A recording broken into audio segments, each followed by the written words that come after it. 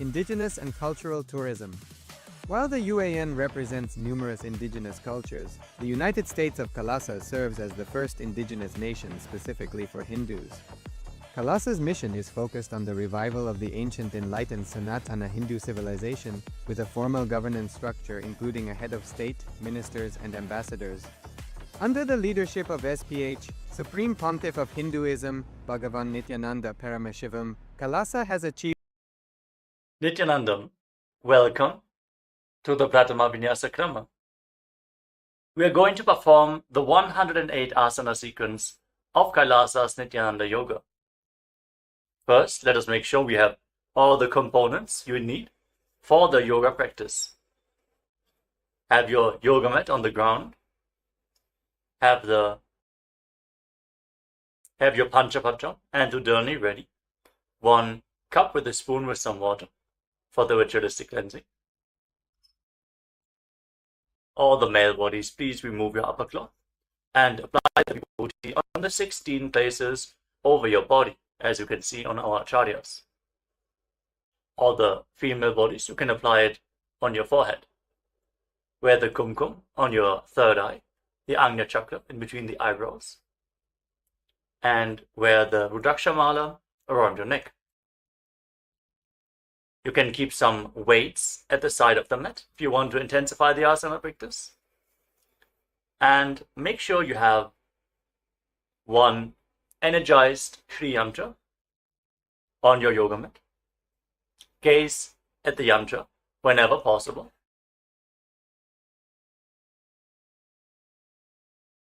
To mirror the macrocosmic energies into your microcosmos.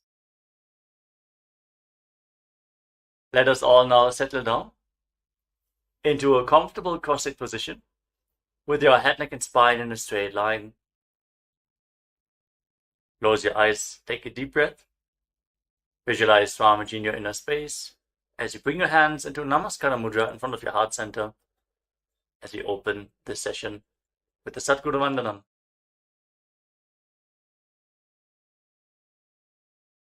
Nityanandam Paramasukhadam Kevalam Jnanamurtim Dvandvatitam Gaganasadrisham Tattvamasyaadilaksham Ekam Nityam Vimalamachalam Sarvadhi Sakshibhutam Bhavatitam Trigunarahitam Sadgurum Tam Namami. Next, we are going to chant the Shiva Mula mantra. Om Ham Haum Shivaya Namaha 11 times, invoking Paramashiva's presence for this ritual of Nityananda Yoga. Please follow along internally. Om Ham Haum Shivaya Namaha. Om Ham Haum Shivaya Namaha. Om Ham Haum Shivaya Namaha. Om Ham Haum Shivaya Namaha. Om Ham Haum Shivaya Namaha. Om Ham Haum Shivaya Namaha. Om Ham Haum Shivaya Namaha. Om Ham Haum Shivaya. Om Ham Haum Shivaya Namaha. Om Ham Haum Shivaya Namaha. Om Ham Haum Shivaya Namaha. Let us now enter into the Tattvachamanam, the ritualistic cleansing. Take your Panchapatram and Udani. Keep your right hand in the Gokarna Mudra in the shape of a cow's ear. Take 1 Udani, 1 spoon of water, and pour it into your right palm. Each time the word Swadha is chanted, sip the water from the bottom of your palm and take another Udani of water into your hand for a total of 3 times. Om Atmatattvam Shodhayami Swadha. Om Vidyatattvam Shodhayami Swadha. Om Shivatattvam Shodhayami Swadha. Now wash your right hand with the water from the Panchapatram and wipe your lips twice with the bottom of your right thumb as we chant Om Ham Hridayaya Namaha. Wash your hand again. With your index, middle and ring finger joined together, touch above the upper lip and below the lower lip. Then wash your hand again. With your index finger and thumb joined together, touch your right nostril and your left nostril. With your ring finger and thumb, touch your right eye, your right ear, and your left ear. Then wash your hand again. With your little finger and thumb, touch your navel, your right chest, and your left chest. And with all the tips of the fingers joined together, touch the crown of your head, the right shoulder, the left shoulder, and your heart center. Wash your hand again. Now place your right hand over the left and place both your hands on the right thigh.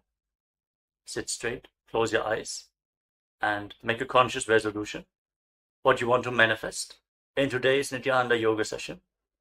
Hold the visualization of what you want to manifest as we chant the Sankalpa mantra. Om Mamopatta Samasta Duritakshayadvara Bhagavadshri Nityananda Paramashiva Prityartham Shri Nityanandeshwari Paramashiva Shakti Sameta Shri Nityanandeshwara Paramashiva Prityartham Cha Shubhe Shobhane Muhurte Adya Brahmanaha Dvitiya Parardhe Shri Shvetavaraha Kalpe Vaivasvatamanvantare Ashtavimshatitame Nityayuge Prathame Pade Jambudvipe Bharatavarse Bharatakhande Meroho Dakshine Parshve Shakabde Asmin Vartabane Vyavaharike Prabhavadinam Shashtyaha Samvatsaraणाम Madhye Shubhanama Samvatsare Shubhayane Shubharitau Shubhamase Shubhapakshe Shubhatitau Shubhavasarayuktayam Shubhanakshatra Shubhayoga Shubhakarana Evam Gunavisheshana Vishishtayam Asyam Shubhatithau Shri Kailasonnada Dvadashanta Shyamala Pitharudha Shri Meenakshi Sundareshwara Bhinna Swarupam Parashiva Putra Ratna Kumara Gurumanya Tulyavatara Shri Parvati Stanyapana Labdha Divya Jnana Vishrutam Sakala Nigama Gamasara Bhuta Dravida Veda Pravaktre Shrimat Paramashiva Karuna Samadhikata Mukta Maya Chaturashrayanam Gijamana Chhatra Chamara Shri Jinnakahaladi Samasta Birada Valyalankrita Jnana Vijnana Chakravarti Sarvajana Sangha Sadhyo Nirvana Diksha Vyajapa Varga Varsha Vishranaji Mutam Paramata Kalabhakesari Shaiva Siddhanta Sthapanacharya Shri Rajadhiraja Pandya Maharaja Guru Kshapanashakyadi Mahandhakara Nivarana Jnana Bhanu Vikshana Narharha Dajochetana Purvaka Srimad Rishabhadvaja Sthapaka Shaiva Samay Kartre Sarvajna Pitharudha Shri Jagat Guru Shri Jnana Sambandha Deshika Swami Vagisha Sundara Manikya Vachaka Swaminam Avatara Bhuta Shri Jnana Sambandha Swami Punaradhrita Shyamala Pita Sarvajna Pita Trinavadyuttara Dvishatatama Guru Mahasannidhanam Arunagiri Yogeshwara Paramparagata Arunachala Sarvajna Pita Guru Mahasannidhanam Kailasa Paramparagata Kanchi Kailasa Sarvajna Pita Trayastrimshaduttara Dvishatatama Guru Mahasannidhanam Nityotsava Nitya Mangala Nitya Kalyana Nitya Rajita Kailasa Paramparagata Adi Kailasa Nityananda Pita Mahasamsthana Mahasimhasana Pita Kartre Sakshat Shri Paramashiva Samudbhuta Kailash परंपरागत वैवस्वतमनु इक्ष्वाको हरिश्चंद्र भगीरथ श्रीरामचंद्र शूरसेन इत्यादि अनवच्छिन्न सार्वभौम चक्रवर्ती परंपरागत चतुष्षष्टि योगिनी मंडित चतुष्षष्टि संप्रदाय प्रवर्तक मनुधर्म शासन सूर्यवंश प्राप्त सर्वज्ञ पीठ सुरांगी साम्राज्य मूर्धाभिषिक्त चूड़ामणि साक्षात् श्री परमशिव समुद्भूत कपिल महागुरु पुनरुद्धृत महानिर्वाणी पीठ अष्टोत्तर सहस्र श्री महामंडलेश्वर साक्षात् श्री परमशिव समुद्भूत श्री महागणपति समारंभ अनवच्छिन्न पीठाधीश्वर गुरु परंपरा प्राप्त अटल पीठ अष्टोत्तर सहस्रतम अष्टोत्तर सहस्र श्री अटल पीठाधीश्वर धर्म मुक्ति स्वर्गपुर स्वर्ण पीठ त्रयोविंश गुरु महासन्निधान कैलास परंपरागत आदिपीठ सर्वज्ञ पीठ जगद्गुरु श्री कैलास पुनरुद्धारक श्री कैलास परमाचार्य श्रीमत् परमहंस परिव्राजकाचार्य वर्य सच्चिदानंद प्रणव स्वरूप श्रोत्रिय ब्रह्मनिष्ठ श्रीमज्जगद्गुरु श्रीलश्री भगवत् श्री नित्यानंद परमशिव श्री ज्ञान संबंध देशिक परमाचार्य स्वामिनां प्रीत्यर्थम तेषां पादारविन्दयोः भक्ति सिद्ध्यर्थम गुरुकृपा कटाक्ष सिद्ध्यर्थम क्षेम स्थैर्य वीर्य विजय आयुरारोग्य ऐश्वर्यानाम् अभिवृद्ध्यर्थम धर्मार्थ काम मोक्ष चतुर्विध बल पुरुषार्थ सिद्ध्यर्थम समस्त दुरितोपशान्त्यर्थम समस्त मंगल अवाप्त्यर्थम भगवत् श्री नित्यानंद परमशिव प्रसादेन सकुटुम्बस्य ज्ञान वैराग्य जीवन मुक्ति प्राप्त्यर्थम पूर्ण आरोग्ययुक्त दृढगात्र यौगिक शरीर सिद्ध्यर्थं परमशिव शक्ति आविष्करणार्थं नित्यानंद योगाभ्यासं करिष्ये. Now wash your right hand once more. ओम अप उपस्पृश्य. And keep your Panchapatam and Udani aside out of harm's way. Let us now enter into the first asana of the sequence, Sukhasana. In a comfortable cross-legged position, with your head, neck and spine in a straight line, place your hands on top of the knees in Bindu Mudra with index fingers and thumbs together. Gaze forward. Visualize Lord Shiva in your inner space. Hold the visualization. Breathe in Samana Kumbhaka. Inhale deeply into your navel region. And visualize the fire in your navel being kindled, rising up your spine as you exhale and hold your breath. Engage Mahamudra Bandha, which is a combination of the Mula Bandha, the root lock, contracting the perineal floor and pulling it up, preventing the energy from flowing out at the bottom of your spine. The Uddiyana Bandha, the abdominal lock, contracting your muscles above and below the navel and pulling your stomach in and up towards your spine. And the Jalandhara Bandha, the throat lock, as you tuck your chin to the chest, internally contracting your throat muscles to prevent the prana from falling down again.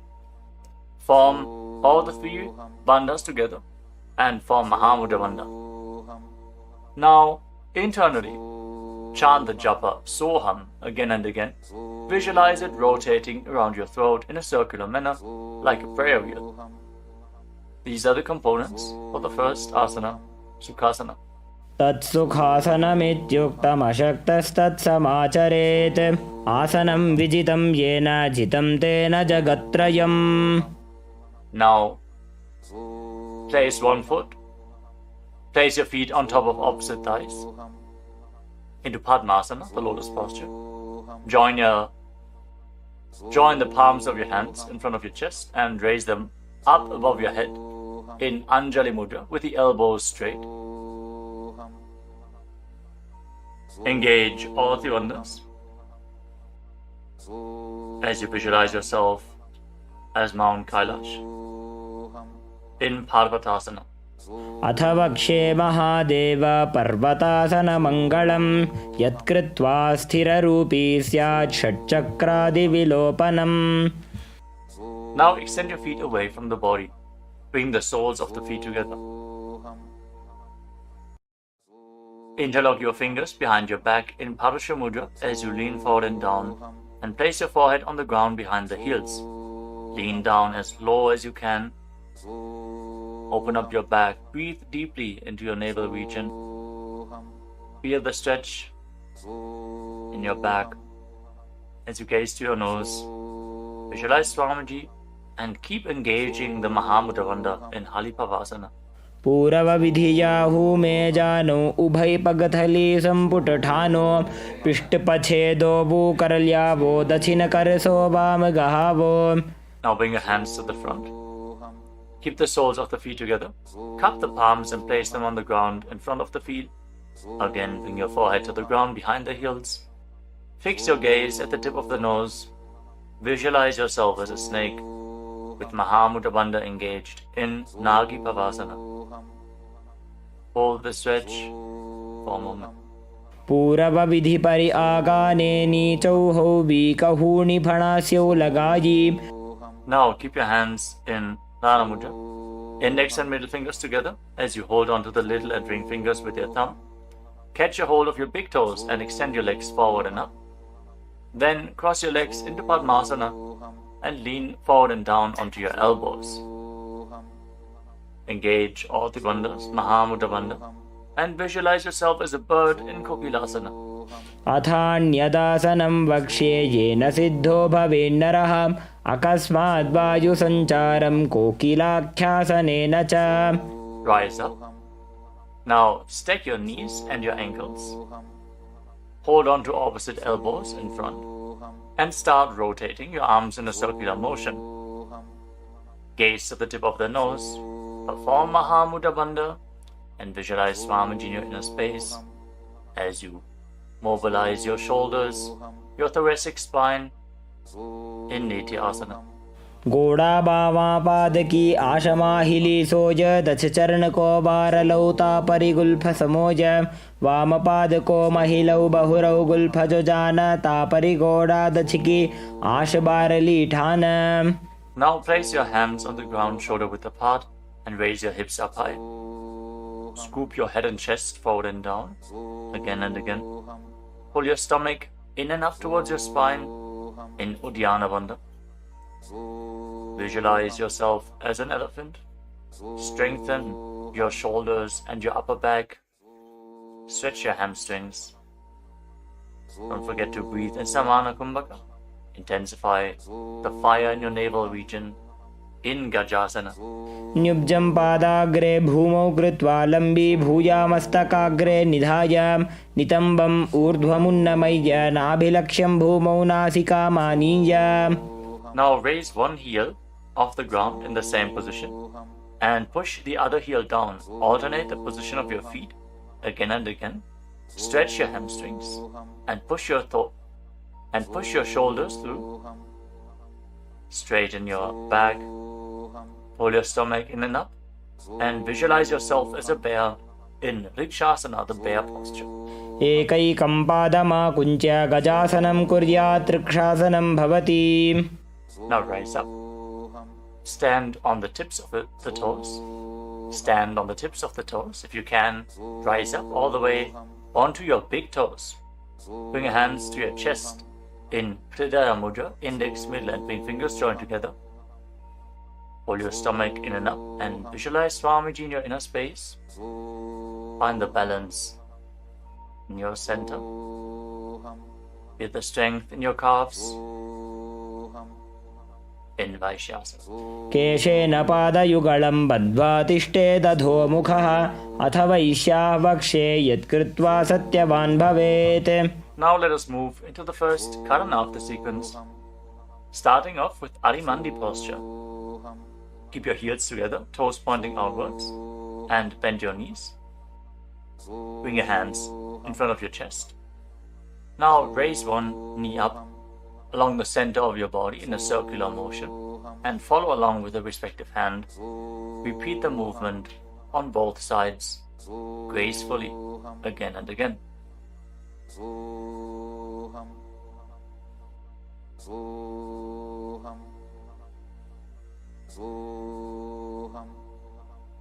We move on to Palalingasana. Now interlock your fingers from the outside in Sarva Shankari Mudra. Raise one knee up towards your chest and pull it close with your hands. Stand straight on the mat. Bring stability into your foot as you engage all three bandhas: the root lock, abdominal lock, and throat lock in Mahamudra Bandha. Visualizing yourself caressing a baby in Balalingasana. एकं जानु उरसि आलिङ्ग्य स्थातव्यं बाललिङ्गनं भवति. Now bring the raised foot behind towards your buttocks. Pull it close with interlocked fingers in Parsha Mudra. Bring the knees close together as you engage Mahamudra Bandha. Visualize Swamiji in your inner space. Bring stability to your inner space. You can focus on a drishti point, an external point.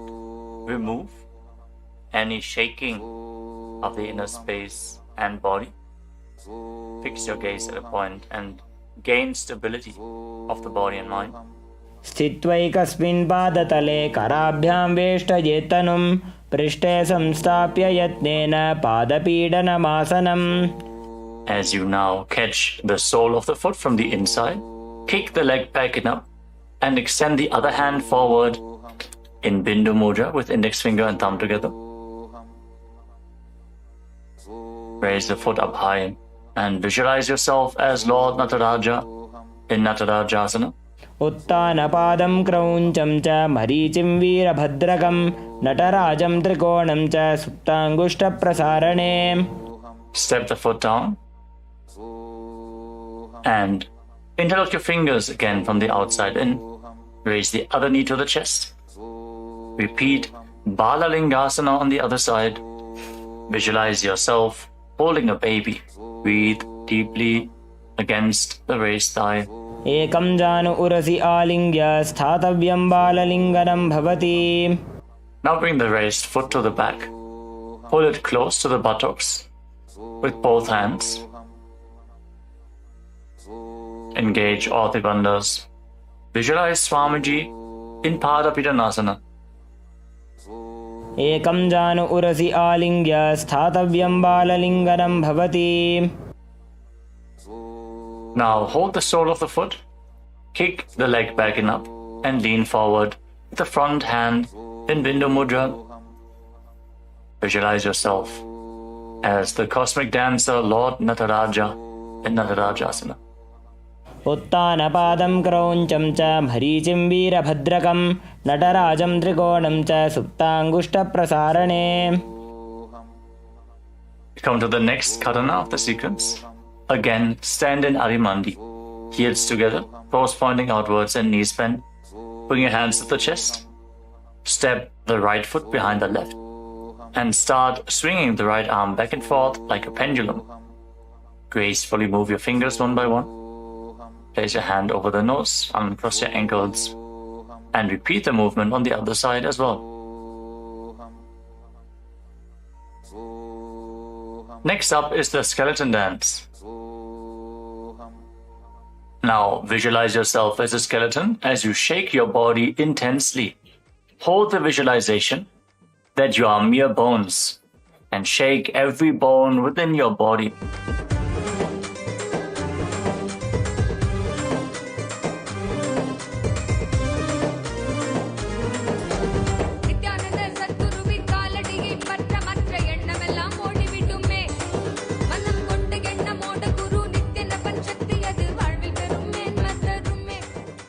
Now return to Arimandi posture and cross your arms over top of your head. For the next karana of the sequence, Katichina Karana. Now turn your body to one side, open up your arms above the head, cross them back to the center, follow along with your breath again and again.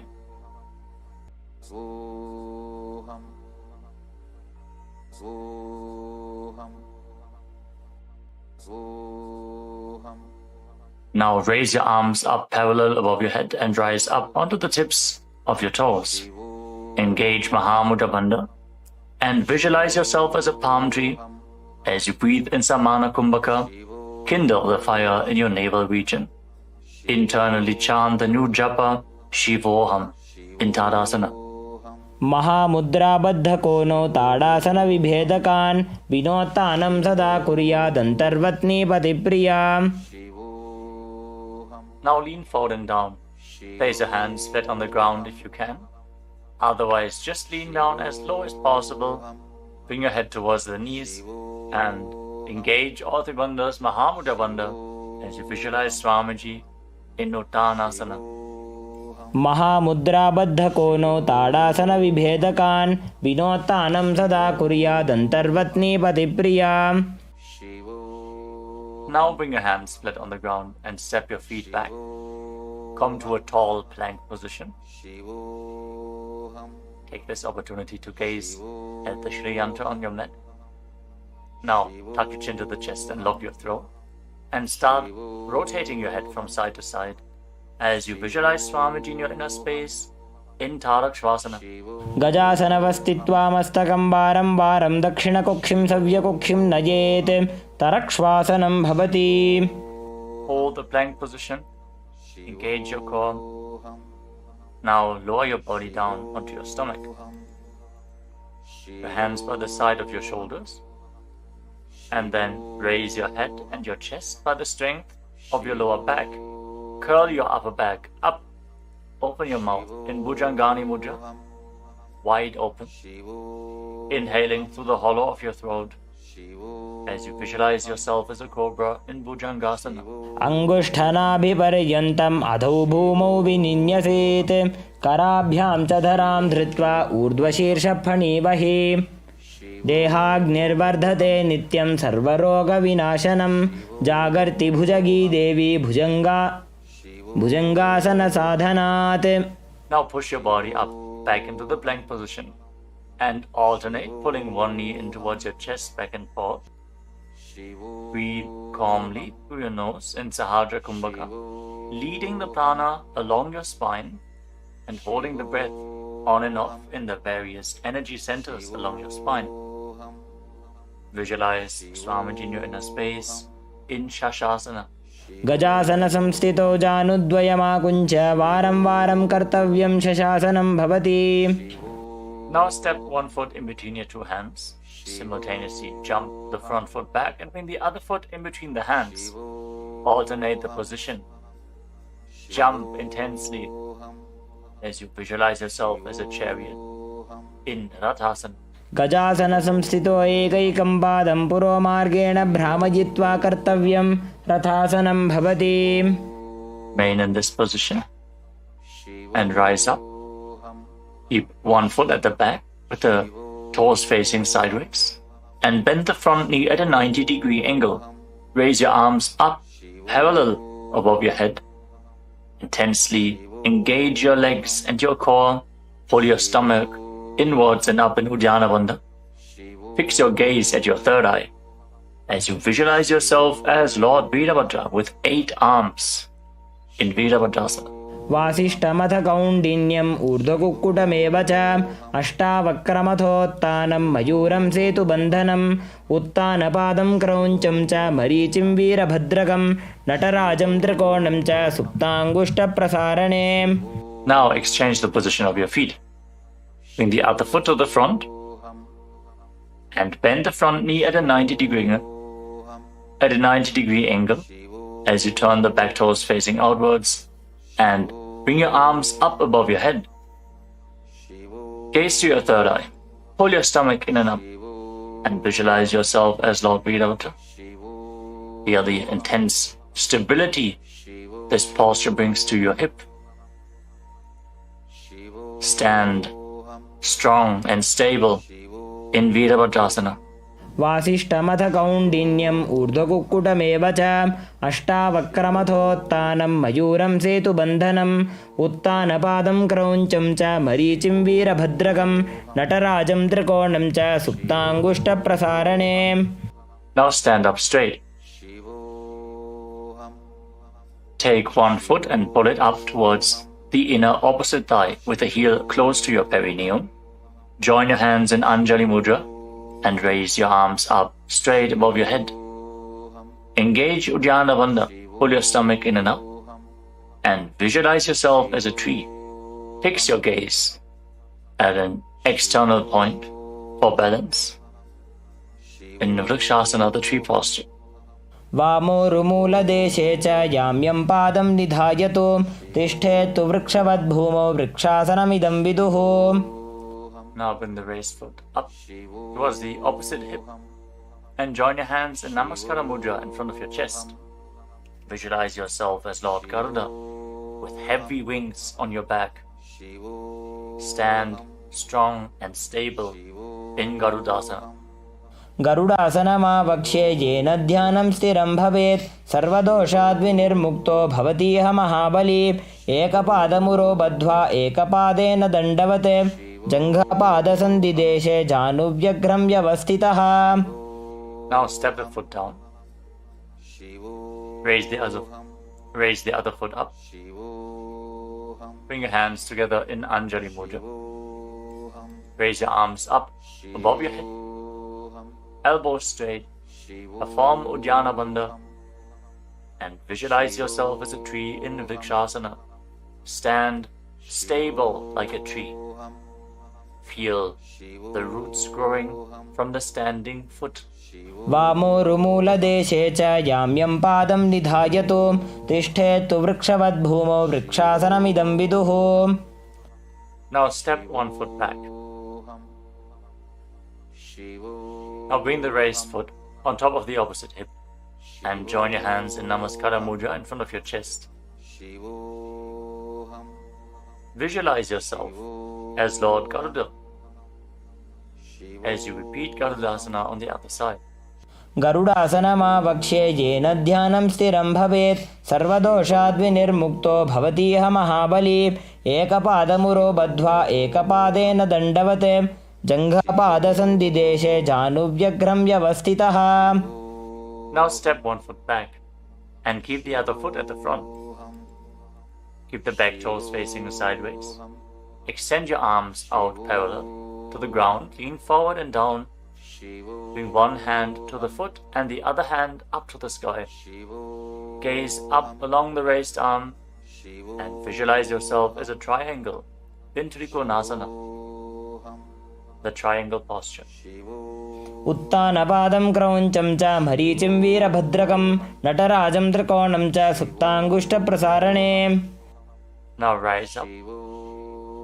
Exchange the position of your feet. With the arms parallel, lean forward and down. Raise the other arm up to the sky. Repeat Trikonasana, the triangle posture on the other side. Feel the deep stretch in your lats and in your hips. Try to rotate your shoulders so they are completely aligned and pointing up to the sky. उत्तानपादं क्रौञ्चं च मरीचिं वीरभद्रकं नटराजं त्रिकोणं च सुप्ताङ्गुष्ठप्रसारणे. Now rise up. Step your feet together. Keep the heels touching, toes pointing outwards in Arimandi. With your knees bent, raise one heel off the ground and bring your hands to the chest, palms facing each other. Now stomp the raised heel to the ground and raise the other heel up again and again as you exchange the position of your hands in front of your chest.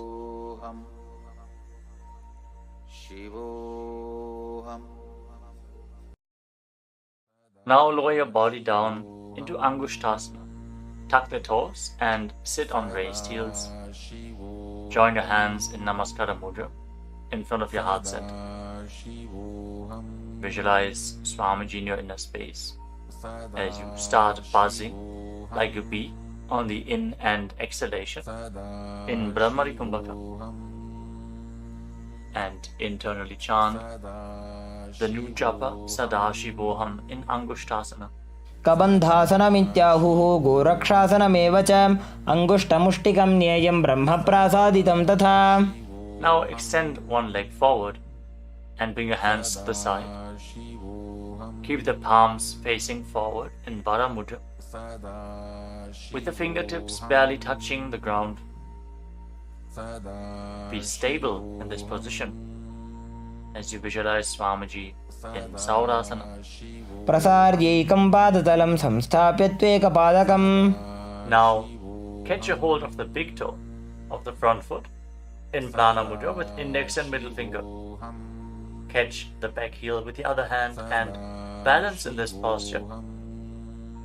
Visualize Swamiji in your inner space in Vidunanasana.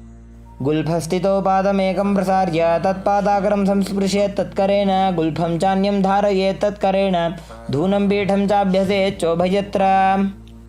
Now rise back up. Step the front foot in. Extend the other foot forward. Keep the hands at the side, palms facing forward. Support your balance with the fingertips as you visualize Swamiji in Saurasana. प्रसार्यैकं पादतलं संस्थाप्य त्वेकपादकम्. Now lean forward and down. Hold on to the big toe in Prana Mudra.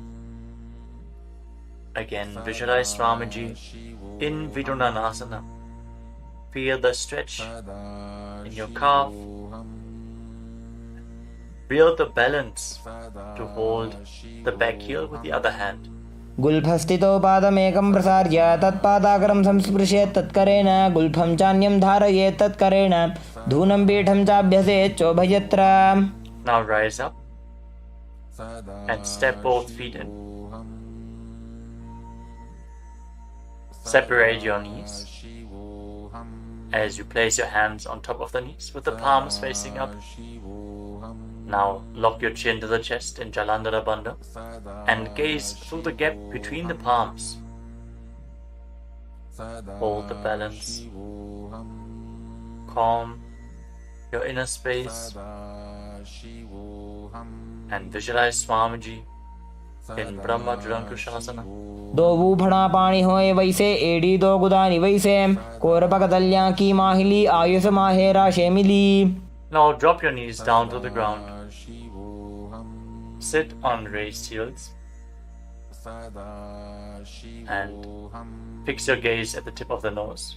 Pull your stomach in and up in Uddiyana Bandha and visualize yourself as Sage Kapila Muni in Kapilasana. दो बूफड़ा पानी होए वैसे एड़ी दो गुदानी वैसे कोरपक दलियां की माहिली Ayush माहेरा शेमिली. Now shift your gaze upwards towards your third eye. Maintain this posture and visualize Swamiji's form in your inner space in Bhadragurakasana. दो बूपकदली संपुट करे कोरवारली भूपरि धरे कोरवारली राखे ऐसे तापरी मूल द्वार टिकी बैसे. As you raise your knees off the mat, keep the soles of the feet together. Join your thumbs and little fingers and open up your palms into Padma Mudra, resembling a lotus flower. Raise your arms up above your head and gaze through the gap between the palms.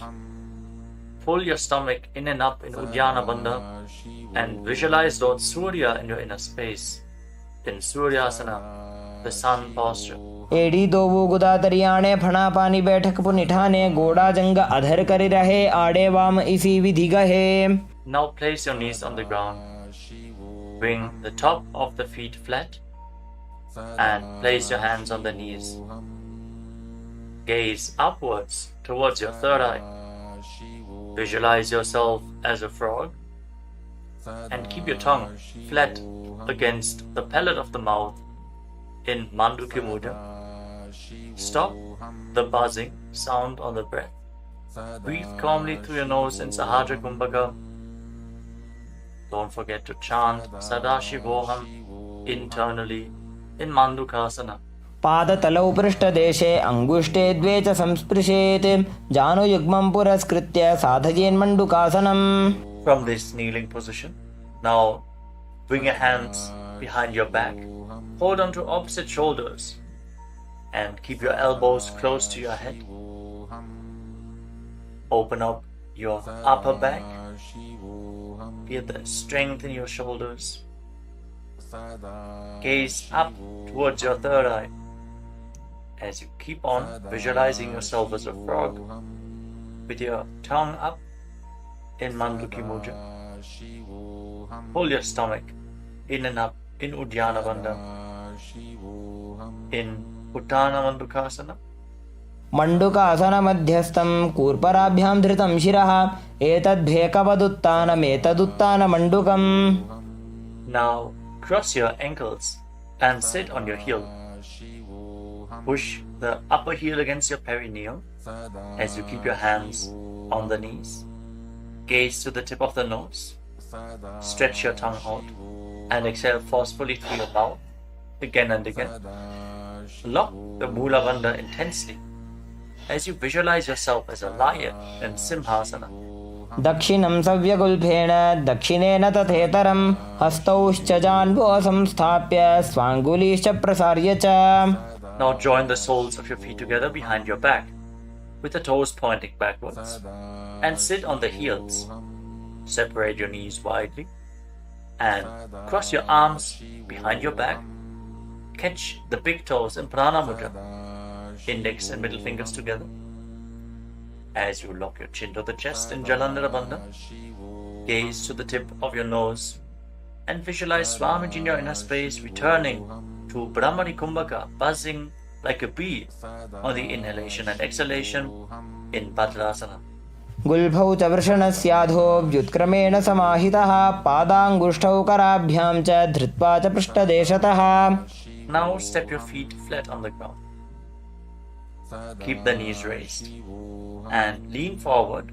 Bring your arms in and around the legs, behind your back. Reach for the opposite hands behind your back and interlock your fingers if you can.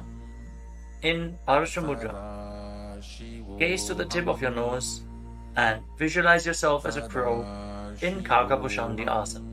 प्रथमे बेसक उकडठाने दोवू हाथ पगमीच आने तिनको मोड़ी नल्या परिल्यावे पिष्टपछे काकसी करावे. From the squatting posture, place your hands flat on the ground, shoulder width apart. Bring your knees onto your arms, close to your armpits, and raise your hips. Lean forward, lift your legs off the mat and balance on your arms, visualizing Swamiji in your inner space. In Kani Pavasana. आसन को गुण आशीदुषिता होई तो आछी होई. Let us now get ready for Kapali Asana, which is the first inverted posture of this sequence. You're suffering from upper back or neck injuries, or high blood pressure, or if you're currently in pregnancy, please consult your doctor before performing any of the inverted postures of today's Nityananda Yoga sequence. With this out of the way, let us now place the head on the ground. Form a triangle between your head and your hands. Keep your knees on your arms. Align the hips with the shoulders, and then straighten your legs up into a headstand. Fix the gaze at the nose. Visualize Swamiji. Feel the vibration in the crown of your head as you keep buzzing like a bee in Brahmani Kumbhaka in Kapali Asana. शीश शीशा धरती टेकी पगदो वो मिलिवा ऊंचा कुकरे. Now gently lower your legs down and come to a squatting position. Keep your hands flat on the ground. Rotate your body to one side. Align the knee with your hip. Align the knee and the hip with your elbows and lean forward onto your arms. Extend your legs out to the side and gaze up towards your third eye. Visualize yourself as a peacock and exhale all the way. Hold your breath again and again in Rejaka Kumbhaka as you perform Parsvamayurasana. Balance on your arms. Bring the strength to your wrists and shoulders. मयूरं दण्डवत् कुर्यान् मायूरं दण्डनामकं कुर्यान् मायूरं पार्श्वाभ्यां मायूरपार्श्वनामकम्. Now set your legs down. Twist your body in the opposite direction. Repeat Parsvamayurasana on the other side. Lean onto your arms. Extend the legs out to the side and gaze to your third eye as you visualize yourself as a peacock. मयूरं दण्डवत् कुर्यान् मायूरं दण्डनामकं कुर्यान् मायूरं पार्श्वाभ्यां मायूरपार्श्वनामकम्. Now settle down. Place your hands flat on the ground and step your feet back into a plank position. Take a moment to gaze at the Shri Yantra on your mat. As you step one foot front in between the two hands. As you step one foot outside the respective shoulder in between the two hands.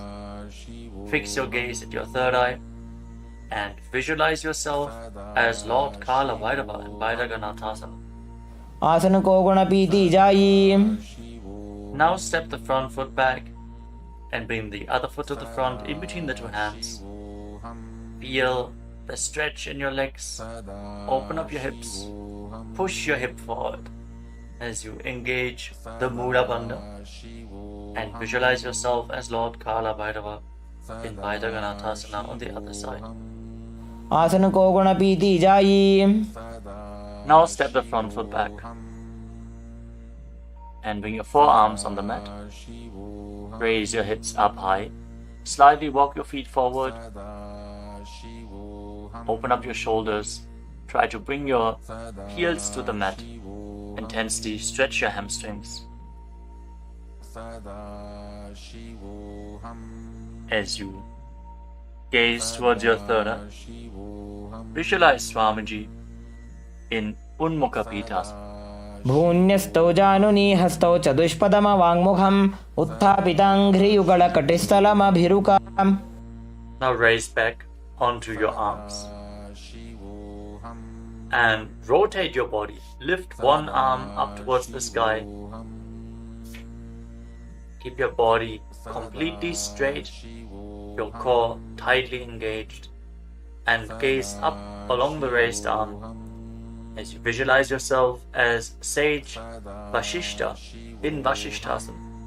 ऊर्ध्वकुक्कुटवासिष्ठमरीचिहलमत्स्यकं परिवृत्तिं चोदरस्य विविधं धनुरासनम्. Now rotate your body to the other side. Raise the other arm up. Keep your core engaged as you repeat Vashishthasana on the other side. ऊर्ध्वकुक्कुटवासिष्ठमरीचिहलमत्स्यकं परिवृत्तिं चोदरस्य विविधं धनुरासनम्. Relax. Now bring your feet to the front. Come to a sitting position with your legs extended forward. Bring your hands underneath the buttocks with the palms facing up. Lock your chin to the chest. Gaze to the tip of the nose. Visualize yourself as Lord Hanuman as you internally chant the Nujapa Mahasadashivoham in Anjani Asana. दोबू करकी उभय हथेली कोरवारली मैले भेली सो आगाने भूपरिदाशे महाने अंगुली मिलिराशे. Now lean forward and down. Catch a hold of your big toes and Prana Mudra with index and middle fingers. Lean down as low as you can. Stretch your back. Open your hamstrings and your hips as you engage Mahamudra Bandha, all the three bandhas together. Visualize Swamiji in Paschimottanasana. जानु परिललाटन्तो पश्चिमं ताणमुच्यते येन केन प्रकारेण सुखं धार्यं च जायते. Now rise up. Interlock your fingers around your neck. And again, lean forward and down. Slightly separate your knees and bring your head in between with your elbows outside the knees. Perform Mahamudra Bandha as you visualize Kali in your inner space in Ugrasana. स्वपाणिभ्यां दृढं धृत्वा जानु परिशिरोण्यसेत् आसनोग्रमिदं प्रोक्तं भवेदनिलदीपनं देहावसानहरणं पश्चिमोत्तानसंज्ञकम्. Now step one foot in towards your perineum. Lean forward and down. Bring the respective arm in and around the leg and interlock both hands behind your back. Bring your head towards the knee as you visualize yourself as sage Marichi in Marichi Asana. उत्तानपादं क्रौञ्चं च मरीचिं वीरभद्रकं नटराजं त्रिकोणं च सुप्ताङ्गुष्ठप्रसारणे. Now rise up. Drop the raised knee to the side as you keep the heel against the perineum. Lean forward and down. Hold on to the front foot. Gaze at the tip of the nose. Visualize Swamiji. Exhale deeply and then hold your breath, locking all the three bandhas. Mahamudra Bandha in Mahamudrasana. महामुद्रां प्रवक्ष्यामि तन्त्रेऽस्मिन् मम वल्लभे यां प्राप्य सिद्धा सिद्धिं च कपिलाद्याः पुरागताः. Now extend both your legs. Bring the other foot in towards the perineum with the knee raised. Bring your arm around the raised knee and interlock your fingers behind your back. As you bring your head towards the knee, visualize yourself as sage Marichi and Marichi Asana on the other side. उत्तानपादं क्रौञ्चं च मरीचिं वीरभद्रकं नटराजं त्रिकोणं च सुप्ताङ्गुष्ठप्रसारणे. Now rise up. Drop the raised knee to the side. And again, lean forward and down. Hold onto the front foot with both hands. Gaze to the tip of the nose. Engage all the bandhas. Mahamudra Bandha. As you visualize Swamiji. Open up your hip. Straighten your spine intensely. in Mahamudrasana.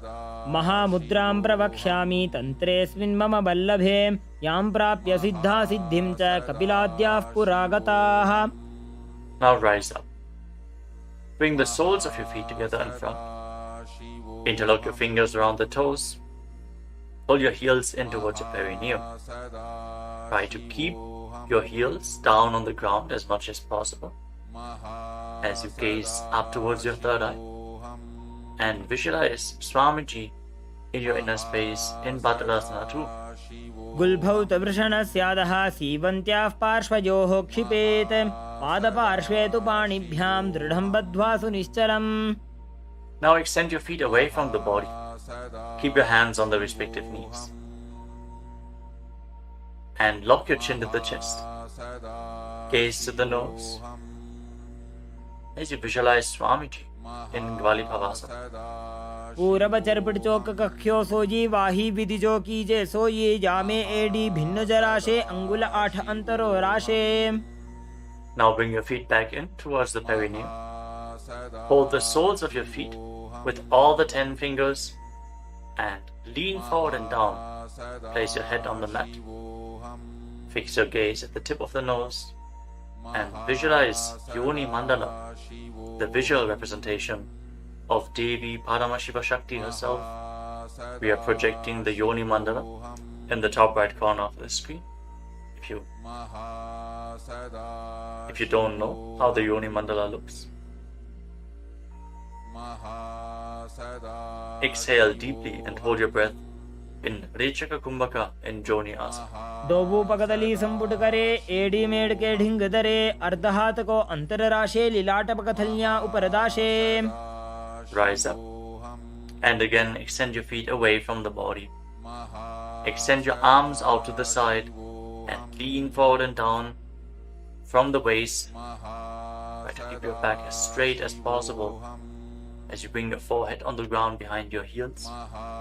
Gaze to the tip of your nose and visualize Swamiji in Midaki Pavasana. पूरब विधि परिपकथली संपूर्ण शोल एडी मिली राशे. Rise up and now bring your feet back in towards your body. Keep your toes together and your heels apart as you scoop your hands below the shins. Bring your elbows to the mat and then bring your chin on the ground with the toes touching your throat. Gaze to the tip of your nose and visualize Lord Surya in your inner space in Siddha Samadhi Asana. दोबू पकदली संपुट करे 16 मेढ़ आगा मेधरे अंगुल 8 अंतरो राशे AD को ऐसे विधिदाशे. Now rise up. Bring the heels together and keep your toes apart. Hold on to the feet as you open them up like a book, pressing your elbows down on your thighs, gazing through the nose and visualizing Swamiji, the Supreme Pontiff of Hinduism, in your inner space in Chinaki Pavasana. दोबू पका की AD धरती मगिवा मेढ़ लगावे. Now rise up. Bring the soles of the feet together completely. Push your knees to the mat as you place your hands on top. And gently push down the knees with your hands.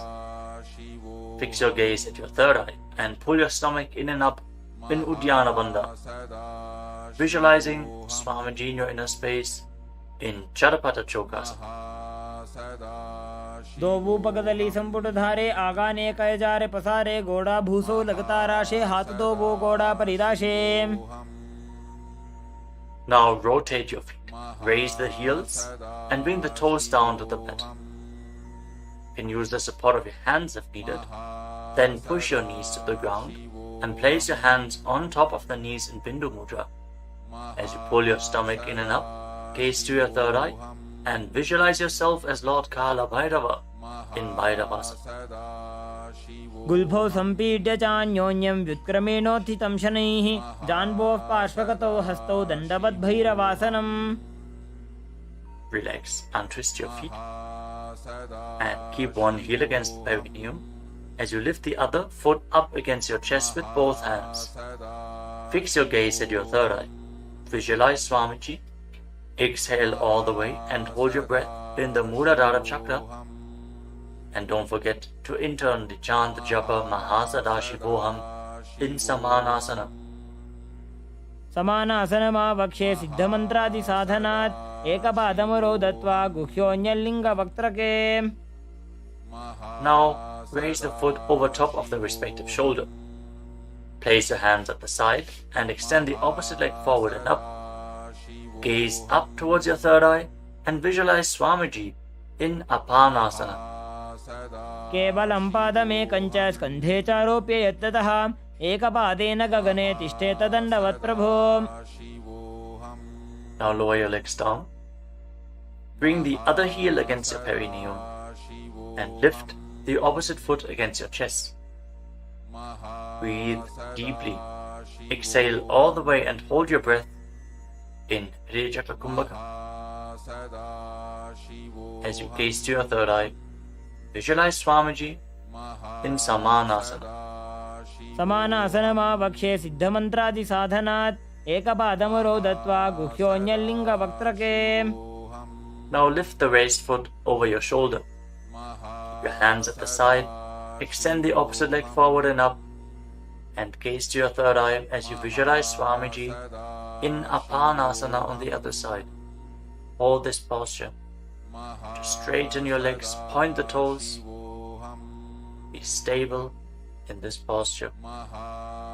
केवलं पादमेकञ्च स्कन्धे चारोप्य यत्ततः एकपादेन गगने तिष्ठेत दण्डवत् प्रभो.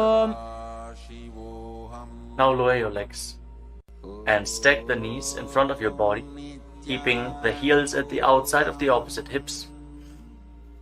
Interlock your fingers on the top knee. Gaze to the tip of your nose and visualize the face of a cow in your inner space as you breathe in Sit Karikumbhaka. Press your tongue flat against the palate of your mouth, and as you inhale through your mouth, hiss through the teeth. Exhale through your nose and internally chant the japa Om Nityanandoham in Gomukhasana. सव्ये दक्षिणगुल्फं तु पृष्ठपार्श्वे नियोजयेत् दक्षिणेऽपि तथा सव्यं गोमुखं गोमुखं यथा. Now catch a hold of the big toes in Prana Mudra and pull your stomach in and up in Uddiyana Bandha. Fix your gaze at the tip of your nose and visualize yourself as Rishika Anasuya in Anasuyasana. दक्षिण गोड़ो नीचो ठाने बाबों तागे ऊपर आने गोड़ा संधि मिलावे भारी आड़ा पद बुनिदे संधि पसारी.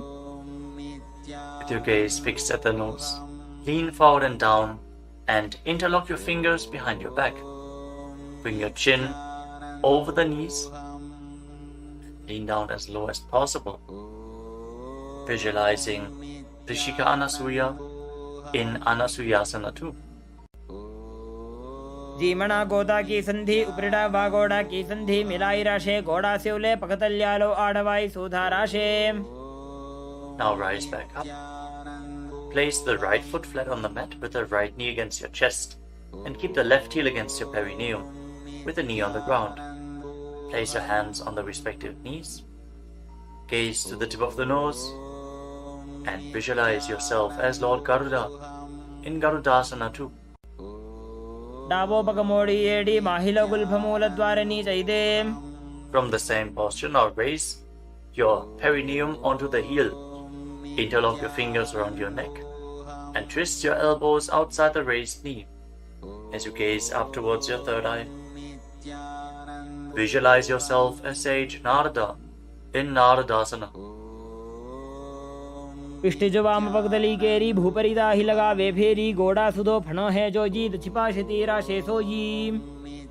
Relax, untwist your spine, and now raise the left foot on the right thigh and raise the right knee. Catch the big toe of the right foot with the right hand in Prana Mudra and hold onto the shin of the right leg with your left hand as you hug your knees. Fix your gaze at the tip of your nose and visualize Matsya, the fish avatar of Lord Vishnu in Matsya Pitakasana. वामेन वामाङ्गुष्टन्तो गृहीतं मत्स्यपीठकं योनि वामेन संपीड्य मेढ्रादुपरि दक्षिणम्. Now again, stack your knees and keep your heels outside the hips. Intensely stretch your hip rotators.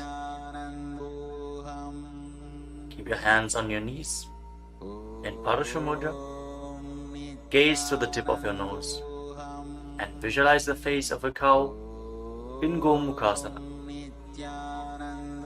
सव्ये दक्षिणगुल्फं तु पृष्ठपार्श्वे नियोजयेत् दक्षिणेऽपि तथा सव्यं गोमुखं गोमुखं यथा. Now interlock your fingers around the toes in Pranamudra. Pull your stomach in and up in Uddiyana Bandha and fix the gaze at the tip of the nose as you repeat Anasuyasana. दक्षिण गोड़ो नीचो ठाने बाबों ताके ऊपर आने गोड़ा संधि मिलावे भारी आड़ा पद बुनिदे संधि पसारी. Now interlock your fingers behind your back and lean forward and down. Bring your chin over the knee, the nose as close to the ground as you can. Fix your gaze at the tip of the nose and visualize yourself as Rishika Anasuya and Anasuyasana too. दक्षिण गोड़ो नीचो ठाने बाबों ताके ऊपर आने गोड़ा संधि मिलावे भारी आड़ा पद बुनिदे संधि पसारी. Now rise back up. This time place the left foot flat, the left knee against the chest, right heel against the perineum. Keep your hands on your knees. Gaze to your nose and visualize yourself as Lord Garuda and Garudasana too on the other side. जीमणा गोदा की संधि उपरिड़ा वागोड़ा की संधि मिलाई राशे गोड़ा से उले पकतल्यालो आड़वाई सुधा राशे. As you raise your perineum up onto the heel, interlock your fingers around your neck. Twist your elbows outside the raised knee. Gaze up towards your third eye and visualize Sage Narada in Naradasana. पिष्ट जो वाम पगदली केरी भूपरी दाही लगा वे फेरी गोड़ा सुदो फणो है जो जीत छिपा शतीरा शेषो जी. Now raise up. Place the right foot onto the left thigh and hold on to the left shin and the big toe as you gaze to your nose and visualize Matsya, the fish avatar of Lord Vishnu in Matsya Pitakasana. वामेन वामाङ्गुष्टन्तो गृहीतं मत्स्यपीठकं योनि वामेन संपीड्य मेढ्रादुपरि दक्षिणम्.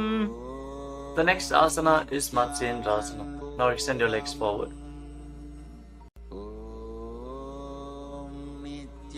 Place one foot on top of the opposite thigh. As you place the left foot on the opposite thigh, raise the right knee. Bring the left elbow around the raised knee, hand by the neck, and the other hand on the ground behind you. Twist your spine, gaze up towards your third eye, and visualize Matsyendranath, the master and great sage in Matsyendrasana. उदरं पश्चिमाभासं कृत्वा तिष्ठति यत्ततः नम्राङ्गं वामपादं हि दक्षजानुपरिन्यसेत्. Now extend your front hand down to the foot and hold on to the big toe in Prana Mudra. Place the other hand on the respective ear as you gaze towards your third eye and visualize yourself as a camel in Kubasana. आसन को गुण झोलो जाए. Now drop the hand from your ear to the ground behind you. Gaze up towards your third eye and visualize the master of Hatha Yoga, the great sage Matsyendranath and Matsyendrasana too. मत्स्येन्द्रपीठं जठर प्रदीप्तिं प्रचण्ड रुक्मण्डल खण्डनास्त्रम् अभ्यासतः कुण्डलिनी प्रबोधं दण्डस्थिरत्वं हि ददाति पुंसाम्. Now extend your legs forward. This time, place the right foot onto the left thigh. Raise the left knee, bring the right elbow around the raised knee and the hand by the neck. As you gaze up, visualize Sage Matsyendranath, the master of Hatha Yoga in Matsyendrasana too. In Matsyendrasana on the other side. उदरं पश्चिमाभासं कृत्वा तिष्ठति यत्ततः नम्राङ्गं वामपादं हि दक्षजानुपरिन्यसेत्. Now extend the front hand down to the foot, catch a hold of the big toe in Prana Mudra, and place the other hand on the respective ear as you gaze to your third eye and visualize yourself as a camel in Kubasana on the other side.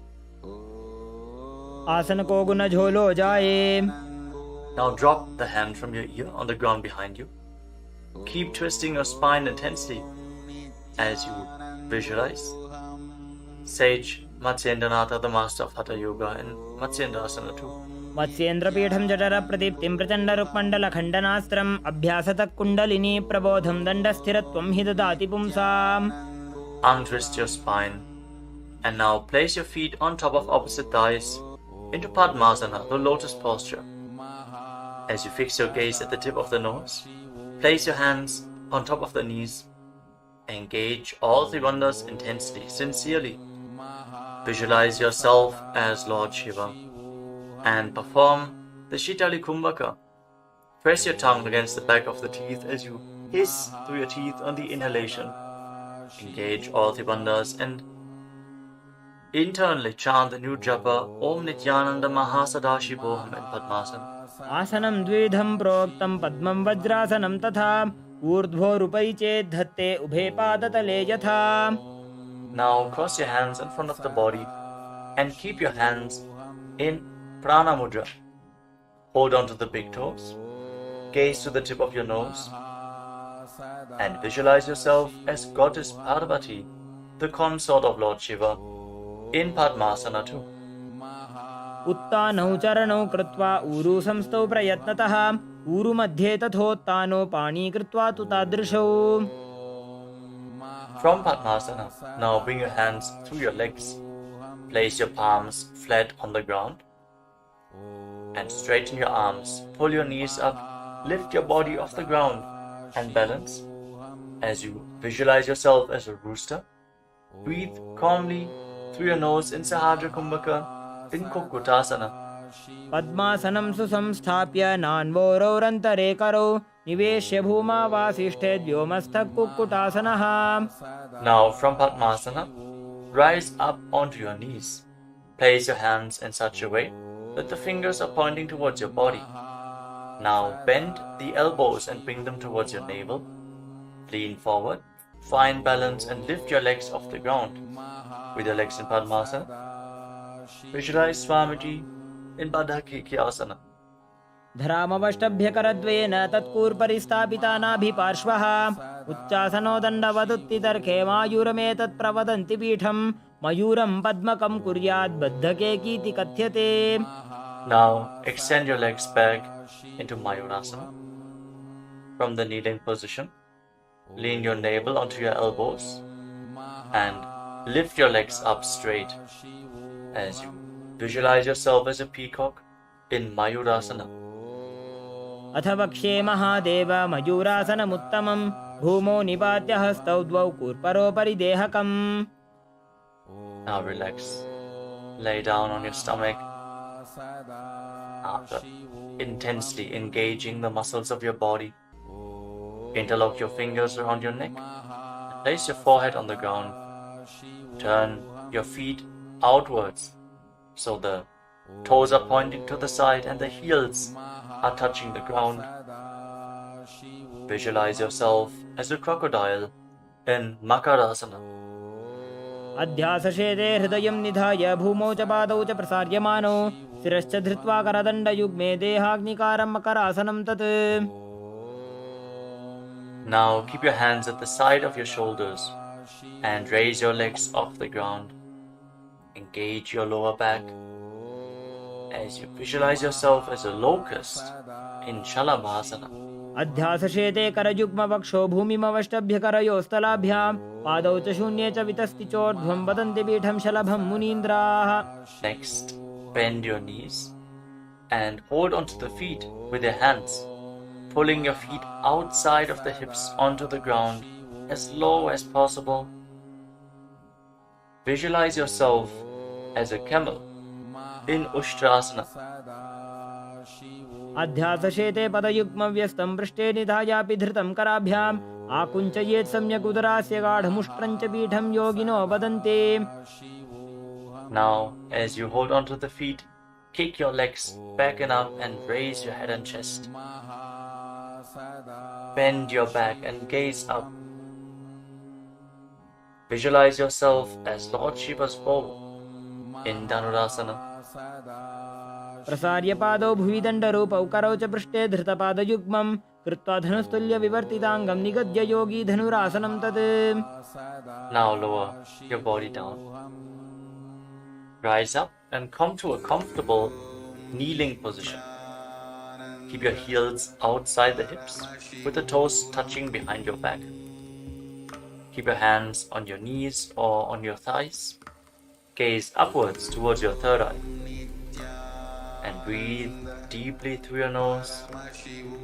Lead the prana along your spine in Sahaja Kumbhaka. As you visualize Swamiji in your inner space, internally chant the Mahavakya Om Nityananda Paramashivoham in Bhagasana. उल्टा मोड़ी पावदो वैसे बहुरो जुगति करे एक ऐसे पावन महिला गुल्पज होवु कुलापाशितीला वेसोवु. Now lean forward and down. Bring your forearms to the ground, elbows shoulder width apart. As we get ready for another inverted posture, interlock your fingers and place your head on the mat, supported with your hands. Raise your hips up, straighten your legs, walk them forward and lift your legs off the ground. Stay in a position with your legs bent. Pull your knees in towards your chest. Pull your knees in towards your chest. As you gaze to the tip of the nose, visualize Swamiji in Gohi Asana. दोवो हाथ की कहुनी जोजी पुनः कलाई जाने doji. From Gohi Asana, now extend your legs up straight into Shirshasana, the headstand posture. Find inner stability. As you gaze to your nose and visualize Swamiji in Shirshasana. विपरीतं मण्डलं च द्विधैव विदितं हिनः दण्डासनं द्विधा प्रोक्तं Now विपरीतोपवेशने. gently lower your legs down. Bring your legs to the front. Extend it forward. As we get ready for a sequence of intense exhalations. In Bhastrika Kumbhaka, pull your abdomen inwards and push the air out like the bellows of a blacksmith again and again. In Bhastrika Kumbhaka, we are going to perform this Kumbhaka throughout the next few asanas, starting off with Bodhi Asana. Hold onto your calves and then raise your legs up. Try to bring them as vertical in front of your face as possible. As you visualize Swamiji in your inner space, hold this position. Engage your core. दोवो हाथ पग बाहर आने गोड़ा तरे का कसी ठाने अंगुष्ठ पिंडली लगता Now धरे bring your चरण hands उभे behind your आकाश back. दिसी करे. Hold on to opposite shoulders with your hands as you gaze to your third eye. Exhale rapidly and visualize yourself as a mace in Parikasana. Intensely work your core. उत्तान शयनं कृत्वा पादौ मिलित्वा प्रसार्य नितम्बं भूमौ Now bring your स्पृष्ट्वा hands to the हस्ताभ्यां front, कन्दरां parallel to the बद्ध्वा. ground, with the legs raised at a 45-degree angle. Gaze to your third eye and visualize yourself as a boat in Naukasana. Keep going, we're almost there. Keep your core engaged. उत्तान शयनं कूर्पराभ्यां भूमिं वष्टभ्य Now हस्तौ separate नितम्बं your निधाय. knees and bring the soles of the feet together. Pull your feet in towards your chest as you scoop your hands below.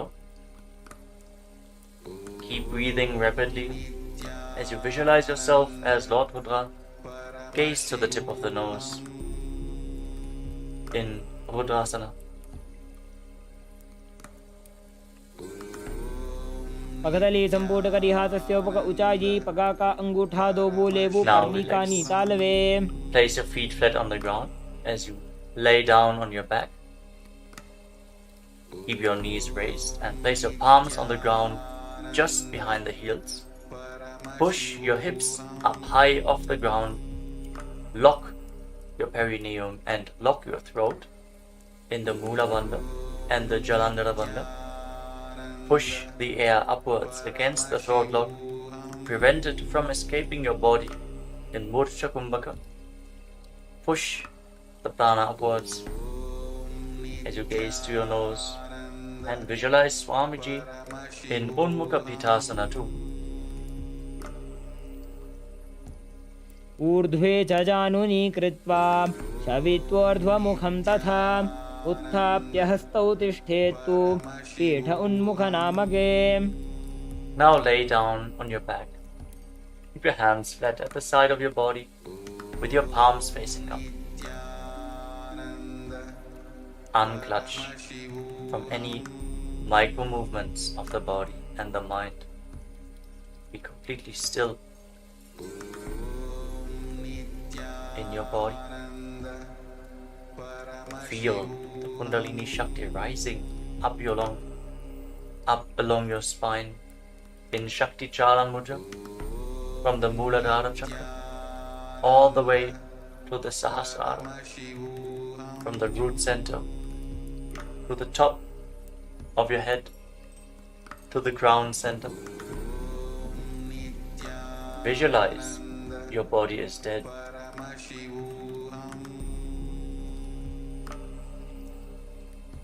And Swamiji, the Supreme Pontiff of Hinduism,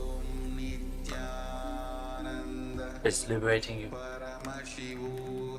Internally chant the Mahavakya Om Nityananda Paramashivoham in Shivasana. उत्तानं शववद्भूमौ शयनं तुषवासनं शवासनं श्रान्तिहरं चित्तविश्रान्तिकायकम्.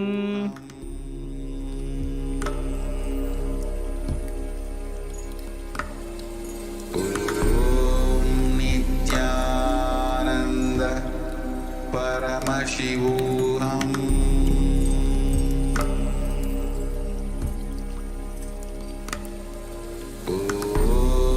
नित्यानन्द परमशिवोऽहम्.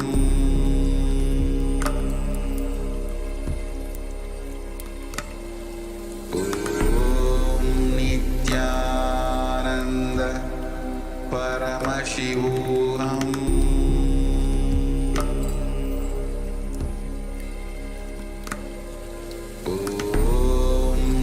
नित्यानन्द परमशिवोऽहम्. नित्यानन्द परमशिवोऽहम्.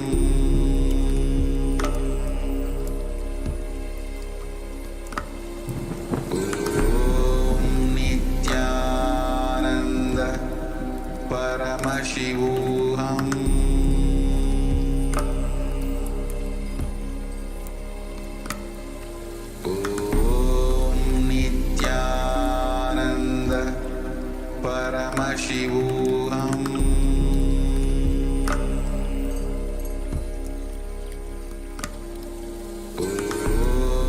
नित्यानन्द परमशिवोऽहम्.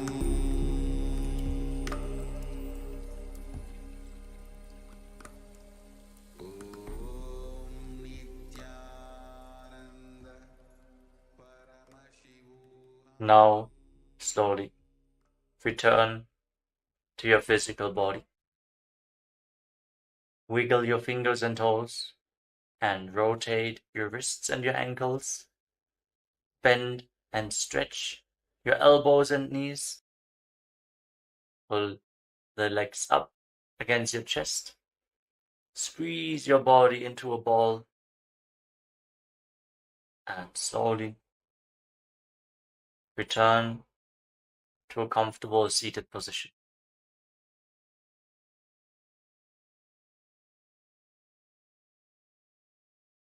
Congratulations, you completed the Pratama Vinyasa Krama, the 108 asanas of Kailasa's Nityananda Yoga. Thank you all for performing this asana sequence today. Let us conclude this ritual of Nityananda Yoga with the Purna Mantra. Sit straight with your head, neck and spine in a straight line, the hands in Namaskara Mudra in front of your chest. Close your eyes and visualize Swamiji in your inner space as we chant together.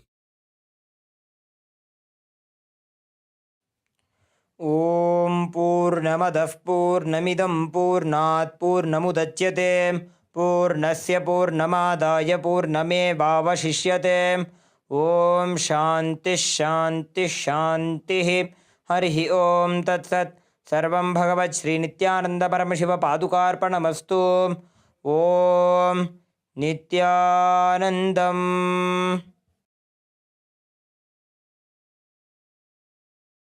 Now, in deep gratitude to Swamiji, perform the Shashtanga Namaskar.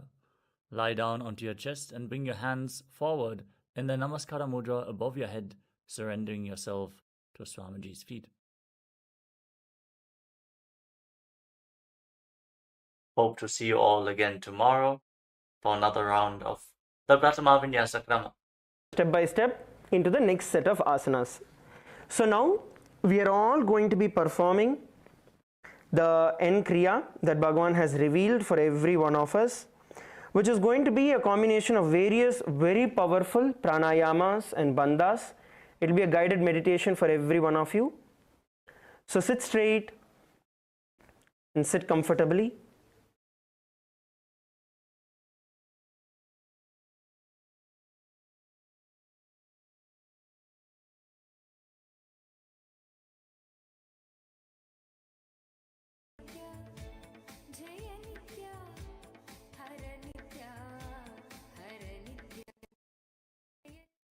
First step, a simple, comfortable squatting, sitting straight, and very simple inhaling and exhaling to prepare yourself for the Kriya. Only if you do these 3 steps of preparation, you will be able to enter into the exact Kriya itself. So, close the right nostril with your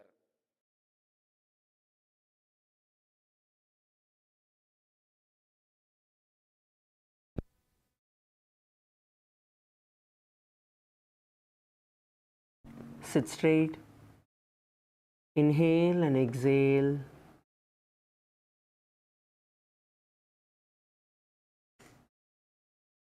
Inhale and exhale.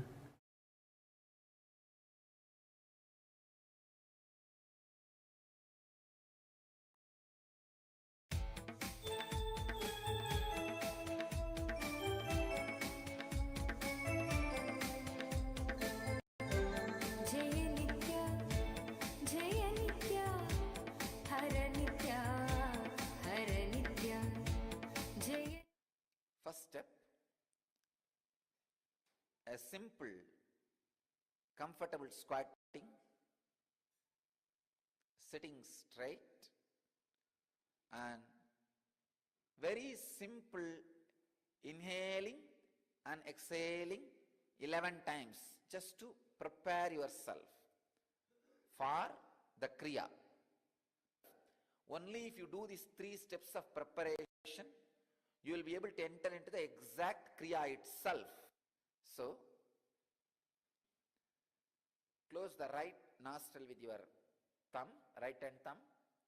Inhale through left. Once you feel complete, close the left nostril with a middle finger and ring finger and exhale through the right nostril. Simple Nadi Shodhana.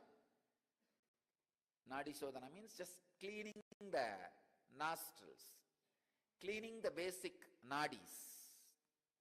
Do this for 11 times. Inhaling and exhaling. Nothing else. Very simple.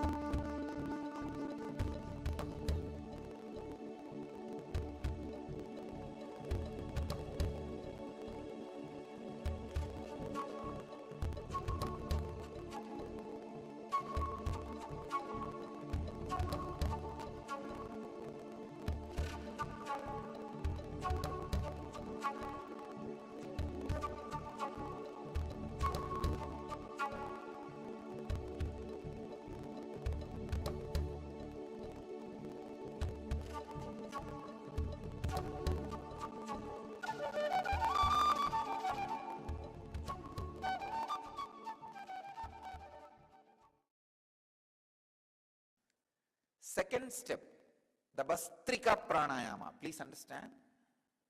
The technical term is Bastrika. Pull your lower abdomen in and up.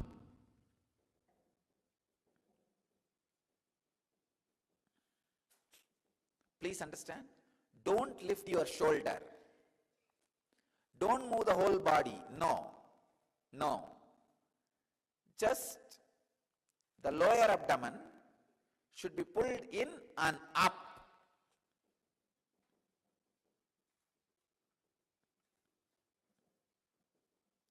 "21 times.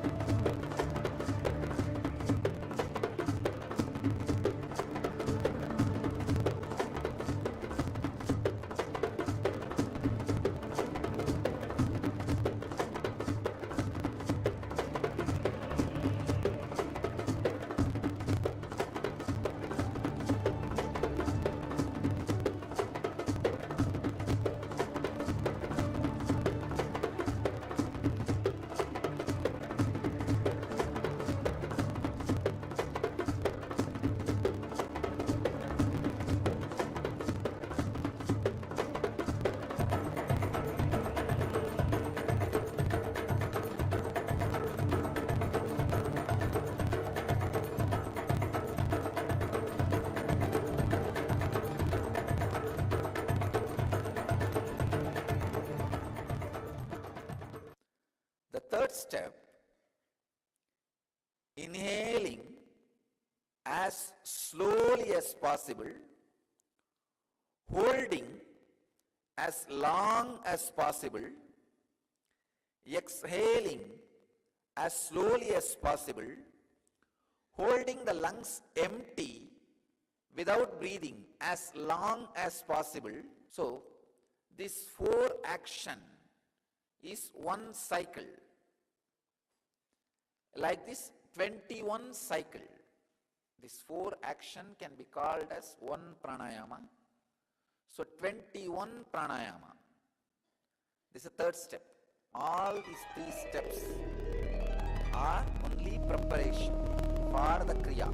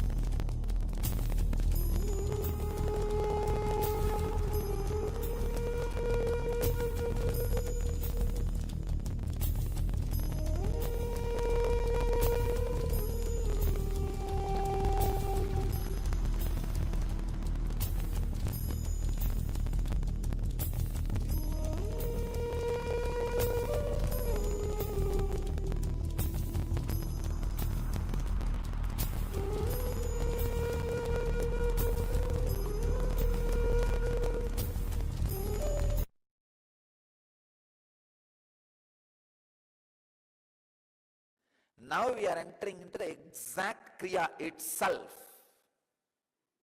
Now listen the instruction. Thumbs on the ears and the index finger and middle finger on the eyes. The ring finger on the nose. The little finger touches your lips, that's enough. Even if it doesn't touch, it's okay.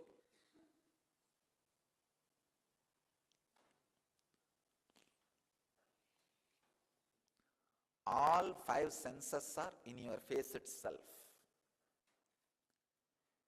Hands are gateway to send or receive pranic energy. Now when you lock your hands on the senses, all the senses are withdrawing inside. The pratyahara happens. Never try to do with the middle finger. If you try to lock the nose with the middle finger, you will lock it more than you can bear. Don't do with middle finger. Do it with ring finger. Thumb on the ears, the index finger and middle finger on the eyes, the ring finger on the nose, and the little finger on the mouth. Stop the breathing flow, inhaling or exhaling completely as much as you can. After a few minutes or few seconds, you will feel, oh, now I cannot stop anymore. Then just release those 2 ring fingers. For a few seconds, the body will automatically inhale or exhale. Let it do its job. You don't do inhaling or exhaling. Body will automatically balance. Please understand, you do not put your will. When you feel you can't handle anymore, just release. Body will automatically balance itself. So once if you release your nostrils and lock again, it is called 1 pranayama. So this way, 21. It's a 4th step.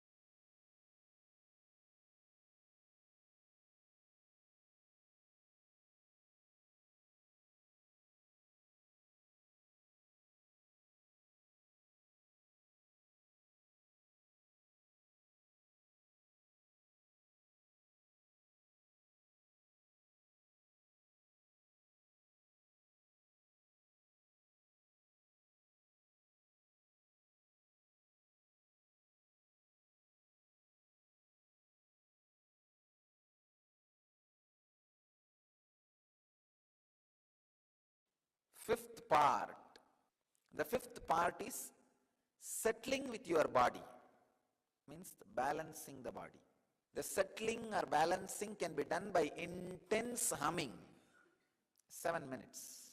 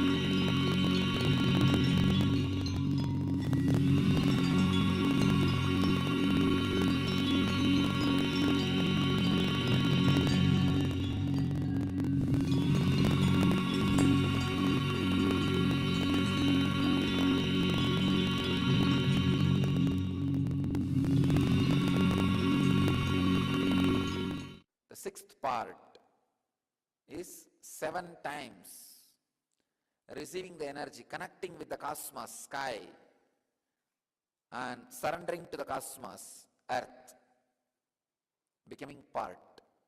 By the 7 times doing Shakti Dharana.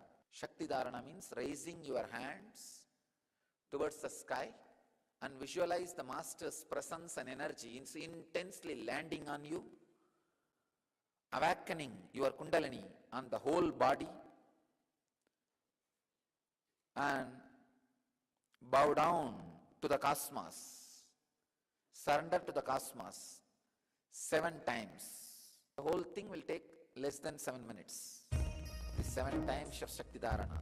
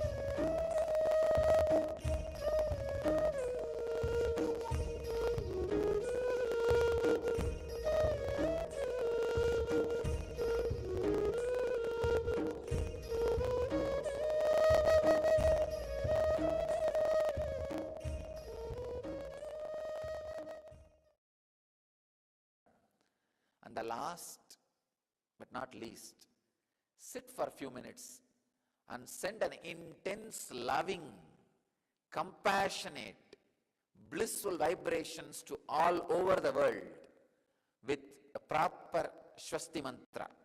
Swasti mantra means sending the peace and bliss to the whole world with the ideas like Loka Samasta Sukhino Bhavantu. Let the whole world be at peace. Let the whole world be in bliss. Loka Samasta Sukhino Bhavantu. With this beautiful, deep, spiritual feeling and compassion, send the loving, compassionate vibrations to the whole world. Healing vibrations to the whole world.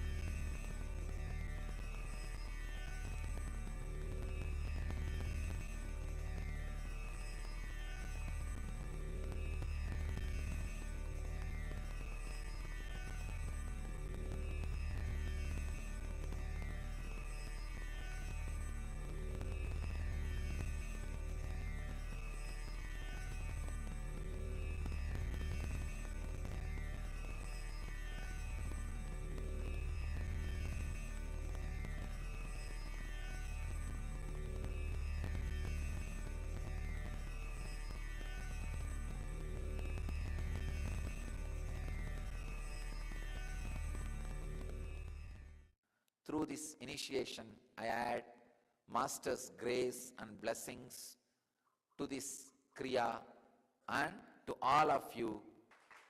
With my blessings and the grace of all the great Masters, I initiate all of you. All of you will have. People who are sitting around the world, all of you are initiated. I bless you all with the experience of initiation.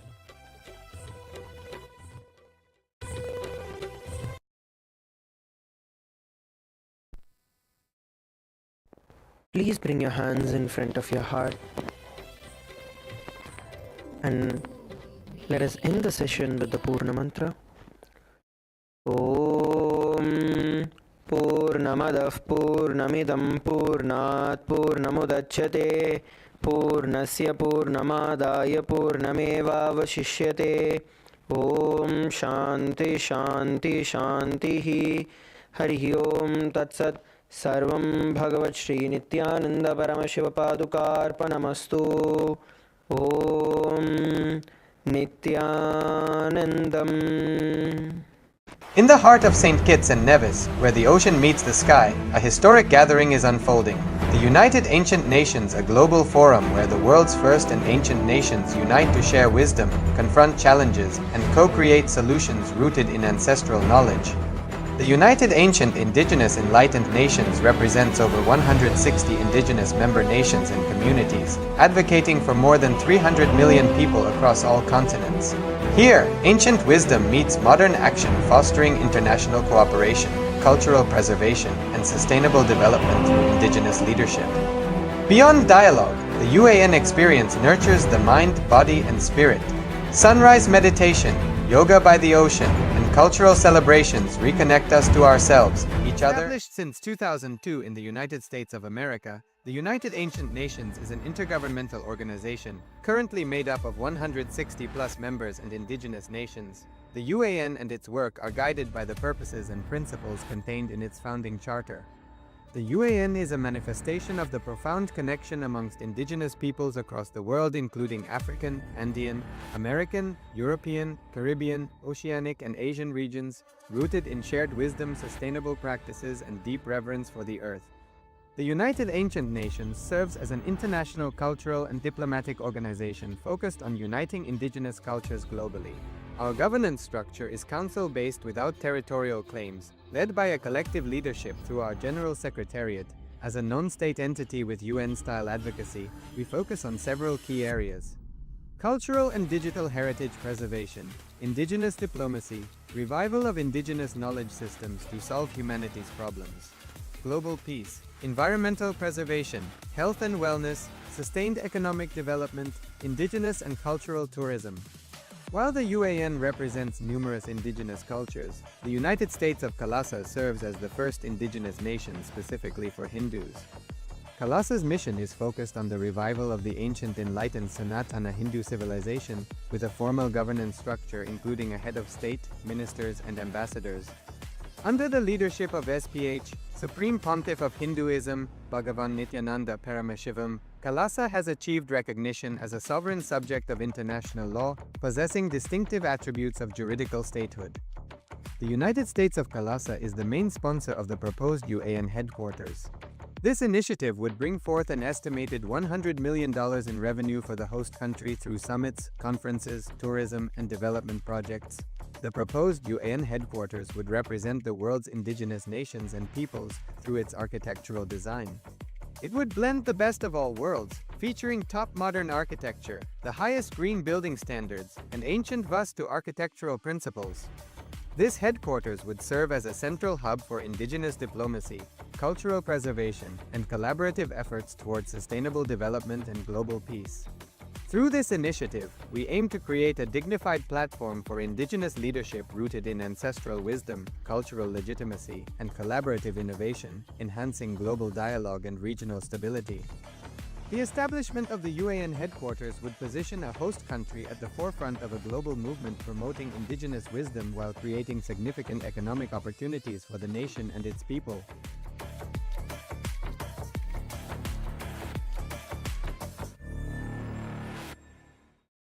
Established since 2002 in the United States of America, the United Ancient Nations is an intergovernmental organization currently made up of 160+ members and indigenous nations. The UAN and its work are guided by the purposes and principles contained in its founding charter. The UAN is a manifestation of the profound connection amongst indigenous peoples across the world, including African, Andean, American, European, Caribbean, Oceanic, and Asian regions, rooted in shared wisdom, sustainable practices, and deep reverence for the earth. The United Ancient Nations serves as an international cultural and diplomatic organization focused on uniting indigenous cultures globally. Our governance structure is council-based without territorial claims, led by a collective leadership through our General Secretariat. As a non-state entity with UN-style advocacy, we focus on several key areas: cultural and digital heritage preservation, indigenous diplomacy, revival of indigenous knowledge systems to solve humanity's problems, global peace, environmental preservation, health and wellness, sustained economic development, indigenous and cultural tourism. While the UAN represents numerous indigenous cultures, the United States of Kailasa serves as the first indigenous nation specifically for Hindus. Kailasa's mission is focused on the revival of the ancient enlightened Sanatana Hindu civilization with a formal governance structure including a head of state, ministers, and ambassadors. Under the leadership of SPH, Supreme Pontiff of Hinduism, Bhagavan Paramashivoham, Kailasa has achieved recognition as a sovereign subject of international law, possessing distinctive attributes of juridical statehood. The United States of Kailasa is the main sponsor of the proposed UAN headquarters. This initiative would bring forth an estimated $100 million in revenue for the host country through summits, conferences, tourism, and development projects. The proposed UAN headquarters would represent the world's indigenous nations and peoples through its architectural design. It would blend the best of all worlds, featuring top modern architecture, the highest green building standards, and ancient Vastu architectural principles. This headquarters would serve as a central hub for indigenous diplomacy, cultural preservation, and collaborative efforts towards sustainable development and global peace. Through this initiative, we aim to create a dignified platform for indigenous leadership rooted in ancestral wisdom, cultural legitimacy, and collaborative innovation, enhancing global dialogue and regional stability. The establishment of the UAN headquarters would position a host country at the forefront of a global movement promoting indigenous wisdom while creating significant economic opportunities for the nation and its people.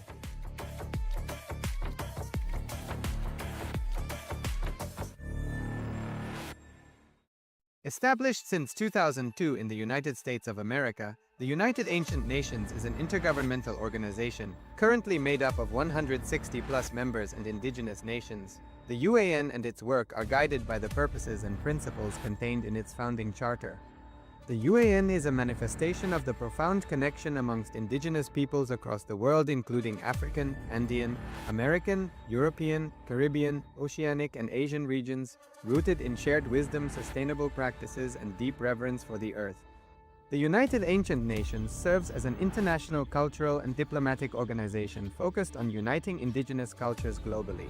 Our governance structure is council-based without territorial claims, led by a collective leadership through our General Secretariat. As a non-state entity with UN-style advocacy, we focus on several key areas: cultural and digital heritage preservation, indigenous diplomacy, revival of indigenous knowledge systems to solve humanity's problems, global peace, environmental preservation, health and wellness, sustained economic development, indigenous and cultural tourism. While the UAN represents numerous indigenous cultures, the United States of Kailasa serves as the first indigenous nation specifically for Hindus.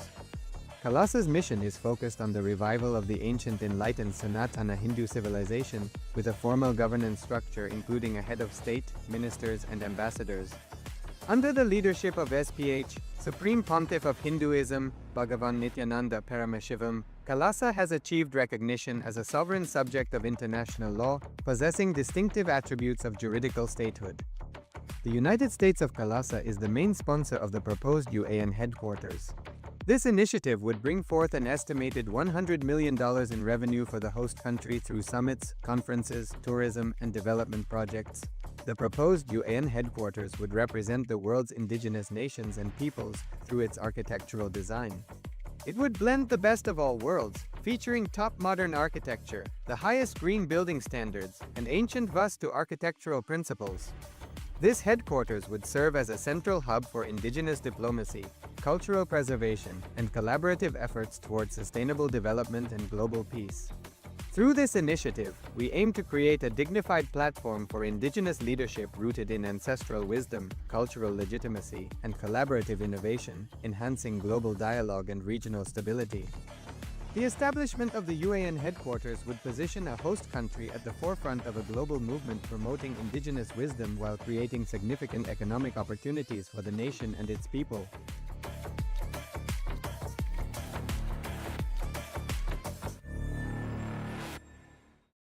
Established since 2002 in the United States of America, the United Ancient Nations is an intergovernmental organization, currently made up of 160+ members and indigenous nations. The UAN and its work are guided by the purposes and principles contained in its founding charter.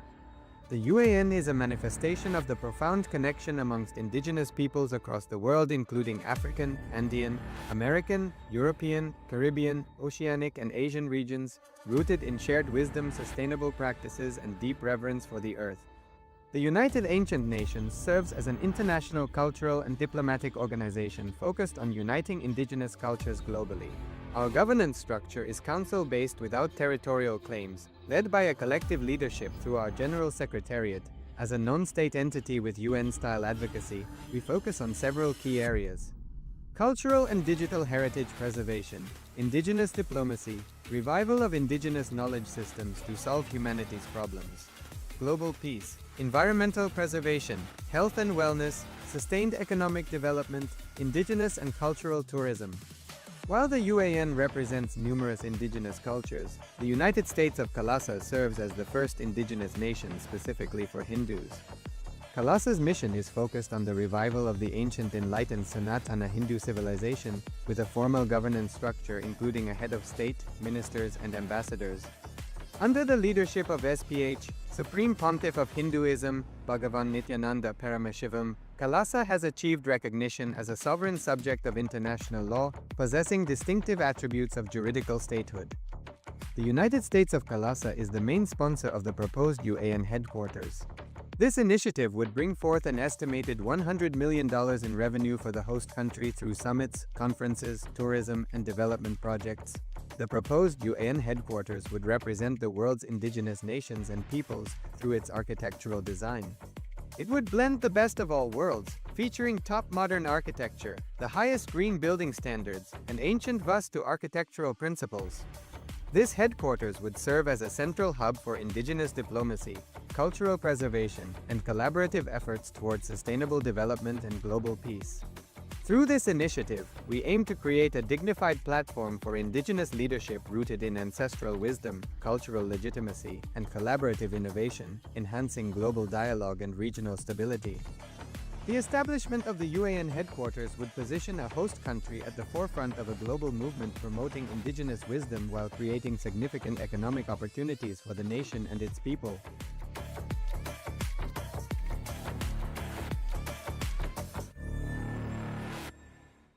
Established since 2002 in the United States of America, the United Ancient Nations is an intergovernmental organization, currently made up of 160+ members and indigenous nations.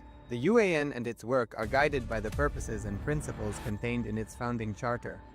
The UAN is a manifestation of the profound connection amongst indigenous peoples across the world, including African, Andean, American, European, Caribbean, Oceanic, and Asian regions, rooted in shared wisdom, sustainable practices, and deep reverence for the earth. The United Ancient Nations serves as an international cultural and diplomatic organization focused on uniting indigenous cultures globally. Our governance structure is council-based without territorial claims, led by a collective leadership through our General Secretariat. As a non-state entity with UN-style advocacy, we focus on several key areas: cultural and digital heritage preservation, indigenous diplomacy, revival of indigenous knowledge systems to solve humanity's problems, global peace, environmental preservation, health and wellness, sustained economic development, indigenous and cultural tourism. While the UAN represents numerous indigenous cultures, the United States of Kalasa serves as the first indigenous nation specifically for Hindus. Kailasa's mission is focused on the revival of the ancient enlightened Sanatana Hindu civilization with a formal governance structure including a head of state, ministers, and ambassadors. Under the leadership of SPH, Supreme Pontiff of Hinduism, Bhagavan Nityananda Paramashivoham, Kailasa has achieved recognition as a sovereign subject of international law, possessing distinctive attributes of juridical statehood. The United States of Kailasa is the main sponsor of the proposed UAN headquarters. This initiative would bring forth an estimated $100 million in revenue for the host country through summits, conferences, tourism, and development projects. The proposed UAN headquarters would represent the world's indigenous nations and peoples through its architectural design. It would blend the best of all worlds, featuring top modern architecture, the highest green building standards, and ancient Vastu architectural principles. This headquarters would serve as a central hub for indigenous diplomacy, cultural preservation, and collaborative efforts towards sustainable development and global peace. Through this initiative, we aim to create a dignified platform for indigenous leadership rooted in ancestral wisdom, cultural legitimacy, and collaborative innovation, enhancing global dialogue and regional stability. The establishment of the UAN headquarters would position a host country at the forefront of a global movement promoting indigenous wisdom while creating significant economic opportunities for the nation and its people.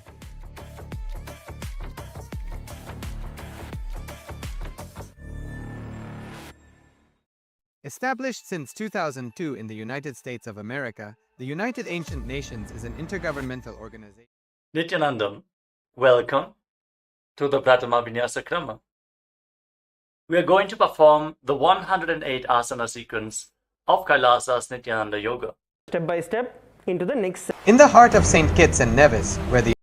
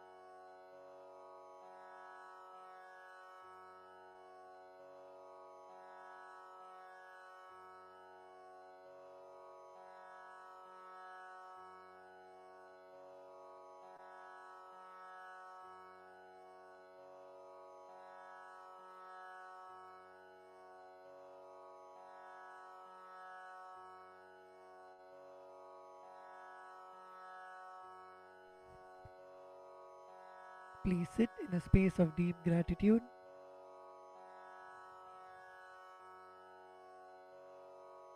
Inhale deeply and exhale.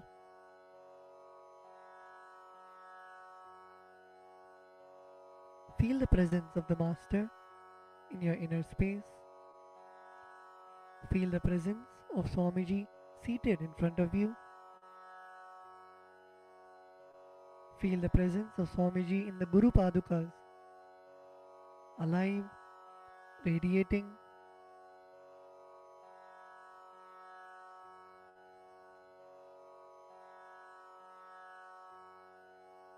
When you offer the puja, visualize you dropping all of your karmas of lifetimes, your incompletions, unfulfilled desires, patterns. Visualize all of that being liberated by the Guru.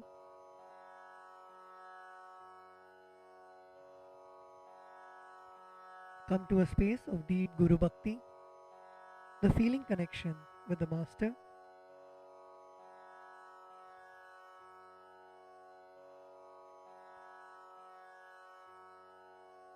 Let us now enter into the Pada Puja. We request all the Pada Puja participants to declare the following with integrity and authenticity. If you agree to this, please say yes loudly. I authentically cognize, which is internally process, understand and declare the truth that the cosmic energy exists. Yes. I authentically cognize, which is internally process, understand and declare the truth that the Supreme Pontiff of Hinduism, Sri Nityanandeshwara Paramashiva, Devi Nityanandeshwari Paramashiva Shakti, the Guru Padukas and the Atmalinga are the Chinmaya Vigrahas, embodiments and representations of that very cosmic energy. Yes, I authentically cognize, which is internally processed, understand and declare the truth that whatever I offer during the Pada Puja and Paramashiva Puja will reach the cosmic source of energy directly. Yes, I authentically cognize, which is internally processed, understand and declare the truth of Soham Asmi, that even when I worship, I am Him. Yes.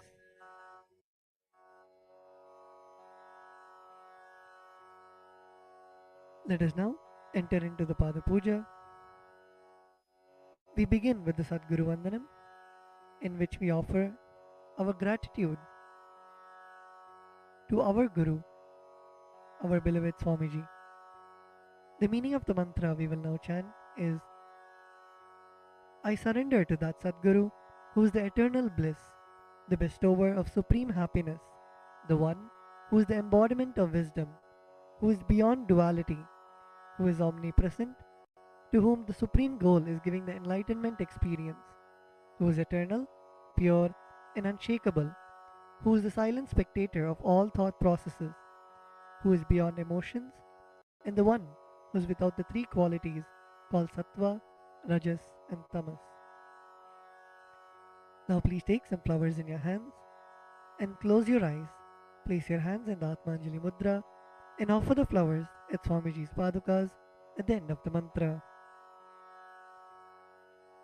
Nityanandam Paramasukadam Kevalam Jnanamurtim Dvandvatitam Gagana Sadrisham Tattvamasyaadilaksham Ekam Nityam Vimalamachalam Sarvadhi Sakshibhutam Bhavatitam Trigunarahitam Sadgurum Tam Namami.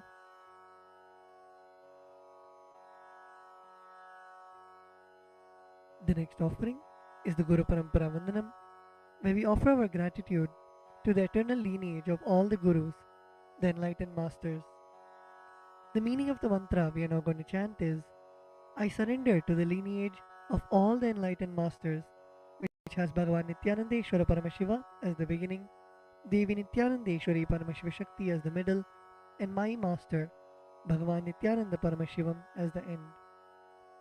Now please take some flowers in your hands, place your hands in the Atmanjali Mudra, close your eyes, and offer the flowers at Swamiji's Padukas at the end of the mantra. Nityanandeshwara Paramashiva Samarambham Nityanandeshwari Paramashiva Shakti Madhyamam Nityananda Pariyantam Vande Guru Paramparam. The next is the offering of the Arunagiri Yogeshwara Vandanam, where we offer our respects and gratitude to Arunagiri Yogeshwara, who is the incarnation of Paramashiva. The meaning of the mantra we are now going to chant is, the Arunagiri Yogeshwara, who is the Lord of all beings, who has the sacred musk paste applied on his forehead, who has a glittering stick, who has worn a loin cloth on his glittering hip, who has worn the Datura flower, the king cobra, and a crescent moon on his forehead. That Arunagiri Yogeshwara's presence happens. Now please take some flowers into your hands, place your hands in the Atmanjali Mudra, close your eyes, and offer the flowers at Swamiji's Padukas at the end of the mantra.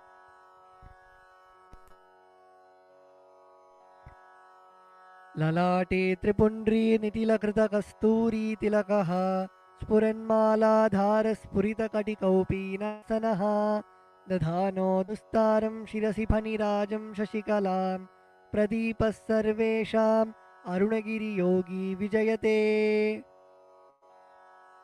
The next is the Tattvachamanam, the ritualistic cleansing of the mouth. Now keeping your right hand in the Gokarna Mudra, pour an Uddharani of water into your right palm and sip the water from the base of your right palm each time the word Swadha is chanted.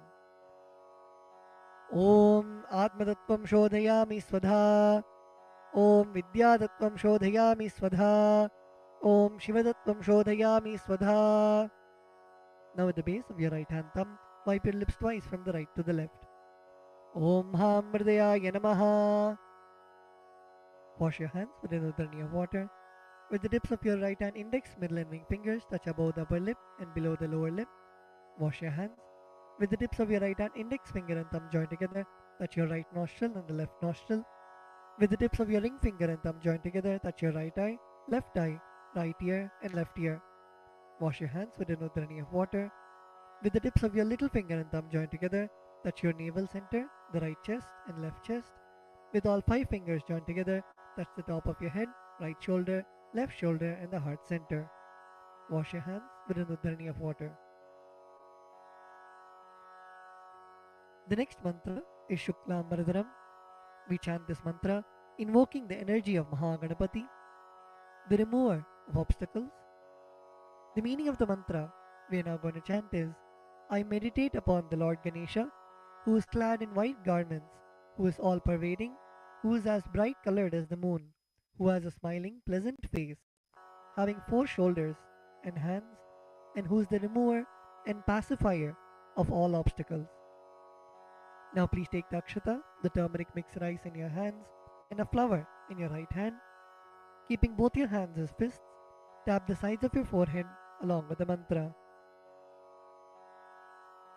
Shuklam Varadharam Vishnum Shashivarnam Chaturbhujam Prasannavadanam Dhyayet Sarva Vignopashantage.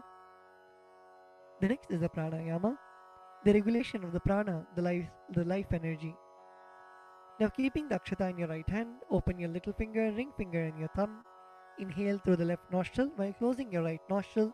Hold your breath for as long as possible and exhale through your right nostril by moving your thumb away. And chant the Samhita mantras while you perform the inhalation, retention and exhalation.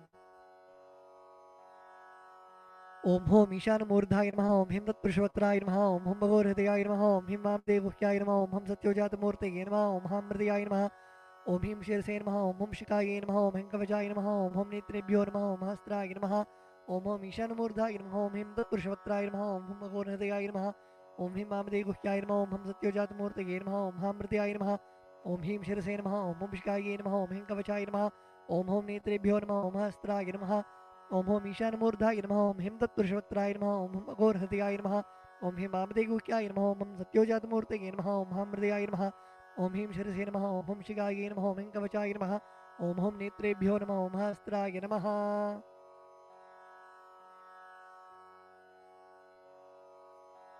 The next is a Sankalpa, the conscious resolution.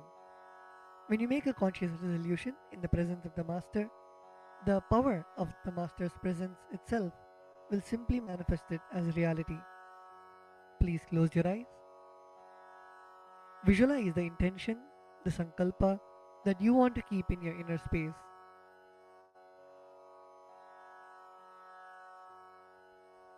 Visualize your feeling connection with the Master. Visualize anything that you want to happen as reality.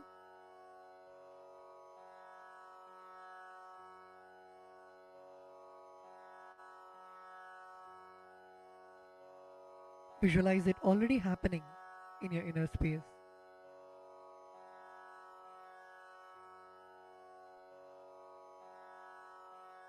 Now with this intention, keeping the akshata in your left palm, close it with your right palm and keep both the hands on your right thigh. We will now chant the Sankalpa mantra. ॐ ममोपात्त समस्त दुरितक्षयद्वारा भगवत् श्रीनित्यानन्दपरमशिवप्रीत्यर्थं श्रीनित्यानन्देश्वरी परमशिवशक्तिसमेत श्रीनित्यानन्देश्वरपरमशिवप्रीत्यर्थं च शुभे शोभने मुहूर्ते आद्यब्रह्मणः द्वितीयपरार्धे श्रीश्वेतवराहकल्पे वैवस्वतमन्वन्तरे अष्टाविंशतितमे नित्ययुगे प्रथमे पादे जम्बूद्वीपे भारतवर्षे भरतखण्डे मेरोः दक्षिणे पार्श्वे शकाब्दे अस्मिन् वर्तमाने व्यवहारिके प्रभवादीनां षष्ट्याः संवत्सराणां मध्ये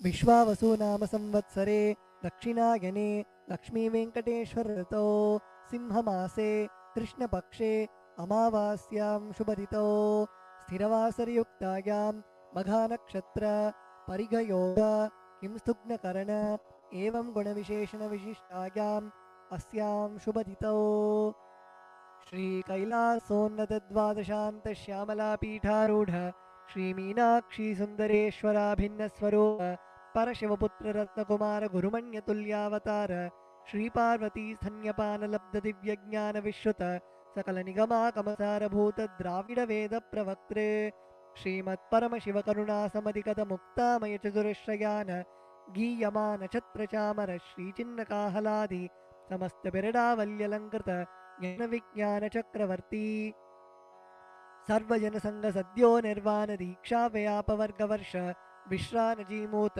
परमतकलभकेसरी शैव सिद्धान्तस्थापनाचार्य श्रीराजाधिराज पाण्ड्य महाराज गुरु क्षपनशाक्यादि महान्धकार निवारण ज्ञानभानु वीक्षणानर्हार्ह ध्वजोच्छेदनपूर्वक श्रीमद्वृषभध्वजस्थापक शैव समयकर्त्रे सर्वज्ञपीठारूढ श्रीजगद्गुरु श्री ज्ञानसंबंधदेशिक स्वामी वागीश सुंदर माणिक्यवाचक स्वामिनाम् अवतारभूत श्री ज्ञानसंबंध स्वामी पुनरुद्धृत श्यामलापीठ सर्वज्ञपीठ तृणवत्युत्तरद्विशततम गुरु महासन्निधान अरुणगिरि योगीश्वर परंपरागत अरुणाचल सर्वज्ञपीठ गुरु महासन्निधान कैलास परंपरागत कांची कैलास सर्वज्ञपीठ त्रयस्त्रिंशदुत्तरद्विशततम गुरु महासन्निधान नित्योत्सव नित्यमंगल नित्यकल्याण नित्यरजित कैलास परंपरागत आदि कैलास नित्यानंदपीठ महासंस्थान महासिंहासन पीठ कर्त्रे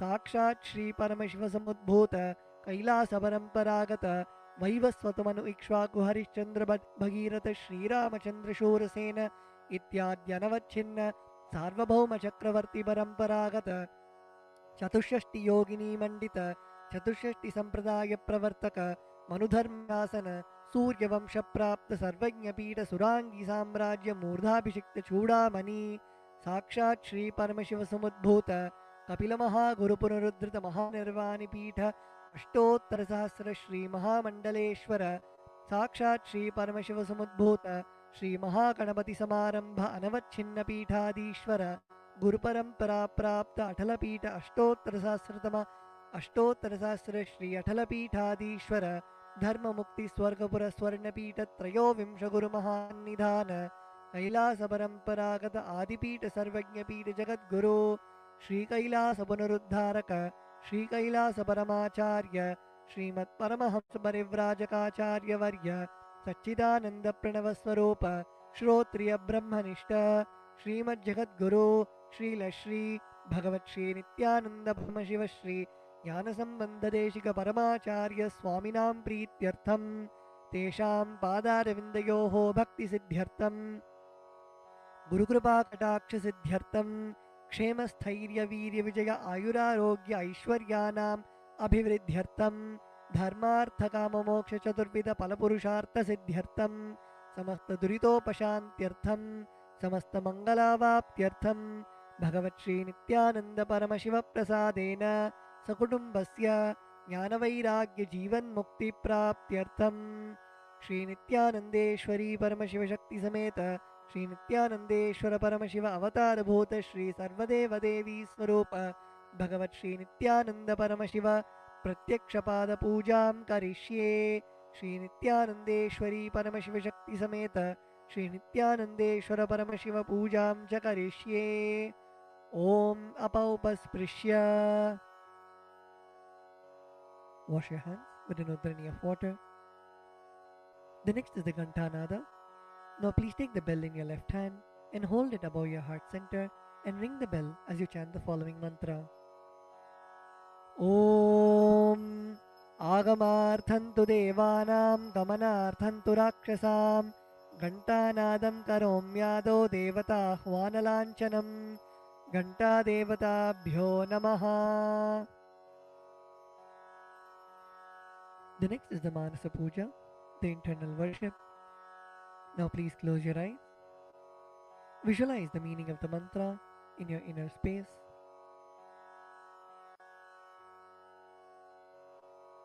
The meaning of the mantra we are now going to chant is: what seed can I offer to the Master except my heart? I offer the gratitude flowing as the nectar to wash his feet and to rinse his mouth.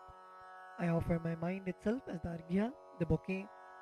To my Master, who is the very cosmos, what clothing can I offer except the space? I offer my very prana, the life energy, as the incense, and I offer the ocean of nectar as the food offering. The principle of unstruck perennial sound is to be offered as the bell, the air as the chamara, the fan, the sahasrara as the umbrella, the principle of sound as the music, and the actions of the senses and the vagaries of the mind as the dance. I offer all the 7 chakras along with the Shushumna Nadi as a flower garland. The different kinds of flowers with which the Guru should be worshipped are the guilelessness, freedom from the ego, freedom from suffering when your desires are not fulfilled, freedom from arrogance, freedom from ignorance, freedom from deceit, freedom from hatred, freedom from agitation, freedom from jealousy and greed. And the Guru should also be worshipped with the flowers of non-violence, mastery over the senses, compassion, forgiveness, and enlightenment. Now please take some flowers in your hands and place your hands in the Kurma Mudra. Close your eyes and offer the flowers at Swamiji's Padukas at the end of the mantra. Requesting all the participants to look at the Acharya and perform the Kurma Mudra.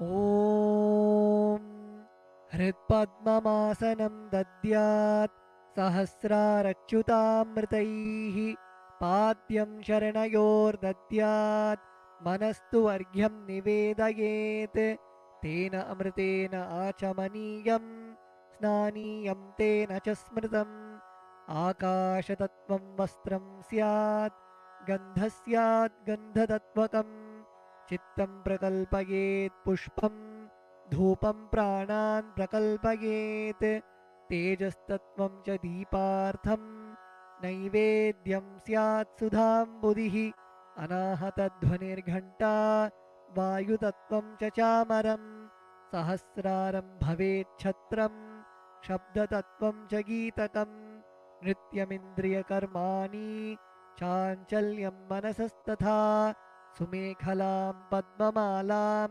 Pushpam Nana Vidham Tatha Amayadyair Bhava Pushpaihi Archayed Bhava Gocharam Amayam Anahankaram Aragam Amadam Tatha Amohakam Adambham Cha Advesha Akshopako Tatha Amatsaryam Alobham Cha Dashapushpam Vidurbudhaha Ahimsa paramam pushpam pushpamindriya nigraha daya pushpam kshama pushpam jnana pushpam cha panchamam iti panchadashair bhava pushpaihi sampujayet bhagavantam Shri Nityananda Paramashivam.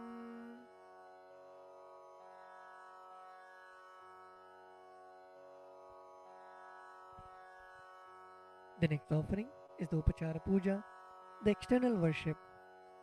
The first offering is the asanam, the offering of seat to the Master.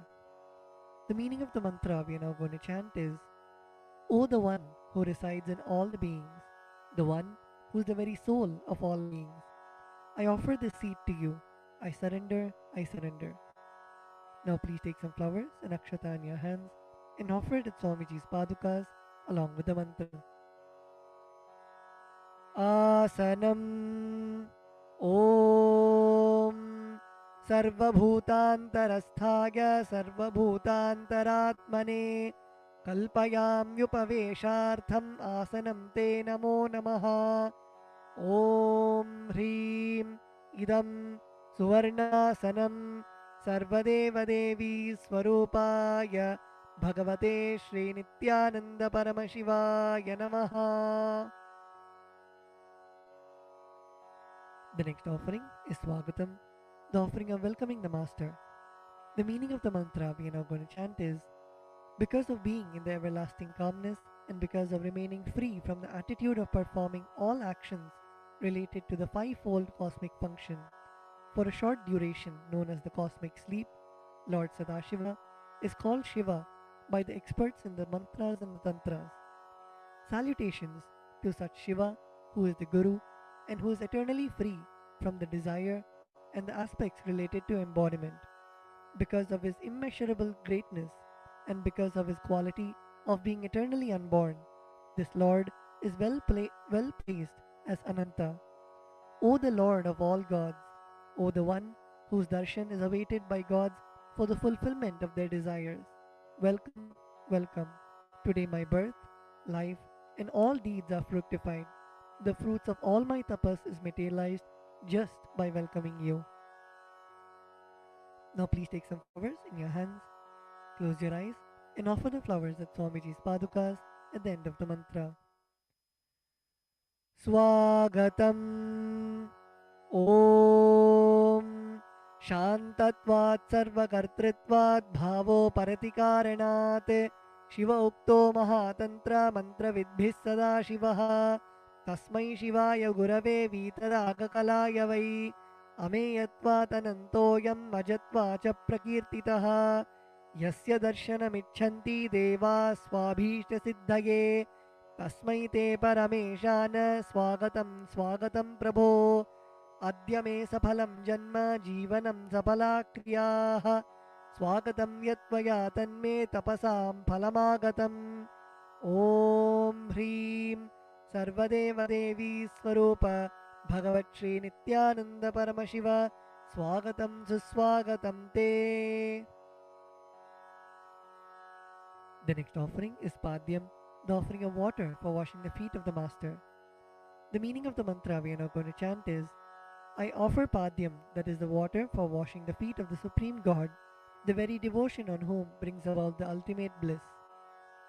Now please take the udharani of water in your hands and offer it at Swamiji's padukas along with the mantra. Padyam Om Yad Bhaktilesha Samparkat Paramananda Samplavaha Tasmai Te Parameshana Padyam Shuddhaya Kalpaye Om Hrim Etat Padyam Sarvadeva Devi Swarupaya Bhagavate Shri Nityananda Paramashivaya Namaha. The next offering is Arghya, the offering of the traditional bouquet. The meaning of the mantra we are now going to chant is, O Maheshwara, please accept this Arghya, this offering of the traditional bouquet with water to welcome the guest, made of durva grass, a bilva leaf, a flower and a rice pellet, and kept in a beautiful conch. Now please take the conch in your hands and offer the Arghya at Swamiji's padukas along with the mantra. Arghyaha Om Durvakshata Samayuktam Bilvapatram Tathaparam Shobhanam Shankhapatrastam Grahanargyam Maheshwara Om Hrim Esho Argyaha Sarvadeva Devi Swarupaya Bhagavate Shri Nityananda Paramashivaya Swaha. The next offering is Achmaniyam, the offering of water for mouthwash. The meaning of the mantra we are now going to chant is, please accept this auspicious and sin-removing Ganga water offered by me as Achmaniyam, that is the water for mouthwash, offered by me with devotion to you. Now please take an udharani of water in your hand and offer it at Swamiji's padukas along with the mantra. Achamaniyam Om Mandakinyastu Yadvari Sarvapapaharam Shubham Grihanachamaniyam Tvam Maya Bhaktya Niveditam Om Hrim Idam Achamaniyodakam Sarvadeva Devi Swarupaya Bhagavate Shri Nityananda Paramashivaya Swadha. The next offering is Madhuparka, the offering of the nectarine drink.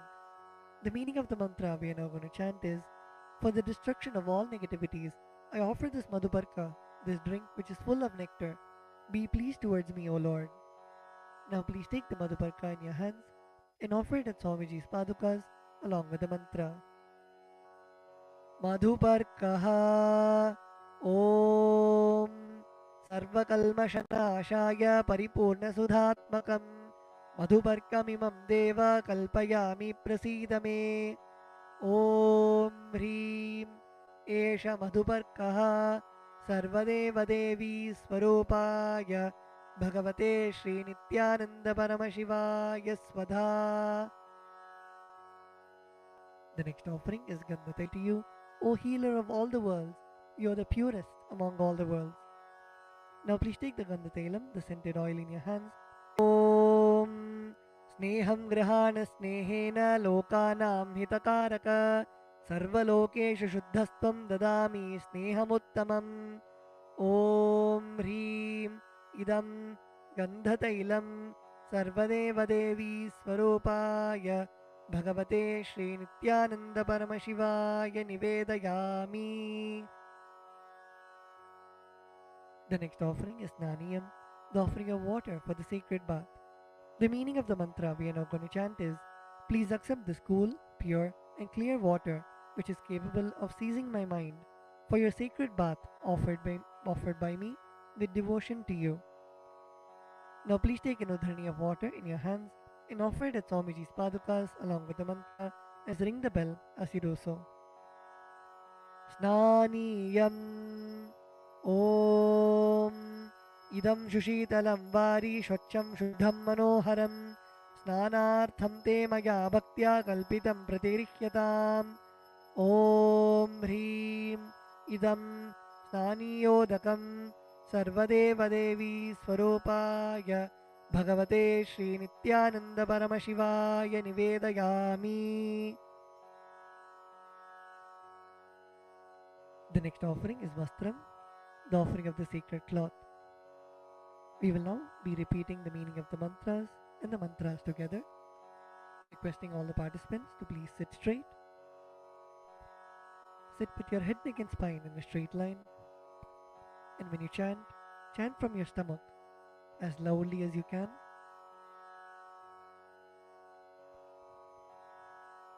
The meaning of the mantra we are now going to chant is, I offer Vastram, I offer Vastram, this cloth offering, this cloth offering, to the Master, to the Master, who removes the veil of Maya, the veil of Maya, or illusion.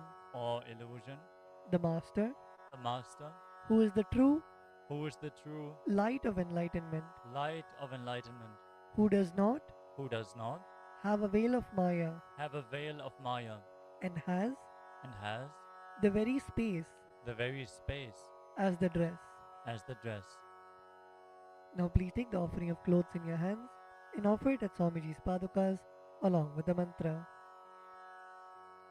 Vastram Vastram Om Om Maya Maya Chitra Chitra Patachanna Patachanna Nija Nija Guhyo Guhyo Rutejase Rutejase Niravarana Niravarana Vijnaya Vijnaya Vasaste Vasaste Kalpayamyaham Kalpayamyaham Om Om Hrim Hrim Idam Idam Vastrottariyam Vastrotareyam Sarvadeva Devi Sarvadeva Devi Swarupaya Swarupaya Bhagavate Bhagavate Shri Nityananda Shri Nityananda Paramashivaya Paramashivaya Nivedayami. Nivedayami. The next offering is Abharanam, the offering of the sacred jewelry. The meaning of the mantra we are now going to chant is, I offer I offer this golden ornament this golden ornament to you, Master, to you, Master, who, who, by the very nature, by the very nature, has has a very a very gracefully gracefully beautiful body, beautiful body, and who is and who is the repository the repository of all powers. of all powers. May you be pleased.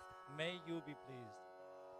Now please take the jewelry in your hands and offer it at Swamiji's padukas along with the mantra. Abharanam Abharanam Om Om Swabhava Swabhava Sundarangaya Sundarangaya Nana Nana Shaktya Shaktya Shrayayate Shrayayate Suvarnam Suvarnam Bhushanam Bhushanam Tubhyam Tubhyam Kalpayami Kalpayami Prasidame Prasidame Om Om Hrim Hrim Idam Idam Suvarnabharanam Suvarna Bharanam Sarvadeva Devi Sarvadeva Devi Swarupaya Swarupaya Bhagavate Bhagavate Shri Nityananda Shri Nityananda Paramashivaya Paramashivaya Nivedayami. Nivedayami. The next offering is Gandha, the offering of the sandalwood paste. The meaning of the mantra we are now going to chant is, I neither know I neither know what your body is, what your body is, nor do I know nor do I know what your actions are. what your actions are. Please accept Please accept and smear this and smear this sandalwood paste sandalwood paste offered by me. offered by me. Now please take the sandalwood paste in your hands and offer it at Swamiji's padukas along with the mantra. Gandha Gandaha Om Om Shariram Shariram Tena Janami Tena Janami Cheshtam Cheshtam Naivacha Naivacha Naivacha Naivacha Maya Niveditan Maya Niveditan Gandhan Gandhan Pratigrihya Pratigrihya Vilipyatam Vilipyatam Om Om Hrim Hrim Esha Gandha Esha Gandaha Sarvadeva Devi Sarvadeva Devi Swarupaya Swarupaya Bhagavate Bhagavate Shri Nityananda Shri Nityananda Paramashivaya Namaha. Paramashivaya Namaha. The next offering is Pushpam, the offering of the fragrant flowers. The meaning of the mantra we are now going to chant is, please accept Please accept these blissfully these blissfully fragrant fragrant different kinds of flowers different kinds of flowers which are taken which are taken from the forest of Turiya, from the forests of Turiya, that is, that is, the space of the space of ultimate restful awareness. ultimate restful awareness. Now please take some flowers, smeared with sandalwood paste in your hands, and offer the flowers at Swamiji's padukas along with the mantra. Pushpam Pushpam Om Om Turiyavana Turiyavana Sampannam Sampannam Nana Nana Gunamanoharam Gunamanoharam Ananda Ananda Saurabham Saurabham Pushpam Pushpam Grihyatam Grihyatam Idamuttamam Idamuttamam Om Om Hrim Hrim Etani Etani Sachandana Pushpani Sachandana Pushpani Sarvadeva Devi Sarvadeva Devi Swarupaya Swarupaya Bhagavate Bhagavate Shri Nityananda Shri Nityananda Paramashivaya Vaushate.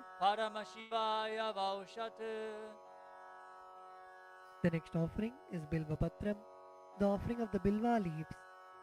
The meaning of the mantra we are now going to chant is I offer you, I offer you, O God of all gods, O God of all gods, this holy Bilva leaf this holy Bilva leaf, in which dwells in which dwells the goddess of richness the goddess of richness, and which is and which is so much loved so much loved by Lord Shiva. by Lord Shiva. Now please take the Bilva leaf smeared with sandalwood paste in your hands and offer it at Swamiji's padukas along with the mantra. Bilva Patram Bilva Patram Om Om Amritodbhavam Amritodbhavam Shri Vriksham Shri Vriksham Shankarasya Shankarasya Sada Priyam Sada Priyam Bilva Patram Bilva Patram Prayachami Prayachami Pavitram Te Pavitram Te Sureshwara Sureshwara Om Om Hrim Hrim Etani Etani Sachandana Sachandana Bilva Patrani Bilva Patrani Sarvadeva Devi Sarvadeva Devi Swarupaya Swarupaya Bhagavate Bhagavate Shri Nityananda Shri Nityananda Paramashivaya Vaushate. Paramashivaya Vaushat. The next offering is Tulasi Patram, the offering of the Tulsi leaves.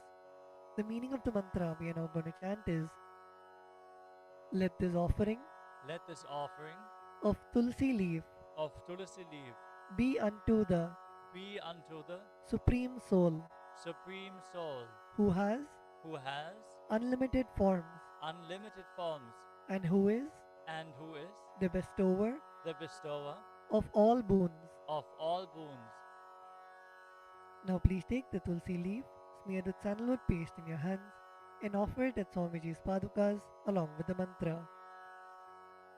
Tulasi Patram Tulasi Patram Om Om Namaste Namaste Bahurupaya Bahurupaya Varadamurtage Varadamurtaye Paramatmane Paramatmane Swaha Swaha Om Om Hrim Hrim Idam Idam Sachandana Sachandana Tulasi Patram Tulasi Patram Sarvadeva Devi Sarvadeva Devi Swarupaya Swarupaya Bhagavate Bhagavate Shri Nityananda Shri Nityananda Paramashivaya Namaha. Paramashivaya Namaha.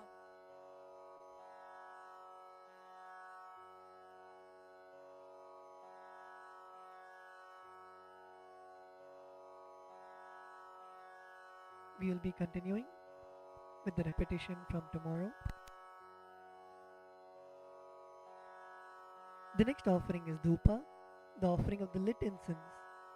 The meaning of the mantra we are now going to chant is this incense smoke is made of the sacred herbs of intoxicating fragrance. Please accept this incense smoke fit to be inhaled by all the devas. Now please take the lit incense sticks in your hands and slowly wave it towards Swamiji's padukas along with the mantra, and please ring the bell as you do so. Dhupaha Om Vanaspatiraso Divyo Gandhadhyassu Manoharaha Agreyas Sarvadevanam Dhupoyam Pratigrihyatam Om Hrim Esha Dhupaha Sarvadeva Devi Swarupaya Bhagavate Shri Nityananda Paramashivaya Namaha. The next offering is Deepa, the offering of the lit lamp. The meaning of the mantra we are now going to chant is, please accept this light of inner and outer worlds, which is very bright and removes darkness from everywhere. Now please take the lit lamp in your hands and slowly wave it towards Swamiji's padukas along with the mantra, and please ring the bell as you do so. Deepaha Om Suprakasho Mahadipaha Sarvatastimiراpaha Sabāhyābhyantara Jyotirdeepoyam Pratigrihyatam Om Hrim Esha Deepaha Sarvadeva Devi Swarupaya Bhagavate Shri Nityananda Paramashivaya Namaha. The next offering is Naivedyam, the offering of the food. The meaning of the mantra we are now going to chant is, these different kinds of food offerings are prepared from sweetener and other ingredients. O Lord, please accept this food offering prepared by me with devotion. Now please take an udrani of water in your hands and hover it clockwise over the Naivedyam and offer the water at Swamiji's padukas along with the mantra, and please ring the bell as you do so.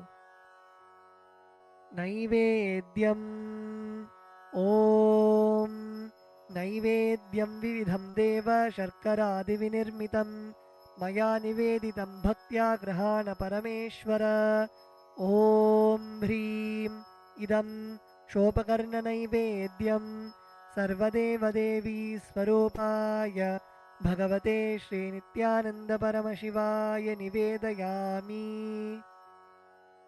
The next offering is Paniyam, the offering of water for drinking. The meaning of the mantra we are now going to chant is, O God, the Lord of all demigods, the one who bestows deep fulfillment upon us, please accept this water full of infinite bliss. Now please take an udrani of water in your hands and offer it at Swamiji's padukas along with the mantra. Paniyam Om Samastadeva Devesha Sarvatriptikaram Param Akhandananda Sampurnam Grahana Jalamuttamam Om Hrim Idam Panarthodakam Sarvadeva Devi Swarupaya Bhagavate Shri Nityananda Paramashivaya Namaha. The next offering is Punarachamaniyam, the offering of water for drinking. Now please take the meaning of the mantra we are now going to chant is, I offer this water for washing the hands and the mouth to you, whose mere remembrance purifies everybody. Now please take an udrani of water in your hands and offer it at Swamiji's padukas along with the mantra. Punarachamaniyam Om Uchishtamapya Sujirva Yasya Smaranamatrataha Shuddhimapnoti Tasmai Te Punarachamaniyakam Om Hrim Idam Punarachamaniyodakam Sarvadeva Devi Swarupaya Bhagavate Shri Nityananda Paramashivaya Swaha. The next offering is Aratrikam, the offering of Arati to the Master. Now please take the lit camphor in your hands and slowly wave it towards Swamiji along with the mantra, and please ring the bell as you do so. Aratrikam Om Hrim Esha Deepamala Sarvadeva Devi Swarupaya Bhagavate Shri Nityananda Paramashivaya Namaha. Om Sangrahanyeshtya Yajate Imam Janatagum Sangrinhaniti Dvadasharatni Rashana Bhavati Dvadashasa Samvatsaraha Samvatsarameva Vanunde औञ्जी भवति ऊर्ध्वै मुञ्जाः ऊर्जमेवावरुन्धे चित्रानक्षत्रं भवति चित्रं वा एतत् कर्म कर्पूरगौरं करुणावतारं संसारसारं भुजगेन्द्रहारं सदा वसन्तं हृदयारविन्दे भवं भवानी सहितं नमामि भवं भवानी सहितं नमामि भवं भवानी सहितं नमामि आरात्रिकं समर्पयामि भगवत्श्री नित्यानंद परमशिव चरणकमलेभ्यो नमः. The next offering is Pushpanjali, the offering of the fragrant flowers. The meaning of the mantra we are now going to chant is: Guru is the Brahma, who is the source of creation of the universe, Vishnu, who is the source of sustenance of the universe, and Shiva, who is the rejuvenation of the universe. I surrender to that Guru. Guru is all the three put together in a single form. I surrender to the Guru, who is omnipresent and who has also given me a glimpse of his experience. I surrender to the Guru, who has with the brush of wisdom opened my eyes, blinded by ignorance. I surrender to the Guru, who by giving the knowledge about the self has burnt my karmic baggage of so many births. I surrender to the Guru, who is the Lord of the cosmos, who is the Guru of the cosmos. My soul is the same soul which is in all the beings. I surrender to Dakshinamurti, the primal Guru, who manifests himself differently in the form of Ishvara, Tower of supreme happiness, the one who is the embodiment of wisdom, who is beyond duality, who is omnipresent, to whom the supreme goal is giving the enlightenment experience, who is eternal, pure, and unshakable, who is the silent spectator of all thoughts, and who is beyond emotions, and who is beyond the three qualities called Sattva, Rajas, and Tamas. Now please take a few flowers in your hands and close your eyes till the end of the mantra and offer the flowers at Swamiji's Padukas at the end of the mantra. Pushpanjalihi Gurur Brahma Gurur Vishnuho Gururdevo Maheshwaraha Guru Sakshat Param Brahma Tasmai Shri Gurave Namaha Akhandamandalakaram Vyaptam Yena Characharam Tatpadam Darshitam Yena Tasmai Shri Gurave Namaha Ajnanatimirandhasya Jnananjanashalakaya Chakshurunmilitam Yena Tasmai Shri Gurave Namaha Aneka Janma Samprapta Karma Bandha Vidahine Atmajnana Pradhanena Tasmai Shri Gurave Namaha Mannatha Shri Jagannatho Madguru Shri Jagadguruho Mamatma Sarvabhutatma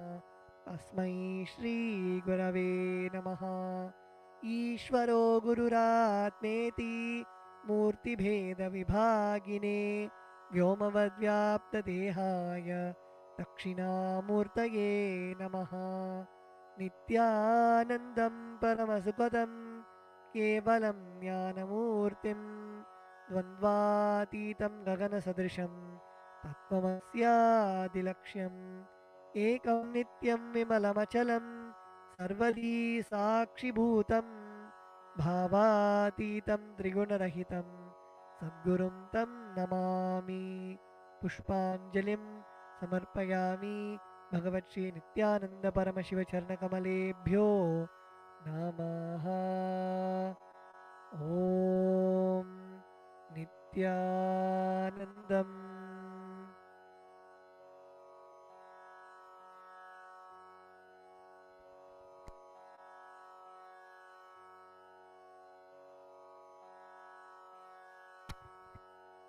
We will now be beginning with the Paramashiva Puja. The first is the Tattvachamanam, the ritualistic cleansing of the mouth. Now keeping your right hand in the Gokarna Mudra, pour an udhrani of water into your right palm and sip the water from the base of your right palm each time the word Swadha is chanted. Om Atmadattvam Shodhayami Svadha. Om Vidyadattvam Shodhayami Svadha. Om Shivadattvam Shodhayami Svadha. Now with the base of the right hand thumb, wipe your lips twice from the right to the left. Om Ham Hridayaya Namaha. Wash your hands with an udhrani of water. With the tips of your right hand index, middle and ring fingers touch above the upper lip and below the lower lip. Wash your hands with an udhrani of water. With the tips of your right hand index finger and thumb joined together, touch your right nostril and the left nostril. With the tips of your right hand ring finger and thumb joined together, touch your right eye, right ear and left ear. Wash your hands with an udhrani of water. With the tips of your little finger and thumb joined together, touch your navel center, your right chest and left chest. With all 5 fingers joined together, touch the top of your head, right shoulder, left shoulder and the heart center.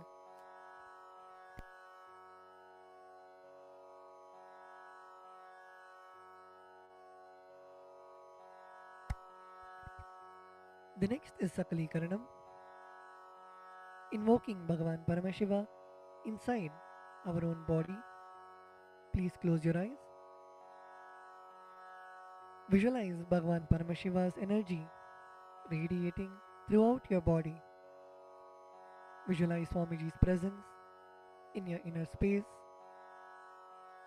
We will now be invoking Bhagavan Paramashiva in every part of our body, filling us with the space of Sohamasmi, that even when I worship, I am Him.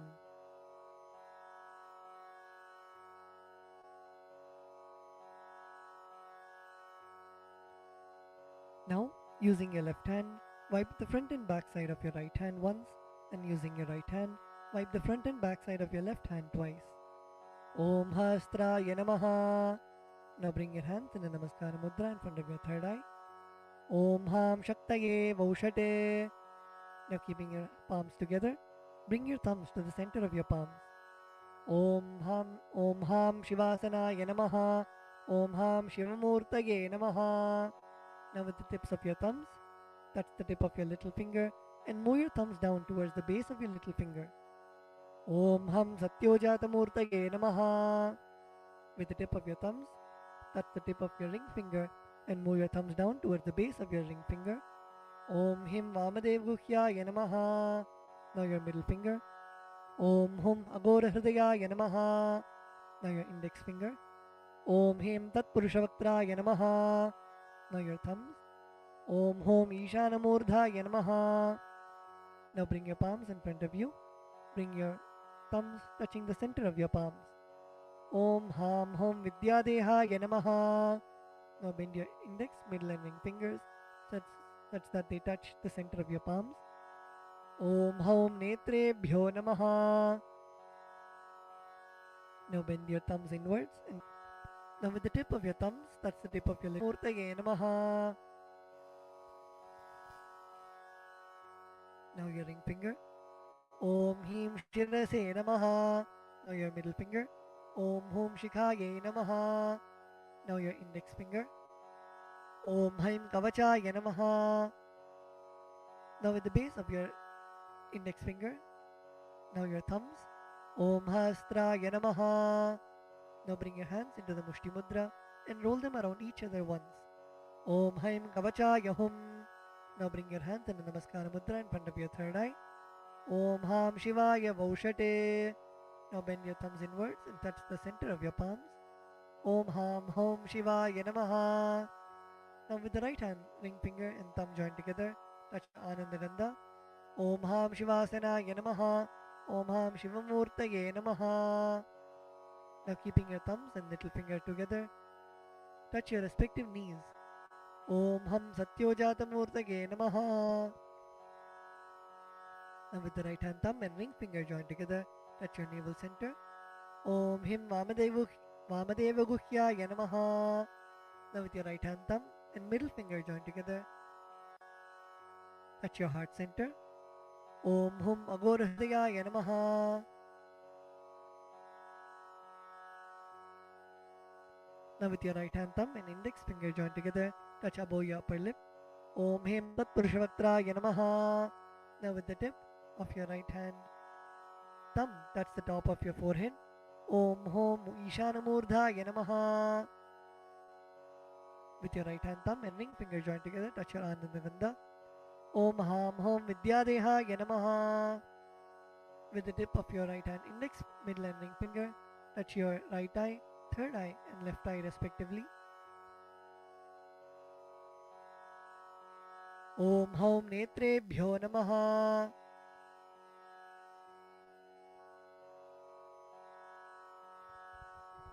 Now with the right hand thumb and ring finger joined together, touch your Anandagandha. Om Ham Hom Shivaya Namaha. With your right hand little finger and thumb joined together, touch your heart center.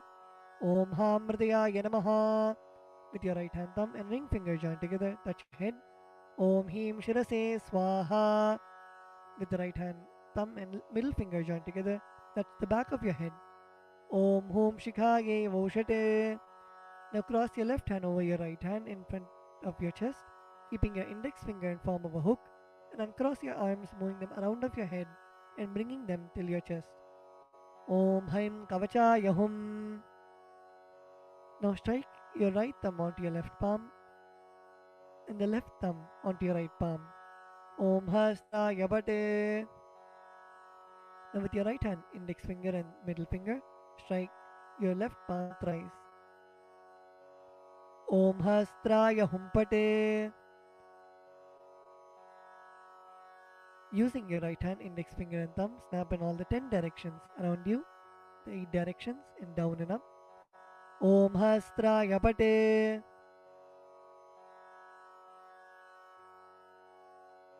Now move your hands from the head to the toes, touching the sides of your body. Om Ham Shivaya Vaushate.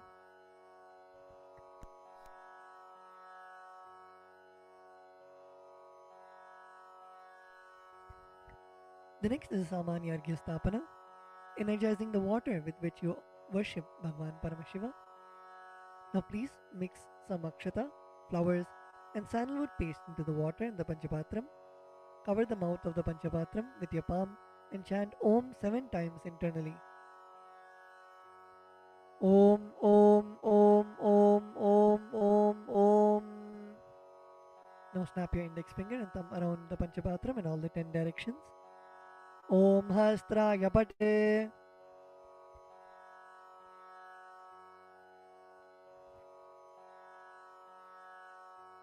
Now keeping your right hand in the Avakuntana Mudra, rotate your index finger around the Panchapatram once. Om Haim Kavachaya Hum. Now show the Dhenu Mudra to the water in the Panchapatram. Om Ham Shivaya Vaushate. Next, we'll be entering into the Avahana, invoking Bhagavan Paramashiva into our Atmalinga. Now offer a flower to your Atmalinga. Om Ham Shivasanaya Namaha. Now please take some flowers in your hands and place your hands in the Atmanjali Mudra, and we will now be chanting the Dhyana Shloka, meditating on the form of Bhagavan Paramashiva in your inner space. Lalate Tripundri Nitilakೃತ Kasturi Tilakaha Spuranmala Spurita Kadikaupi Navasanaha Dadhano Dustaram Shirasi Panirajam Shashikalam Pradipas Sarvesham Arunagiri Yogi Vijayate Indhuni Papanchamuka Hastadashayuktam Shulamrigatankama Sivajrama Bayam Syat Pashavaradankushamanijwalanavame Shvetakamalāsana Sadashiva Swarupam. Om Ham Shivamurtaye Namaha. Om Ham Om Shivaya Namaha. Shri Nityanandeshwari Paramashiva Shakti Sameta Shri Nityanandeshwara Paramashivaya Namaha. Dhyayami Avahayami. Now please show the respective mudras for the mantras and invoke Bhagavan Paramashiva into your Atmalinga. Request him to receive all of your offerings. Now place your thumbs onto your respective palms and place your palms open facing upwards. Om Ham Shivaya Namaha Ityavahana Mudram Pradarshya. Turn your palms facing downwards. Sthapana. Bring your hands into fists parallel to each other. Sannidhana. Now place your thumbs inside of your fists. Nishthura mudram pradarshya. Now interlace your fingers inwards and clasp your hands, keeping your thumbs out. Astraya humphat iti kalakanthi mudram pradarshya. Now hold your left thumb with your right hand and cover your right hand with your left hand. Om Ham Shivaya Namaha iti linga mudram. Now bring your hands in the Namaskara mudra. Namaskara mudram. Now rotate your right hand index finger around your Atmalinga in a clockwise manner. Om Haim Kavachayahum iti avakunthana mudram japradarshya. Now we will be entering into the Upachara Puja. Now please take some akshata in your hands and offer it at Bhagavan Paramashiva along with the mantra. Om Ham Hom Shivaya Namaha. Shri Nityanandeshwari Paramashiva Shakti Sameta Shri Nityanandeshwara Paramashivaya Namaha. Asanam Samarpayami. The next is the offering of Padyam, Argyam and Achamaniyam. Now please take an udrani of water and show it to Bhagavan Paramashiva's feet and offer it in the Padya Patram. Om Ham Shivaya Namaha. Now please take an udrani of water and show it to Bhagavan Paramashiva's mouth and offer it in the Achamana Patram. Om Ham Shivaya Svadha. Now please take an udrani of water and show it to Bhagavan Paramashiva's crown and offer it in the Arghya Patram while chanting the mantra. Om Ham Shivaya Swaha. Shri Nityanandeshwari Paramashiva Shakti Sameta Shri Nityanandeshwara Paramashivaya Namaha. Padyachamanargyam Dattva. The next offering is Naniyam, the sacred bath for Bhagavan Paramashiva. Now please take the water in your hands and offer it onto Bhagavan Paramashiva as you chant the following mantra, and please ring the bell as you do so. Om Ham Hom Shivaya Namaha. Shri Nityanandeshwari Paramashiva Shakti Sameta Shri Nityanandeshwara Paramashivaya Namaha. Snanam Samarpayami. Now please take an udrani of water and show it to Bhagavan Paramashiva's mouth and offer it in the Achamana Patram. Om Ham Shivaya Svadha. Snananantaram Achamaniyam Samarpayami. The next offering is Vastram, the offering of fresh clothes to Bhagavan Paramashiva and Paramashiva Shakti. Now please take some akshata in your hands and offer it to Bhagavan Paramashiva along with the mantra. Om Ham Hom Shivaya Namaha. Shri Nityanandeshwari Paramashiva Shakti Sameta Shri Nityanandeshwara Paramashivaya Namaha. Vastre Yajnopavita Uttari Abharanartham Akshatan Samarpayami. The next offering is Gandha, the offering of the sandalwood paste. Now please take the sandalwood paste in your right hand ring finger and offer it to Bhagavan Paramashiva. On top of the sandalwood paste, please offer the kumkum at the end of the mantra. Om Ham Hom Shivaya Namaha. Shri Nityanandeshwari Paramashiva Shakti Sameta Shri Nityanandeshwara Paramashivaya Namaha. Gandhan Dharayami. Gandhasyopari Haridra Kumkumam Samarpayami.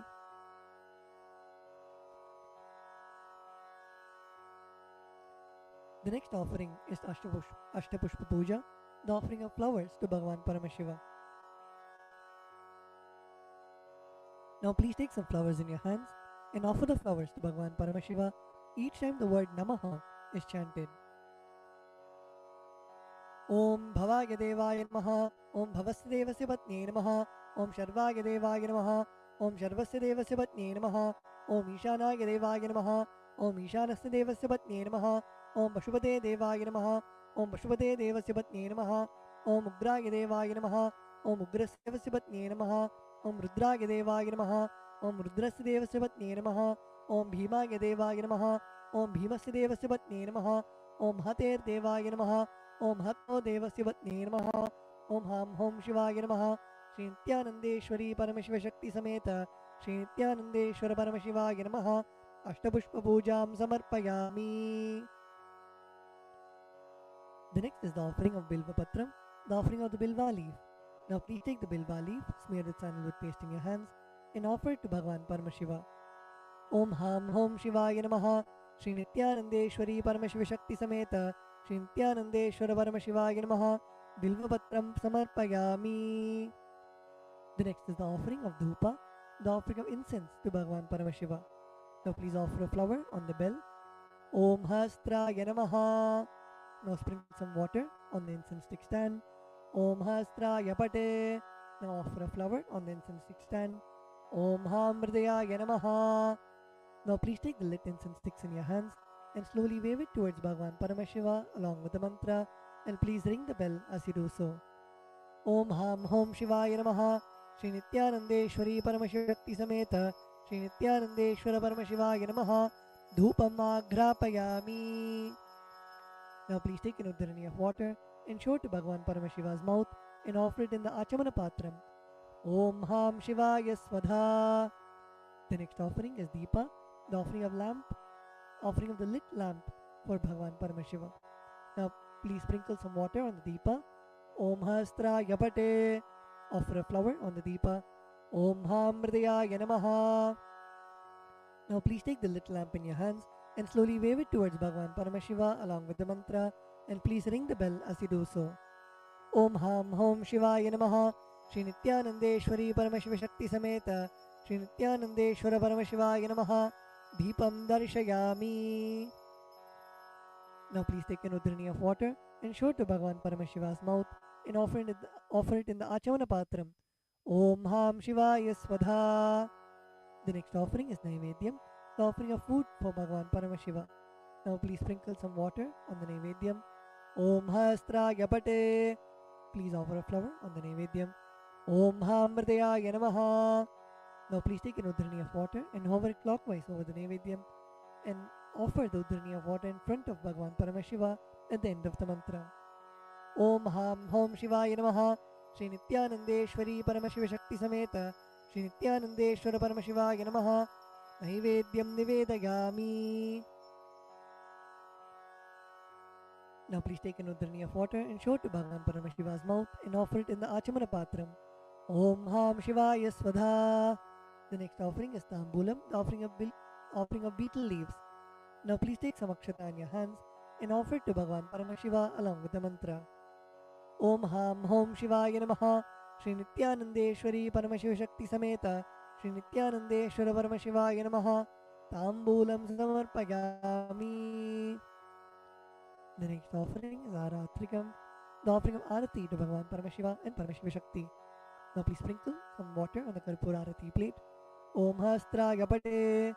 Please offer a flower on the Karpura Arati plate. Om Hamridaya Namaha. Now please take the Karpura Arati in your hands and slowly wave it towards Bhagavan Paramashiva along with the mantra, and please ring the bell as you do so. Om Ham Hom Shivaya Namaha. Shri Nityanandeshwari Paramashiva Shakti Sameta Shri Nityanandeshwara Paramashivaya Namaha.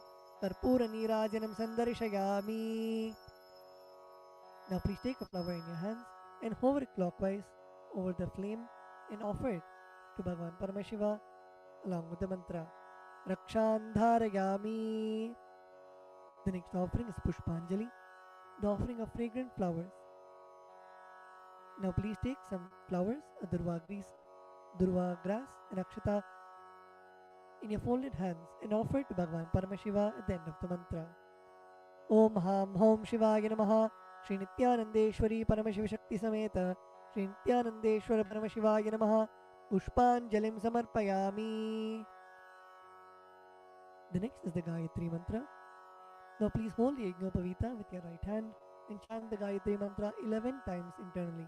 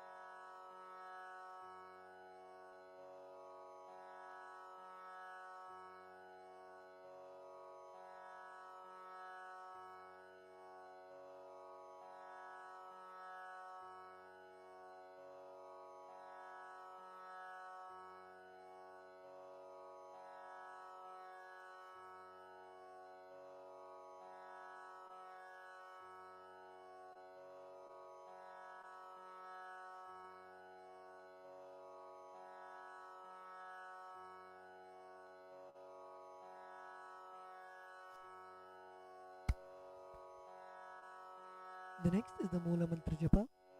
Please close your eyes and chant the Shiva Mula Mantra 11 times internally.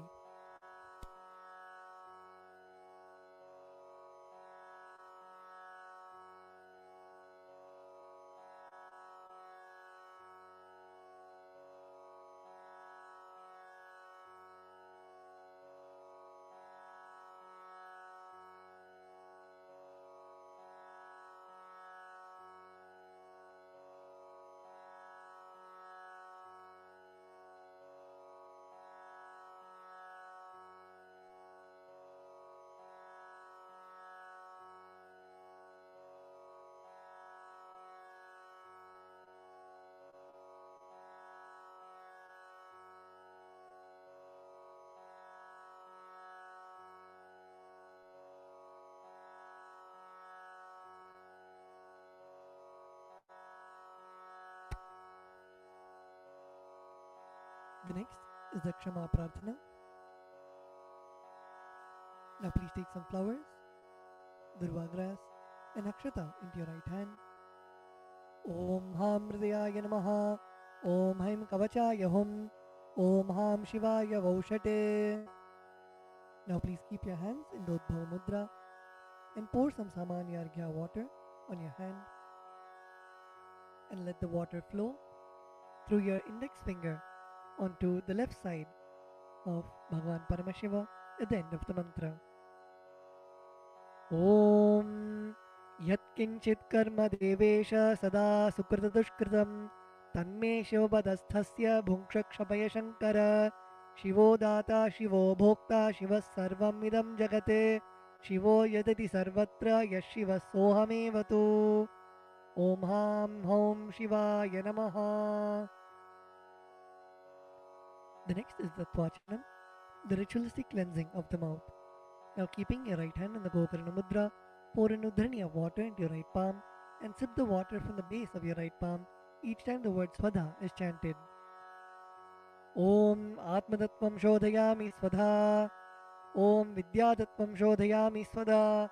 Om Shivadattvam Shodhayami Swadha. Now with the base of your right hand thumb, wipe your lips twice from the right to the left. Om Ham Hridayaya Namaha. Wash your hands. With the tips of your right hand index, middle and ring fingers, touch above the upper lip and below the lower lip. Wash your hands. With the tips of your right hand index finger and thumb joined together, touch your right nostril and left nostril. With the tips of your ring finger and thumb joined together, touch your right eye, right ear and left ear. Wash your hands with an udhrani of water. With the tips of your little finger and thumb joined together, touch your navel center, right chest and left chest. With all 5 fingers joined together, touch the top of your head, right shoulder, left shoulder and the heart center. Wash your hands with an udhrani of water. Let us now offer our gratitude at the lotus feet of our beloved Swamiji and end with the Purna Mantra. Om Purnamadav Purnamidam Purnat Purnamudachyate Purnasya Purnamataya Purnamevavashishyate. Om Shanti Shanti Shantihi. Harihi Om Tat Sat. Sarvam Bhagavat Shri Nityananda Paramashiva Padukarpanamastu. Om Nityanandam.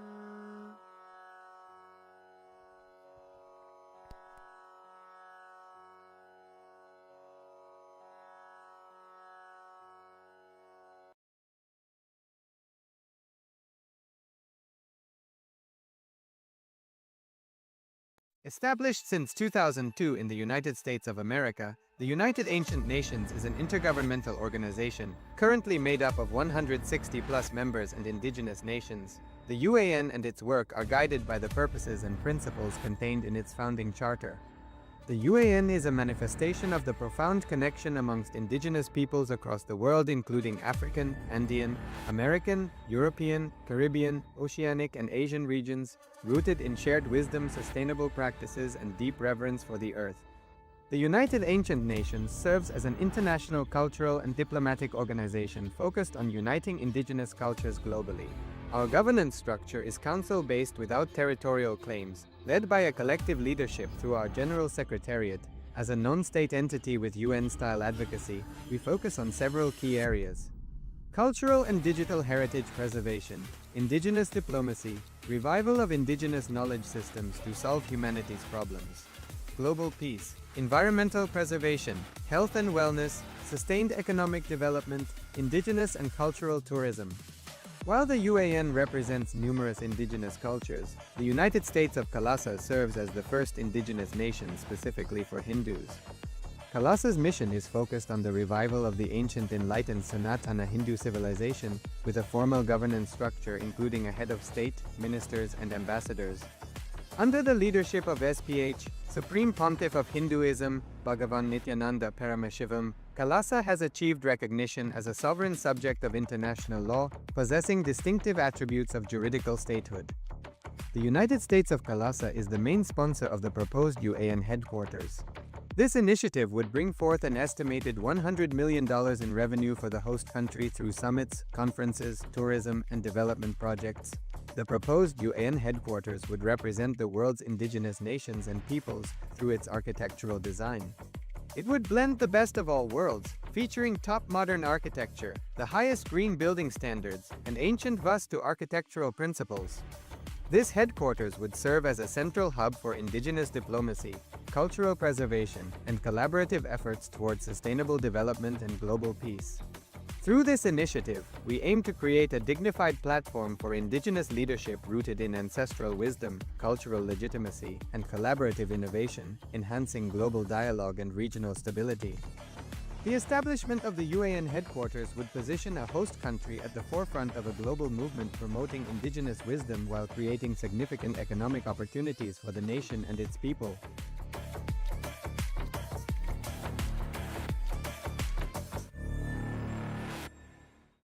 Established since 2002 in the United States of America, the United Ancient Nations is an intergovernmental organization currently made up of 160+ members and indigenous nations. The UAN and its work are guided by the purposes and principles contained in its founding charter. The UAN is a manifestation of the profound connection amongst indigenous peoples across the world, including African, Andean, American, European, Caribbean, Oceanic, and Asian regions, rooted in shared wisdom, sustainable practices, and deep reverence for the earth. The United Ancient Nations serves as an international cultural and diplomatic organization focused on uniting indigenous cultures globally.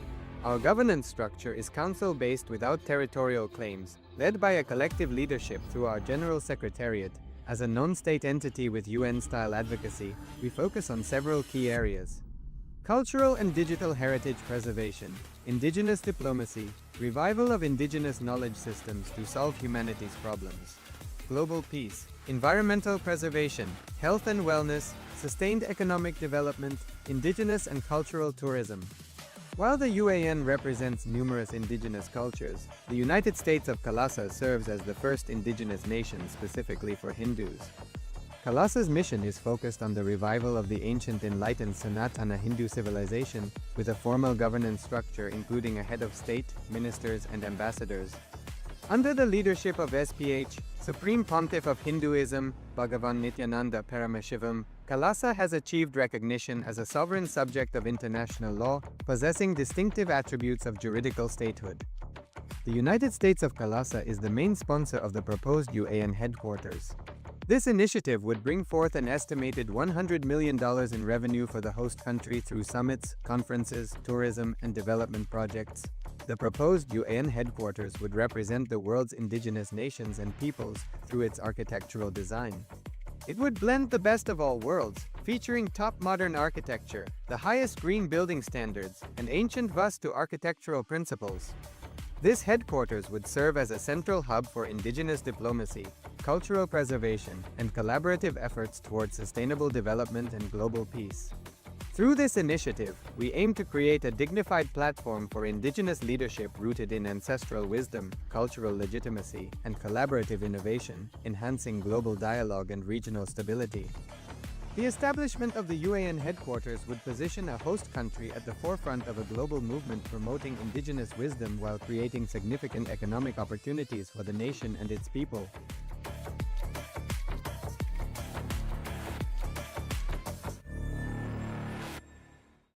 Established since 2002 in the United States of America, the United Ancient Nations is an intergovernmental organization, currently made up of 160+ members and indigenous nations. The UAN and its work are guided by the purposes and principles contained in its founding charter. The UAN is a manifestation of the profound connection amongst indigenous peoples across the world, including African, Andean, American, European, Caribbean, Oceanic, and Asian regions, rooted in shared wisdom, sustainable practices, and deep reverence for the earth. The United Ancient Nations serves as an international cultural and diplomatic organization focused on uniting indigenous cultures globally. Our governance structure is council-based without territorial claims, led by a collective leadership through our General Secretariat. As a non-state entity with UN-style advocacy, we focus on several key areas: cultural and digital heritage preservation, indigenous diplomacy, revival of indigenous knowledge systems to solve humanity's problems, global peace, environmental preservation, health and wellness, sustained economic development, indigenous and cultural tourism. While the UAN represents numerous indigenous cultures, the United States of Kailasa serves as the first indigenous nation specifically for Hindus. Kailasa's mission is focused on the revival of the ancient enlightened Sanatana Hindu civilization, with a formal governance structure including a head of state, ministers, and ambassadors. Under the leadership of SPH, Supreme Pontiff of Hinduism, Bhagavan Paramashivoham, Kailasa has achieved recognition as a sovereign subject of international law, possessing distinctive attributes of juridical statehood. The United States of Kailasa is the main sponsor of the proposed UAN headquarters. This initiative would bring forth an estimated $100 million in revenue for the host country through summits, conferences, tourism, and development projects. The proposed UAN headquarters would represent the world's indigenous nations and peoples through its architectural design. It would blend the best of all worlds, featuring top modern architecture, the highest green building standards, and ancient Vastu architectural principles. This headquarters would serve as a central hub for indigenous diplomacy, cultural preservation, and collaborative efforts towards sustainable development and global peace. Through this initiative, we aim to create a dignified platform for indigenous leadership rooted in ancestral wisdom, cultural legitimacy, and collaborative innovation, enhancing global dialogue and regional stability. The establishment of the UAN headquarters would position a host country at the forefront of a global movement promoting indigenous wisdom while creating significant economic opportunities for the nation and its people.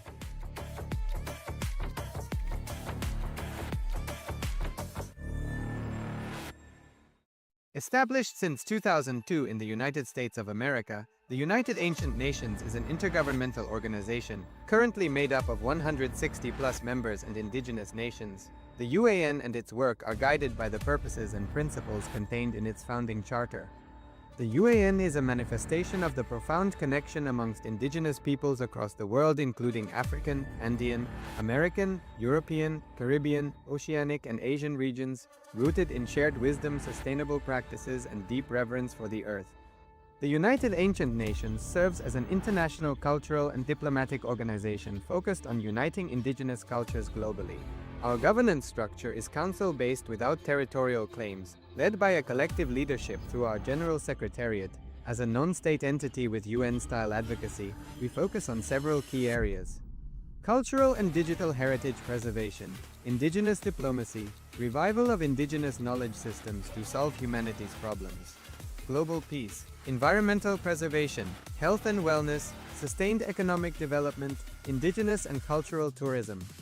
While the UAN represents numerous indigenous cultures, the United States of Kailasa serves as the first indigenous nation specifically for Hindus. Kailasa's mission is focused on the revival of the ancient enlightened Sanatana Hindu civilization, with a formal governance structure including a head of state, ministers, and ambassadors. Under the leadership of SPH, Supreme Pontiff of Hinduism, Bhagavan Paramashivoham, Kailasa has achieved recognition as a sovereign subject of international law, possessing distinctive attributes of juridical statehood. The United States of Kailasa is the main sponsor of the proposed UAN headquarters. This initiative would bring forth an estimated $100 million in revenue for the host country through summits, conferences, tourism, and development projects. The proposed UAN headquarters would represent the world's indigenous nations and peoples through its architectural design. It would blend the best of all worlds, featuring top modern architecture, the highest green building standards, and ancient Vastu architectural principles. This headquarters would serve as a central hub for indigenous diplomacy, cultural preservation, and collaborative efforts towards sustainable development and global peace. Through this initiative, we aim to create a dignified platform for indigenous leadership rooted in ancestral wisdom, cultural legitimacy, and collaborative innovation, enhancing global dialogue and regional stability. The establishment of the UAN headquarters would position a host country at the forefront of a global movement promoting indigenous wisdom while creating significant economic opportunities for the nation and its people.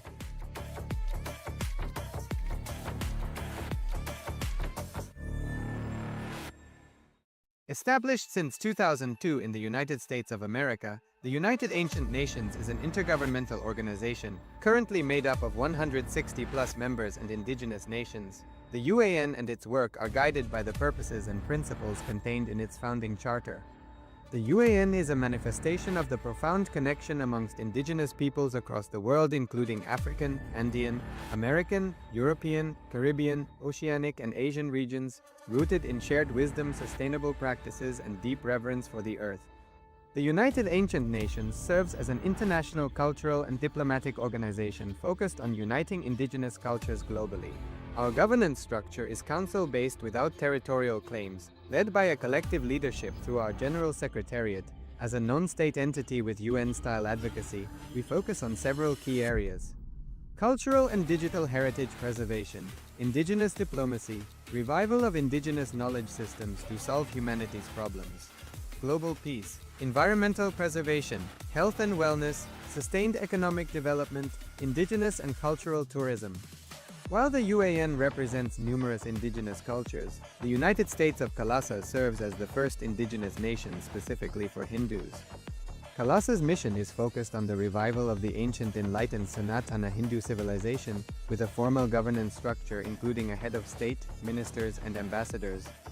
Under the leadership of SPH, Supreme Pontiff of Hinduism, Bhagavan Nityananda Paramashivoham, Kalasa has achieved recognition as a sovereign subject of international law, possessing distinctive attributes of juridical statehood. The United States of Kalasa is the main sponsor of the proposed UAN headquarters. This initiative would bring forth an estimated $100 million in revenue for the host country through summits, conferences, tourism, and development projects. The proposed UAN headquarters would represent the world's indigenous nations and peoples through its architectural design. It would blend the best of all worlds, featuring top modern architecture, the highest green building standards, and ancient Vastu architectural principles. This headquarters would serve as a central hub for indigenous diplomacy, cultural preservation, and collaborative efforts towards sustainable development and global peace. Through this initiative, we aim to create a dignified platform for indigenous leadership rooted in ancestral wisdom, cultural legitimacy, and collaborative innovation, enhancing global dialogue and regional stability. The establishment of the UAN headquarters would position a host country at the forefront of a global movement promoting indigenous wisdom while creating significant economic opportunities for the nation and its people.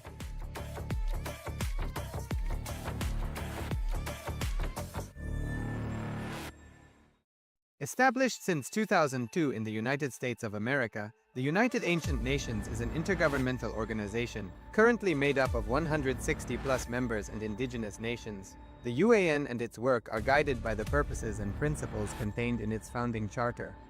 The UAN is a manifestation of the profound connection amongst indigenous peoples across the world, including African, Andean, American, European, Caribbean, Oceanic, and Asian regions, rooted in shared wisdom, sustainable practices, and deep reverence for the earth. The United Ancient Nations serves as an international cultural and diplomatic organization focused on uniting indigenous cultures globally. Our governance structure is council-based without territorial claims, led by a collective leadership through our General Secretariat. As a non-state entity with UN-style advocacy, we focus on several key areas: cultural and digital heritage preservation, indigenous diplomacy, revival of indigenous knowledge systems to solve humanity's problems, global peace, environmental preservation, health and wellness, sustained economic development, indigenous and cultural tourism. While the UAN represents numerous indigenous cultures, the United States of Kalasa serves as the first indigenous nation specifically for Hindus. Kalasa's mission is focused on the revival of the ancient enlightened Sanatana Hindu civilization with a formal governance structure including a head of state, ministers, and ambassadors.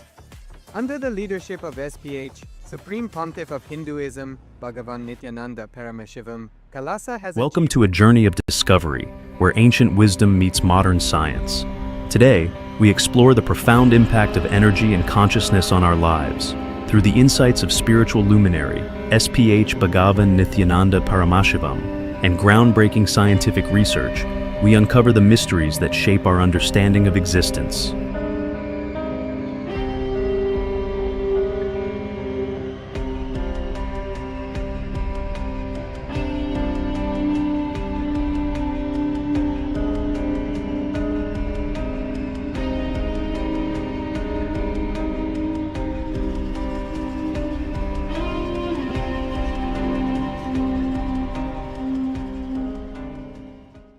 A simple thing you can try by yourself.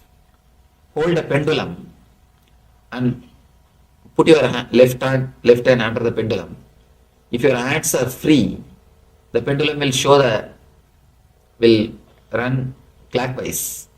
If you just tense your hand, you will see the pendulum will go anti-clockwise. You may think it's a psychological effect. You hold the pendulum and close your eyes, let somebody else put their hand. If their hands are relaxed, you will see the pendulum will show clockwise. If their hands are tensed, you can do it by yourself and see. The pendulum will show anti-clockwise. Thoughts play a major role on the matter. Before the Einstein, matter and energy, they two are considered separate things. But once Einstein has declared that whatever exists is energy, the gap between the thought and the energy has disappeared. So the gap between the mind and the body has disappeared. Here are some of the brain scans I'm going to share with you. This is alert, non-meditative state. If you look at, let me see, there are like point. Okay, if you look at the top, it's not very active, not very red and yellow. You know, yellow and red being the most active front. It's not alert in the back where he was seeing visual cortex, he was alert. So as I was talking, where you see that is active in the back. That's the front, that's left, and that's right. Next. Okay, this is the first one, okay? The second one is 30 minutes into 30 minutes meditation. Look at the frontal lobes, how they light it up. They light it up big time. It's almost like it's got extra, so much energy going in there. It's a very clear-cut indication. From the previous picture, I'll show you again, previous picture. See how it is? And how the next one is. Okay. Can you see that? That's in the 30 minutes of deep meditation. Next, 60 minutes of deep meditation. See how one side quietens down and the other side remains very active. 60 minutes of deep meditation. There is something else happening right here in the middle. Right in the middle. Right here, in the frontal area. In the middle, it's called mesial frontal area. And here is a deep, deep level of meditation where it lights up significantly right here. Right in the middle. Probably an inch and a half, 2 inches deeper. It's called mesial frontal area where both front lobes come and join together like that. Right. What's interesting was Swami was inside, and that's the last part of that one.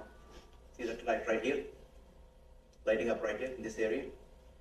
So what's interesting was I've never seen that before in my life. So the other parts I've seen may not be to the extent that Swamiji showed. But this is something interesting.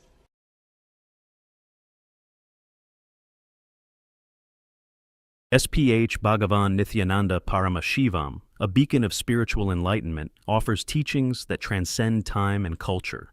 Join us as we dive into his enlightening discourse, recorded in Oklahoma, USA on May 2nd, 2007. Here, he addresses the essence of living in the present moment and unlocking the vibrancy of the soul. Whatever exists is energy. But in our life, the more the time passes, the more the day passes, we only become less energetic. Here, one side, all the great mystics, they claim the more you get old, you are supposed to become more energetic. That is why the East, we always worship the elderly people. We turn towards them for guidance, advice, and for everything. Youth is not worship. Only old, the elderly people are worshipped there. We turn towards to them. We turn and we look from them. We look to hear from them. When Rishi culture again and again says, whatever exists is energy, why are we not able to experience it? Where we are missing? There is a missing link. The missing link is you are caught with the past and the future, which is not existence, which is not reality, which is only imaginary level. Whether it is your past or the future, it's only imaginary level. What you perceive as the past or the future is not the reality. You are not perceiving the reality. Whatever you remember about as your past, whatever you remember as your past is only your remembrance. Please be very clear, it is not your past. It was not your past. We always remember, my childhood days are golden days. My college days are heaven. When I was in India, it was such a wonderful thing. But be honest, when you really lived that time, when you lived, was it great? No. When you lived, it was not. Now, your mind again and again projects, reminds you, it was great. Whatever you remember about your past is only your remembrance, your perception, not the reality. And the same way, whatever you remember about the future, all your worries, all your insecurity problem, all your fears, everything is only going to be your perception. It's not going to be a real future. I've seen people continuously worrying. See, in the beginning, if you have some reason to worry, you worry. After some time, you worry the master. You master the art of worrying. You don't need some reason. You don't need some special reason. You can just create some reason. And after that some time, even if you don't find any reason, you simply start worrying. You are just habituated for that. You are just living with worries. Nothing else. It is just a mental habit. Actually, I did a small research with a group of people. I collected some 50 people, told them to write whatever worries they have about their next 6 months. About the next 6 months, whatever fears, insecurity problem, worries you have, please pen it down. Actually, even according to psychologists, you can't visualize more than 6 months of your life. You may try. You may try to make a calendar for 1 year. You may try to visualize about after 4-5 years and all. They say the data which you have, with that you can process only next 6 months of your life. And now they say it is coming down because the changes are happening so much of changes in all the level, socially, politically, economically, in all the levels, so much of changes are happening. They say that is even coming down. 6 months is the time maximum you can visualize about the future. So I told them, whatever fears and insecurities you have, please pen it down. They penned it. And then, after 6 months, again we all met. And I collected those papers when they penned it down. After 6 months, all of us again met. I distributed that paper and asked them to tick how many of your worries have become reality. How many of your worries have become reality? You will be shocked to see the result. Hardly 3%. Actually only 3%. If there are 100 worries written by each person, only 3% is the maximum. I am telling about the maximum. Only 3%. Then can you imagine how much of mental energy is getting wasted? How much of your visualization capacity is getting wasted? How much of your power to create is getting wasted? The more you worry, the less you create. The more you are stressed, the less you are expressing. All your concept about future is only your concept. It is not going to be your future. Please be very clear. Feel relieved. You are not going to have the future which you are thinking. If at all God blesses you to have the future which you are thinking, you will be damaging yourself more than what you think. You will be damaging yourself very badly. You can be relieved. You will not have the future of what you are visualizing. Whatever you visualize, even if you visualize your future with all possible goodness, your visualization capacity itself is not enough to visualize all the dimensions of your future. So whether it is your perceptions about past or your ideas about the future, it is just your ideas. It is not the reality of what is. The reality is only the present moment, or the moments which you are having in your hand. The moment you relax into the present moment, the moment you relax into this moment, simply you will see your body and mind will have a new energy. I tell you, just for a few minutes, do this as an exercise. Just for a few minutes, close your doors and sit relaxed way and say, I accept my life as it is. My life, my comforts, my relationships, my body, my mind, I accept everything as it is now. Let me accept myself and the whole thing as it is now and come to the present moment. The moment you take a clear sankalpa, sankalpa means a conscious decision. The moment you take a conscious decision, very clearly come down to this present moment and start relaxing, you will be surprised, you can say you will be shocked to see the energy which happens to your being. Actually, only then you touch your inner being. Only then you touch your inner being, the source of your energy. As long as you are bothering about the future or thinking about the past, you will be away from the source of energy. The source of energy is always the present moment.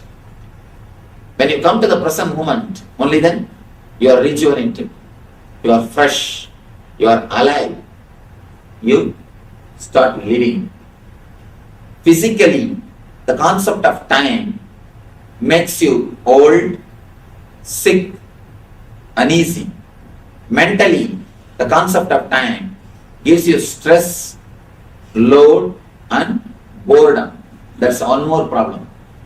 Boredom is one of the important problem because of the concept of time. If you are caught in the past, you are just a stone, a rock which can't be moved, dead, no energy. If you are caught in the future, if you are caught in the past, dead rock. If you are caught in the present, if you are centered in the present, you will be a flowing river, water. You will be just a flowing river. You will be just a flowing energy. Whoever is in the present moment, just swallowing the future and making it as a past consciously, will be overflowing, bubbling with energy.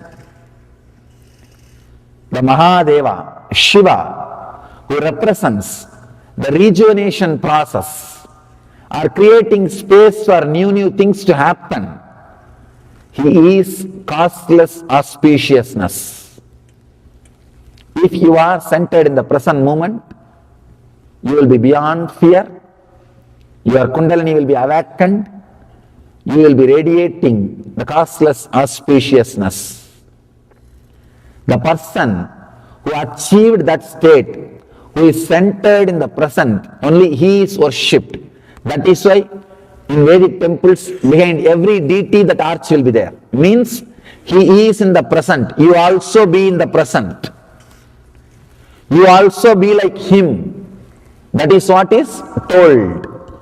Symbolically, that is what is told to you. Be like him. Be in the causeless auspiciousness. Be a rejuvenator. In your mind you can see. You can decide whether you want to be a creator, means stuck in the past, Brahma. Whether you want to be in the past, means constantly brooding about the past, thinking that in that way things could have happened, this way it should have happened, I think I should have decided that, I think I should have done that, I think I should have done this. After a few years of marriage, always you think, I think. So getting married is like going to a restaurant and ordering what you want. After a few minutes, when you see what your friends are having, thinking that you should have ordered what they are having. It's the same thing. Always you feel, when you see what others are having, you feel, I should have ordered that. Constantly brooding over about the past or constantly thinking about the future. Both are not going to make you rich or energetic. If you just stay in the present, so much of energy, you can see very clearly how you are just swallowing the future and making it as a past. You are just there. Through you, the past moves and the future moves and becomes past. And you are there like a hollow bamboo, untouched by time. When you are in the present moment, letting future pass through you and becoming past, untouched by time, you are Kala Gala, Lord of death, beyond death. You can't die. You conquer death. Conquering death, a simple technique. Just be in the present, allow the time to flow through you. Allow the time to penetrate you. Allow the time to do its own activity through you. Do not bother. When the future comes inside you, don't be greedy, just don't catch it. Let it pass through you. Let it become past. Let it have its own course. Just be in the present.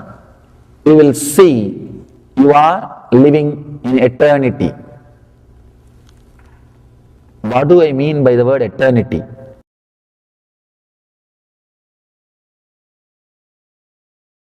As we conclude our exploration, we invite you to reflect on the integration of energy and consciousness in your life. Whether through science or spirituality, may this journey inspire you to unlock your potential and embrace the infinite possibilities of the present moment. Understand, let me share one of my experience, then you will be able to understand respect for whatever exists. After enlightenment, once one ashramite was working on a laptop. Suddenly it stopped working. And this guy brought to the other enlightened disciple for repairing. This enlightened guy, he said, he just touched. As usual, whenever things come to me, I touch and bless. It will become all right. Same way he put the hand. And understand, looks very funny. You put the hand and said it will start working, and it started working. Not, you can say this is a coincidence. Okay, forget about it. This may be coincident. Not just that, even the trees which are practically dead, no leaf. He said that, Swamiji, I repeated your name and put the hand on the tree, and it came to life. Actually, I got the interest to study exactly what happens. I told him to heal some inanimate objects like a machine, TV, or the tape recorder, that kind of things.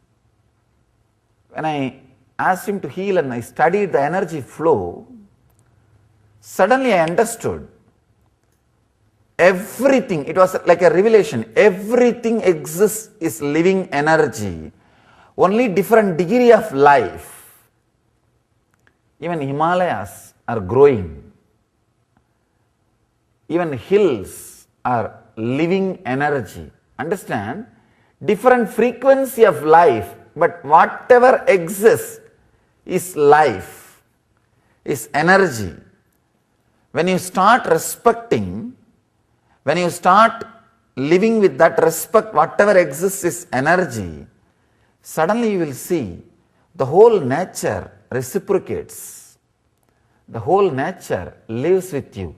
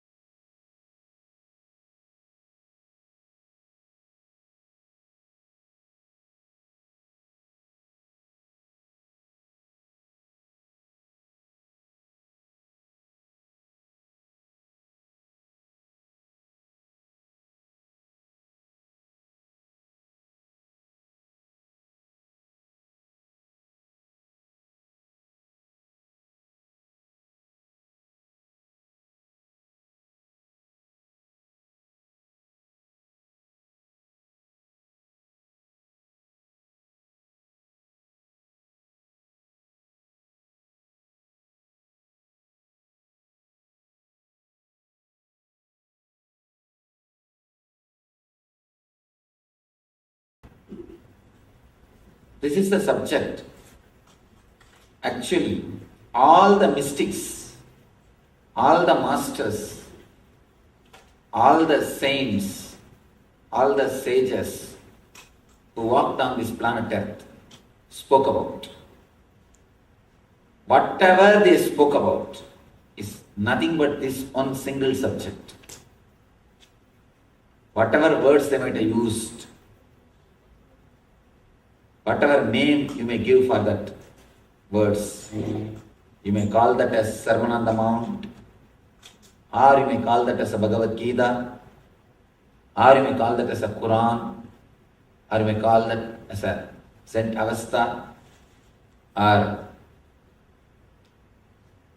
Guru Granth Sahib, whatever name you may call,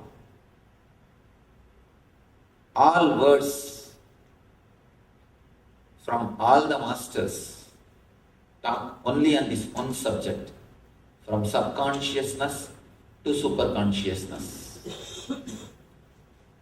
Not only religious masters, anybody who shared their wisdom, anybody who is intelligent, anybody who speaks some word about spirituality, leave out spirituality, anybody who gives a little bit of intelligence to anybody, they touch only this one subject, subconsciousness to superconsciousness.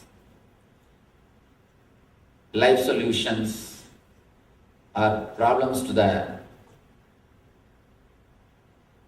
whatever the solutions to the problems which you are facing in the life. Anything related to intelligence is directly connected to this topic, from subconsciousness to superconsciousness. Whenever your activities, your thoughts, your mental setup are subconscious, you directly go towards suffering. You travel towards mithya, means which is ephemeral. The moment your words or your deeds are with consciousness, you simply travel towards superconsciousness, nitya, the eternal or eternity. All our growth, if at all you consider that somebody is growing, it can be only in this direction, from subconsciousness to superconsciousness. If you are moving from subconsciousness to superconsciousness, only then you are growing. Otherwise, we are only getting aged, getting old. Getting old is not growing. Anubhava is not anubhudi. In Sanskrit we have two words, anubhava and anubhudi. Anubhava means just getting old. Anubhudi means learning from the experiences. Anubhava is getting experiences. Anubhudi means learning from that experiences. A simple example.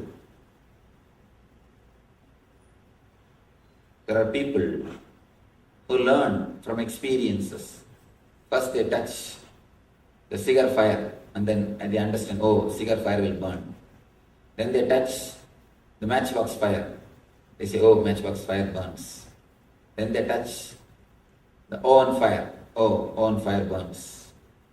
They touch one by one all fires. By the time they come to the conclusion, all fire burns, they will be old, their body will be ready to be burnt. This is anubhava. You learn from experiences, but we don't have enough time to learn from experiences. We don't have enough time to commit all the mistakes and learn. It's an old saying, learn from your mistakes. I say, learn from others' mistakes. You don't have enough time to do all the mistakes and learn. Anubhava, is the path of subconsciousness. Next, another beautiful word, anubhuti, means learning straight away from one mistake. It's like when you touch one fire and it burns, immediately you realize all fire will burn. Coming to a clear understanding and conclusion, all fire will burn. Anubhuti is what I call superconscious state. Anubhuti is what I call a pure consciousness. Almost all the religions, all the rituals, all the techniques, all meditations are created only to drive man from subconsciousness to superconsciousness. Whatever you do, whether praying in the church or doing puja in temple or doing namaz in the mosque or any other ritual, any other religious ritual is designed originally to lead man from subconsciousness to superconsciousness. But the problem is, when you don't know the science, only you do the act. When you do the act without knowing the science, again you make that as a ritual. Subconscious process. Anything done with the knowledge, with the wisdom, with the science of that whole action, whole activity, it becomes meditation. When the science is lost, only the activity remains, it becomes ritual. It becomes ritual. When the juice of wisdom is not there in the activity, it becomes just a ritual. They say a beautiful word, religious nuts and spiritual fruit. If the juice of wisdom is not there, you become a religious nut. When the juice of wisdom is added, a religious nut becomes a spiritual fruit. So, any ritual, any technique starts only as a technique to transform you from subconsciousness to superconsciousness. But when you don't know the science, why should it happen? What way it helps me? What way it is going to add more energy to my life, more clarity to my life, more intelligence to my life? When we don't know that, naturally, again we make the whole thing into subconscious process. If you know, even just sitting can become a superconscious technique. Even just sitting or simply inhaling and exhaling is more than enough to reach the superconscious state. With the intelligence and the right understanding, even a simple thing like inhaling and exhaling can put you into superconscious state. That is what is all about vipassana. Vipassana is one of the wonderful meditation techniques.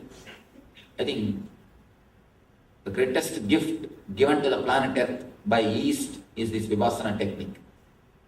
This vipassana technique is the greatest gift to the planet Earth from the East. Buddha's great contribution. According to me, thousands and thousands of people have become enlightened just because of this one single technique. This technique is all about inhaling and exhaling consciously, that's all. When you know the science, if you are conscious, even simple inhaling and exhaling can lead you to superconsciousness. When you are not aware, when you don't know the science, even the great rituals, big rituals can lead you to subconsciousness. Now I'll try to explain the science. What is subconscious and what is superconsciousness? How we receive the information from the world and how process of cognition happens in our system and how it becomes subconscious, how it can be transformed into superconsciousness. I'll explain based on Patanjali, a great master who happened in India. Based on his theory, I'll try to explain, then we'll analyze that theory with question answer, and that will help to internalize. Actually, a simple theory will not help much. When you analyze it with question answers, with a discussion, then it can be internalized in your system. So I'll try to propose that simple theory. You see, here is a small diagram. I'll try to explain how we receive the information from the outer world, how the process goes on in our being.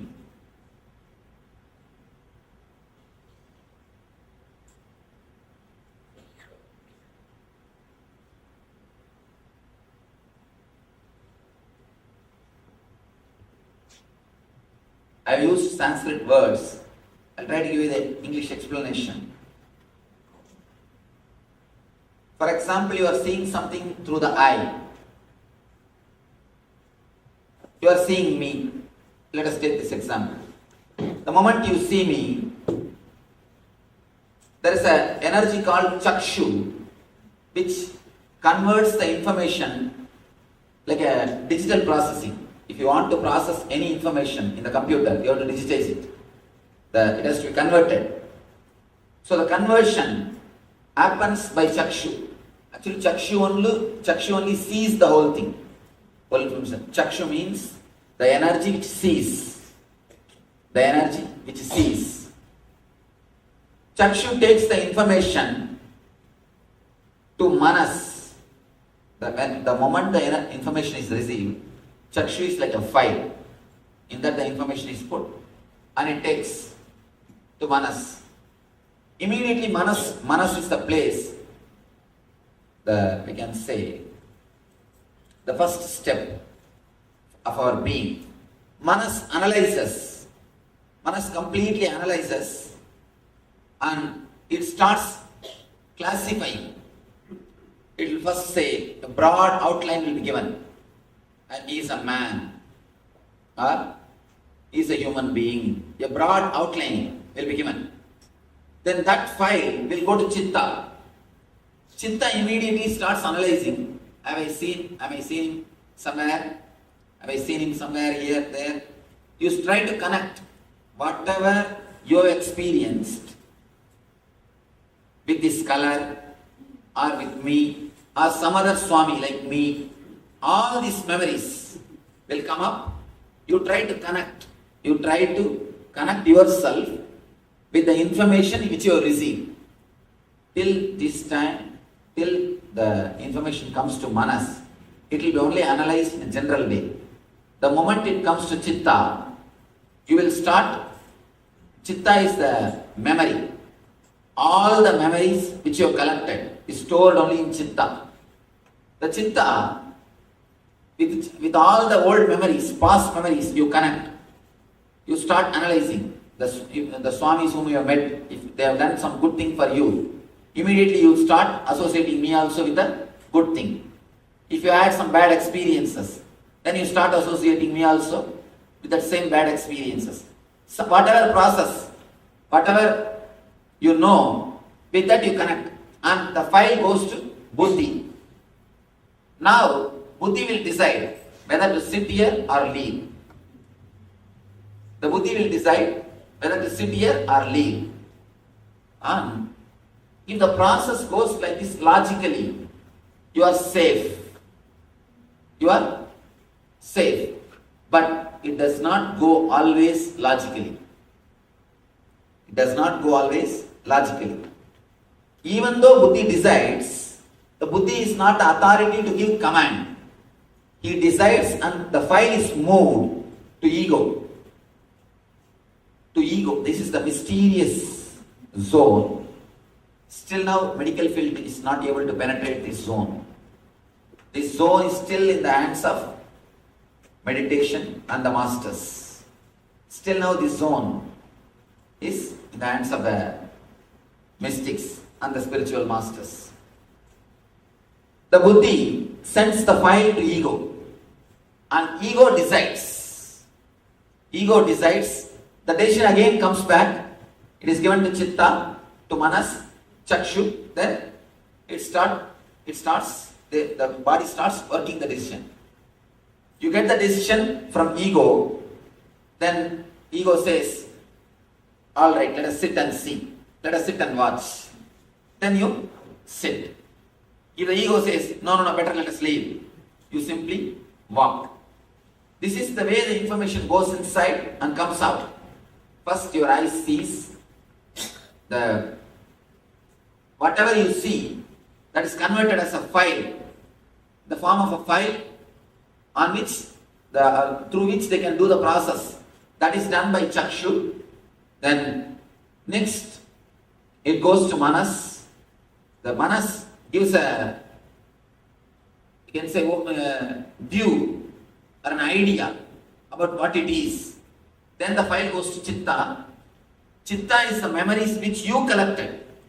See, in manas, you are no way associated. But in chitta, your memories are associated. Manas gives only from the collection. Manas never says right or wrong or anything. It just gives an overall view. Here is a human being with this cloth, with the turban. Just the idea is given to you. Then the chitta only starts analyzing. Oh, he is Swami. Already I have seen so many Swamis. These are my experiences. I think then what to do. Then that file goes to buddhi. Buddhi only decides. But the problem is buddhi doesn't have authority to give command. So the command can be given only by ego. For one shana, the whole file takes a quantum leap. From the ego, command comes. Your body executes that command. If whole thing happens logically, see, I said that now a small example of seeing me. Seeing me, you see, and then the information is digitized and is brought to manas. Manas gives a broad view about he is a human being standing here. All these ideas are given. And then it is brought to chitta. Chitta says, oh, I have seen so many Swamis. Better, now let us go back and do our work. Then immediately your buddhi decides. The file goes to the buddhi. Buddhi says, I have seen so many Swamis. Let us go. Then you decide to go. You leave. If this process happens, no problem. If it happens logically like this, no problem. Things go safe and your things go smooth. But sometimes, till here, one type of logic works. For example, smoking. From the level of eyes you receive the information. It comes to chakshu, it comes to manas, it comes to chitta, it comes to buddhi. The whole file, when it is processed, your buddhi says, no, smoking is not good for health. I don't want. Already I had so many bad experiences about smoking. That is the end conclusion of the buddhi. But suddenly something happens when the file moves like this.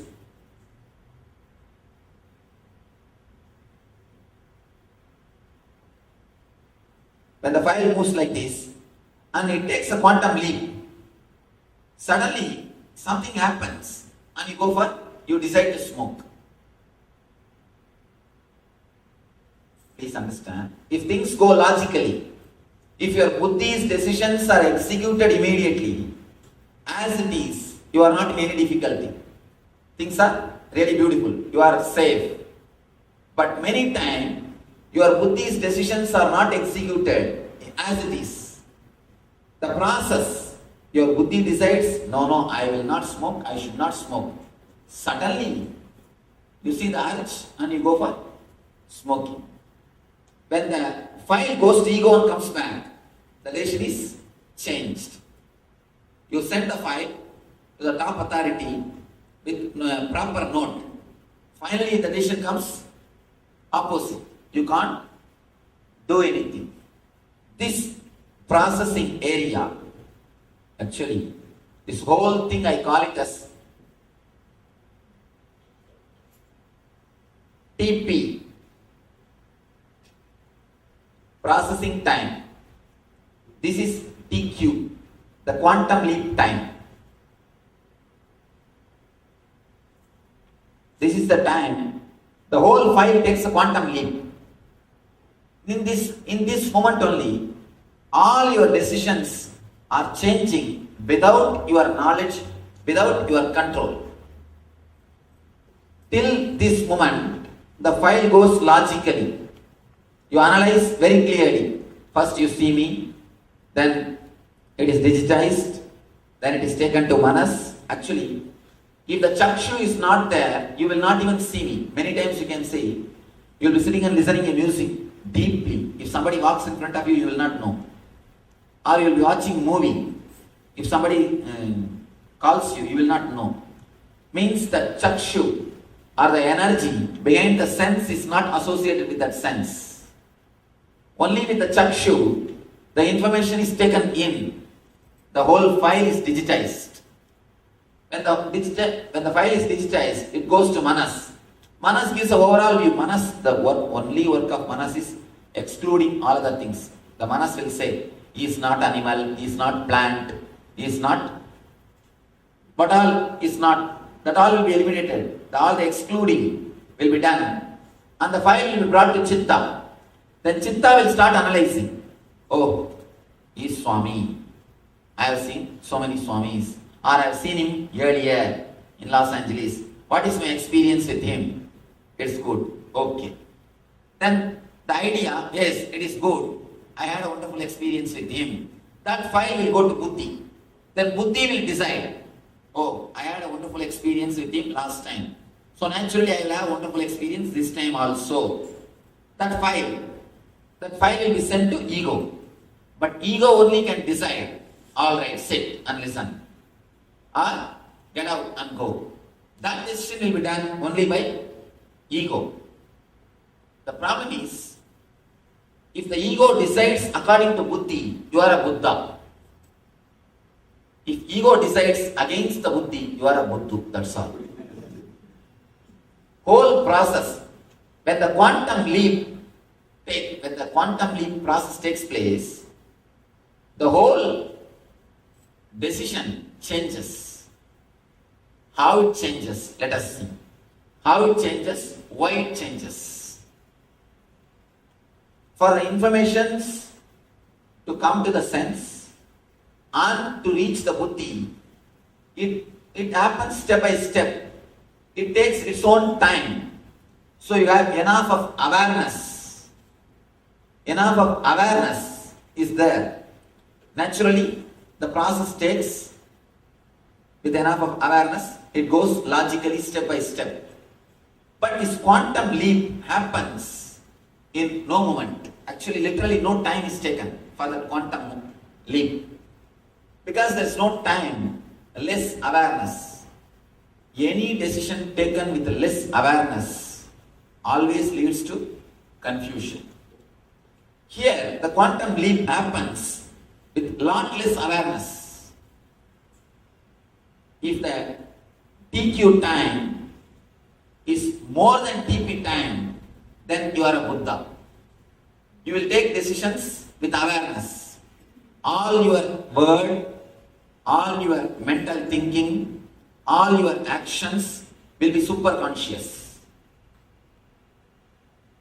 If this TQ time is less than TP time, then you are working from subconsciousness.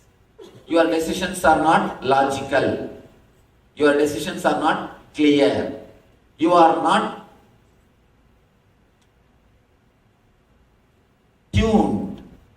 You are not integrated with your buddhi. If you are integrated with your buddhi, you are called Buddha, awakened one. All we need to do is increase the TQ time, that's all. Now I give you a small equation.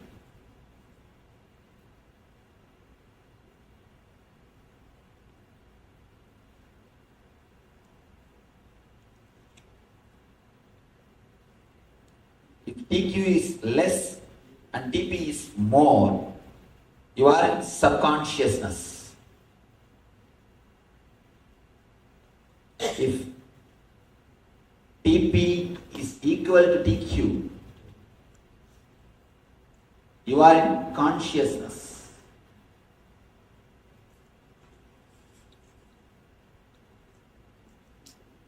If TP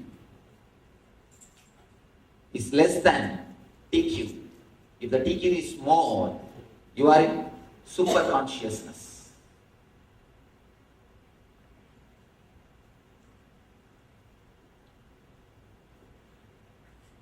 Actually, when the TQ is less, it gives you a sort of a thrill and kick. Quickly deciding. Deciding quickly gives you a sort of a thrill. You feel you are very courageous. A small story. One Dhirananda, means a courageous guy, and his friends, they all decided to go for a bullfight. Before going, they all went to a bar and started drinking. One friend told Dhirananda, why don't you also drink? Why are you sitting? Drink, it will give you a lot of courage to go ahead and drink. The fellow said, that is what I am afraid. That is why I am not going to drink. If I drink, I may have the courage. Actually, when your TQ is less, you feel you are courageous. If you continuously decide without having the TQ or without taking time, you claim yourself as a bold person. You think yourself as a great person.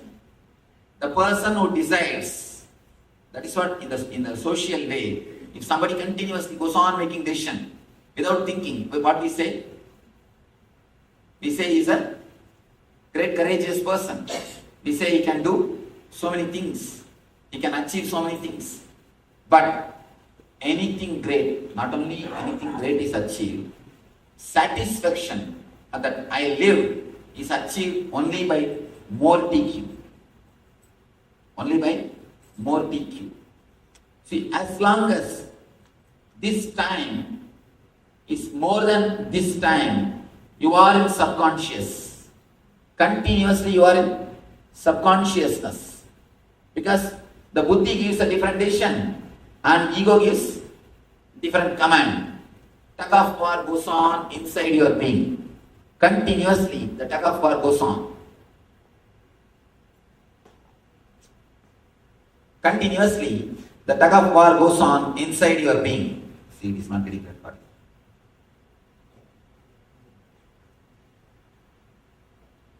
The guilt, fighting with yourself, everything happens only in this spot.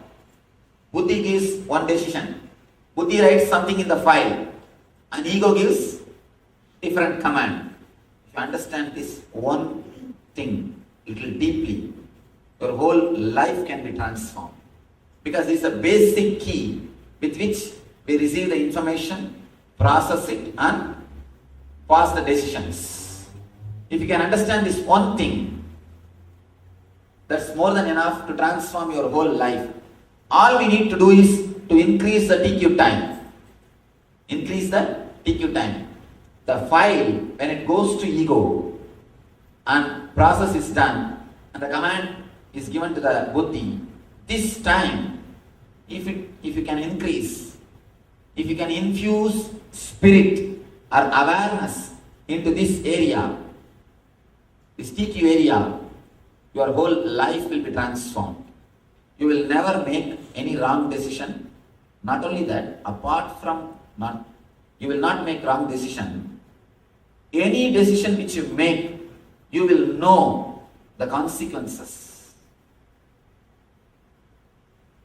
we destroy our senses, we overdo things, we exploit our body, we abuse our system when the TQ is less than TP.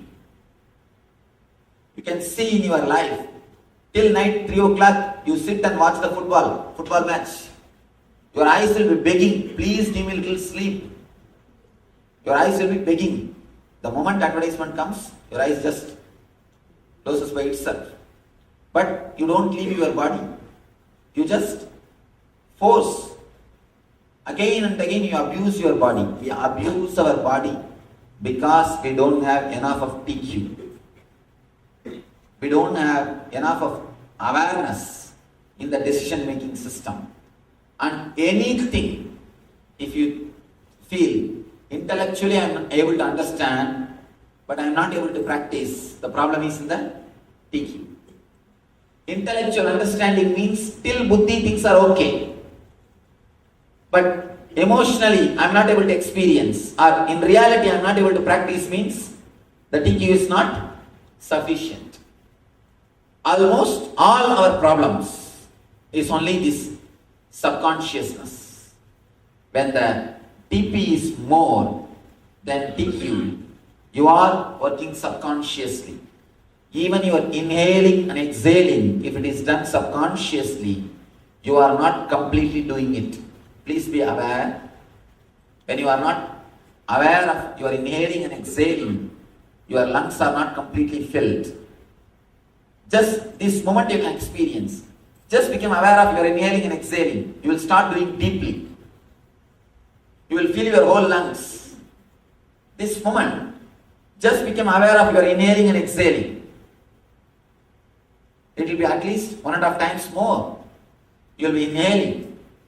The moment you infuse awareness, even your inhaling and exhaling, the quality of inhaling and exhaling transforms. The moment you bring awareness, your thinking system is under your control. Lot of times, without even our knowledge, continuously we bring negative words inside. You can see in your life, if you just analyze, if you can just sit for 20 minutes and write down whatever comes in your mind. Of course, you can't write down because the speed is too much. Do one simple experiment. Sit in front of a tape recorder and speak out whatever comes in your mind without editing. Let it be recorded for just 21 minutes and listen after that. Rewind it and listen. Then you will understand what is going on inside. Without even your awareness, without even your knowledge, continuously you are using a lot of negative terms, negative words to abuse your own self, to abuse your being. Your logic continuously attacks you. Actually, it's like you have a sword and you are continuously torturing yourself with that sword. Same way, with your own inner chattering, you will be continuously torturing yourself without even your knowledge, because the TQ is less than TP. The time which is taken for processing becomes more than the time which is taken for decision making. Decision making happens in this area. Processing happens in that area. Decision making happens in this area. It's like the boss who is supposed to decide never comes to a factory and he sits somewhere, sees the file and never even bothers about the file. Just out of his ego, he says, do this. That's the same thing happens in this area. Here is the worker, supervisor, manager, general manager, CEO. All these guys, they make decision. And finally it goes to boss. But just boss writes something else in the file and sends the file back. You can't do anything. You can only execute what the boss says. This is the same process happening inside our system. When the decision making is not done with awareness, simply you torture yourself.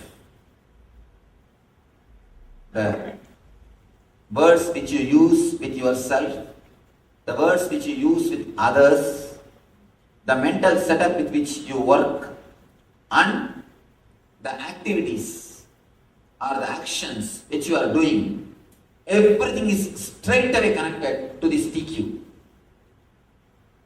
To this TQ, because this is the zone where the decisions are made.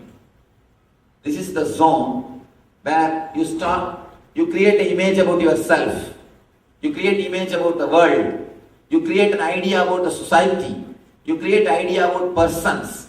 Everything is done only in this TQ zone.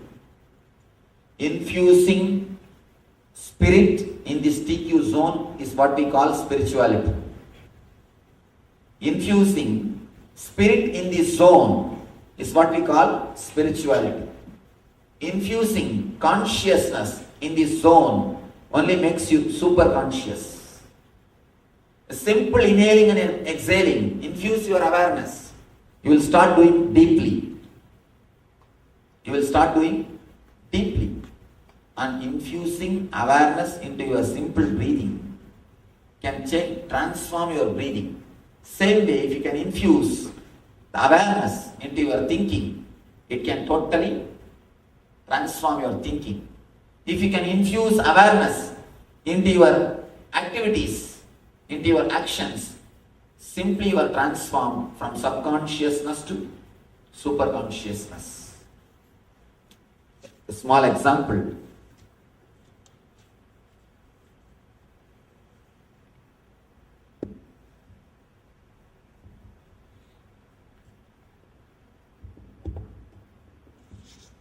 One person came to me and he asked me, Swamiji, I have a habit of smoking. I am not able to drop it. Please help me. I told him, please start smoking consciously. That's all. I didn't say drop. I just told him, please start smoking consciously. I told him, before smoking, just feel the cigarette and feel the touch. When you smoke, feel every puff. Feel it. What is happening inside your system? How you are experiencing it. How your mind reacts. What you feel. The whole thing. Be aware of it. Be conscious about the whole thing. And I don't know how you will be able to believe. Simply, the fourth day he came and he said, Swamiji, I am not able to smoke. What have you done to me? I said, I have not done anything to you. It is not my presence which has changed you. It is your presence which has changed you. For your transformation, my presence is not necessary. Your presence is enough. Your presence is more than enough for the transformation. My presence is not necessary. You see, if you understand this one statement, you will be liberated from gurus. That's the ultimate liberation. I tell you, liberation from gurus is the ultimate liberation. If you can understand this one technique, for transformation, my presence is not necessary. Your presence is enough. This one word is more than enough. Just infuse consciousness in the TQ. Just infuse consciousness in every action, in every moment. If you can infuse consciousness into every moment, you will see simply your whole life is transformed. This guy says, when I started with awareness, then I understood actually smoking is nothing but escaping, trying to escape from some thoughts, some mental thinking setup. All your addictions, analyze all your addictions, whether it is coffee or tea or smoking or drinking, everything. At a particular time, you come upon a particular mental setup, whether depression or low mood, or some mental setup you face, which you are not interested in facing. Either you feel that you don't have enough energy to face it, or you don't want to face it. Then what you do? Immediately, you drink something and escape from that mood. You just wanted to escape from that mood immediately for time being. Only then you choose drinking some tea, coffee, or alcohol, or smoking. Any addiction, anything, it is nothing but trying to escape from that mental setup for that time, for that few moments. When you can't escape consciously, you choose unconscious methods, unconscious techniques. It's like a pig felt too much of smell, the drainage. In India, open drainage system. And finally, it was not able to bear that smell. It just put his nose into that mud or slush. Same way, when you want to escape from some suffering, you just make yourself unconscious and you think you escaped. The drinking or any addiction process is just the same thing. When you are not able to escape consciously from a particular mental setup, you wanted to escape, you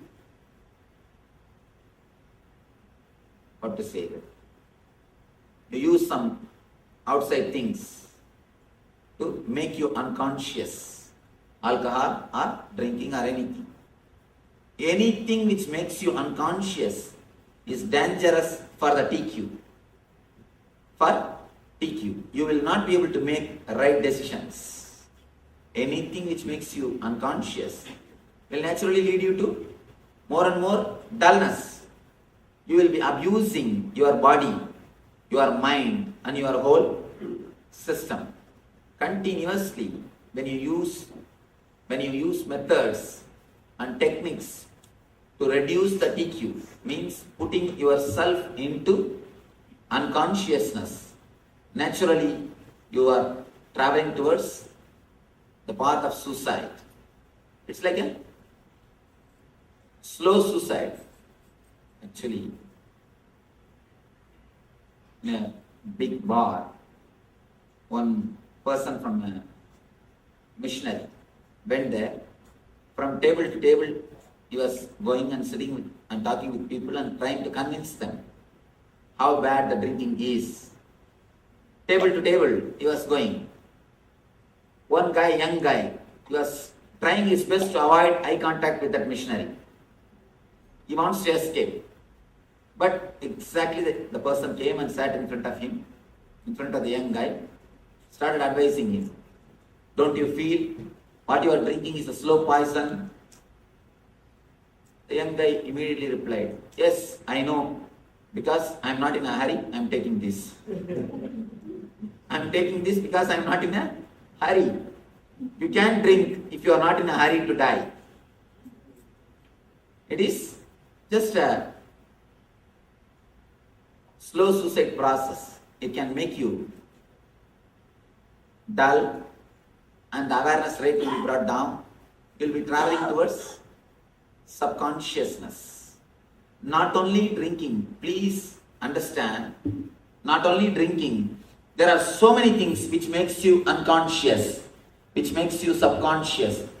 If you do something which you don't want to do from your heart, but out of desire or impulse or compulsion, if you do, again you are creating subconsciousness.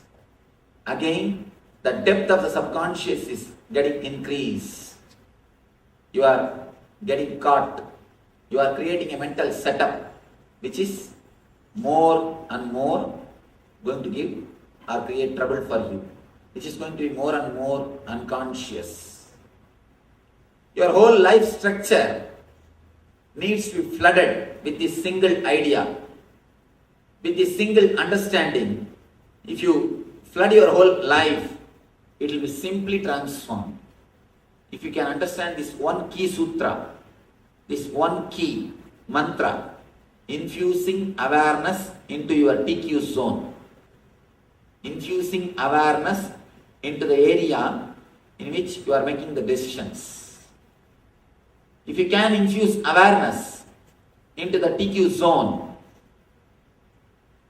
your whole life will be transformed from this moment.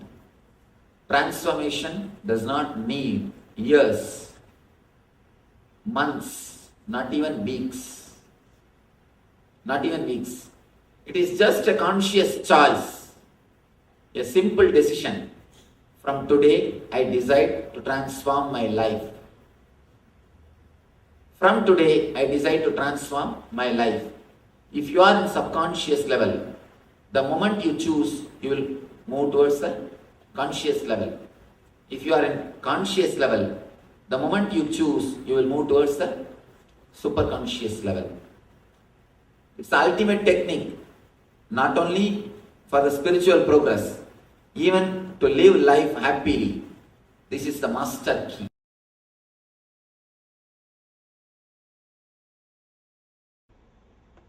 Today's subject is being such a miraculous.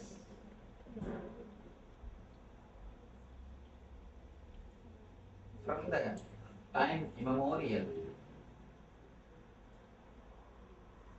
human beings are searching continuously what we call miracles, extraordinary happenings. Almost all the religions, all the spiritual groups, all the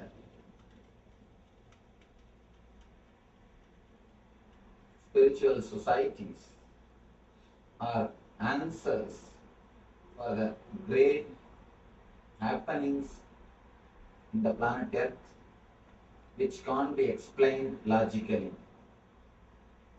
There are so many thousands of things happening which is beyond logic. Whenever anybody tries to explain the things which is beyond logic, he creates a new religion. All our search, all our seeking, all our effort to find solution, to find answer for what is happening beyond our logic, what we call miracles. All our effort to demystify the miracles created new religions, different kinds of spiritual theories, different kind of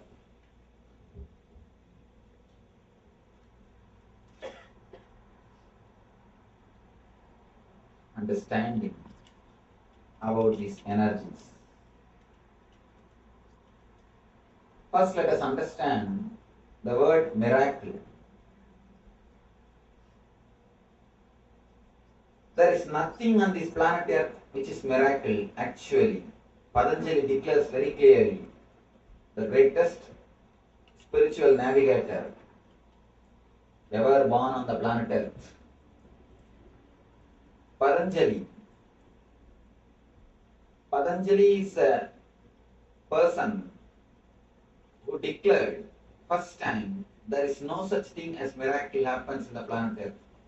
Whatever happens has got clear cause and effect. If you do not know the cause, then you think it is miracle. You think it is something extraordinary. If you know the cause, you understand its cause and effect. If you do not know the cause, you always think it is miracle. Patanjali is the great spiritual navigator master who declared everything has got cause and there is nothing called miracle. He demystified the whole science, and in a way he made the whole spirituality as a science, which is possible in everyone's life.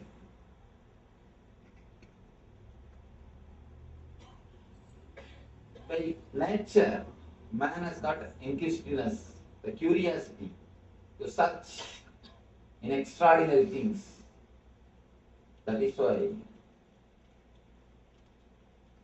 from the time immemorial, again and again, we are searching something extraordinary, something supernatural.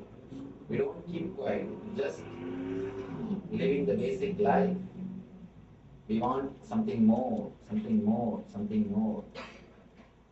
So we search what is happening, what is happening in the planet Earth, what is happening in the sky, what is happening beyond. The search for the miracles continues. Patanjali is the first rishi who declared to open all the secrets, to open all the truths. He makes it as a science. Which way, through which technique you can achieve which miraculous powers. First thing, he guides the people to achieve miracle powers. Next thing, he teaches whatever is happening is miracle. He gives a two kind of solutions for life. First, he gives the techniques to achieve all the miracles. Next, he teaches what the technique to see everything as miracle.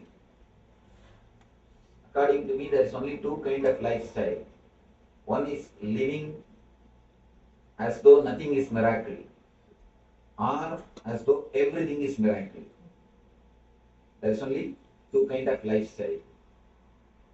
For both lifestyle, Patanjali gives methods. He illumines a new path for human beings to travel. He shows a new way, and he demystifies whatever we call as miracles.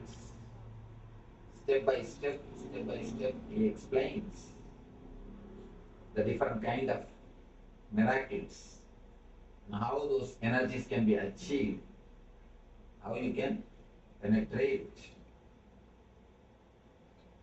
Now, I wanted to analyze one or two things.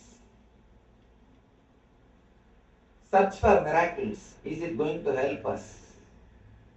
First, let us analyze. Searching for these miracles, is it going to help us in our practical day-to-day life?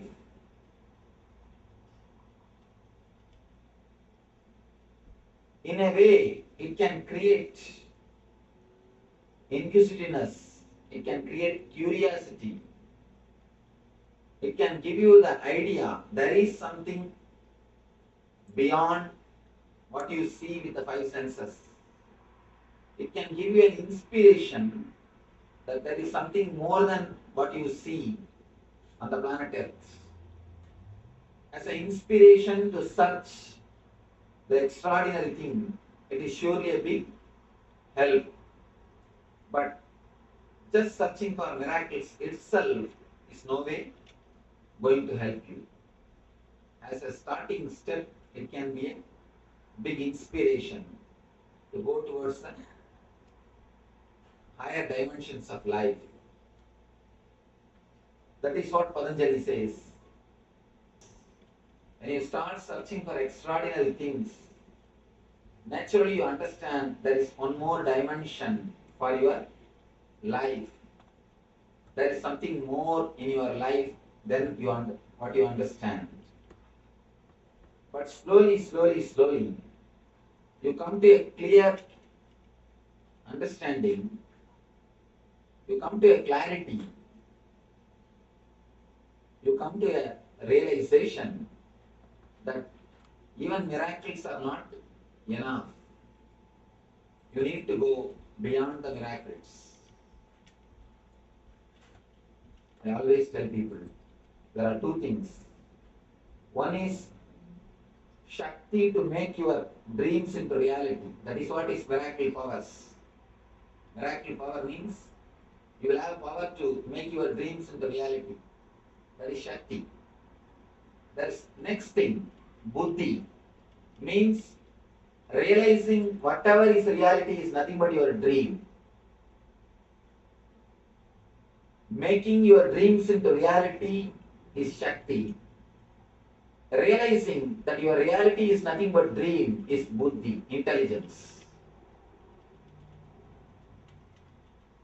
If your search for Shakti leads you to Buddhi, then it is right. If your search for miracles, if it leads you to experience whatever is happening is a miracle, then your search is right. But if your search stops just in few miracle powers, you miss the real miracle, which is universe, which is existence. The greatest miracle is realizing the whole universe in your being, or your being in the whole universe. When you travel in your search of the miracles, when you start in your path, step by step you come upon few miracle powers. If your energy is getting solidified, in the second step you get the power of intuition. Intuition means seeing the things before it happens. People ask me, Swamiji, how can we see the things before it happens? It is just against the logic. It is just against the logic. How can we see before things happen? It is not against the logic. Because whatever you think as past or future is nothing but the projection of present. Now there's a new thing which is going on among the physics scientists. New talk, parallel universe. If black hole happens in some place, in some other corner of the universe, Big Bang happens. Big Bang and black hole, they continuously happen parallelly. Continuously somewhere black hole is happening, and the parallel side of the universe, the other side, same way Big Bang is happening. If the Big Bangs are happening, black holes are happening. When you don't know the connection, you think it is a two independent incident. If you understand the connection, you will understand it is not two separate incidences. It is just cause and effect, that's all. They say even a single atom cannot move without creating effect in the other side of the universe. If an atom moves in a place, the other side, parallelly, another atom moves. If you understand this parallel universe theory, you will be able to understand your future and past are not two independent things. They are just deeply related with the present. Understand the time as a shaft. Actually, time is a shaft. One side is past incidences, other side is future incidences. Center present. You never touch the time shaft actually. You are always pulled in the past or by the future. You always live in the past or live in the future. You never touch the present moment. Present moment is the time through which you can touch this time shaft. Eternity is past, present and future. All the three is eternity. But you can touch the eternity only in the present moment. If you are in the present moment, only then you can touch the eternity. If you touch the eternity, you can understand the past and future are not different from present. They are just extensions of present. From the past moment, this moment is taking birth. From this moment, next moment is taking birth. If you have the glimpse at least once of the present moment, if you live even for one moment in the present moment, you will have a clear glimpse, clear idea about the future. Just yesterday in the Shakti Spurna program, one devotee questioned me, Swamiji, sometimes I feel when I am in a party, suddenly I feel the same party has happened in my life. I had been to the same house already once. And I feel suddenly the same incident is happening. And I feel in 5 minutes somebody is going to come. Or some incident is going to happen. Exactly in 5 minutes the same thing will happen. How this happens? Is it happening only in my life or in everybody's life? How I am feeling like this? Then I asked, there were 80 people.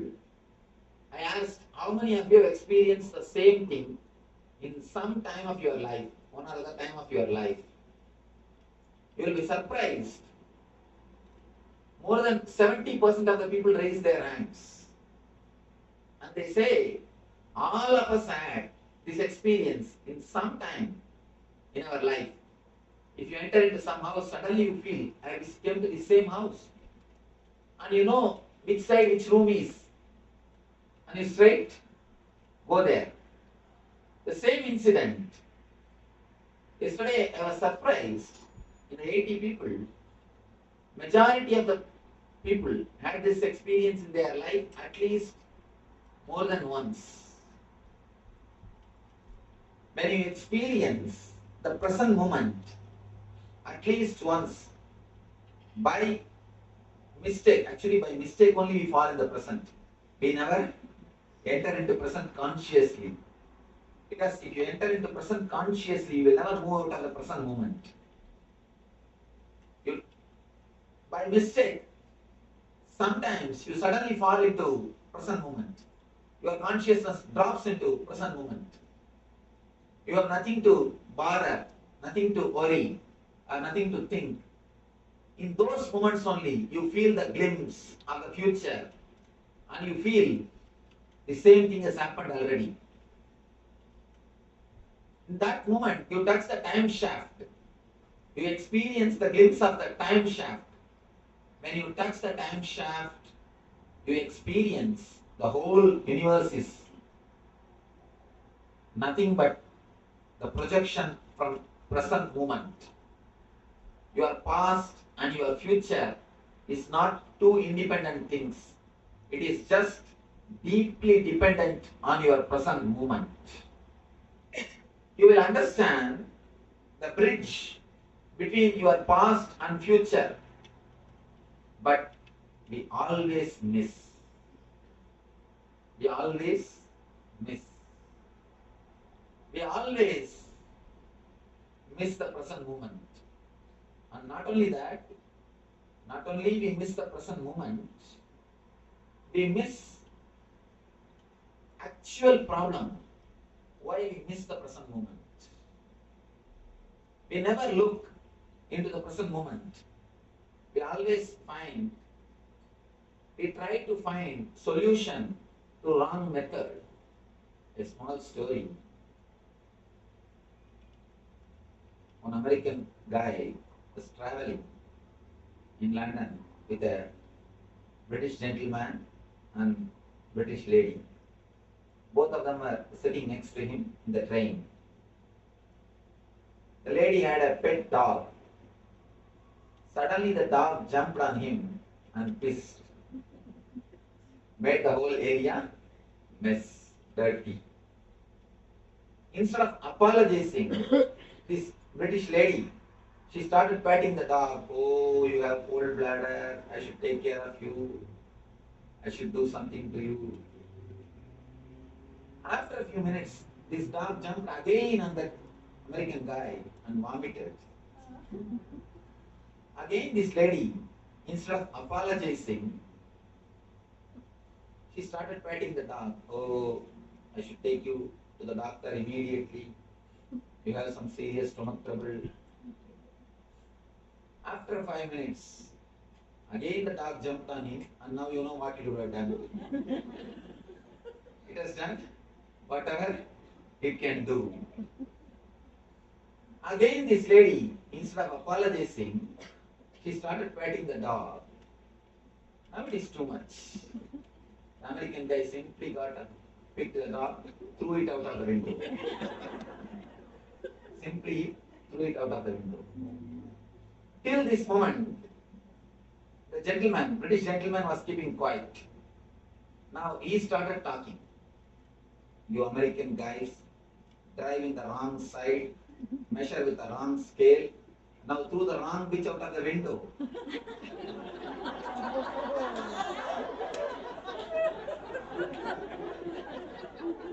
You always throw the wrong bitch out of the window. We always try to find solutions by throwing the wrong bitch out of the window. In our life, whenever you find trouble in the past or in the future, you try to work by trying to alter the past or by trying to develop on the future. But you cannot do both because both are not in your hands. You can't do anything about the past. It's already over. You can't do anything about the future because it is not yet happened. You can do anything only in the present moment. But you never do anything related to the present moment. Doing something which is related to present moment is what I call meditation.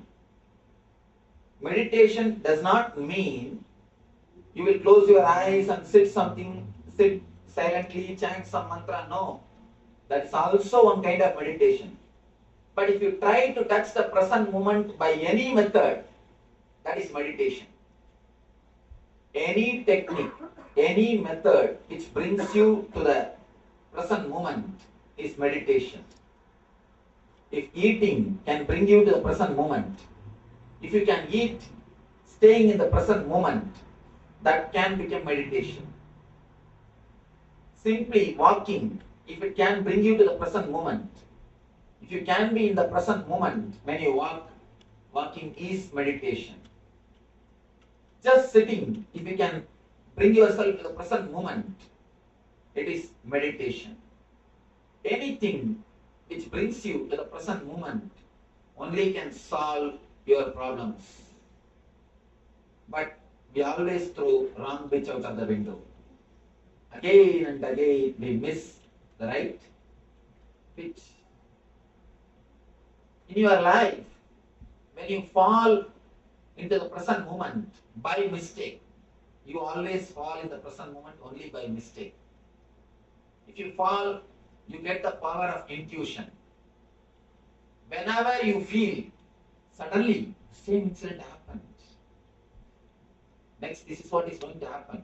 And if it happens, be very clear. You touch the time shaft. You touched the time shaft. Actually, if you can touch the time shaft more than 21 moment, 21 shana. Shana means not second. It is not second. In Vedic system, time is calculated psychologically, not chronologically.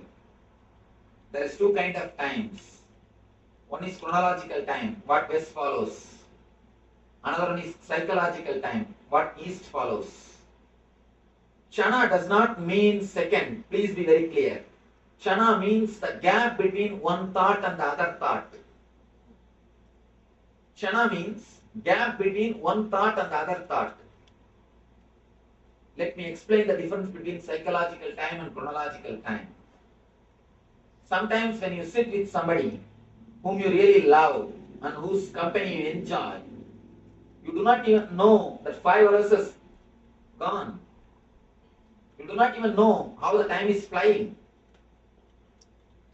If you sit with somebody, you feel bored or disturbed, who tortures you, even 10 minutes will not move. You will feel even 10 minutes is an eternity. People say the eternal hell. Why? Because in the hell never time moves. In the hell never time moves. The number of thoughts, if it becomes more, you feel time is not moving. If the number of thoughts becomes less, you will realize time is flying. So in the East, we always measure time based on the mental setup. Based on the mental setup. That is why we always tell, for the higher level jivas, for devatas, our 1 year is 1 day for them. The 1 year of human beings is 1 day for devatas. Means the number of thought is very less. If the number of thoughts are very less, you will be in heaven. Please be very clear, heaven and hell are not geographical. If it is geographical, we would have sent already satellite. No, it is not geographical, it is psychological. The more number of thoughts, you are in hell. Less number of thoughts, you are in heaven. It is by number of thoughts we measure whether we are in hell or in heaven. It is the psychological time which decides whether you are in hell or heaven. If time flies, if you are enjoying, you are in heaven. The time is not at all moving. It is just stagnant. You feel bored. Then you are in hell. It is just a psychological setup, not chronological. If you can hold the time shaft just for 21 minutes, just for 21 Shana, not even minutes, 21 Shana. The word minute cannot be the right translation of word Shana, because the very meaning itself is different. If you can penetrate the time shaft consciously, 21 Shana, you will know your whole future. You will know your whole future. Just 21 Shana is more than enough to know the whole future, but we never penetrate the present moment. We never allow ourselves in the present moment. The morning, if you are brushing your teeth, you will be thinking of your office. If you are in the office, you will be thinking of evening going to the beach. If you are in the beach, you will be already planning of when to go back to the house. If you are in the house, again you will start planning about next day work. If you are here, you can be sure you are not here. If you are here, one thing is sure, you are not here. You always escape from the present moment. Even if you don't have any worries to worry, even if you can't get any reason to worry, you just start planning for future. And I have seen people, if they don't find any reason to worry, they try their best to catch some reason. And if they can't find, the next step is, today everything is going well, Swamiji, I don't know what will happen tomorrow. And we always believe very strongly, if today things go well, tomorrow something bad is going to happen. Something worse is going to happen. This very thought, tomorrow something worse is going to happen, you are waiting for the worst thing to happen. You are practically meditating for the worst thing to happen. You are literally waiting to get hurt. When you beg to get hurt, naturally God graces you. When you wait to get hurt, naturally, he graces you. No other way. Otherwise, you find some reason and hurt yourself. When you don't have any past things to worry, you start creating something in the future to worry, to create. You never touch the present moment. You never penetrate the time shaft. That is why you never get a glimpse of the past or the future. When you touch the present, you experience the intuition power. The next level, when your being becomes a little more solid, the next level of energy, you get a next power which we call Siddhi, which we call the next Siddhi. The next Siddhi is altering the future. Understand, the first level Siddhi is knowing the future. The first level Siddhi, you can only know the future. The next level experience, you get the power of altering the future. How this happens? How this happens? How can we change the future? Yesterday a devotee was asking, so if there is a future, how can we change the future? If there is a free will, where is the destiny? If there is a destiny, where is the free will? Understand one example. There is a beautiful example by Ramakrishna Paramahamsa. He says, it's like a cow tied on a post. The rope length is 5 meters. Inside the 5 meter, cow has got free will. It can sit, stand, go around, do whatever it wants. But more than 5 meters, the cow cannot go. Beyond the 5 meter, it is destiny. But inside the 5 meter, it has got clear free will. If the cow behaves properly, if the cow doesn't do anything wrong, the cow lives properly, silently, not disturbing anybody, there is every chance the owner will extend the length of the rope or free the cow totally. Same way, the free will which is given to you, if it is handled properly, if it is used properly, if you don't use it to hurt others or to hurt yourself, please understand, not only hurting others, even hurting yourself is a sin. When you continuously worry, you are hurting yourself.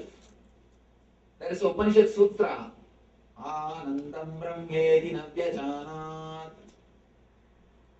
Ananda, the bliss is existence. Don't waste it. We are wasting our life without living the natural bliss, which is our nature. Every moment which you spend, which you live without being blissful, is wasting your life and a deep disrespect to your life. Life itself is just a bliss. The very nature of life is joy and bliss. Every moment you spend in suffering is a disrespect to the life. Please be very clear. A real puja, a real worship is living joyfully and blissfully. Somebody came and asked me, Swamiji, in my house there is no peace. Please give me some technique, some method to bring peace. I told her, first thing, all of you sit together, eat together, spend time, laugh, dance. Naturally you will see, you will have more understanding. This bliss, this joy will bring more and more peace. Don't find fault with each other continuously. Just try to be blissful. She said, no, Swamiji. Teach me some technique, some puja, which can help, which can bring peace in my house. Puja can bring, when it is done honestly and spiritually, that's true. She asked, no, teach me some puja. Should I do Saundari Lakshmi or Graha Lakshmi? Which puja? to bring peace. She is not ready to listen to the solution. Then I said, what generally you do? When you go inside the puja room, you do puja to Lakshmi. When you come out, Archana to husband. How will the peace come? How will you have the peace? It is a life solution which you need to follow more than any other ritual. The greatest puja is how to be blissful, how to be more joyful. Every moment which you spend in worrying and suffering is disrespect to the life and God, because He is the person who gave you the life. If you disrespect a rose, the person who gave you the rose, you disrespect him also, naturally. When you disrespect a bunch of roses, naturally you disrespect a person who gave you the rose. So when you don't live with bliss, naturally you disrespect the divine. Life is too valuable to be spent in suffering and misunderstanding. When you don't hurt yourself and hurt others, there is every chance the rope length can be extended from 5 meters to 10, or you can be liberated. The persons who are liberated are only called as Jivan Muktas. When you actually live in the present moment, you can never hurt yourself or you can never hurt others. When you live in the present moment, your being feels so much filled with the life. You will be flowering, you will be overflowing with so much of energy. You can never hurt others. You can never hurt yourself. All disturbances to yourself, to others happens only in unconscious level. As long as you are unconscious, you will hurt others and you will hurt yourself.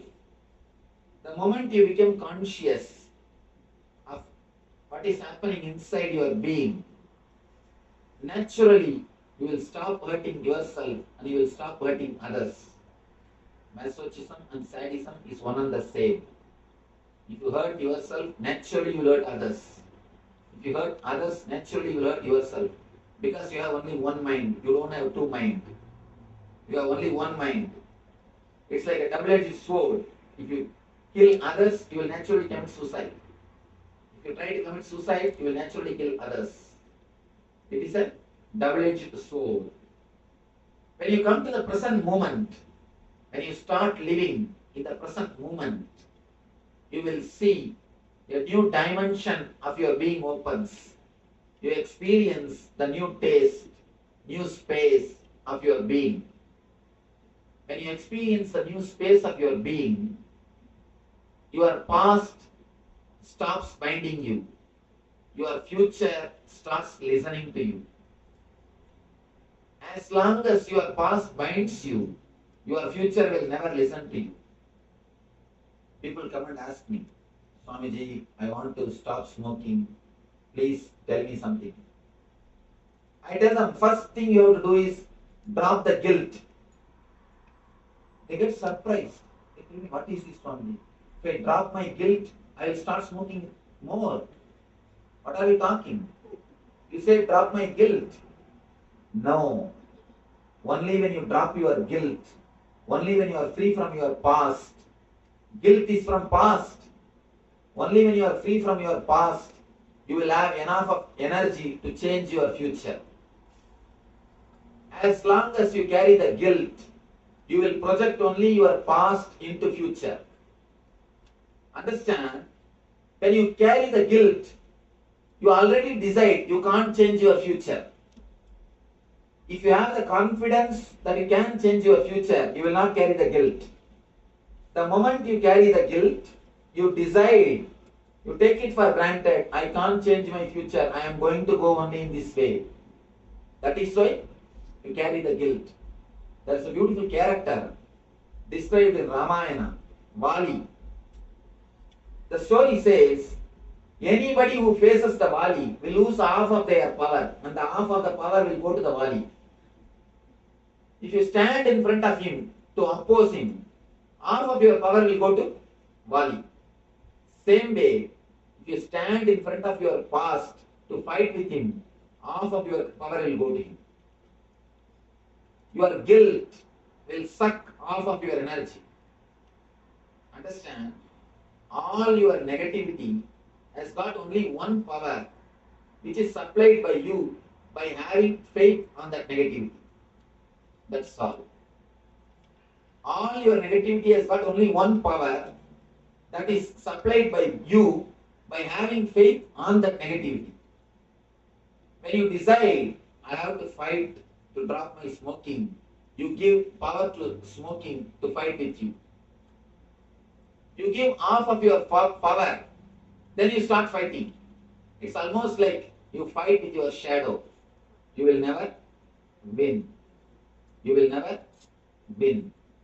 Again and again and again you can see, the deeper the guilt, you will commit the same mistake again. The more strongly you take the vow, I will not become angry next time, more you will become mad. The more stronger the vow, more madness. The more strongly you decide, I will stop smoking, more quickly you will pick up in your hands. Because the thought is there continuously. You will project your past into the future continuously.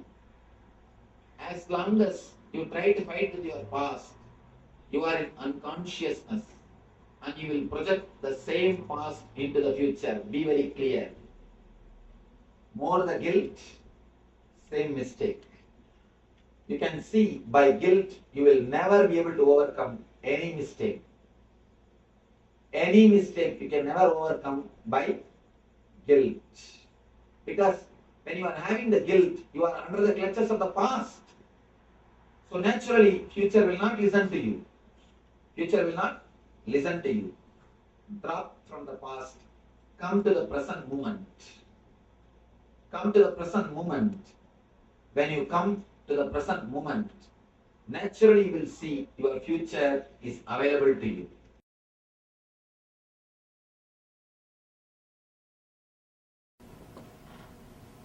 I welcome you all with my love and respects. Master, the Master Surgeon. Master is a person who removes the ultimate cancerous tumor which happens to us, which I call ego. Ego is the ultimate cancerous tumor which happens to our being. Master is the person who does surgery on that ultimate cancerous tumor. He never allows you to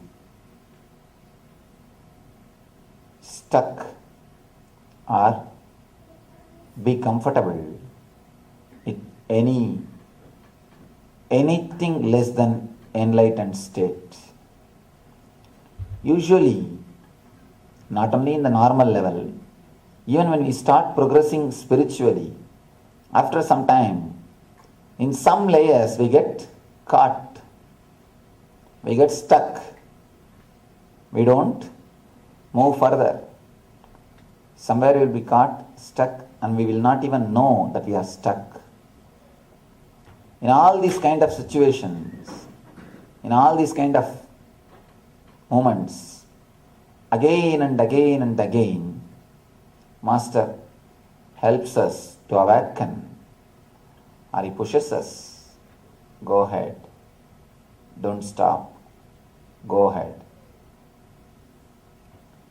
He is really a master surgeon. He transforms the whole life.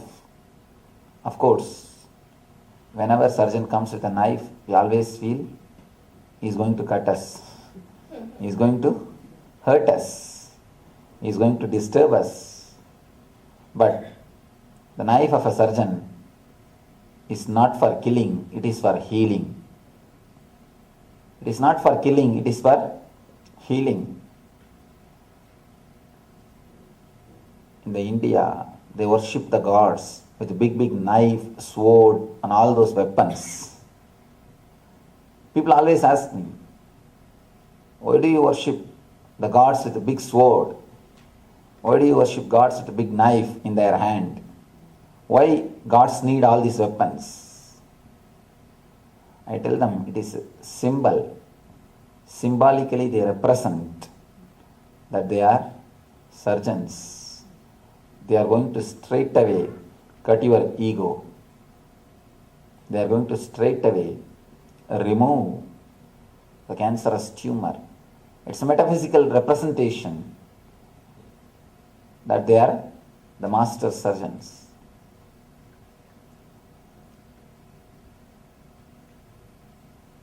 If you see the Kali's photo or a picture of Kali, you will see she will be standing with a big knife in one hand and the severed head in the other hand.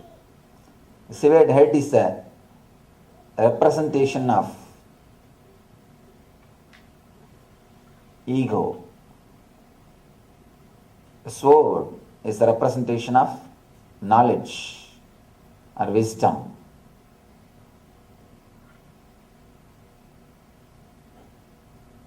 Let me narrate an incident which explains deeply how the master takes care of the disciple, how he never allows the disciples to get stuck in some layer, in some level.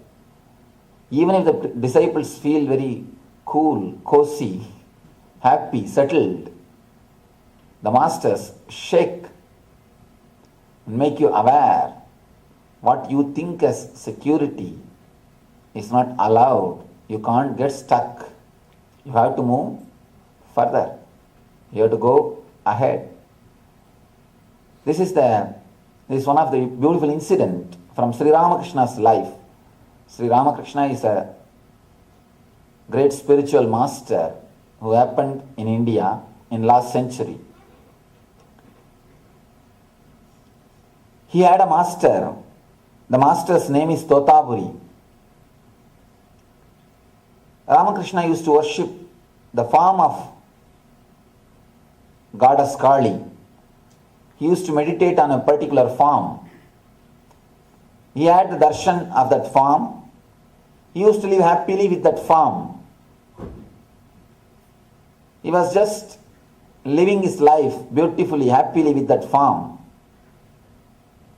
Suddenly one day appeared new person, very elderly man, old monk, Totapuri. He said, don't meditate on the form, go beyond the form. Of course, naturally the Ramakrishna was shaken. He said, why?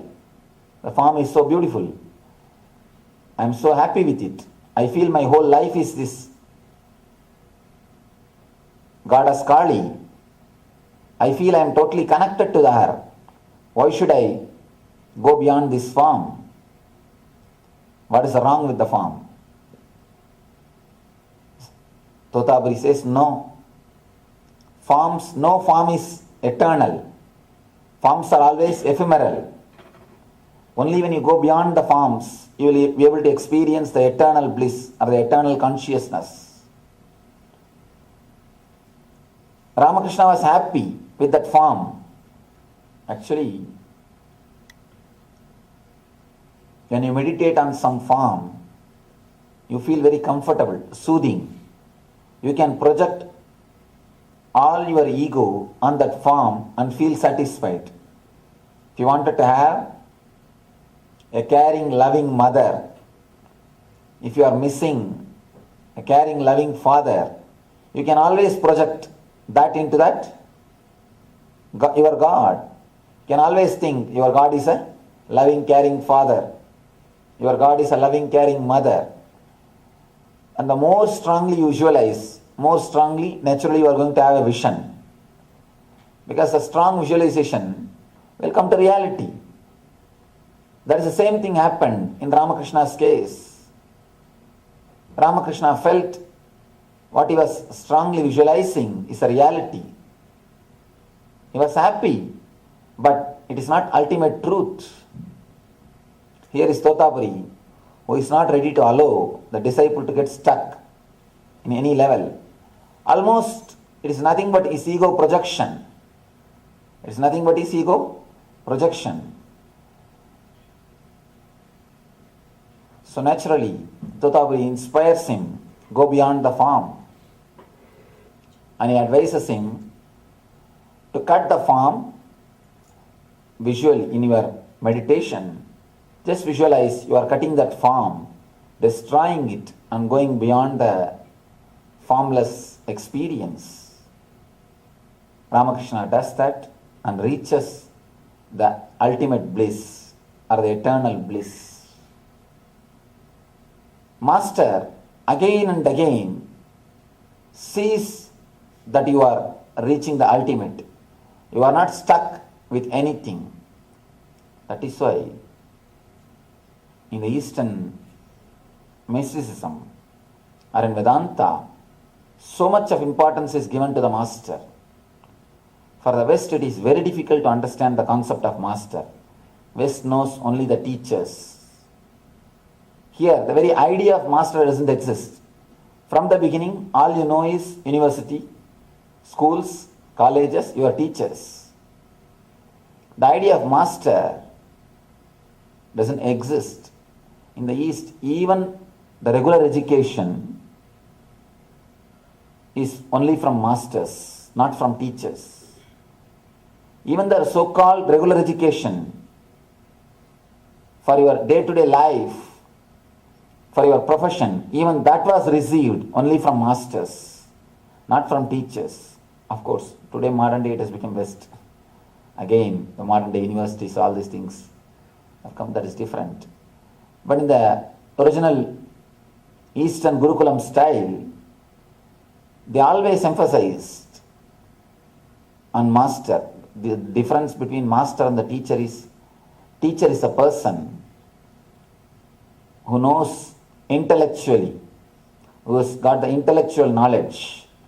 Master is a person who knows experientially, who has experienced about what he is speaking, who has experienced the truth.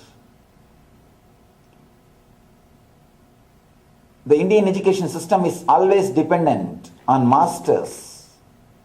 Even the professional education, if you are supposed to become a king, if you want to learn the archery, you have to go to only to the master. You may ask, how can an enlightened master teach me in archery? How can an enlightened master teach me agriculture? What do enlightened persons know about the agriculture or about the archery or about the business? You will be surprised. Not only the agriculture or archery or architect building structures, even the sex is taught only by enlightened masters. The Indian culture, you will be surprised, everything has got a sutra, aphorism. The wonderful system, at the age of 7, a person will be initiated into meditation. Till the age of 14 he has to practice. Before 14, if he achieves the first glimpse of spiritual experience, he will study the spiritual science, Brahma Sutra. If he doesn't, he will science the study of life. He will study the aphorisms of life, Kama Sutra. Person who studies Brahma Sutra will take sannyas. The person who studies Kama Sutra will take Grihastha life, marriage. Everything is taught, guided by the enlightened masters. That is the reason the society was so beautiful. Nobody feels they are in wrong place. Nobody experiences the idea that I am in a wrong place. I am not doing what I am supposed to do. Because the masters decide, the very young age, they very clearly decide what this person is supposed to do, what this person is supposed to achieve, what he will do, where he will go. Everything is clearly understood by the enlightened person, and he clearly guides the students. The difference between teacher and the master is teacher teaches verbally through his verbal language. Master teaches through his body language. And now in the modern day, everybody is accepting in the field of psychology. You can never teach just through verbal language. All communication happens, more than 90%, only through body language. You can never learn through verbal language. It is always body language which teaches. I have seen people, how many video discourses they may see, DVDs they may see, but they don't understand unless they come and sit in front. When they come and sit in front, one discourse is enough to transform them. If they sit and watch the TV, the DVD, the recorded discourses, how many they may watch, but never the transformation happens. Transformation never happens. For transformation, the direct touch is necessary. Master is the person who can give the direct touch, who can radiate the presence, who can teach through body language. It is not even teaching, it's like awakening. He just awakens you by his presence, by his space. He creates such a wonderful space in which automatically you are awakened. Beautiful story from Vivekananda, a great enlightened master. Let me narrate that story.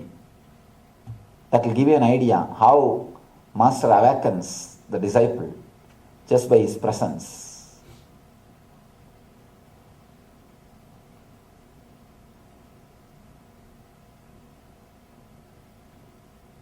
There was a lioness in a forest.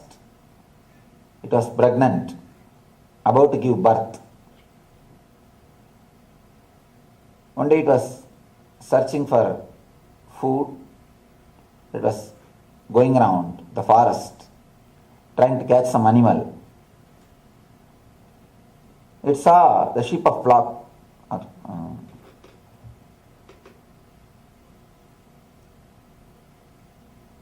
and jumped, and it was trying to attack. It just gave birth to a lion and died there itself because the jumping is too much. It was not able to manage or maintain. Gave birth to a lion and died. The cub was left orphan. Nobody was there to attend. These goats, they somehow felt very friendly with this cub and they took this cub. Cub started growing with these goats. It started drinking the goat's milk and started eating the grass, almost living like a goat. And actually, one more thing, the way in which you are brought up, that is the way you will have an idea about yourself. And don't think we are human beings just by birth. You walk with two legs because you are taught and you are brought up in that way. Otherwise, naturally, we will be still animals. This cub was brought up just among the goats, and it really felt it is a goat. It used to eat the grass and drink the goat's milk and play with the goats, live like a goat and create sound just like a goat. After a few years, one day, one lion was again attacking that same group, and it saw a cub along with the goats, and it just attacked that cub, brought the cub out of the group. Cub started shouting, leave me, don't kill me, don't kill me. Lion said, don't worry, I won't kill you, you are not a goat. Cub said, don't tell me all these things. Don't kill me, don't kill me. Just give me that assurance that you will not kill me. Lion said, don't worry, I will not kill you. It just left. The cub ran and cub escaped and ran. Next day again, lion attacked the same group. Again it attacked the same cub and brought it out. Again the cub started shouting, crying, oh, don't kill me, don't kill me, leave me. Lion said, don't you understand? I am not catching you to kill you. Understand, you are not a goat, you are a lion. Again the cub started crying, no, I am lion, I am goat only. Don't kill me. Anyhow, lion tried its best to convince the cub. Cub is not ready to get convinced. Lion left the cub. All right, go. Third day, slowly the cub started feeling somehow connected with the lion. It started remembering the lion again and again. Why should he catch me? Twice he caught me. He could have killed me. He's not killing, or he's not ready to eat me. Why he should again and again catch me? And again he's advising me I am a lion. Why should you do that? He started contemplating on the lion. Something of that lion, some quality of that lion started attracting him. In the heart, without his knowledge, unconsciously, he started contemplating on the lion. Third day, when the flock crossed that area, the cub stood and watched whether the lion is coming or not. Fourth day, the cub started waiting in that same area to have a glimpse of lion. Now lion appeared again, came near the cub. This time it doesn't have to catch the cub. Cub just stood. Cub started trusting the lion.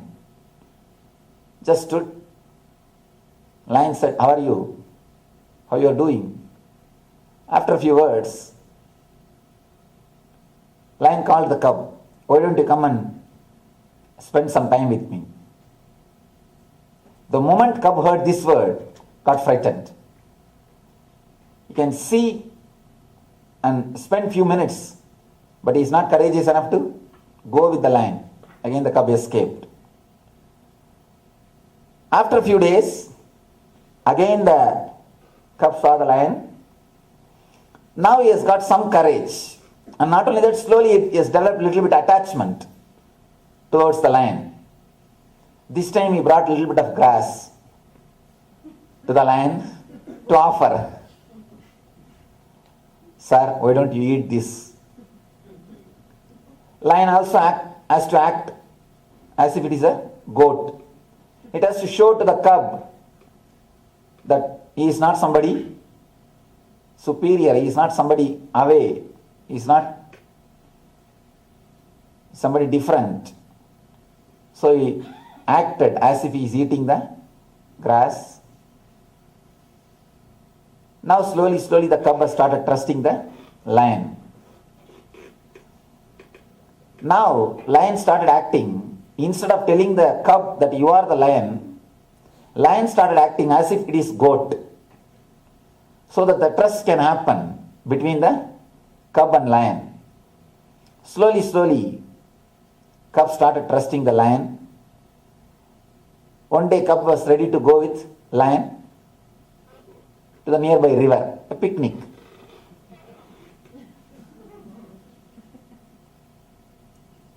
Lion took the cub, both of them went near the river.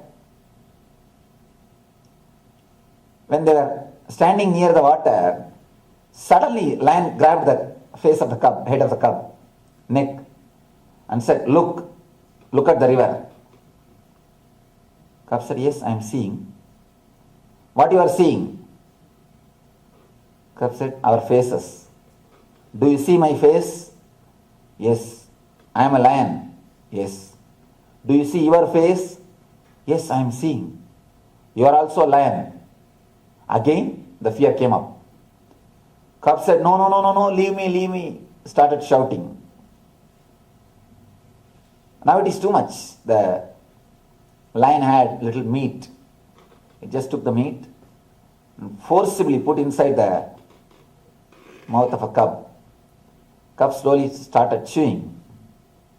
The taste of the blood.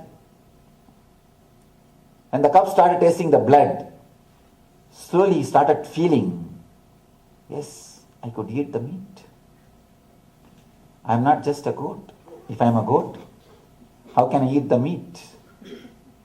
The first experience that I am the lion started happening. Of course, again the cub is not ready to be convinced. After a few minutes, just out of the old habit, he vomited the meat. Again started shouting, no, no, no, don't try to brainwash me.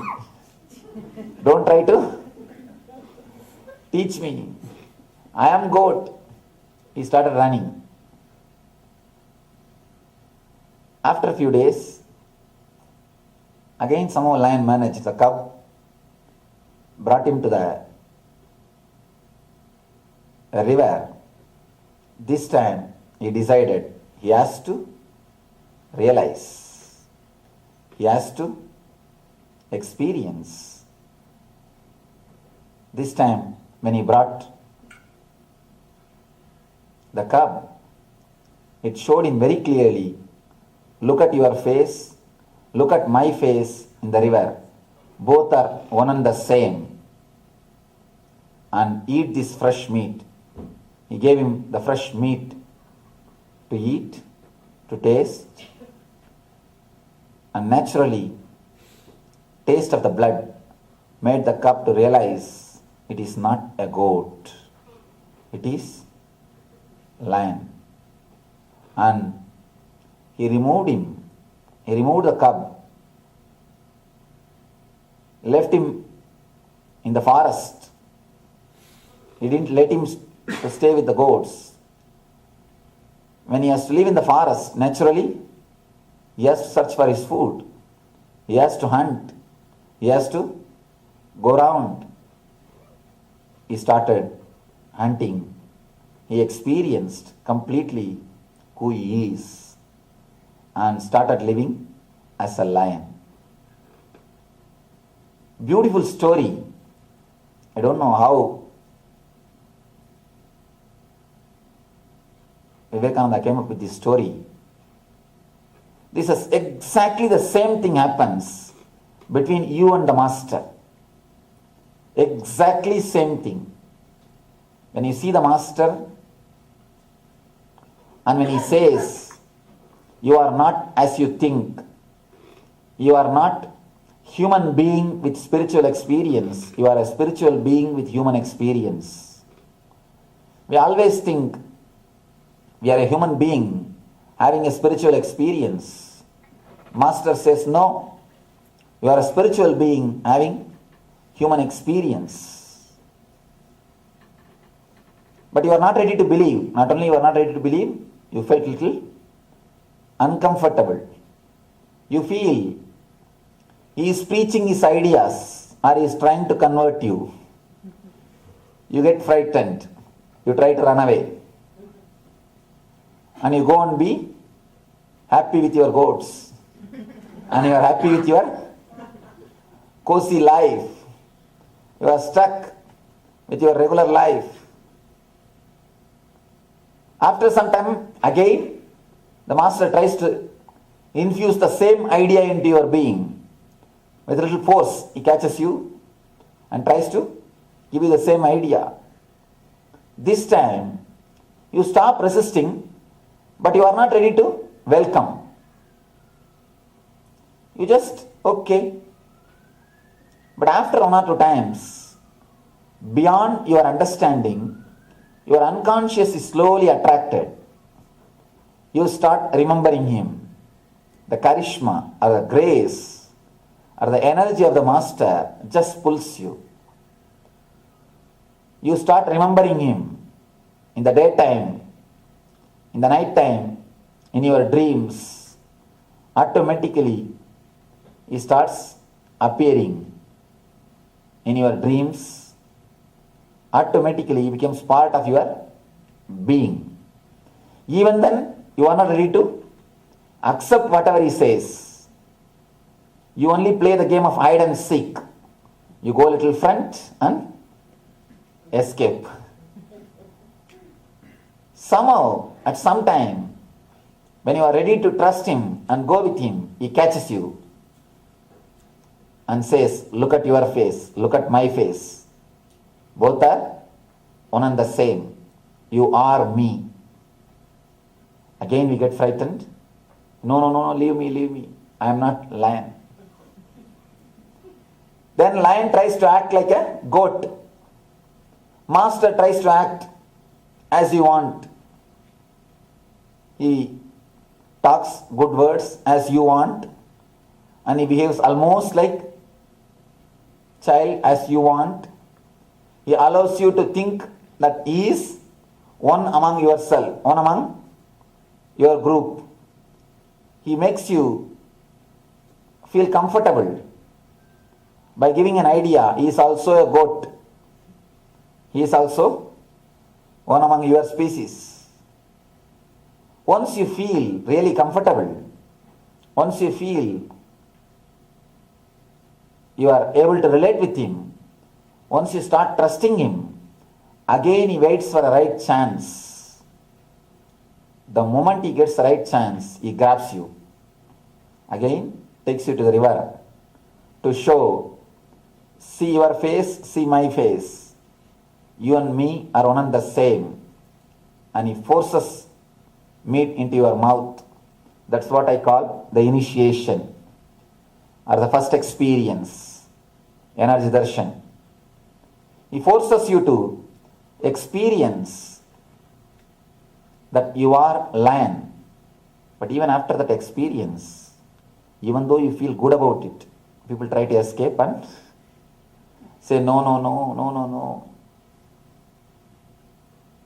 After a long time, or after the much work, somehow Master manages to convince you, to make you experience your true nature, and gives you the ultimate freedom. Then naturally you start experiencing that you are a lion from the beginning. You don't have to transform your life. You don't have to become something new. All you need to do is just wake up and realize what you are and what is your true nature. Master never allows you to stop or get stuck with any forms or any steps. Again and again he inspires you. Again and again he takes you to the higher and higher level conscious experiences till you realize you are that, till you realize your true potentiality, till you realize your ultimate truth.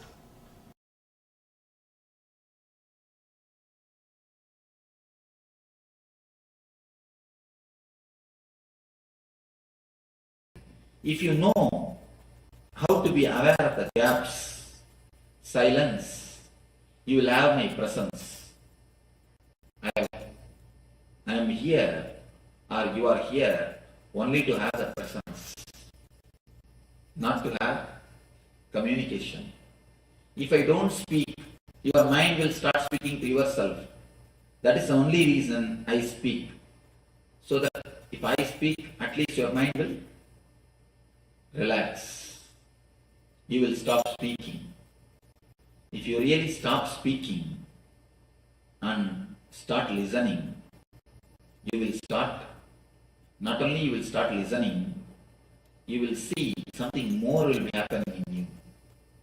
It is the presence of the Master That is important. If you think you are learning, you are missing. If you understand, there is nothing to be learned, there is nothing to be known. If you attend 2-3 satsangs, then you will understand. I am speaking the same thing. I am telling the same thing in different words.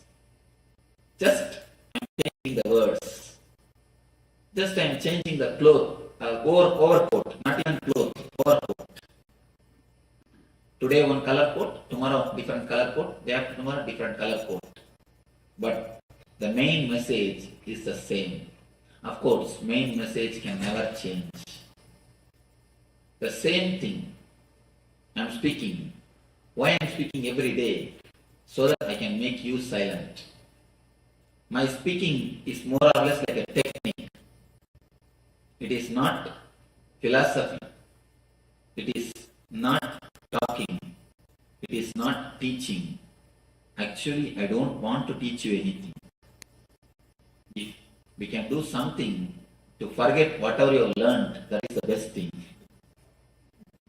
Because in the process of learning, we have lost much. If you understand this one thing, it will be nice. Till the age of 7, children think by visualization, not by verbalization. You need to understand that visualization and verbalization. Till the age of 7, when you say something, children immediately see the scenes. They just visualize and then they process.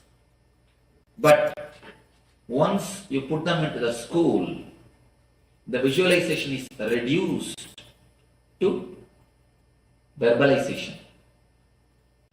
Visualization is just killed, destroyed to verbalization. The intuition is reduced to intellect. There was a great mathematician from India. If you have heard of his name, I don't know, Ramanujam. A great mathematician. In his time, nobody else could even come near him.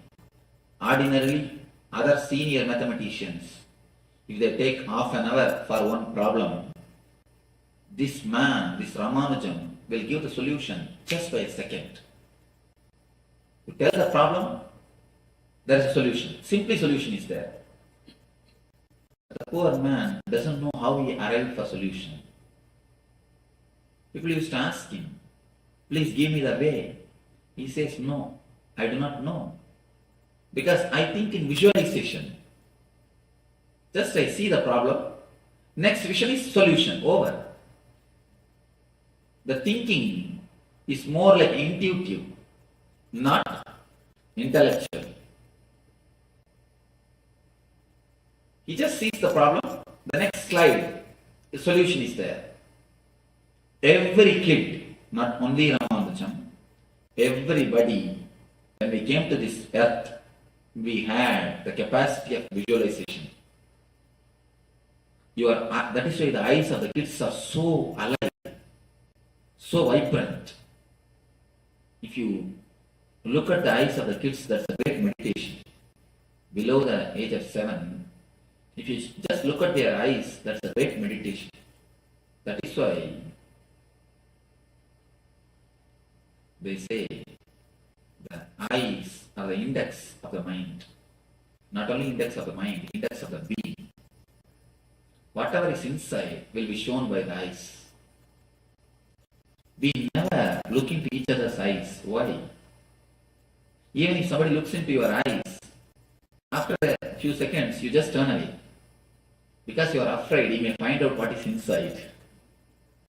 In the mouth you show a big smile, but inside you think, let me take care of you later on. Not now. Especially when somebody dies, when you go there, to inquire, you can always see people have got a line of violence or vengeance inside. In their mouth they will be telling, oh, he has gone, it is too bad, I feel sorry for you. Inside, oh, he has gone, good, let him go. I was thinking how much he was troubling us. It is good that he has gone. You think one thing, you can speak one thing. In words, you can cheat. In words, we can play. We can think one thing, we can say another one thing. But in eyes, you cannot play. In visualization, you cannot play. You cannot play in visualization. Your eyes will show who you are. Your eyes will clearly express what you think. That is why we never let anybody to see our eyes. If somebody looks into your eye deeply, you just turn your eyes. You can find out whether that guy speaks truth or not by looking at his eyes.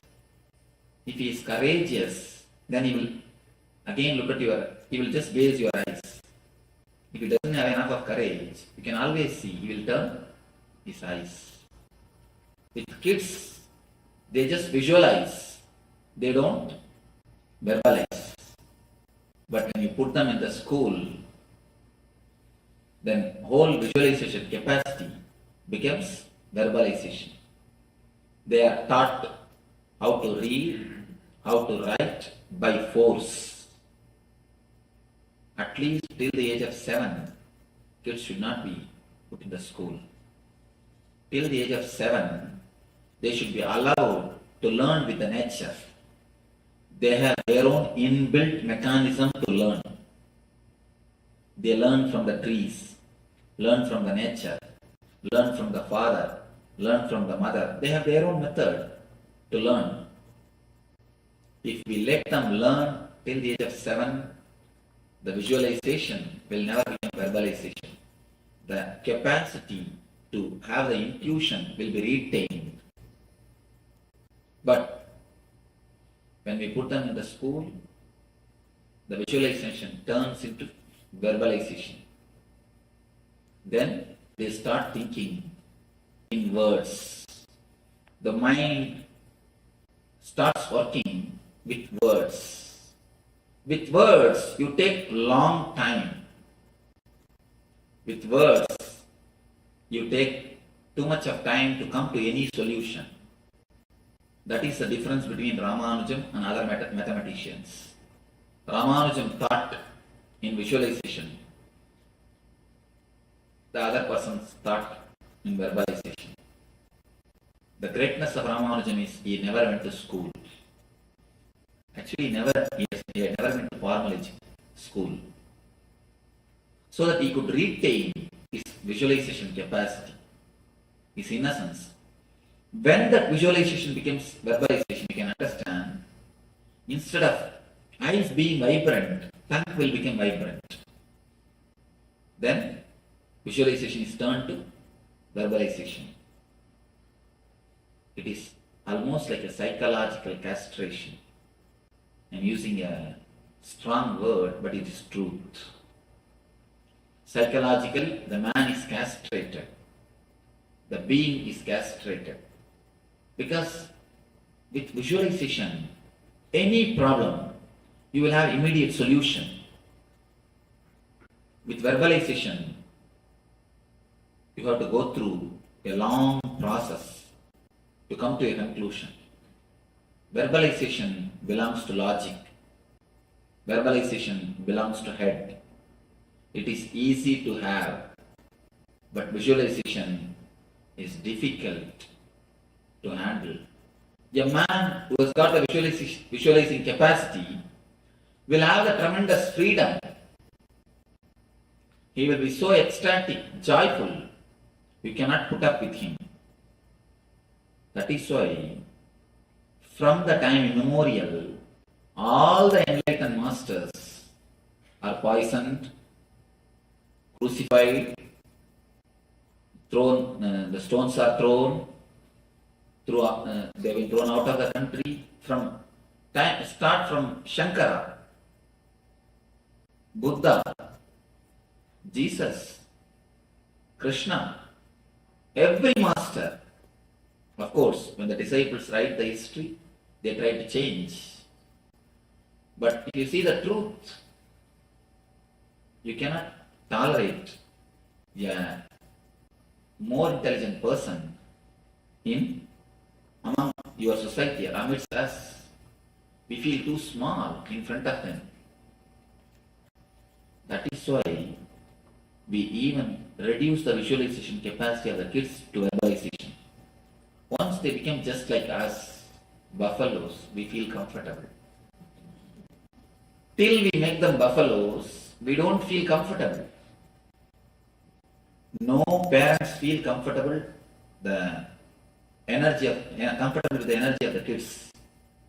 They roll this side, that side, do this, do that. You always feel uneasy. You try your best to control them. You try your best to suppress them. Once you make them silent, dull, dead, just like you, then you feel now you have your son or your daughter. Visualization is reduced to verbalization. Philosophy is always oriented on verbalization. Mysticism is always oriented on visualization. That is why for meditation you need visualization. For philosophy you need verbalization. How philosophy deals your 3 layers of problems. How mysticism deals your 3 layers of problems. Physical illness. All the medicine system, healing system, born out of philosophy, treats the symptom. If you have problem in the lungs, only the lungs are attended. Only that portion is attended by some chemical or by some operation or by some injection. That portion is attended.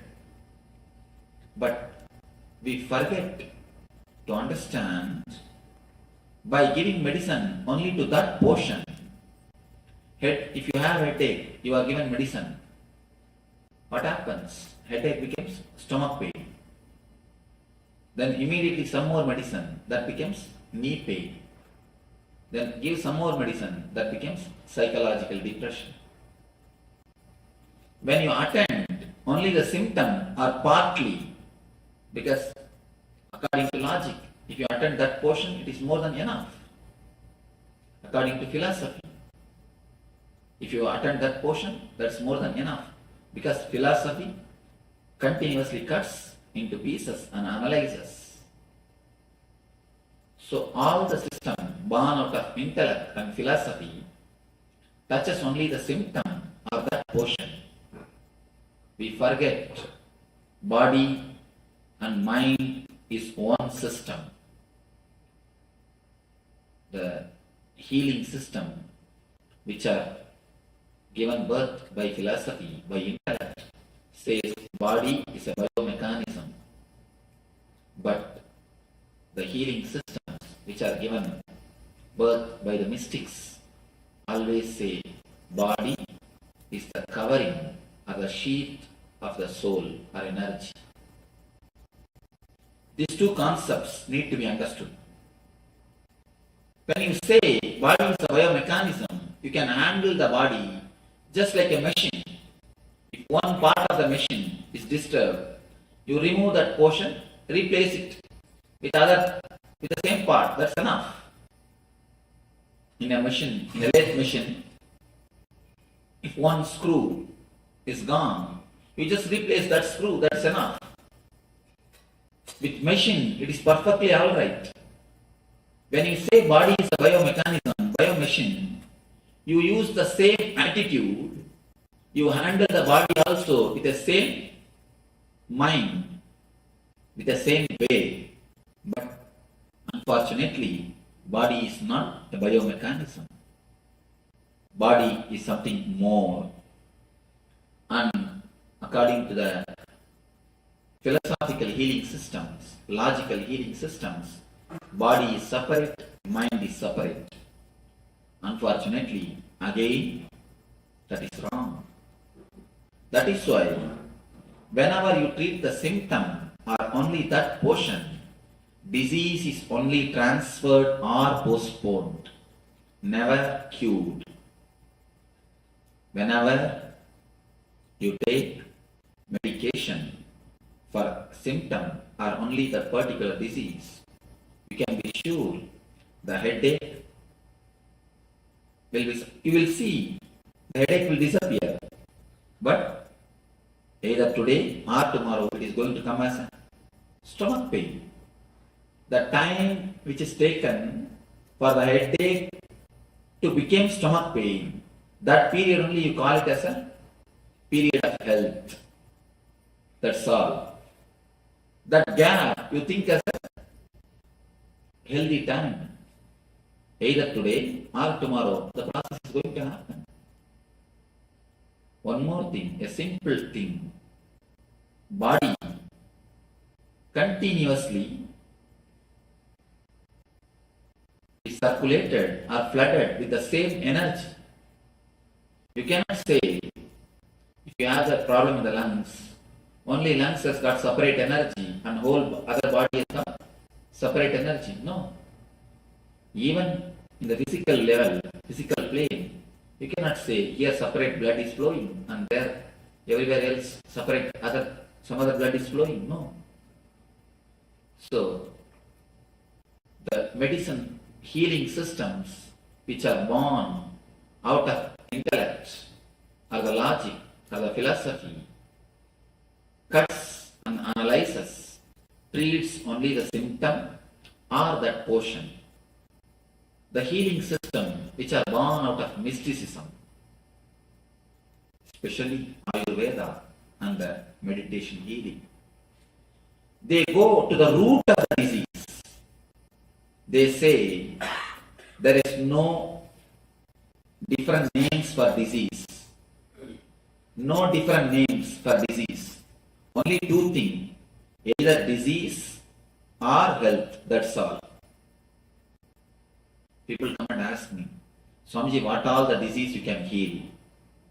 I tell them, what do I know? I do not know anything about anatomy.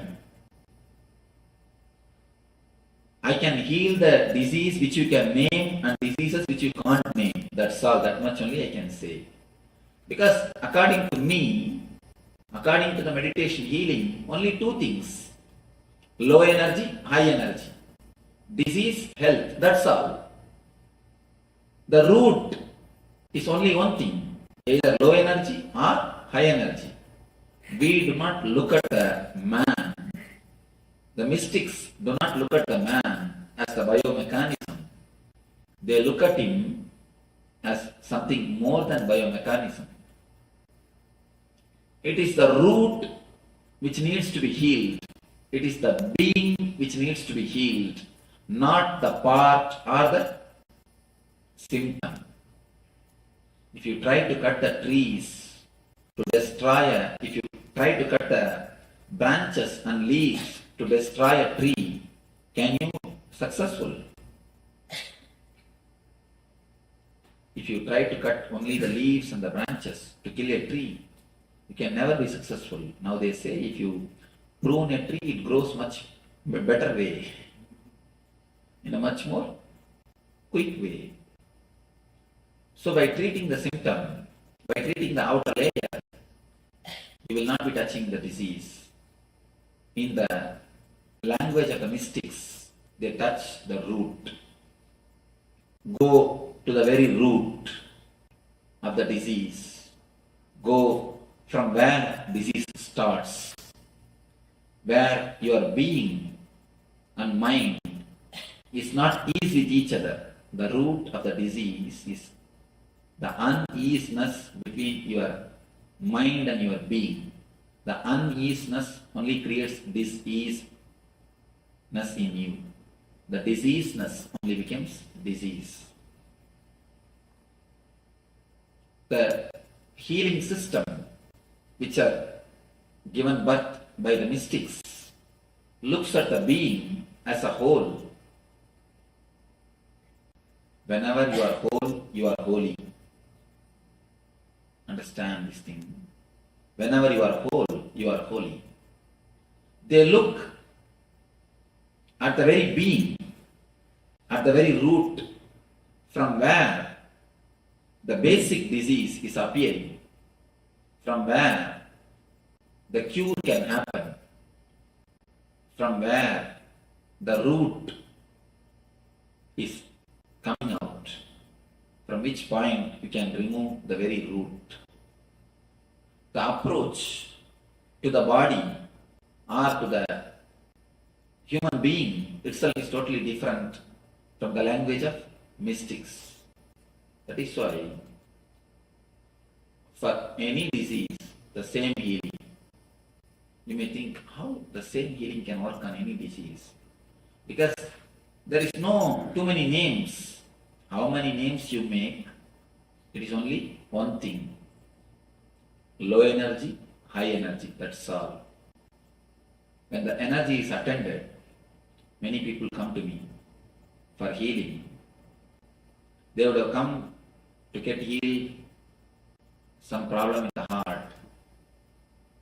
But after 2-3 days, they come and report to me, Swamiji, my stomach pain has disappeared. I had a tumor in the hip that has disappeared. How it is? I didn't tell you about that. I always tell them, never think disease are separate. You have 2-3 disease. Never think you have 2-3 disease. Disease means it is only one. It is only one. Low energy, that's all. The whole thing can be classified under one category, under one thing. So when you touch the root, you heal the disease. Whenever you touch the symptom or the part, you only transfer or postpone the disease. When you touch the root, only then you heal it, you cure it. So the mystic's approach towards the body has given birth to the Ayurveda and meditation healing. Whenever it is necessary, some chemicals to be supplied from outside, they give the Ayurveda medicine. Whenever it is necessary, some negativity to be removed from inside, they give the meditation. So the meditation and the medication both are the root of holistic idea or holiness, wholeness. The mystics look at the mind, look at the man in a different way. Philosophers look at the body, look at the mind in a different way. Next, in the mental level, the level of education or information, how the mind is looked by the philosophers. According to philosophy, you are a matured man if you know the informations. According to philosophy, you are a man who has got your own position or a social status if you know the facts and figures. You don't need to do anything more. Just a fact is more than enough. Just figures are more than enough. Just if your mind is alive, active, if your mind has got enough of information, that is enough.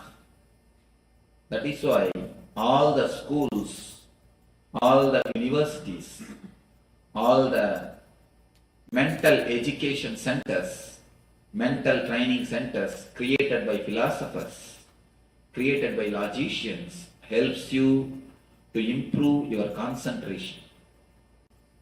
They speak only on concentration. They speak only on collecting information. They speak only on processing the information. Collecting and processing the information, nothing else. If you know that, that is more than enough. That is why all the schools, universities, they train only on the facts and informations. They make your head too big. Your whole energy is just sucked by the head. And you should know a fact. Just a few months ago I read in a poll survey. In every university, when a person leaves the university with a gold medal, especially gold medalist, every university, at least some 50 to 60 people leave the university every year with a gold medal. Every department will be having a gold medalist. They took a survey. After 10 years, how the gold medalists are living. What is their life? They say more than 70% of the gold medalists live in a poverty land, in a poverty way, and broken relationship. Their lives are just hell. It's not small number, more than 70%. It is true. What I am giving you is a fact from a poll survey. I read it in a magazine. More than 70% either they live under the poverty line, below poverty line. And not only that, broken relationship. The life has become just hell. Why? Too much of energy when it is sucked by the head. You do not know how to forget your head. That's the problem. No, really. You can never live with a philosopher. You can never marry and have a good life with a lecturer or a professor. I tell you, especially philosophy professors. Because even in the house they will be like a teacher. They will be like a professor. See, a doctor, when he comes back to the house, he knows how to remove the stethoscope and keep. How to remove his overcoat and keep. Even a lawyer can keep some of his coat outside. But what will happen to professor? What can he do? He has to keep only his mouth shut, which is impossible. Almost impossible. It is very difficult to live with philosophers. It is really. If you have experience, you can understand. It's very difficult to live with philosophers. Because their way of thinking itself is totally different. They have gone so much away from the reality. They are actually in their own world. They live actually in their own world. That is why almost all the philosophy you can see, they will have a frustrated death. Last phase of their life will be filled with frustration. Because philosophy is like running into the future. They do not know how to live in the reality. One philosopher. And one more thing, philosophers are the people who will never have pet animals. You can see these are all few things. Philosophers can never put up with pet animals. Because they want everything perfect. They will have not much time to play with pet animals. And you can see them.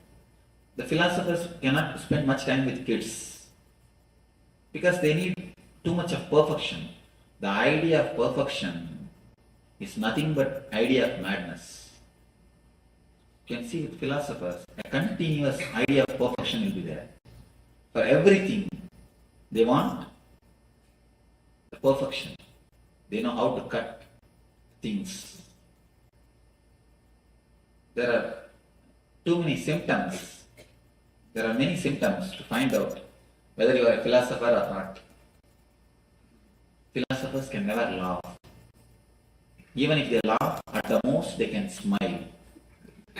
At the most, not much. At the most, they can smile. Because laughing means you need to forget your head. Actually, laughing means you need to forget your head. You need to forget you know too much. Even if you tell a joke, philosopher, I heard about this joke 10 times ago. 10 times I heard this joke.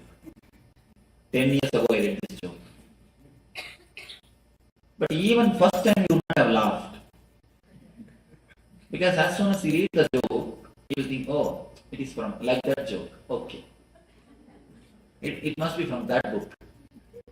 Or you will be thinking, I think this is from my book he has stolen. Intellectual property.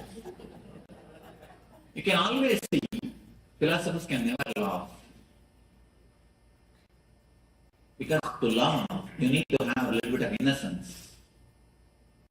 The life of the philosophers, but one thing is great about philosophers, they will never go to hell after death. Why? They are already living. They can be sure of one thing, they will not go to hell after death. You can be sure of one thing. The life of philosophers is such, they are totally disconnected from the reality. They are totally disconnected from practicality. One philosopher somehow, by mistake, had a cat. It is not that he is bringing up, must be his wife. The cat has given birth to a kitten. Every night the cat used to come and stand outside the house and make noise to open the door. He is totally bored or disturbed to come and open the door. And you can see laziness is always great quality of philosophers. That's one more thing. Because so much of energy is sucked by the head, the body will not have energy. Even when they walk, you can understand, it will be very regularized walking. It will not be like a floating. When a mystic walks, you can see it will be like a floating. When a philosopher walks, you can see it is like a steady, controlled walking. Steady, controlled walking. Philosopher does not mean only a man who has studied philosophy. Even amongst you there are so many philosophers. Amongst you there are so many philosophers. The person who lives with a tightness, you can always see he will be philosopher, intellectual. He may be in another field. Even in the field of art, poetry, painting, dancing, there are many philosophers. Somehow they enter into this field. They enter into this field. It is not that just because you are a doctor, you are not a philosopher. Just because you are a lawyer, you are not a philosopher. When I say word philosopher, I mean persons who are oriented too much on head.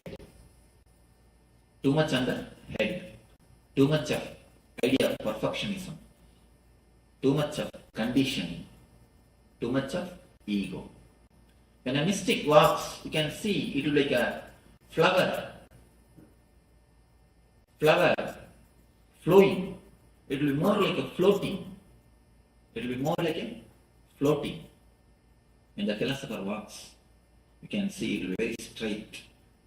More or less like an army man. So this man, someone wants to get rid of this cat. So he called a plumber and told him, make 2 holes, one for cat, one more for kitten. Wife said, why?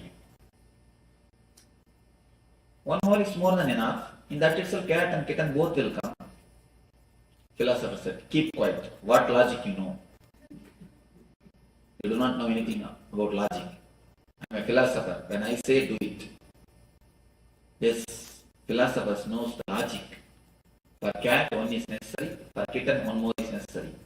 But only practical people knows. Plumber knows practicality. One is more than enough. The person who is head-oriented will be so much away from the reality. That is why the gold medalists, all the university gold medalists, after 10 years, 70% of them live in poverty, broken relationship. Broken relationship. To relate, you need your being, not only head. I have seen many people coming and talking to me. Swamiji, my husband is such a great philosopher. It is so difficult to relate with him. And male come and complain to me. My wife is such a person of perfectionism. It is very difficult to live with her. Whenever someone is philosopher, you can be sure the house which is supposed to be a Dharma Kshetra will become Guru Kshetra. Dharma Kshetra will become Guru Kshetra. Because the philosophy makes you move from the reality. With philosophy, your energy is just sucked by the head. Only head, nothing but head. Just head, head, head. Nothing else but head.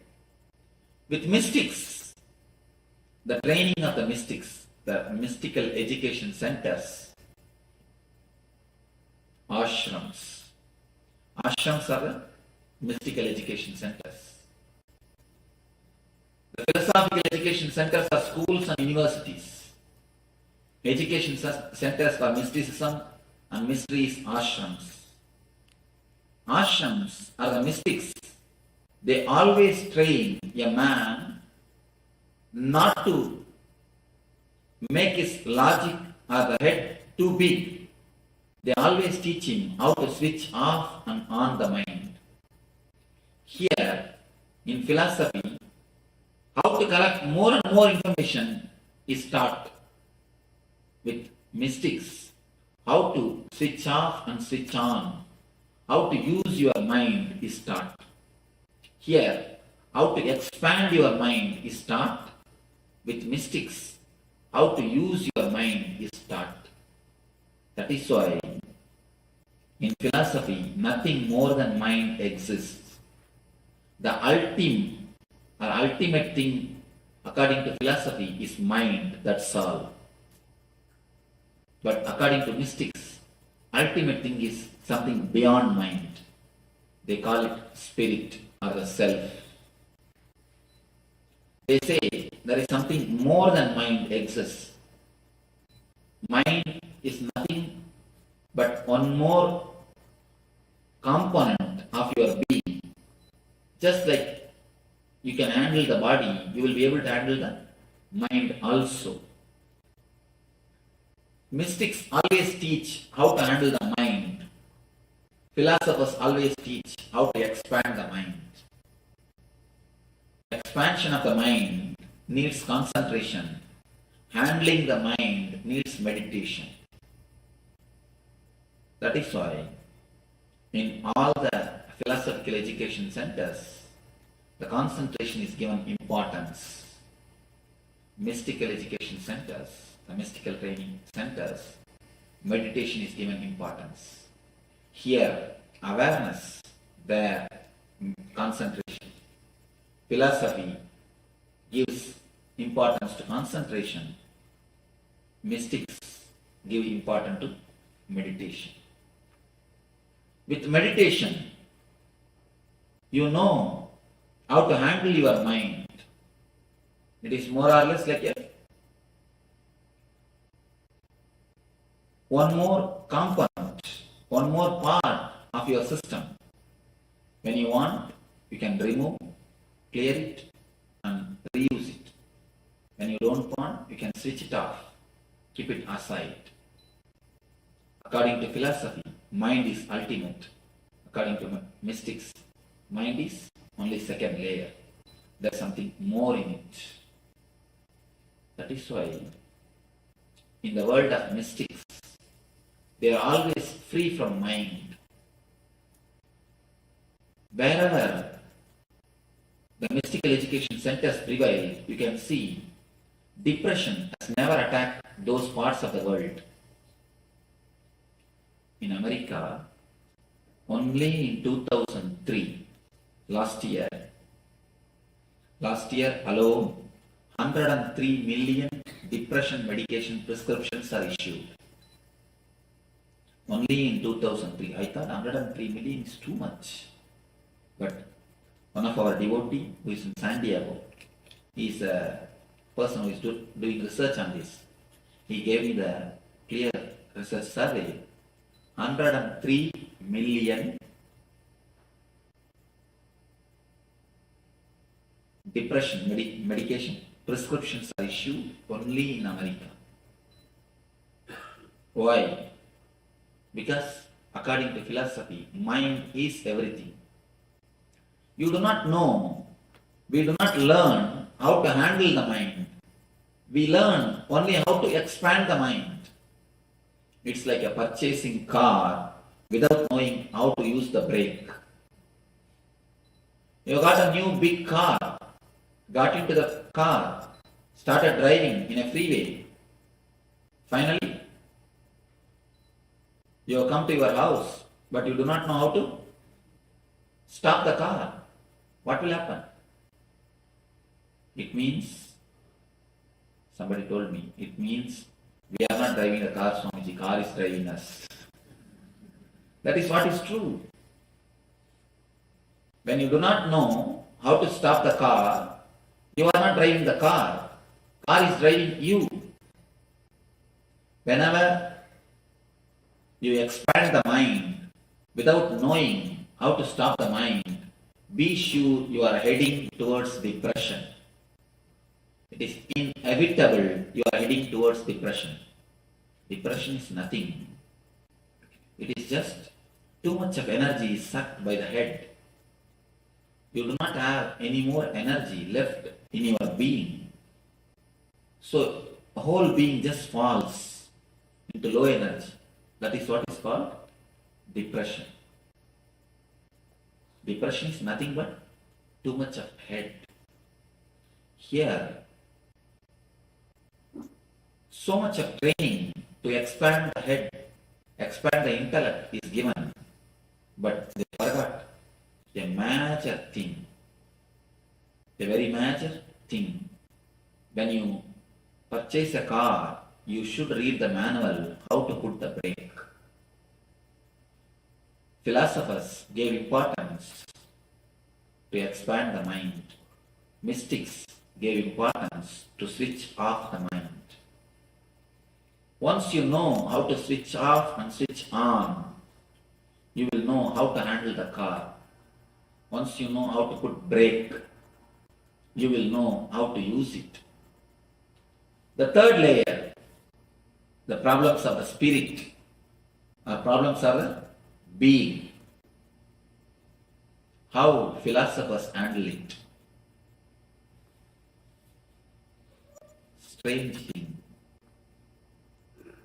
Somebody asked me, Swamiji, is there anything essential missing in psychoanalysis?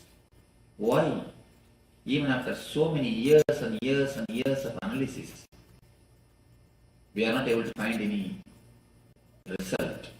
Somebody came and asked me about a psychoanalysis. One psychoanalyst, actually.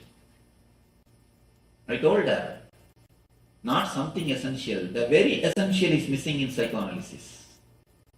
Psychoanalysis is the solution for the problems of the being from the philosophical mind, at the philosophical level. What actually psychoanalysis does? What actually psychoanalysis does? Continuously analyzing.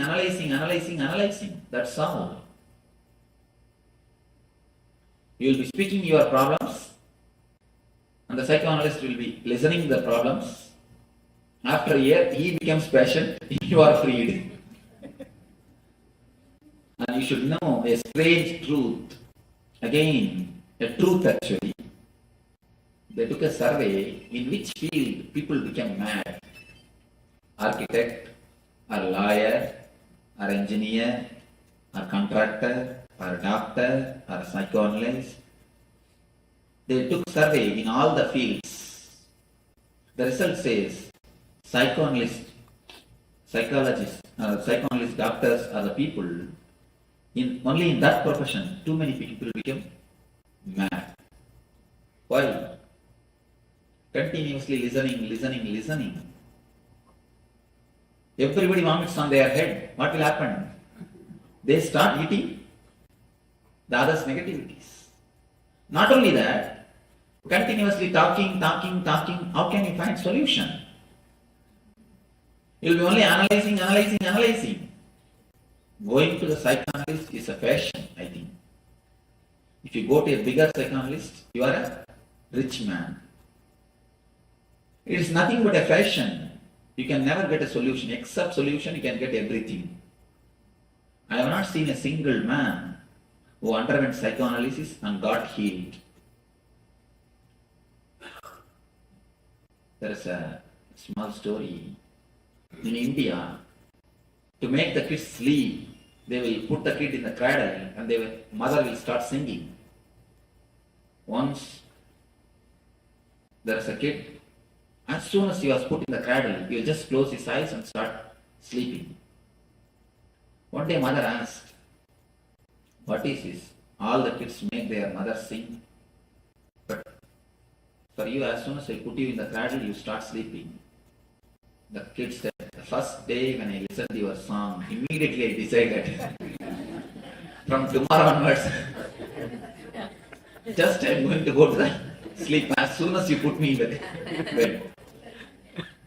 Out of fear of mother singing or being bored, the kid goes to sleep. In that way, in some cases, rarely, out of fear of going to the psychoanalyst and analyst and talking the same thing again and again, you may become alright. You may get well out of the fear of sheer boredom, going to the same person, telling the same problem. I have seen sometimes, and especially the Freudian system, they will have a screen between the patient and the doctor. And you know that sometimes doctors have to attend 2-3 patients. So they record a voice. Yes, tell me. They just record and keep the tape recorder and go away to attend the next patient. No, really it happens. The patient is sitting other side of the screen and telling same thing. And the strange thing is, patient also knows there is no doctor at the other side. The other side only, the tape recorder is listening. But just by telling, they feel alright. There is some, at least, they are able to tell. Psychoanalysis is nothing but a place to catharsis. Especially in the modern culture, you have no place to speak out. There is nobody to listen. Everybody is busy. Or everybody wants to speak. Even in your conversation, when you speak with your friends, you listen so that when you speak, he will listen. That's all. When he speaks, immediately you are ready to reply. You are just preparing your conversation. Why you keep quiet? Out of simple politeness, so that he will listen when you speak. It's more or less like a contract. Please listen when I speak. I will listen when you speak. Otherwise, nobody wants to listen to the others. Everybody wants only to speak. It's more or less like a catharsis. Because so much is there in the head. You do not even know how to switch it off. What to do? You just vomit out. You want somebody on whom you can vomit out. You pay psychoanalyst just to listen to you, nothing else. So that you can continuously vomit. Poor fellow has to sit and listen. If any of you are psychoanalyst, be very clear. Either meditate or mad, that's all. No other way. You have no other option. Either meditation, I saw a board in the road, either picket or ticket. Somewhere where the parking things are there, picket or ticket. This is the only choice. Meditate or mad. Nothing else, no other way.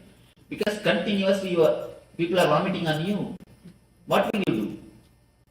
Psychoanalysis is the solution given to the levels of the problems of the beings by the philosophers. But the solution never works. If you are bored, totally, if you are tired of going to the same psychoanalysis, if you yourself decide that I have become alright, then you are alright, that's all. There is No other way of solving it. Enlightenment is the solution for the being level problems by the mystics. Philosophers give the solution of psychoanalysis. Mystics give the solution of enlightenment. Enlightenment means not analyzing, just throwing away. Analyzing your dustbin, is it going to help you? Analyzing your dustbin, is it going to clear you? Analyzing your dustbin is not going to make to solve the issues. If you want to clean your house, if you put everything from the dustbin, start analyzing it. Is it going to clear your house? Is your house is going to become clean? No. Only by throwing the things totally away, merging into the ananda, ecstasy, the problems are going to be solved. Three things. For a physical problem, they make the energy to come from inside. For mental problem, they teach you how to switch it off. For the being level problem, they put you in the ecstasy or the bliss. The solution from the mystics is total. Solutions from philosophers is intellectual. But for the logical mind, if you look superficially, the healing system born out of logical things feels like good.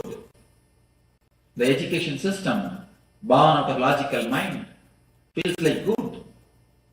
The solution for the being level problems, psychoanalysis, feels very good because they are the established systems. Mediocre things always flourish because mass is always mediocre. The mystical things are never for mass, it is only for very few intelligent people. For mystical things, you need to have little patience. You need to go through it. You need to allow the process to happen. You cannot just jump. But mind is monkey. Mind is totally restless. It wants instant. A small story. 3 monkeys. They got 1 mango. All the 3 wants to share the mango. How can 1 mango be shared by 3 monkeys? They went to a master for solution. Master said, all right, all the 3 of you, plant this mango.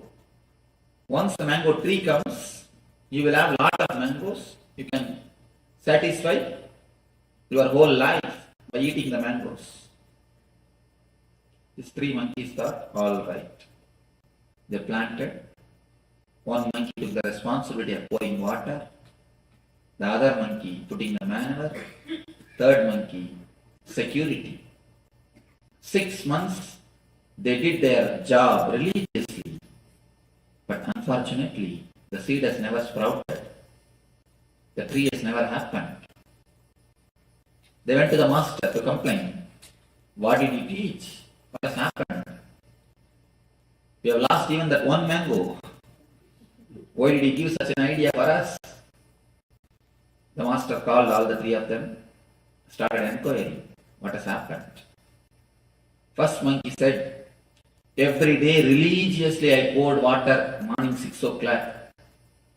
I stopped even going for a morning walk, but I poured water religiously. Second monkey, every day evening 4 o'clock I put the manure. I stopped even going to the gym. Doing this religiously I did. I do not know what has happened. Third monkey, 24 hours I was standing there as a security. I never even went for my dating. I was there as a security. Not only I was standing there as a security. Every day, at least once, I dig out and saw whether it is sprouted or not. You need to give little space for the mango to sprout. Not only water or the manure, a little bit of space for the mango to sprout. Your very urgency, your very restlessness will not let the mango to sprout. With mystics, you need to give little bit of space, little bit of time to let the meditation work in you, to let their presence work in you. If you want the plastic rose, it will be available ready-made. But if you want the original rose, you need to wait for a few days so that it can flower. If you get from the market cut rose, don't think it's original rose. When I say original rose, I say the rose with the plant. You need to wait for a few days. So you need to wait. But mind is such, we are not ready to wait. The restlessness, that is why we take the solutions given by philosophers. We take the solutions given by logic mind. When you take the solutions of the logic mind, the philosophy, you solve it only superficially. When you take the solutions given by the mystics, not only you solve it, you dissolve it. Your very personality transforms. Your very being undergoes a new alchemy. Man becomes divine. Man just reaches the ultimate flowering. Just you became enlightened. Your consciousness takes a new dimension. You reach a different space. With philosophy, you will be solving your problems every day. With mysticism, you will be dissolving your problems once for all. So, it is up to us to decide philosophy or mysticism. Let you understand this. Let this understanding lead you to be in, became one with the eternal bliss. Let your being be in, one with the eternal bliss. Nityananda. Thank you.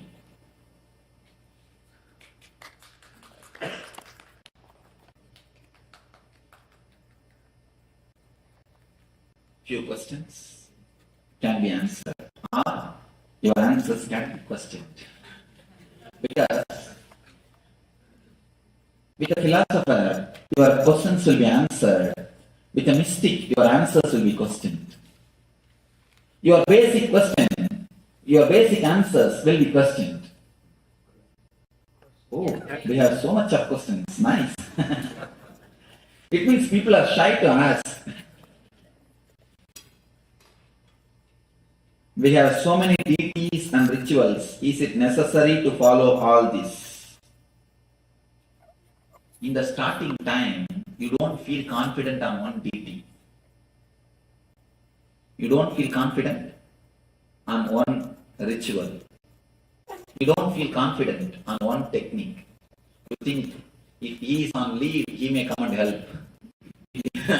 Ganesha is on vacation, at least Kartikeya will come and help. If Kartikeya has gone for dating, at least Muruga will, at least Shiva will come and help. That is why you have so many deities and so many forms. I tell you, if you trust one form, one technique is more than enough. One form and one technique is more than enough. But you need a little bit of maturity to understand one form and one technique. So, if you really want to grow spiritually, if you really want to have the fruit, I tell you, one form and one technique is the right method. If you want to dig a well, 10 feet, 10 feet, 10 feet in 10 places. If you dig a well, will you get water? In one place, if you dig 20 feet, you will see water. So, it is always good to hold on to one form, to hold on to one technique. Understand that same form only is all the form. It is not that by holding on one form you do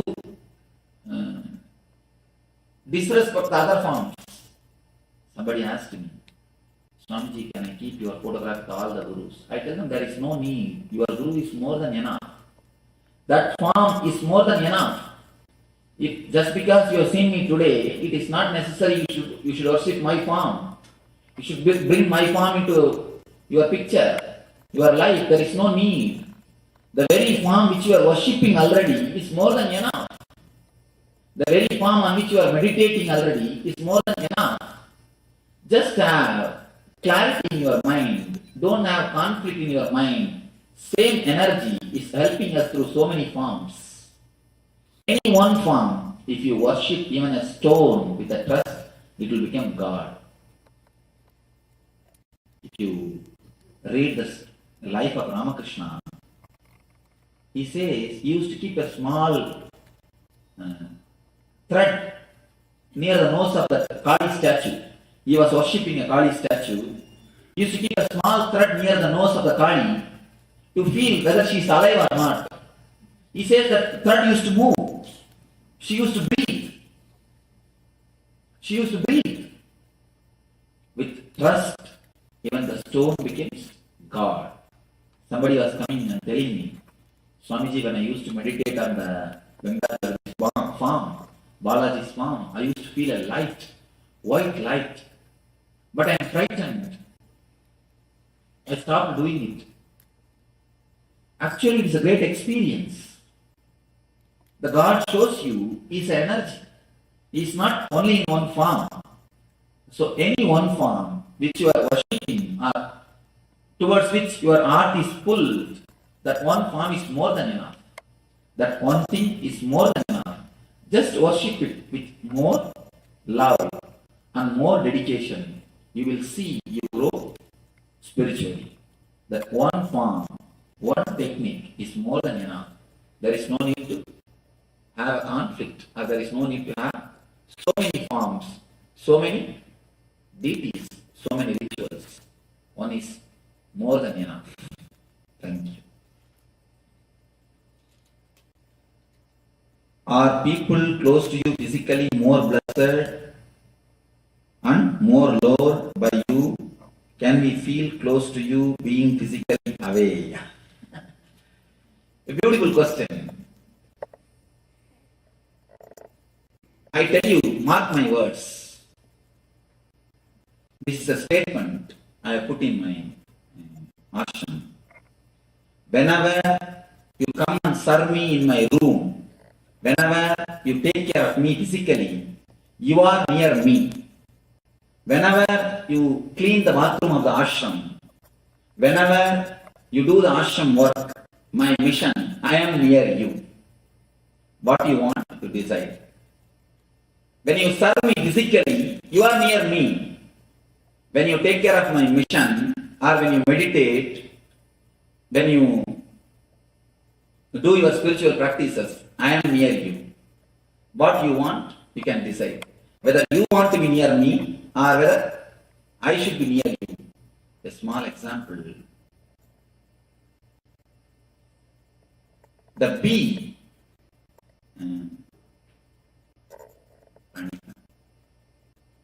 என்ன வார்த்தை? The fly will go and sit. The மாட்டு மடிக்கு என்ன சொல்றீங்க? No. Will go மாட்டோட மடி பால் வருதுல? Cow? Udder. The fly or the bee will go and sit in the cow udder, but it will drink only the blood, never the milk. 24 hours the bee will be sitting in the cow udder. It will drink only the blood. But the calf will go near the cow only 10 minutes, but the calf will drink the milk. So physically being near me or being away is no way related to the spirituality or being loved by me. You should understand, in the chariot, somebody has to be a wheel, somebody has to be a flag. If the flag thinks, I am not given the opportunity of being near a wheel, being a wheel, then flag did not understand a small thing. You should understand this. Once the Vishnu, he went to Vaikuntha. He entered, before entering into his room, he left the sandals, his shoes outside the room and went inside the room.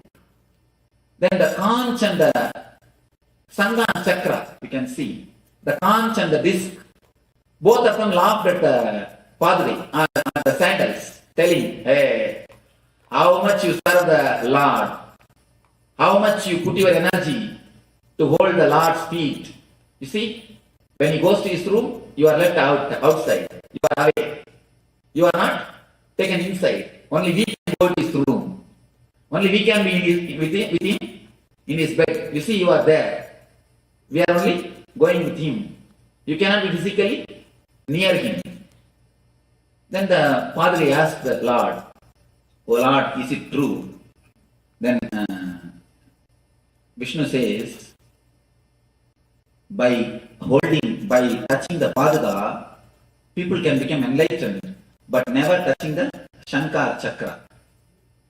Not only that, Vishnu says, oh, this constant discuss told like that. First thing, they did not understand the importance. And next thing, they did not understand the truth. So just for this sake, let them take birth as a Bharata and Chatrukna and worship you for 14 years. He cursed them. Shanga and Chakra only took birth as a Bharata and Chatrukna. 14 years they have to worship that Bharata for this one word. In Ramavatar, the Vaikuntha, when it happened, Vishnu says, both of you take that. In the next incarnation, let you both take the form of Bharata and Chatrukna and worship the Paduka. And not only that, that is why in Ramavatara, Bharata and Chatrukna has to be away from Rama for 14 years. Only Lakshmana is with him. So never the physical nearness means I accept. You can understand one more thing. I have only one body. How many can serve me? There are so many everywhere. And you see, when I am in America, all Indian disciples feel they are missing me. When I am in India, all American disciples feel they are missing me. Physically being near me has nothing to do with the idea that I love you or I don't love you. My love is above the physical presence. And one more thing.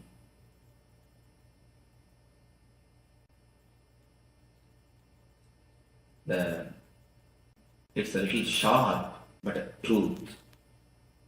Bhagavata, there's a question asked by Sukha to Krishna. To Krishna, the question is put. What is the difference between you having 10,000 wives and Sisubala having 10,000 wives? Sisubala was also having 10,000 wives. And Krishna was also having 10,000 wives. As far as it is a Krishna, it is always said, oh, gopis, prema, the spiritual. When it is Sisubala, it is always told prostitution and immorality. Why it is with the case of Sisubala and why it is the case with you? Then Krishna replies, as far as me concerned, whomsoever is near me and whomsoever is away from me, for me both are one and the same. That is why being near me or not being near me is not at all a thing. So the physical presence does not mean anything. That is why it is called spiritual. In Sisubala's case, the people who are physically near him, they are treated in one way. The people who are physically away from him are treated in another way. That is why in his case it is prostitution. In Krishna's case it is a prema bhakti. So being near me or being away from me is no way related to the spirituality. All of you be very clear once for all. And one more thing, sometimes I make you as a flag.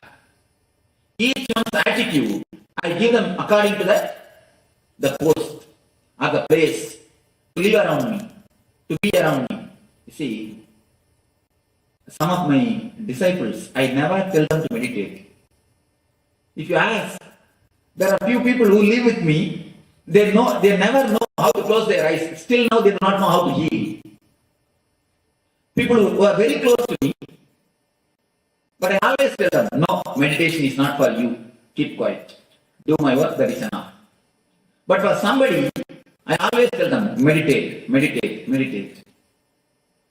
So Master gives for each one their place, their technique, their method to grow. Whenever somebody comes near me, I always tell them, to be around me, you need to understand one thing. For everybody, I give a different attitude, different way of approach. There is a beautiful word called bhavana. For everyone, I have a special bhavana. With everyone, I relate with a special bhavana. The bhavana does not mean I love somebody more, I love somebody less. Being physically near me does not mean I love somebody more or I love somebody less. It is just the spiritual closeness. That is only counts. Nothing else. So understand, just because the Padre, the sandals could not enter the room of the Vishnu, it is not that it is some way less. Just because the conch and the disc is entering into the Master's room, it is not that some way they are high. If you understand this one story, that's enough. The conch and disc are just told by the Vishnu, go and take Bharata and Chaturna and worship the feet. Worship the Padre for 14 years. Okay. How long can it take? I think it is 9 o'clock. I'll answer one or two questions. Other questions tomorrow.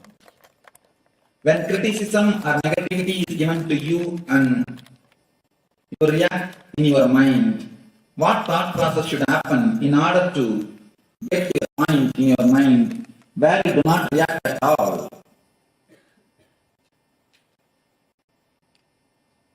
Understand. It is you who choose to get hurt. You are criticized. Why are you so much bothered? You do not know about yourself. You don't have self-respect. That is why you are shaken by somebody else's opinion. If somebody says you are a dog, you just bark at him. If somebody says mad, just yell at him. You prove that you are dog. You prove you are mad. Because you don't have self-respect. You just give respect for their words.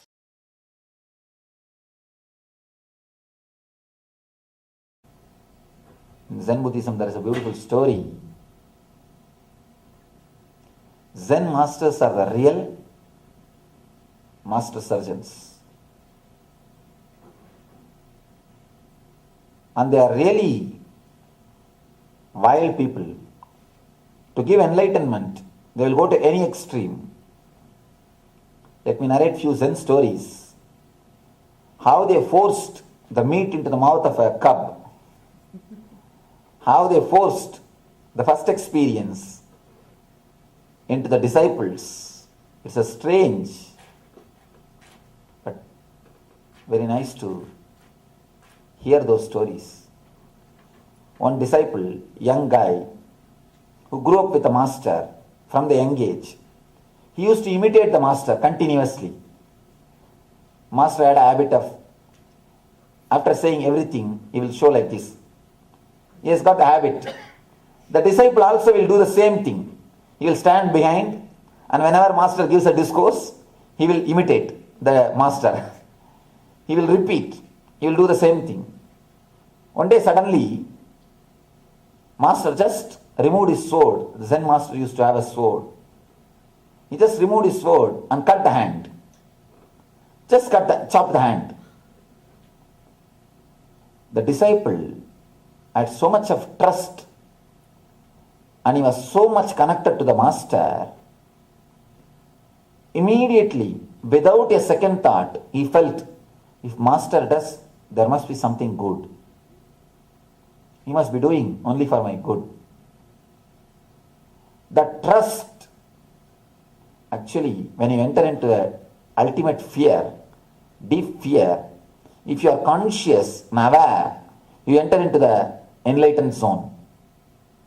If you are moved, if you are unconscious, if you are shaken away, if you are taken away by your emotions, you fall into the lower level conscious or lower level spaces. If you are aware in the peak moods, you enter into the higher level consciousness. This guy had such a deep trust towards the master. Even when his hand was cut, he knew for sure, he was very clear, something is good. If master does, it must be something good for him.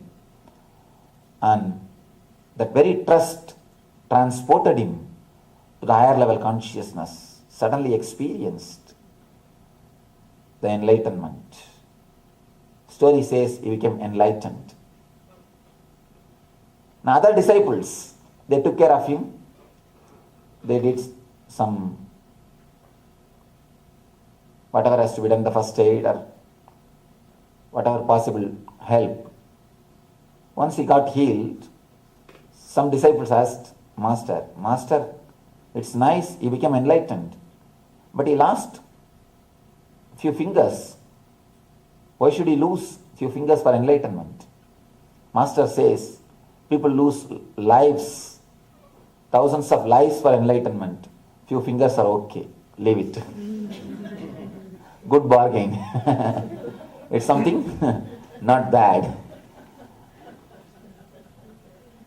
Another beautiful incident of same kind. One person went to the master asking for enlightenment. The master was walking on the third floor of the building. The disciple was walking behind him. Master, please help me, guide me, give me enlightenment.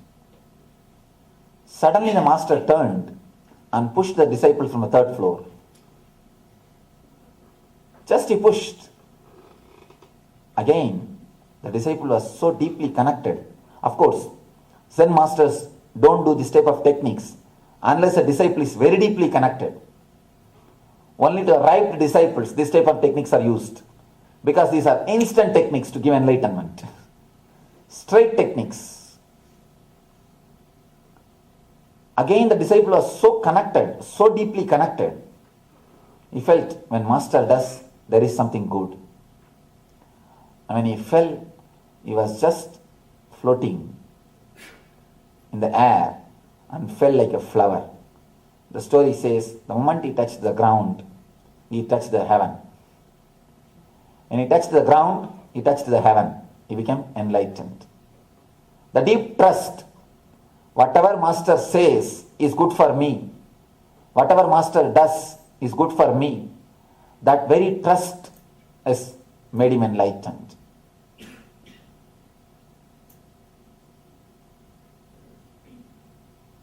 Master never allows anybody to get stuck with the ordinary experiences. Even though you call them as spiritual experiences, no experience is spiritual unless you stop experiencing things.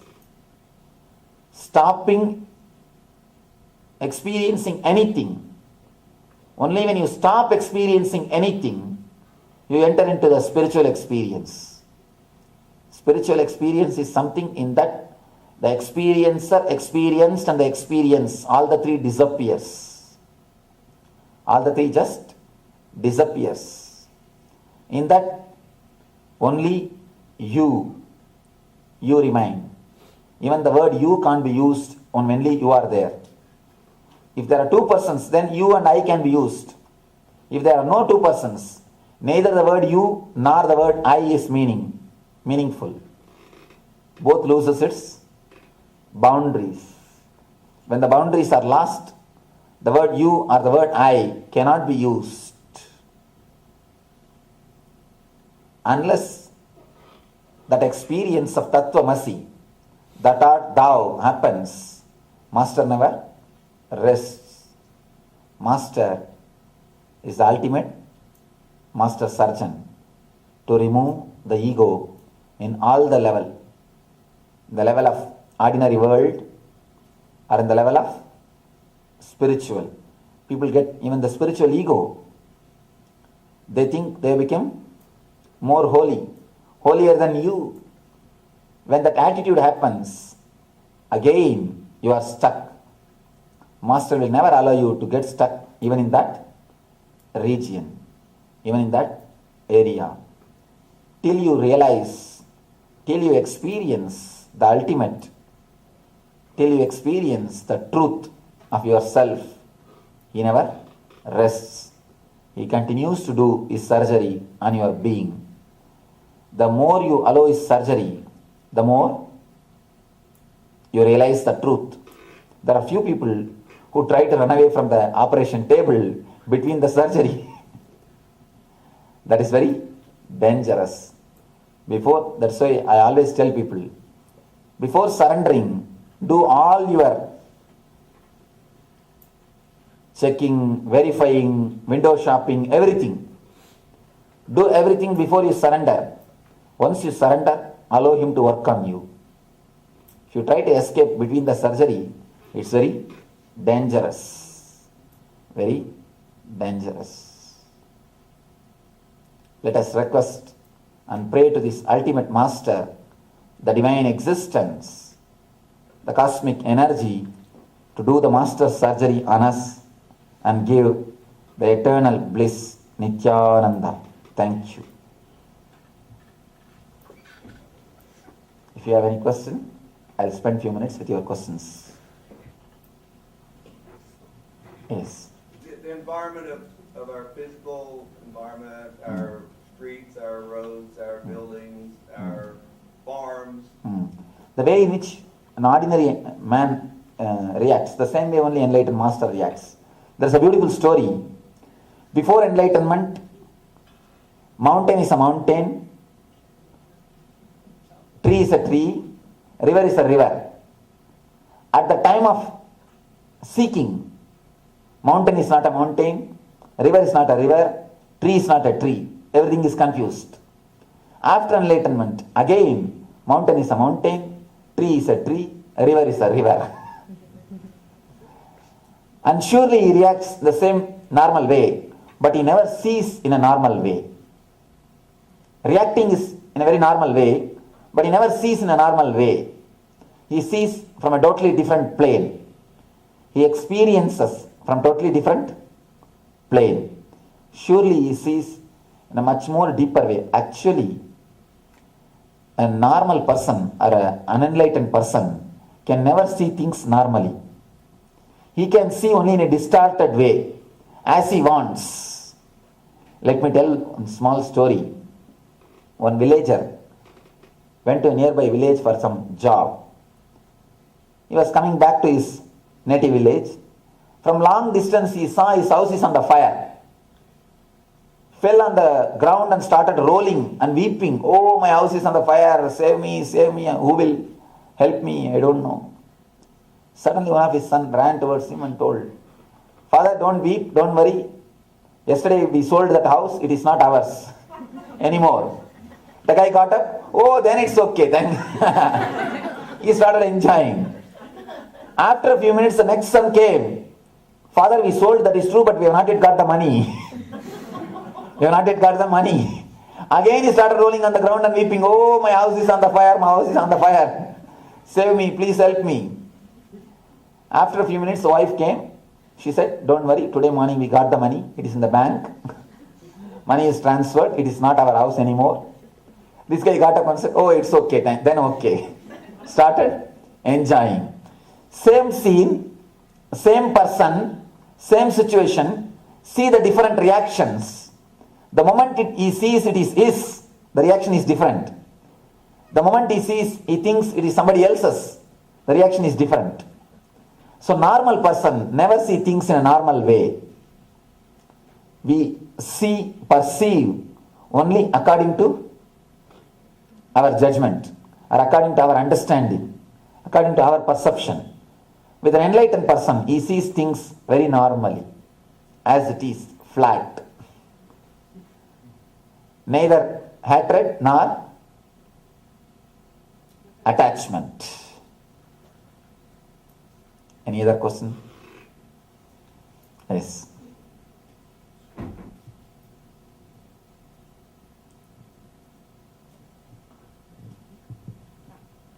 This one. What is the distinction between dropping, letting life flow, and laziness? In laziness, you will always be tired. You see, understand important thing, tired of taking rest. The more you rest, more you will be tired. Be very clear. You see your own life, the more you rest, more you will be tired. Laziness will always have tired of taking rest. Letting go, you will be again and again fresh and alive.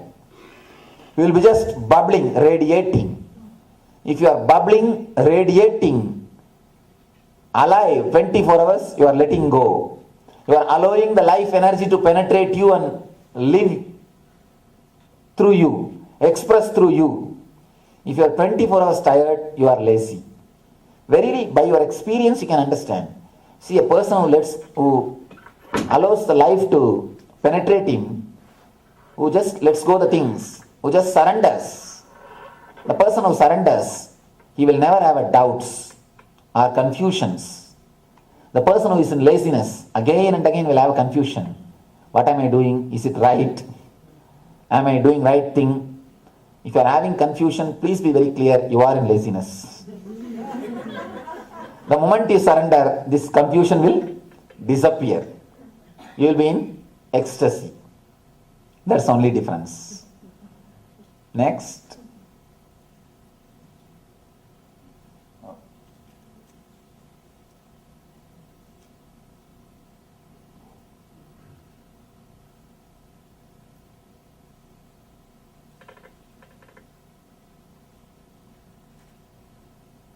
Here the question says, we the untouchables ever find enlightenment? As long as you have an idea that you are an untouchable, you can't find enlightenment. The moment you drop that idea that I am untouchable, you are enlightened. There is nobody who is untouchable. No, the very idea that untouchables is something wrong. I think the very idea is maybe because of some inferiority complex. Nobody is untouchable on the planet Earth, except the person claims, I am holier than you. He is the only untouchable, you can't touch him. If somebody claims, I am holier than you, you can't touch him. He is the only untouchable. He will not allow you to touch. Except that person, everybody can become enlightened. The person who thinks he is holier than somebody, except him, everybody is touchable. Everybody is capable of having enlightenment.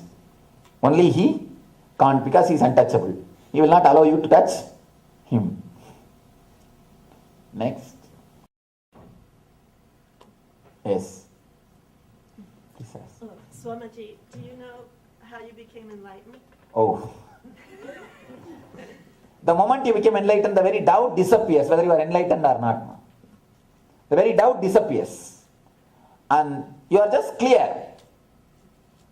Do you know, you are seeing me? Are you clear about that? Yes. Same way. How you don't have any doubt about you are seeing me or not. Same way I have no doubt. It is just a clear-cut vision or experience. Straight away you see it. You experience it. So the question simply disappears. As long as you have the question that whether you are enlightened or not, you are not. Please be very clear.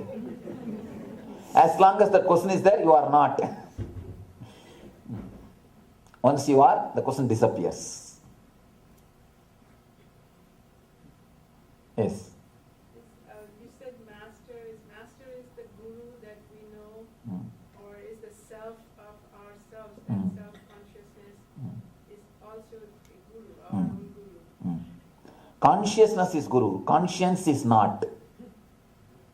We always mistake conscience as a consciousness. Conscience means it will tell you, do this, don't do this. Do this, don't do this. These do's and don'ts will be given to you by conscience. You will always be fighting with conscience. The more the conscience you have, more your life will be dead. More you will be schizophrenia. More you will be a split personality. With consciousness, you will never have a doubt, should I do this, should I do that? You will just be very clear. You will just do what has to be done. So with conscience, you will have a continuous fight. Please be very clear, if you are having conscience, don't think it is your guru. No. If you are having consciousness, then it is your guru. Yes. How we can enlighten us and what can help us to enlighten? It is as simple as 1, 2, 3. 1, start meditating. 2, continue meditating. 3, continue meditating. Meditation is the only key to experience that you are enlightened. Just enter into the meditation, of course, which is your natural state. Start with some meditation technique. Enter. Surely you will see that you will experience that ultimate truth, which is your being. Even though you don't believe you are a lion, you are lion. Yes. Don't we have to do specific practices like in the Patanjali Yoga Sutras, the yamas and niyamas, brahmacharya? And I tell you, the yama, niyama, even after death you will not be convinced that you have done perfectly. The yama, niyama is a nice technique to escape for you and for the master. If you press the master, why still I am not enlightened? He can always quote, you are not practicing yama, niyama properly. And you can convince yourself, I have not done that properly, that's why I am not becoming enlightened. Yama, niyama is a nice method to postpone. According to my experience, I tell you, yama, niyama happens after you enlightened.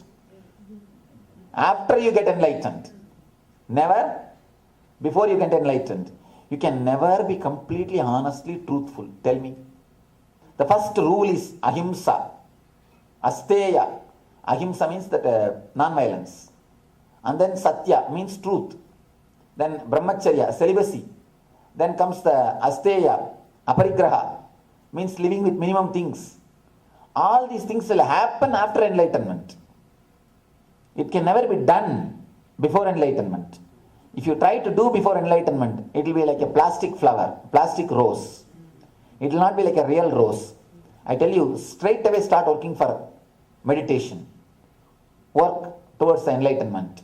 Let the enlightenment happen, then all these things will follow. At least in my experience, I tell you, I have seen thousands of yogis. I have not seen a single yogi who accomplished all these things and then went to meditation. No. It is not even 8 steps, it is 8 parts. All the 8 should be at a time practiced. All the 8 should be practiced at a time. It's not that you will go step by step. No. It is not Ashtapadi, it is Ashtanga. Anga means part. The word Sanskrit word you should understand, when Patanjali says Ashtanga Yoga, means 8 part of the yoga, not 8 steps of the yoga. 8 step means first step you will finish, then you will go to second step, then you will go to third step. That's the way. But here it is not 8 steps, it is 8 parts. So 8 part, all the 8 should be practiced at a time. Only then you will be able to realize. Never think you will do first one, second one, third one. No. The first one itself will never be completed unless you experience the enlightenment. Yes. Yes. How do you release doubt? How do you? How do you release doubt? Doubt. That's a nice question. Just surrender. Tell the divine, you are the person who gave the faith. You are the person who gave the doubt. Have both. Leave me. Doubt about yourself. And again, that's what. You see, of course, you can surrender to the divine. You can say, again and again I am having doubt about myself. There is some part believing in me, some part doubting me. Please just take both and leave me. You can surrender the doubt and faith both. As of now you wanted to keep the faith and you wanted to relieve only the doubt. That's where the trouble starts. Drop both, then you will go beyond. Referring to the conscience of, do this, do that, having to eliminate that to enlightenment. The sociopath, serial killer has no conscience, no doubts. How do you throw the baby out with the wash? That's wonderful thing. Wonderful question. A real man who is with conscious will never hurt others. He can't hurt others. He can't disturb others. He feels the other being also himself. He can't kill others. He can't do anything wrong. The person with conscience, even if he does not do wrong, he will be violent in his being. A person with conscience, he may not kill with a knife, but he will be killing the people with his words. He may not use the sword, he will be using the word, because his being will be very violent. So with conscience, even if you are non-violent socially, it's not okay. But with consciousness, you can never be violent. And according to me, morality should be based on consciousness, not on conscience. This whole NSP, this weekend workshop which I am doing is all about this conscience and consciousness. The conscience is a poor substitute for consciousness. Because we are not able to experience the consciousness, we cut hold of the conscience, we start living based on that. This whole NSP, these 2 days, I am helping, or I am trying to see that people reach at least one glimpse of consciousness. They experience at least one glimpse of consciousness. So that they start living with consciousness instead of conscience. I always tell people in that whole program, the conscience is just a mask or anything based on conscience is only skin deep. You know how deep the skin is. It is not going to be eternal. Anything based on consciousness will be eternal. Surely we should work for conscious experience. Just because we don't have conscious experience, we should not compromise with conscience. We should not compromise with conscience. Our morality, our understanding, lifestyle, everything should be based on consciousness, not on conscience. See one thing, when it is based on conscience, it is naturally based on fear and greed. See, when the idea that you should not speed up, if it is based on the fear, naturally when you don't see the cop's car, you will raise the speed. Automatically you will raise the speed. And it's little tasty also. To break some law, you feel it becomes very taste. And you feel very good about it. Or you feel that you have become very courageous. Or you think you have become a very big person. Anything based on conscience or fear and greed will only misguide you. Or you will be just waiting for the chance to break that rule, to go beyond it. That is why you can see the kids. Whatever you say, simply they will say no. Saying no to the father, mother, it gives them a sort of a courage. And they feel only when they say no, they become adult. So they just wanted to prove themselves. Same way, any discipline based on, any morality based on conscience, you just try to violate it, violate that rule, violate that law to prove that you are somebody great. I tell you, directly or indirectly, you will be continuously doing something wrong if your morality is based on conscience. So it is better to go for a conscious experience than living based on conscience. Pray to the ultimate energy to give us all the ultimate conscious experience, the eternal bliss, Nityananda. Thank you. Thank you, Swamiji.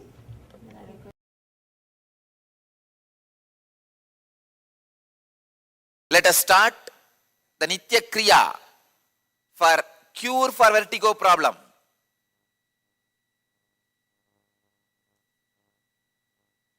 First, Koraka Jali Asanam. Koraka Jali Asanam. Please understand. The father of Hatha Yoga, Goraknatha, in his name this asana is said. Yes. Usually he always sits only in this posture. Actually, I am making a murti of Goraknatha, Dattatreya, Vaschendranatha, all of them, to be placed in our ashram all over the campus.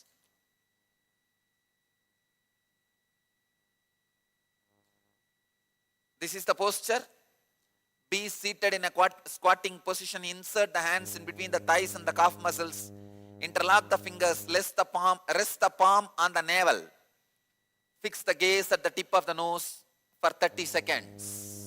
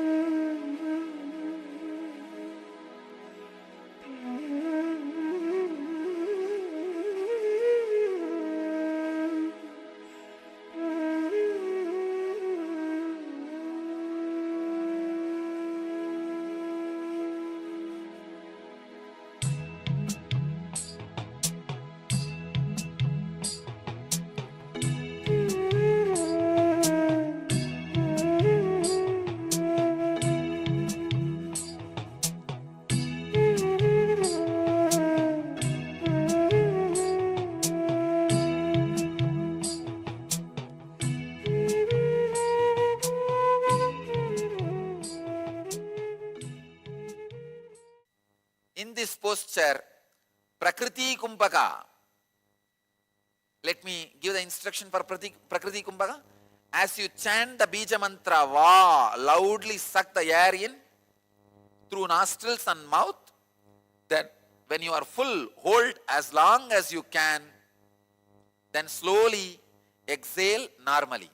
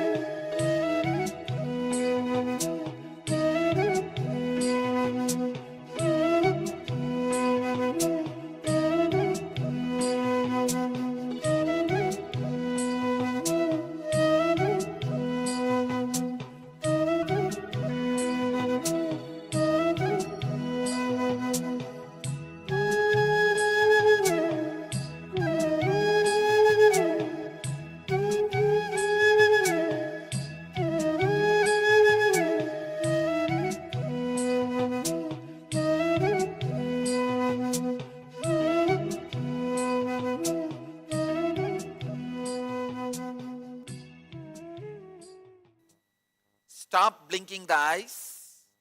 Concentrate on your nose as strongly as you can. Tip of the nose for 2 minutes.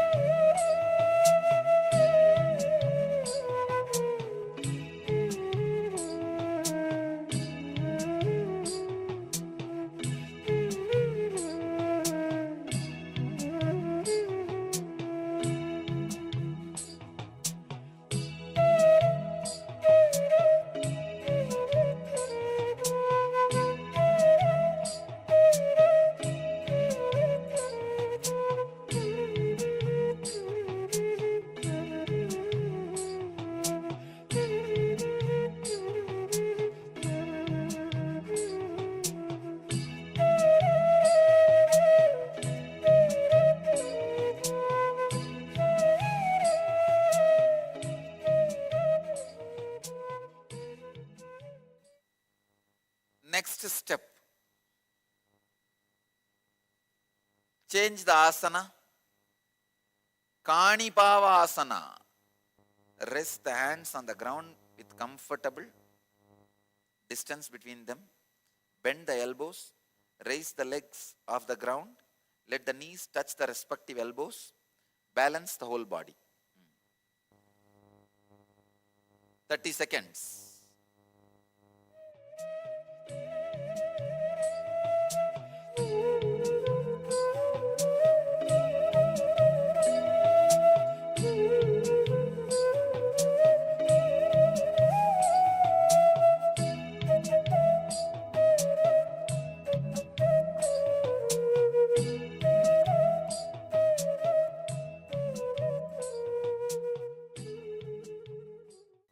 Now, in this posture, Gada Kumbhaka. Gada Kumbhaka is inhale through both the nostrils, hold the breath, exhale through right nostril. Please understand, inhale through both, hold the breath and exhale through right.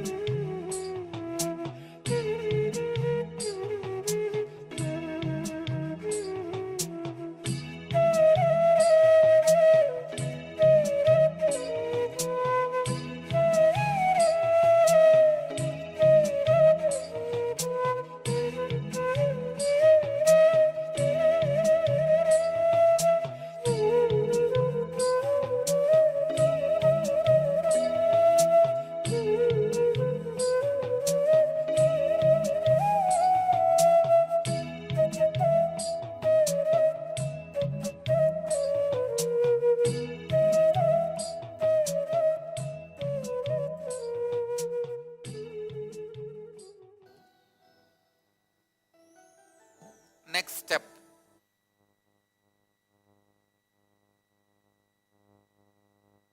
Is Vamavarta Chakrakumbhaka. Let me give you the instruction, please understand.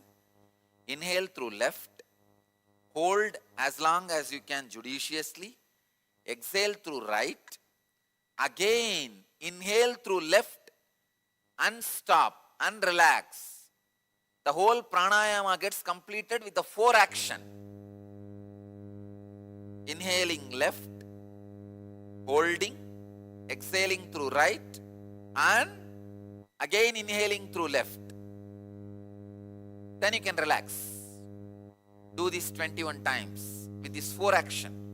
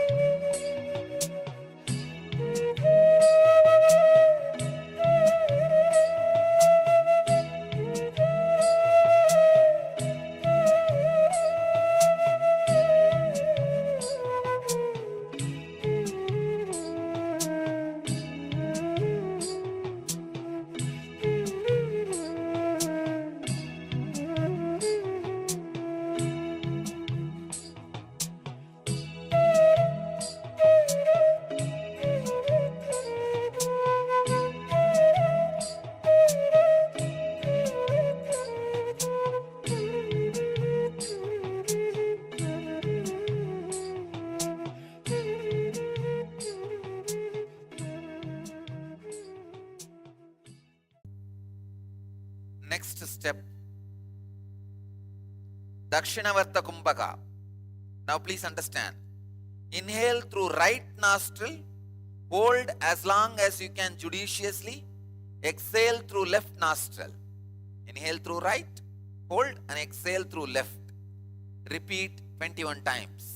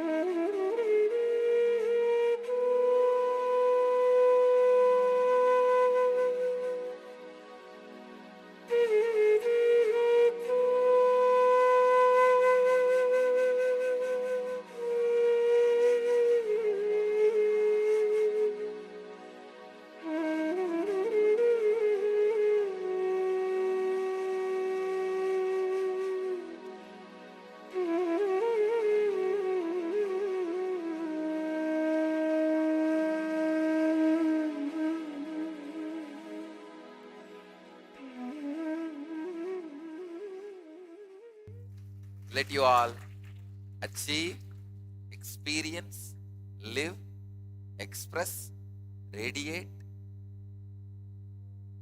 and share the eternal bliss, Nityananda. Thank you.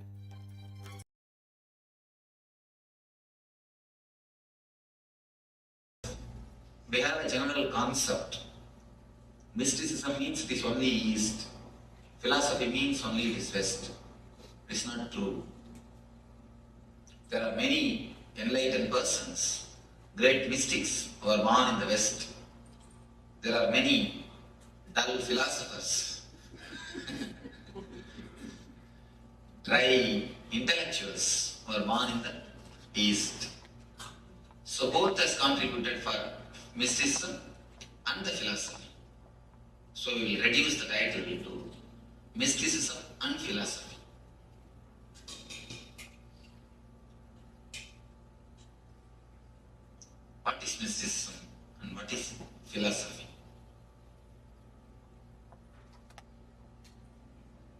Philosophy is intellectual, the knowledge, the informations, verbalizations of experiences,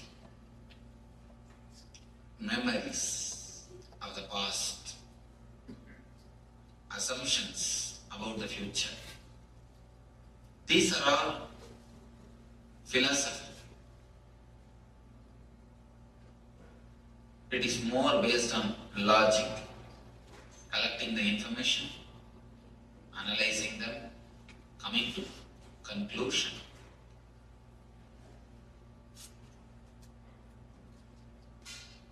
Mysticism is more like transforming your life. It is the alchemy which happens in your being. The word alchemy you need to understand. Alchemy is the science through which they used to make lower metals to the higher metals. Copper can be transformed as a gold. Mercury can be solidified. The lower level metals will be raised to the higher level metals.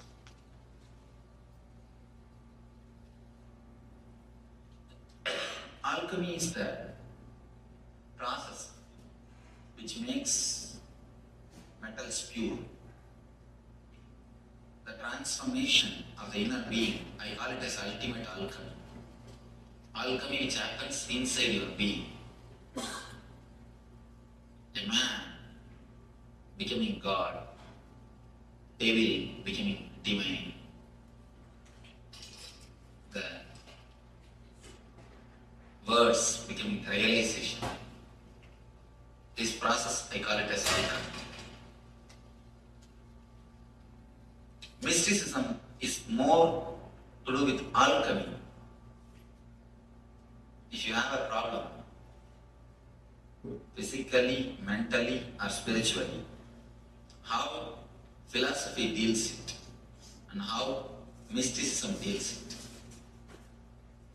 If we understand, then we will be able to have a clear view about philosophy and mysticism. The angle of philosophy, the angle of mysticism. Enlightened people always called their philosophy as darshanas. Darshana means you need to understand. Darshana does not mean philosophy. Darshana means whatever is seen. Whatever is seen, they are recorded. Those things are always called philosia. New word. Philosia, not philosophy. Philosophy is born out of mind. Philosia, mysticism, is born out of no mind. Philosophy is born out of matter. Mind is nothing but a matter. Mind is nothing but a biocomputer. Philosophy is born out of biocomputer. Mysticism is born out of bioenergy. Mysticism is outcome of enlightenment. Philosophy is the outcome of intellect. Philosophy comes from intellect. Mysticism comes from intuition. Philosophy has got only 120-degree vision. Mysticism sees in 360 degree. That is why the mystics are always represented. The statues or the photographs of mystics is represented always with the third eye. Buddha, Krishna, Shiva, all the mystics, you can see there will be diagram. The third eye will be there. Third eye means the vision of 360 degree. All the sides they will be able to see beyond these two eyes. With intellect, you can touch only the level of head. Intellect is like a communication. Philosophy is a communication between teacher and a disciple, teacher and a student. Mysticism is a communion between master and disciple. Philosophy is the communication between teacher and student. Mysticism is a communion between master and disciple. To learn philosophy, just your head is more than enough. If you are a little bit attentive, that is more than enough. Nothing else is necessary. If your logic is sharp, you can learn philosophy. But to learn mysticism, it is not even learning, it is picking up. To have the mystical experience, you need to put your whole being. Whole being is necessary. Just an intellectual understanding is not enough. If you are in conflict, if you are in confusion, be very clear, still you are intellectual or philosophical, not mystical. The danger is people think themselves as mystics or they are in mysticism, but they are in intellectual or philosophical level. As long as you have confusion, as long as you are in conflict, be very sure you are only philosophical. Once I spoke on the different meditation techniques for intellectual people and emotional people. Somebody asked me, Swamiji, how can I find out whether I am intellectual or emotional? I told him, the very question shows you are intellectual, don't worry. The very doubt shows you are intellectual, because only intellectual people get the doubts. Emotional people will never have any doubt. They are very clear from the first day one. So you can be sure, if you have the doubt whether I am mystical or intellectual, be sure you are intellectual. Any conflict, because philosophy is the outcome of conflict. Mysticism is outcome of love. Philosophy cuts and analyzes. Mysticism unites and heals. That is why mysticism is always represented by the word yoga. Yoga means union. Yoga means union. Again and again unites and heals. Of course, philosophy has got its own use, utility. That is why we let the philosophy be alive. In the outer world, philosophy is the language. Doubt is the language. Logic is the language which can win, which can bring you bread and butter. But unfortunately, man cannot live only with bread and butter. If man can live only with bread and butter, we don't need mysticism. Philosophy is more than enough. Unfortunately, man cannot live only with bread and butter. We need something more than philosophy. If philosophy can satisfy, libraries are more than enough. There is no need for anything more. No need for churches, temples, mosques, or the monasteries. If philosophy is sufficient, libraries are more than enough. But philosophy doesn't satisfy. The language of outer world is philosophy. In the outer world, if you want success, you should know the philosophy, logic, how to doubt, how to question, how to analyze, how to cut. In the inner world, the very language is different. For the inner world, you need only mysticism or the help of a mystic. If you try to test a rose flower with that stone, what will happen? There was a man who was a goldsmith, went to his friend's house. The friend showed, see such beautiful roses, how nice they are all. This man asked, I wanted to test whether they are original roses or plastic roses. This man said, go and touch and feel. You can understand whether it's original or rose or plastic.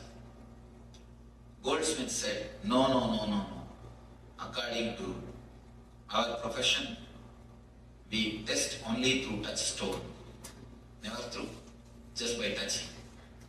So he started plucking the roses and rubbing it against the touchstone. Using the touchstone, can he find out whether it's original rose or not? No. Touchstone is useful to find out the gold, to find out the originality of the gold, to work with the gold, but not with the roses. Philosophy, logic is like touchstone. It is useful in the outer world with gold, but never with the inner world, the inner lotus. With the inner lotus, the touchstone cannot do. The language is totally different. The life has to be totally different. If you want to learn philosophy, you can learn just by words. Verbal language is enough.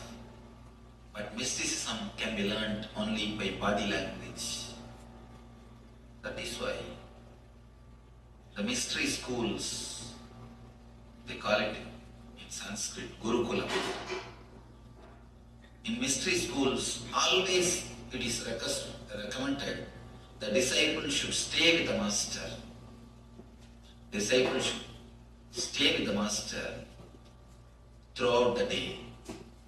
From morning till evening, disciples are requested to stay with the master.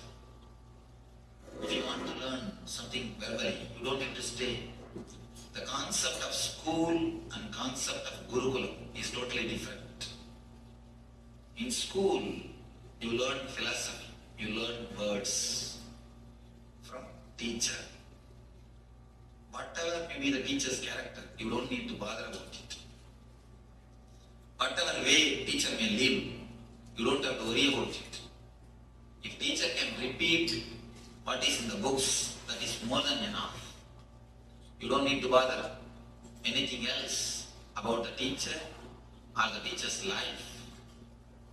Just if he or she repeats what is in the book, over. You will learn, come away. That is why schools are always part-time. But the mystery schools, when you want to learn something mystical, mysticism, you always need to be with the master. Here, verbal language is not useful. Here, from body language you learn. It is more by his presence than by his words. It is more through communion than by communication. Communication became useless in the presence of the master. I tell you, whenever you feel you have understood something from master's words, be very clear, be sure you have misunderstood. Whenever you feel the satisfaction, oh, I am learning so much from Swamiji's discourses, be very clear you are not learning anything. Somebody asked me, Swamiji, I do not know English, can I come to your class discourses?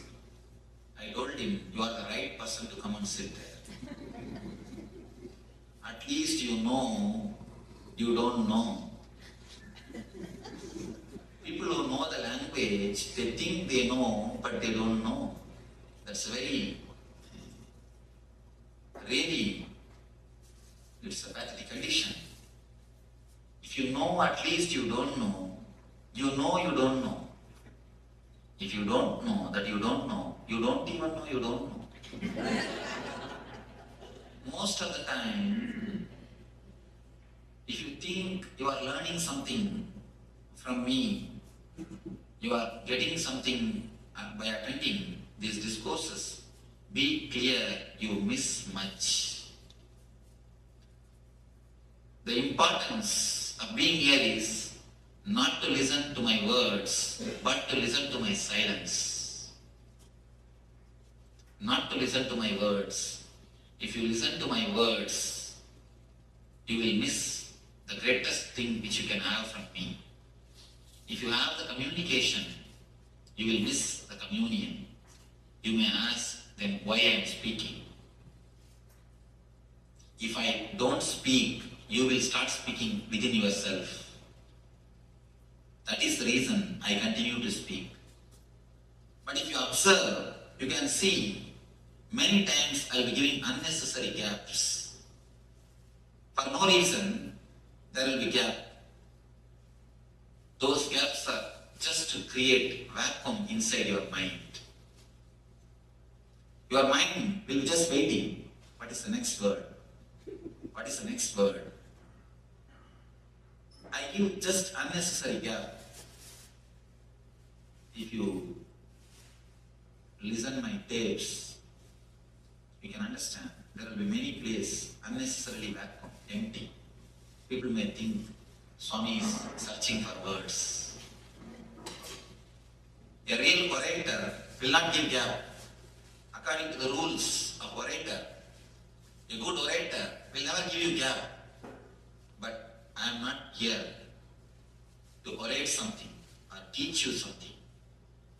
I am here to give you something.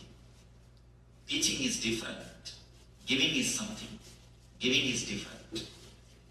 If you know how to be aware of the gaps, silence, you will have my presence. I am here, or you are here, only to have the presence, not to have communication. If I don't speak, your mind will start speaking to yourself. That is the only reason I speak. So that if I speak, at least your mind will relax. You will stop speaking.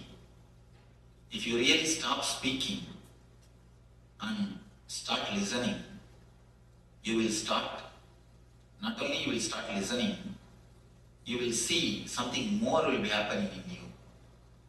It is the presence of the Master that is important. If you think you are learning, you are missing. If you understand, there is nothing to be learned, there is nothing to be known. If you attend 2-3 satsangs, then you will understand. I am speaking the same thing. I am telling the same thing in different words. Just I am changing the words. Just I am changing the cloth, overcoat, not even cloth, overcoat. Today one color coat, tomorrow different color coat, day after tomorrow different color coat. But the main message is the same. Of course, main message can never change. The same thing I am speaking. Why I am speaking every day? So that I can make you silent. My speaking is more or less like a technique. It is not philosophy. It is not talking. It is not teaching. Actually, I don't want to teach you anything. If we can do something to forget whatever you have learned, that is the best thing. Because in the process of learning, we have lost much. If you understand this one thing, it will be nice. Till the age of 7, children think by visualization, not by verbalization. You need to understand visualization and verbalization. Till the age of 7, when you say something, children immediately see the scenes. They just visualize and then they process. But once you put them into the school, the visualization is reduced to verbalization. Visualization is just killed, destroyed to verbalization. The intuition is reduced to intellect. There was a great mathematician from India. If you have heard of his name, I don't know, Paramashivoham. A great mathematician. In his time, nobody else would even come near him. Ordinarily, other serial mathematicians, if they take half an hour for one problem, this man, this Ramanujan, will give the solution just by a second. Tell the problem, there is a solution. Simply solution is there. But the poor man doesn't know how he arrived for solution. People used to ask him, please give me the way. He says, no, I do not know. Because I think in visualization. Just I see the problem, next vision is solution, over. The thinking is more like intuitive, not intellectual. He just sees the problem. The next slide, the solution is there.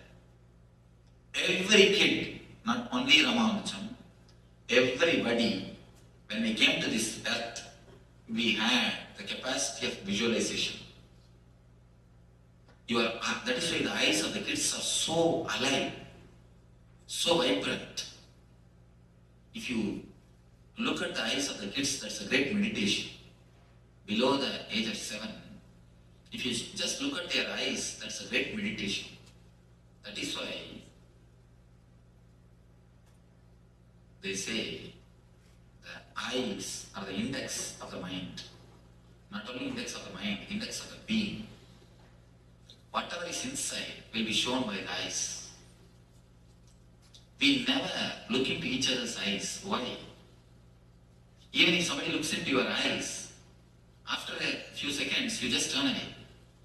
Because you are afraid he may find out what is inside. In the mouth, you show a big smile. But inside, you think, let me take care of you later on. Not now. Especially when somebody dies, when you go there to inquire, you can always see people have got a line of violence or vengeance inside. In their mouth, they will be telling, oh, he has gone, it is too bad, I feel sorry for you. Inside, oh, he has gone, good, let him go. I was thinking how much he was troubling us. It is good that he has gone. You think one thing, you can speak one thing. In words, you can cheat. In words, we can play. We can think one thing, we can say another thing. But in eyes, you cannot play. In visualization, you cannot play. You cannot play in visualization. Your eyes will show who you are. Your eyes will clearly express what you think. That is why we never let anybody to see our eyes. If somebody looks into your eye deeply, you just turn your eyes. You can find out whether that guy speaks truth or not by looking at his eyes. If he is courageous, then he will again look at he will just gaze your eyes. If he doesn't have enough of courage, you can always see, he will turn his eyes. With kids, they just visualize, they don't verbalize. But when you put them in the school, then whole visualization capacity becomes verbalization. They are taught how to read, how to write by force. At least till the age of 7, kids should not be put in the school. Till the age of 7, they should be allowed to learn with the nature. They have their own inbuilt mechanism to learn. They learn from the trees, learn from the nature, learn from the father, learn from the mother. They have their own method to learn. If we let them learn till the age of 7, the visualization will never become verbalization. The capacity to have the intuition will be retained. But when we put them in the school, the visualization turns into verbalization. Then they start thinking in words. The mind starts working with words. With words, you take long time. With words, you take too much of time to come to any solution. That is the difference between Ramanujam and other mathematicians. Ramanujam thought in visualization. The other persons thought in verbalization. The greatness of Ramanujam is he never went to school. Actually, he had never been to formology school. So that he could retain his visualization capacity, his innocence.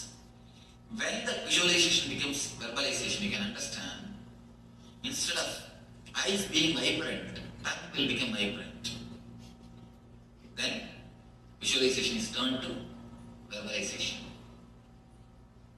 It is almost like a psychological castration. I'm using a strong word, but it is truth. Psychologically, the man is castrated. The being is castrated. Because with visualization, any problem, you will have immediate solution. With verbalization, you have to go through a long process to come to a conclusion. Verbalization belongs to logic. Verbalization belongs to head. It is easy to have, but visualization is difficult to handle. A man who has got the visualizing capacity will have the tremendous freedom. He will be so ecstatic, joyful, you cannot put up with him. That is why, from the time immemorial, all the enlightened masters are poisoned, crucified, thrown, the stones are thrown, they have been thrown out of the country. Start from Shankara, Buddha, Jesus, Krishna, every master. Of course, when the disciples write the history, they try to change. But if you see the truth, you cannot tolerate a more intelligent person among your society, amidst us. We feel too small in front of them. That is why we even reduce the visualization capacity of the kids to verbalization. Once they become just like us, buffaloes, we feel comfortable. Till we make them buffaloes, we don't feel comfortable. No parents feel comfortable comfortable with the energy of the kids. They roll this side, that side, do this, do that. You always feel uneasy. You try your best to control them. You try your best to suppress them. Once you make them silent, dull, dead, just like you, then you feel, now you are your son or your daughter. Visualization is reduced to verbalization. Philosophy is always oriented on verbalization. Mysticism is always oriented on visualization. That is why for meditation you need visualization. For philosophy you need verbalization. How philosophy deals your 3 layers of problems. how mysticism deals your 3 layers of problems. Physical illness, all the medicine system, healing system, born out of philosophy, treats the symptom. If you have problem in the lungs, only the lungs are attended. Only that portion is attended by some chemical or by some operation or by some injection. That portion is attended. But we forget to understand by giving medicine only to that portion. If you have headache, you are given medicine. What happens? Headache becomes stomach pain. Then immediately some more medicine, that becomes knee pain. Then give some more medicine, that becomes psychological depression. When you attend only the symptom or partly, because according to logic, if you attend that portion, it is more than enough. According to philosophy, if you attend that portion, that's more than enough. Because philosophy continuously cuts into pieces and analyzes.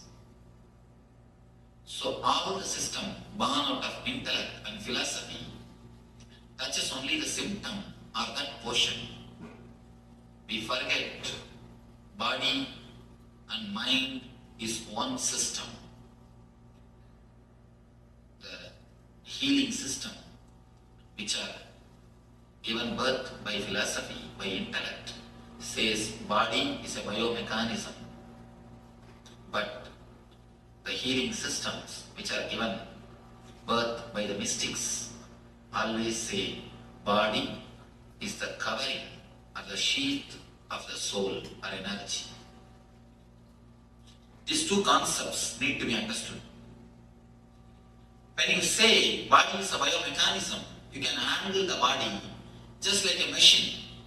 If one part of the machine is disturbed, you remove that portion, replace it with the same part. That's enough.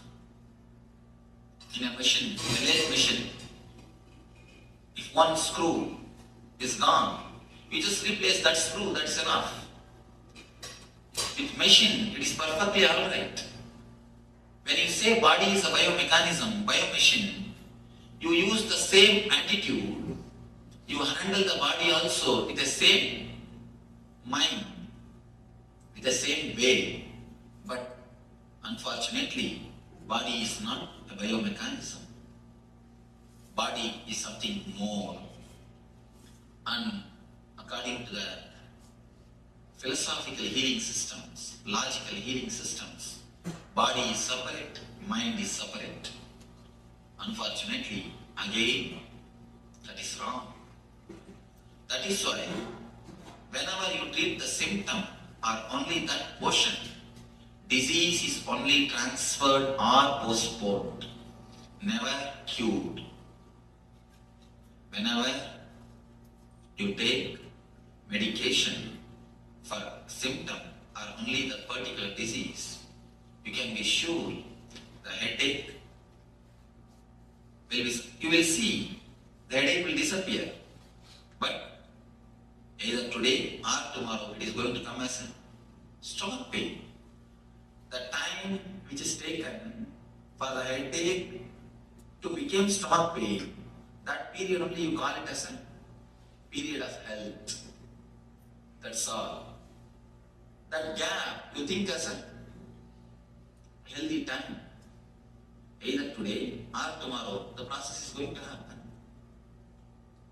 One more thing, a simple thing. Body continuously is circulated or flooded with the same energy. You cannot say, if you have that problem in the lungs, only lungs has got separate energy and whole other body has got separate energy. No. Even in the physical level, physical plane, you cannot say here separate blood is flowing and there everywhere else separate some other blood is flowing. No. So, the medicine healing systems which are born out of intellect or the logic or the philosophy cuts and analyzes, treats only the symptom or that portion. The healing system which are born out of mysticism, especially Ayurveda and the meditation healing, they go to the root of the disease. They say there is no different names for disease. No different names for disease. Only two things, either disease or health, that's all. People come and ask me, Swamiji, what are the disease you can heal? I tell them, what do I know? I do not know anything about anatomy.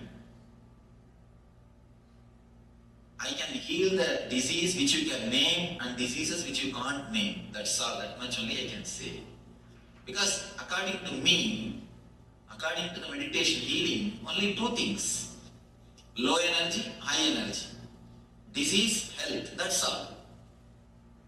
The root is only one thing, either low energy or high energy. We do not look at the man. The mystics do not look at the man as the biomechanism. They look at him as something more than biomechanism.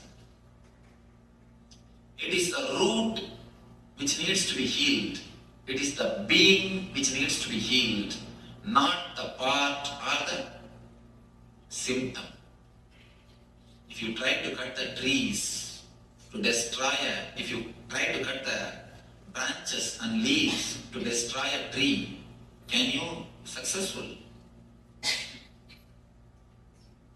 If you try to cut only the leaves and the branches to kill a tree, you can never be successful. Now they say if you prune a tree, it grows much better way, in a much more quick way. So by treating the symptom, by treating the outer layer, you will not be touching the disease. In the language of the mystics, they touch the root. Go to the very root of the disease. Go from where disease starts, where your being and mind is not easy with each other. The root of the disease is the uneasiness between your mind and your being. The uneasiness only creates diseaseness in you. The diseaseness only becomes disease.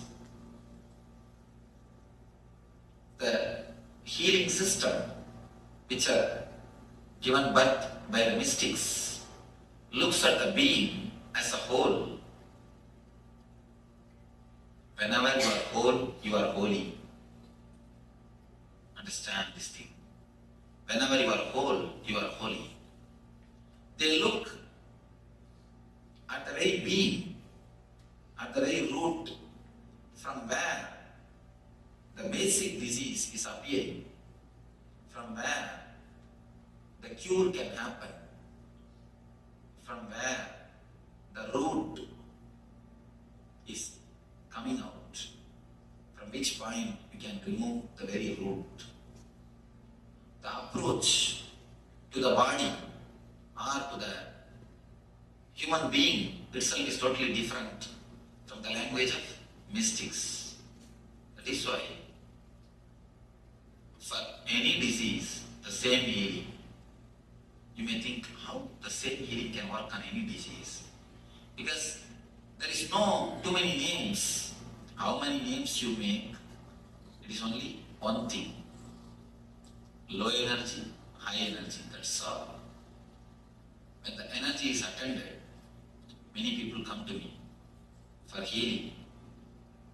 They would have come to get healed some problem in the heart. But after 2-3 days they come and report to me, Swamiji, my stomach pain has disappeared. I had a tumor in the hip that has disappeared. How it is? I didn't tell you about that. I always tell them, never think disease are separate. You have 2-3 disease. Never think you have 2-3 disease. Disease means it is only one. It is only one. Low energy, that's all. The whole thing can be classified under one category, under one thing. So when you touch the root, you heal the disease. Whenever you touch the symptom or the part, you only transfer or postpone the disease. When you touch the root, only then you heal it, you cure it. So the mystic's approach towards the body has given birth to the Ayurveda and meditation healing. Whenever it is necessary, some chemicals to be supplied from outside, they give the Ayurveda medicine. Whenever it is necessary, some negativity to be removed from inside, they give the meditation.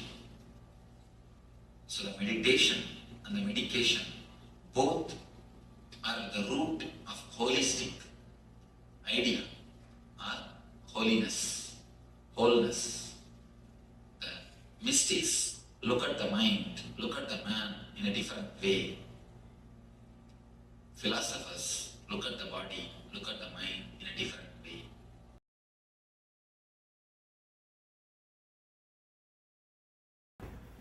Anybody, not only spiritual masters, anybody who happened on this planet Earth, any intelligent man, any person with wisdom happened on this planet Earth, if you see his teachings, if you read his words, either directly or indirectly, he will be saying the same thing. Infuse consciousness into your decision-making zone. Infusing awareness into the TQ zone is the ultimate teaching. Nothing more can be said. Nothing can be removed from this one teaching. All meditation, all spirituality, all techniques, everything is nothing but this one line.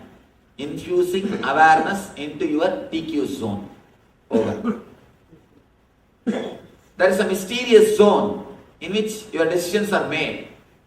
If you can infuse a little bit of awareness, that's enough. You are already spiritual. You are becoming Buddha. Now, what is the way? We all know infusing awareness into your TQ zone is necessary. How to do it? How to do? A simple thing. Understand these three things. Whatever way your body moves, try to be inside your boundary. Try to be inside your boundary. Wherever you are sitting, just be inside your boundary. If you see your life, if you are in the house early morning, you are bothering about your office. If you are sitting in the office, you are bothering about the evening beach. If you are sitting in the beach, again you are thinking, when will I go back to house? One thing is sure, if you are here, you are not here. If you are here, you are not here. That has become a mental setup. So understand this first key. Just be where you are. Just be where you are. If you are here, please be here. That's the first key. Next thing, infuse awareness into your inhaling and exhaling as much as possible. Whenever you are sitting, relaxing, watching TV or driving, whatever you are doing, one thing is sure, you are breathing. Whatever you are doing, we are sure you are breathing. Why don't you infuse a little bit of awareness into your breathing? Why can't you infuse a little bit of awareness into your breathing? Whenever you remember, try to infuse awareness into your inhaling and exhaling. Third thing, bring awareness into the words which you are using with yourself. Try to bring awareness with words which you are using with yourself. Continuously you are using words towards yourself, what I call monologue. What I call monologue. Try to bring little bit of awareness into your monologue. Bring awareness to your inhaling and exhaling. Bring awareness to your monologue and live inside your boundary. Here ends your body and here the universe starts. Please live inside your boundary. If you can live inside your boundary, you will be liberated. Understand? Life is paradox. If you live inside your boundary, you will be liberated from the boundary consciousness. The moment you start living inside your boundary, you are Jivan Mukta. Please understand, Jivan Mukta does not mean, Jivan Mukta means in Sanskrit, we call a person who is liberated when he is living. A person who achieved the spiritual freedom when he is living in the body is called Jivan Mukta in Sanskrit. Liberated means don't think you will have some special powers. Of course, special powers come when you are liberated, that is different. But liberated means the person who is living inside his boundary. If you start living inside your boundary and infuse a little bit of awareness to your inhaling and exhaling, whenever you remember, bring awareness to your monologue, inner chattering. Don't create guilt. If you forget for a few moments, don't bother. If you create guilt, again you will be creating conflict between buddhi and ego. No. Don't create conflict between TP and TQ. Don't create guilt. Whenever you remember, just infuse awareness to your inner chattering, to your inhaling and exhaling, and to your body language. Just be aware, be conscious of your body language, how you are holding yourself, how your body is moving, how you are living inside your being, and just be inside your boundary. So these three simple keys can completely liberate you from subconsciousness. It can transform your subconsciousness to superconsciousness. Now I will spend some time with your questions. Any question or discussion are welcome. Any comment. If you are not able to accept any of these words, you are welcome to open. Because whatever I said will be only in the head level. Only when you analyze with question answer and doubts, it can become, you can internalize it. It can become your treasure. Yes, please welcome.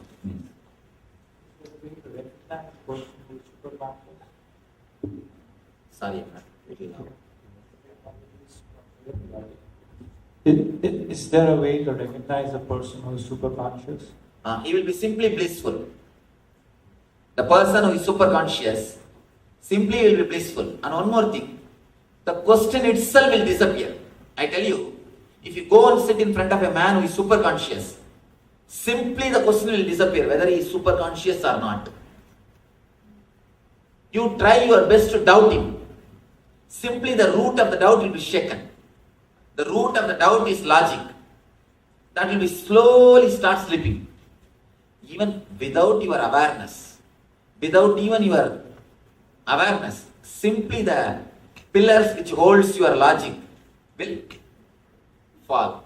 People ask me, Swamiji, should I accept you as a guru? I tell them, never do that mistake. You can't forget me. You will not be able to forget me. Simply I will be there in your thoughts, in your dreams, in your sleep. Then I am your guru. If that does not happen, please simply forget me and carry your life. Then there is something wrong with me, not with you. So if you are sitting in the presence of a superconscious being, if you see somebody who is superconscious, Simply, slowly, this question itself will start melting. You try your best to doubt. I don't think he's superconscious. Let us see. Try your best to create more and more doubts. Simply the doubts will wither away. The doubts will not stand. That is the only technique. Nothing else can be done. Where your mind loses its control over your decisions. You will be just beyond your mind, beyond your logic, beyond your doubt. The conclusion will happen inside your system, inside your being. Then you can is superconscious. There is no other technique, no other scale, no other method, no other missionaries are invented to find the superconscious level. It's nothing but too much of TP and no TQ. You can help them, especially with the pain. I'll give you a simple technique. I've spoken about this in the discourse called Pain to Bliss. I'll give you a simple technique. How to infuse awareness into the places where you have pain or into your pains. Whether it is physical or emotional. Both can be healed when you infuse awareness. For example, you have a knee pain. Just relax and start searching in the zone where you have pain. Naturally, around this knee area, you will start feeling that pain. You will feel that pain. Now, drop the word pain. If you see your inner chattering, continuously in your monologue, in your inner chattering, you will be repeating the word pain, pain, pain, pain, pain, without your awareness. Be a little aware and drop that word and see what is happening in that area. See a small child, if the kid sees something new, how you will look? With all curiosity, with all excitement, how you will look?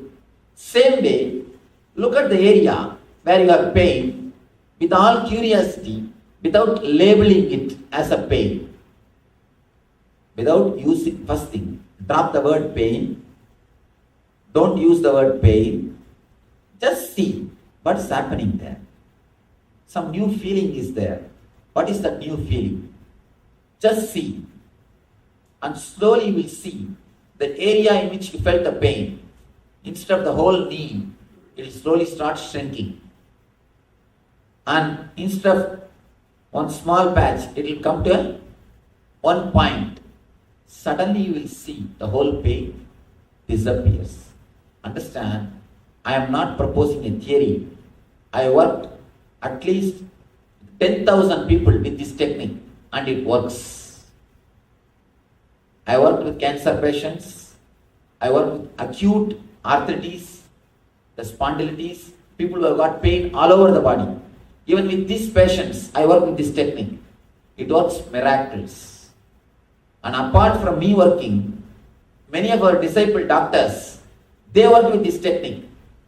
They vouch for this technique. They give testimonial for this technique. Simple technique, infusing awareness into your boundary and your inner chattering. When you infuse awareness to your inner chattering, the word pain, just remove that word. It can be dropped. You will not be repeating it subconsciously, intensely and continuously. You will drop, please drop that word pain. That's the first thing. Means infusing consciousness to your inner chattering. Next thing, infuse awareness to your boundary. Live inside your boundary. Infuse awareness to the boundary where you have pain. And the third thing, you can do this also. Infusing awareness to your inhaling and exhaling at the time of meditation. These three things, if you can do, miracles happen. People come out of the physical pain and the sufferings. Now I will give you a small tips about this emotional pain. Again, infuse awareness to your inhaling and exhaling. All emotional pain is nothing but your inner chattering without awareness. Your monologue without awareness only leads to all emotional pain.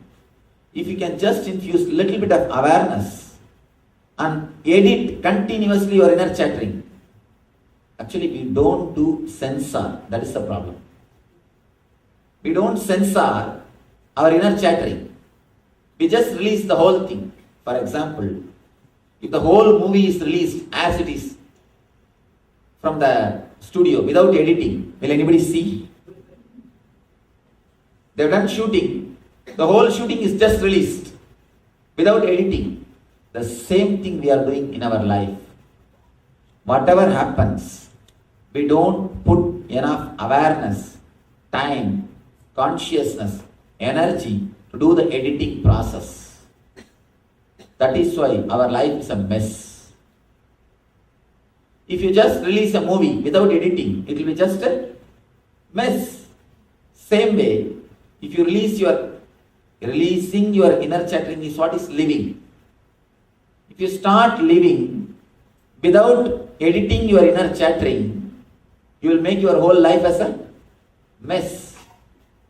So just infuse little bit of awareness whenever you are in emotional pain, psychological pain. Sit with yourself and start seeing your inner chattering, monologue. You will see that simple awareness itself heals you. It's a beautiful story. Not even a story, it's a real incident. One great king went to Buddha. He was sitting in front of a Buddha and he was simply shaking the legs like this, unconsciously. Suddenly Buddha looked at his, started staring the legs. The moment the Buddha gazed, the Buddha was staring, the Buddha started staring. King simply stopped the shaking. Automatically stopped the shaking. King asked Buddha, how can I stop my mind? Buddha said, the same technique. The moment you became aware, you stopped shaking. The shaking of the legs stopped the moment you became aware. Same way, the moment you became aware of your mind, it stops. The moment you become aware of your emotional pain, psychological suffering, it just gets healed. All you need is infusing awareness. As long as you are unaware, you are in subconscious level, you will have physical and psychological pains. The moment you infuse awareness, physical and psychological, both pains simply disappear. Dissolve. You are not even solving, you are just dissolving.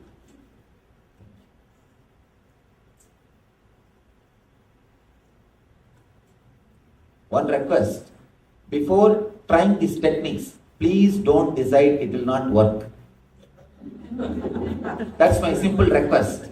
You see, when you come here, I don't demand faith. I don't say believe in me. I don't ask faith as a prerequisite. No.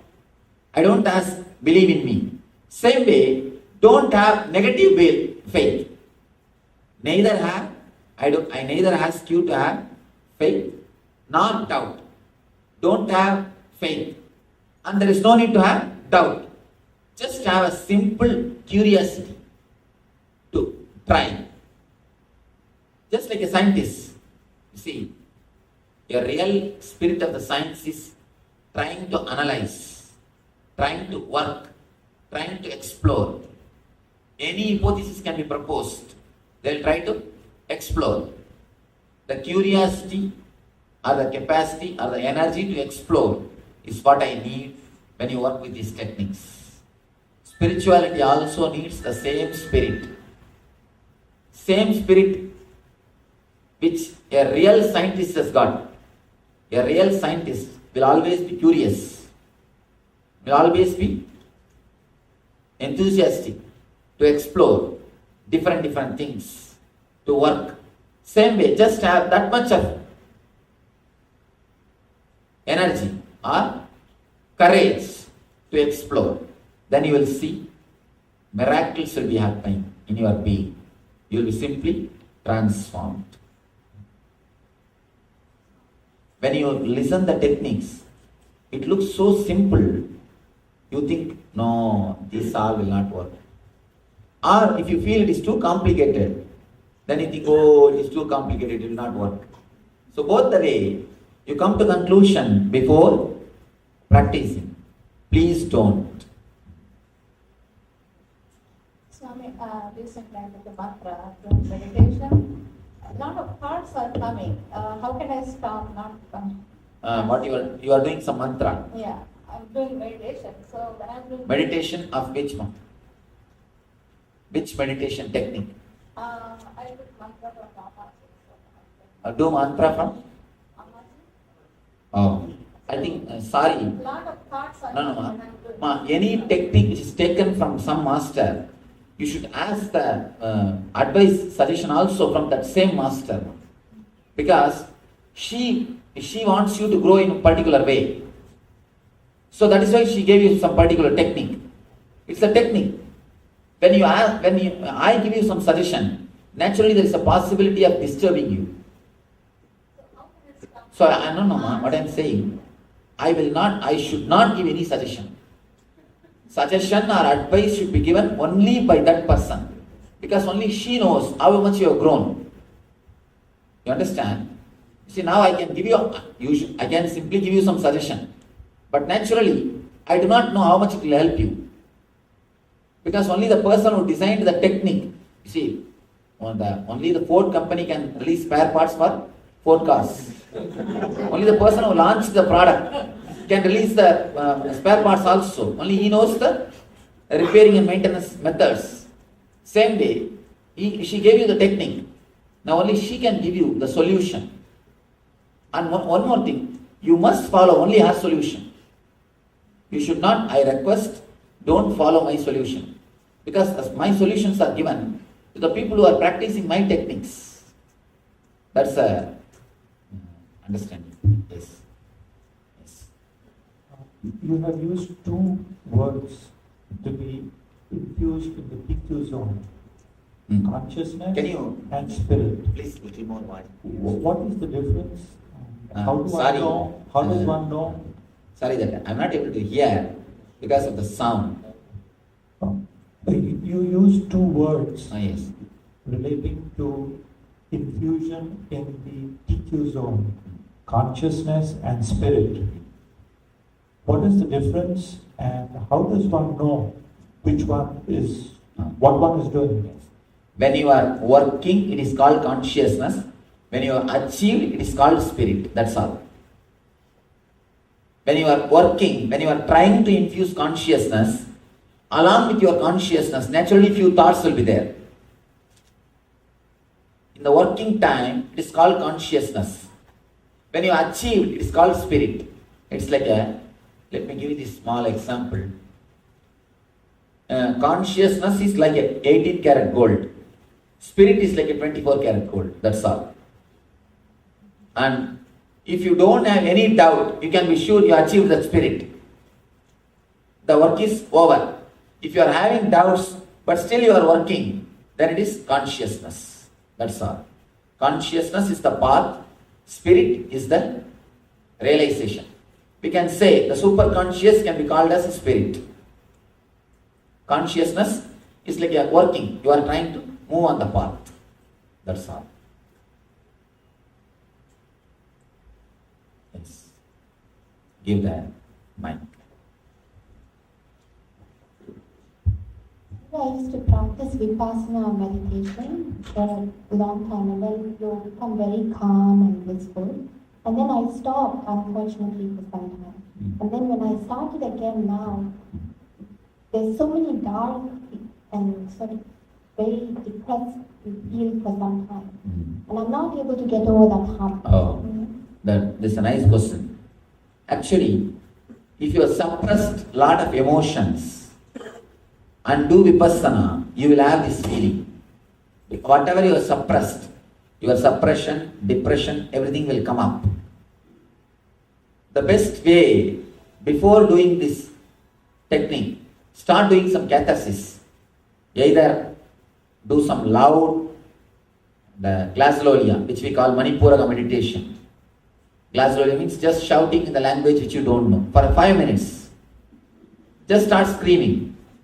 You may feel funny, but when you do it, you will understand all your suppressed emotions will be simply cleansed.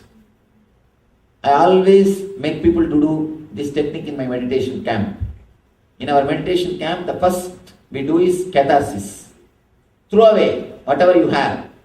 See, once all the garbages are taken out, simply meditation happens to you. I will not force sanity upon you. Once the insanity is pulled out, sanity happens to you. Simply the sanity blossoms in you. Simply it happens. So before doing the vipassana, for a few minutes, for 5 to 10 minutes, if you can just blabber or start screaming, just loud noise, do something like this, nonsensical. You will see simply your whole mind and body settles into the meditation without falling into depression. You will vomit everything out.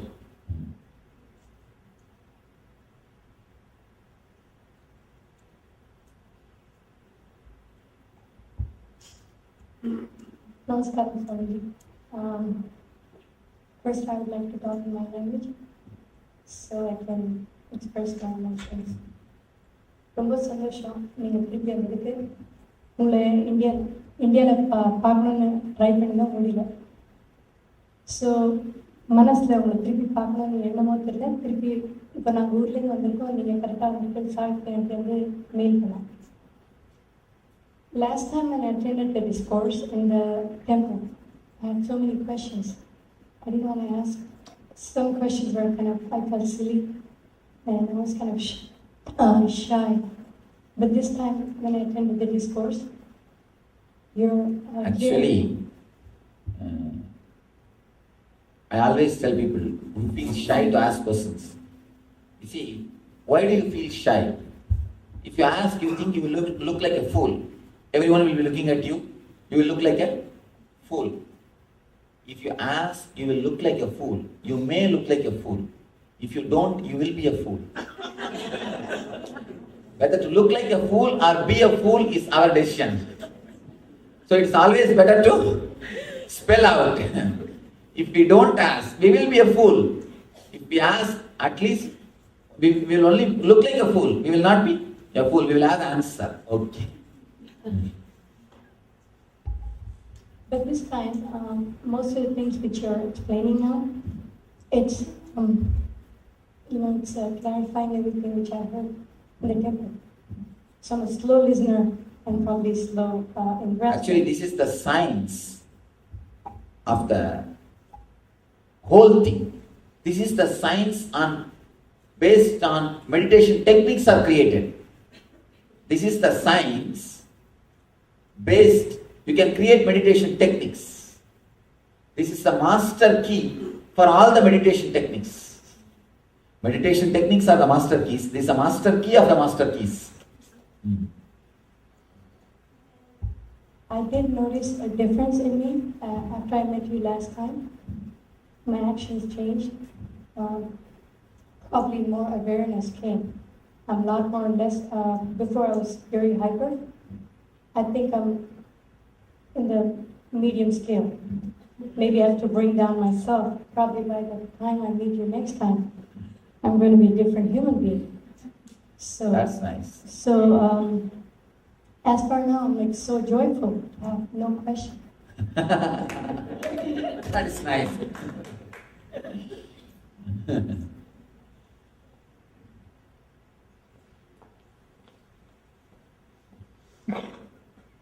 The very conscious decision, by that time I'll meet you next time, I'll be a different person, is more than enough to have that shift or the transformation. We don't respect the power of our conscious decision. Actually, first of all, we don't respect ourselves. Where is the question of conscious decision? We don't think ourselves as an entity. That is why nobody else also thinks ourselves as an entity. Because we don't think ourselves as an entity, others also don't think ourselves as a solid entity. That's a basic trouble. If you think your conscious decision is powerful, simply people will obey. People come and ask me, Swamiji, how to impress others, how to influence people. I tell them, first influence yourself. Integrate yourself. Believe that you can influence yourself and others. The moment you influence yourself, you integrate yourself, you will become such a power, such an energy. Simply people can't resist, they will follow you. Anybody whose consciousness has become a leader will simply start leading. Whatever profession you are, wherever you are, whether you are in business or a job or a doctor or a lawyer or anything, if your consciousness is a leader, you will simply lead. If your consciousness is a follower, even if you are in the CEO chair, you will be following somebody, imitating somebody. You will be imitating somebody. You will not be a leader. Leader or the follower is based on consciousness. It is based on the state of your mind, not the status of your chair. Leader is a state, not status. Please be very clear. People who achieve the status without achieving the state never stayed in that status. Even if you are in the status, without the state, you will not be enjoying it. If you are in that state, the status will simply follow you. Even if you don't have the status, you will be enjoying your life. So it is necessary to achieve the state, then status. Status will simply follow you if you achieve the state. Yes. Pranam Guruji. You mentioned about Patanjali. According to Patanjali, there are 8 sutras. One among them is meditation. It starts with yama, niyama, etc. Before attaining samadhi, you get at meditation, if I am not wrong. Yes, so right. Can we directly enter into this zone, that is dhyana, without following yama, niyama, etc.? That's a wonderful question. You see, even to practice yama, niyama, you need certain integrity and energy, certain TQ, which is not there in the modern men today. The modern men, even that much of TQ is not there. Even to follow what your buddhi says, you need a TQ. See, modern men in this modern day society, man has become simply a schizophrenia. There is nobody who can be called as normal man. The normal level itself has become abnormal. Or the abnormal level has become normal. The abnormal level has become normal. That is why they say that in the medical terms, the border level. That border level. What do you call the medical way? Borderline. I heard one of our Dr. Devotee was telling me, Swami, that borderline sanity they call. People will look almost normal. They will walk and talk, do things almost normal. But once you go near, you are gone. So that's why they say before getting married, better to live with that person at least 6 months. You will come to know whether he's in the borderline or he's okay. So the borderline problem. The abnormal level has become normal level. So all we need to do is immediately we need to do some meditation, infusing awareness, so that you can become man. Then you can go for practicing the yama, niyama, asana, pranayama, pratyahara, dharana, dhyana, samadhi. The 7 steps or the 8 steps. The 8th is the samadhi. It's not a step, it is achievement. 7 is the step. You can go for all these steps. But first we have to become man. For that itself, you need to increase your TQ. Thank you.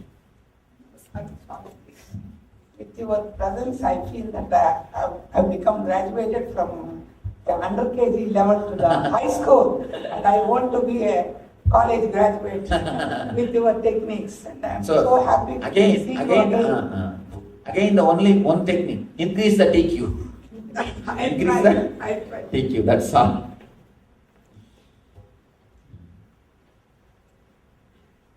Actually, when you increase the TQ, that's the real Nidhi. Lakshmi means increasing the TQ. Lakshmi, the very word in Sanskrit, means increasing the TQ. When you increase the TQ, with the same house you feel more comfortable. With the same furnitures you feel more luxurious. With the same people you feel blissful. With the same situation you feel joyful. Actually, Lakshmi is added when you increase the TQ. Of course, because of your right decision making, wealth is also will be added. You will have a bigger car. The moment the TQ becomes big, your car will become big, your house will become big, your life will become big, everything will become big. Because of your decision making power, because of your clarity, that is true. Apart from that, your being, your Lakshmitva, the capacity to enjoy, the energy of the wealth consciousness. That is what the wealth consciousness will simply increase. Increasing the TQ is what I call creating affluence. Creating affluence is nothing but increasing your TQ. Swami, we have been always taught that ego is something bad, that we should try to get rid of ego. But the way you explained, if there is sufficient TQ, the ego will let us make a good decision. You see, if there is sufficient TQ, ego will disappear into Atman. Did you see a small diagram? Under that ego there is written a small diagram I put something called Atman. When the TQ is less, you are egoistic. When the TQ is more, there is no ego. Simply the ego disappears. Ego disappears. Only Atman shines. So it is all about TQ.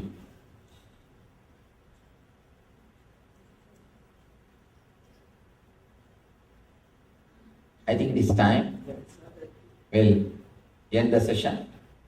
So I pray to the ultimate divine, the divine energy, the consciousness, eternal bliss which is in all your hearts.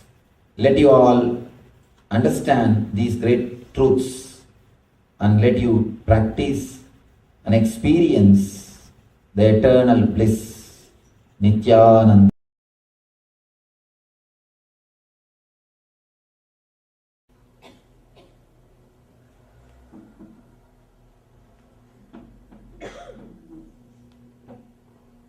I welcome you all with my love and respect.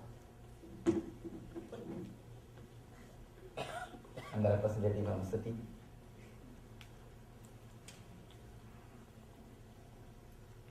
Today's subject is Vedic Renaissance.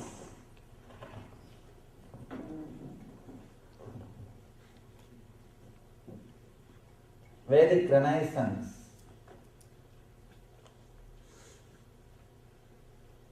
First, let us understand why the Vedic Renaissance should happen.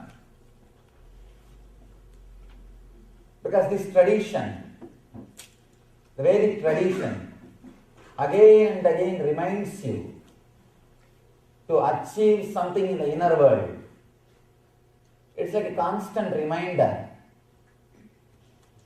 constant inspiration to work on the inner world, to transform yourself, to experience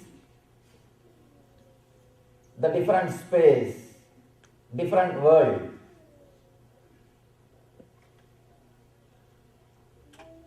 First time in the history of humanity, human beings are enjoying such a luxurious, comfortable life.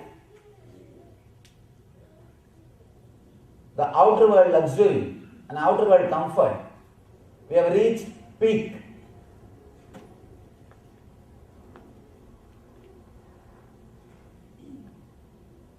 the medical care or the outer world comforts or the communication or luxury. You just can't imagine what you have achieved. Same way, just like how we are in the peak of luxury and comforts, we are in the peak of suffering and misery in the inner world. Humanity has never suffered so much in the inner world. The spiritual poverty, we call that as a spiritual poverty. We are living in a world which is experiencing spiritual poverty. Only Vedic Renaissance can fill the gap, can help the people to achieve peace and bliss. Only with the Vedic Renaissance, people will be able to experience even the comforts and luxuries we have created. Understand? Through the outer world, through the outer science, you may create a beautiful bed, but only with the Vedic system you will have deep sleep.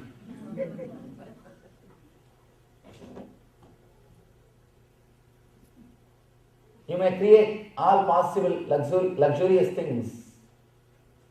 You may create all comforts.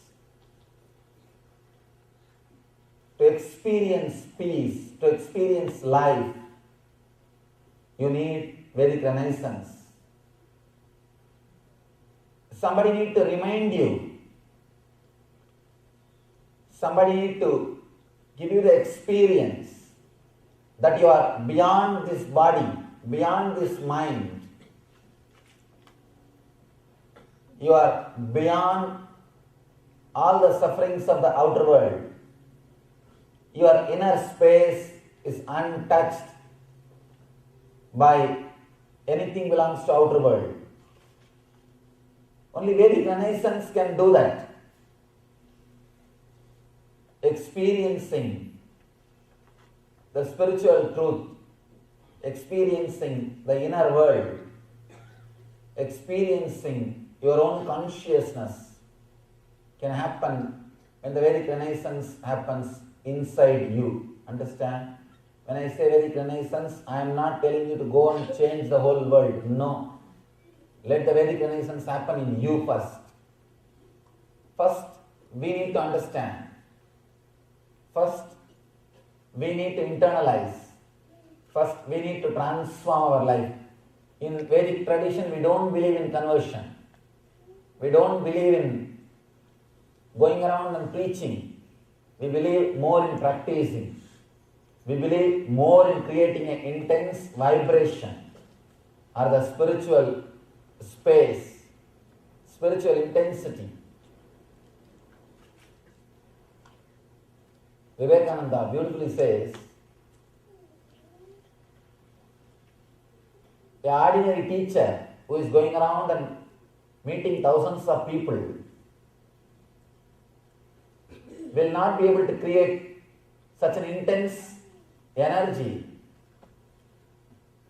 like a person who is sitting in a cave and just radiating his enlightenment. Understand? Vedic Dharma is so courageous. It discourages even preaching. It says, let you achieve, let you radiate. Simply everything else will happen. For the renaissance of the Dharma, the renaissance of the Vedic tradition, first you need to do, let you become a seeker. Let you understand what for you are living. See, when I use the word seeker, let me define the word properly. I mean, person who understands the outer world is not everything. Whoever has got the clarity, the outer world is not everything. Life is something more than the outer world. Whoever has got that clarity, whoever feels that life is something more than the outer world, life is something more than what you experience through your eyes and ears. Life is little more than what you experience through senses. Whoever understands, life is more than what you experience through your senses, you become seeker. You start seeking, which is beyond these five senses. You start seeking the truth. You start seeking something which is beyond your senses. In Sanskrit we call that mumukshutva, means start seeking something which is beyond your senses. Shankara, the great master, says, Manushyatva, Mumukshutva, Mahapurusha Sangama. Manushyatva, having human body. Mumukshutva, seeking towards the higher self. Mahapurusha Sangama, the experience with the enlightened being. Having the darshan or a touch of an enlightened being. All these three are very rare to achieve. After achieving all these three, if somebody is not enlightened, he is called fool. No other word. Because you have everything and you did not use it. There is no other word. Shankara says, all these three things are greatest things which can happen to any human being. Seeking. First thing, you need to start seeking. Once in a while, when you really feel the life is not under your control, understand? In a civilized society, especially living in a city, you are given a wrong impression by your mind, your life is under your control. I always tell people, go and live in Himalayas for some time. If you live in the Himalayas for some time, you will realize life is beyond your control. You will understand your life can't be controlled just by your logic. It is beyond your control. You will be reminded your logic is not the master. Your logic is not the master. But in these kind of societies, the cities, almost you are very clear about your routine. From morning till night, you know how you will walk, in which car you will use, where you will reach, what you will do, or what you will not do, and how you will come back, and what is your next routine. Even if there is a small accident, you know there is life insurance. There is insurance. Practically, your ego gives an idea, your logic teaches you, your logic gives you the sort of a feeling, your life is under your logic. Unconsciously you start believing your life is under your logic. That is why whenever some incident happens which is beyond your logic, which is not under your control, you are totally shaken. You are completely shaken. You are not able to handle. You don't know what to do. Either you fall in depression or you just suffer. You always expect, you always believe unconsciously that life is going to be only filled with the incidents which will be under your control, where your logic is going to play everything, where your logic is going to be a leader. Suddenly, when the truth is told to you, of course, life again and again reminds you the truth. Your life is beyond your logic, especially when some somebody in your family or a friend circle dies or some accident, means losing job or something, suddenly you will see life is not under your control.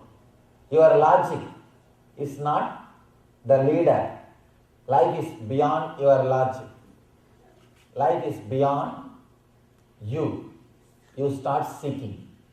Then you start seeking. Few intelligent people start seeking the law of life. Understand?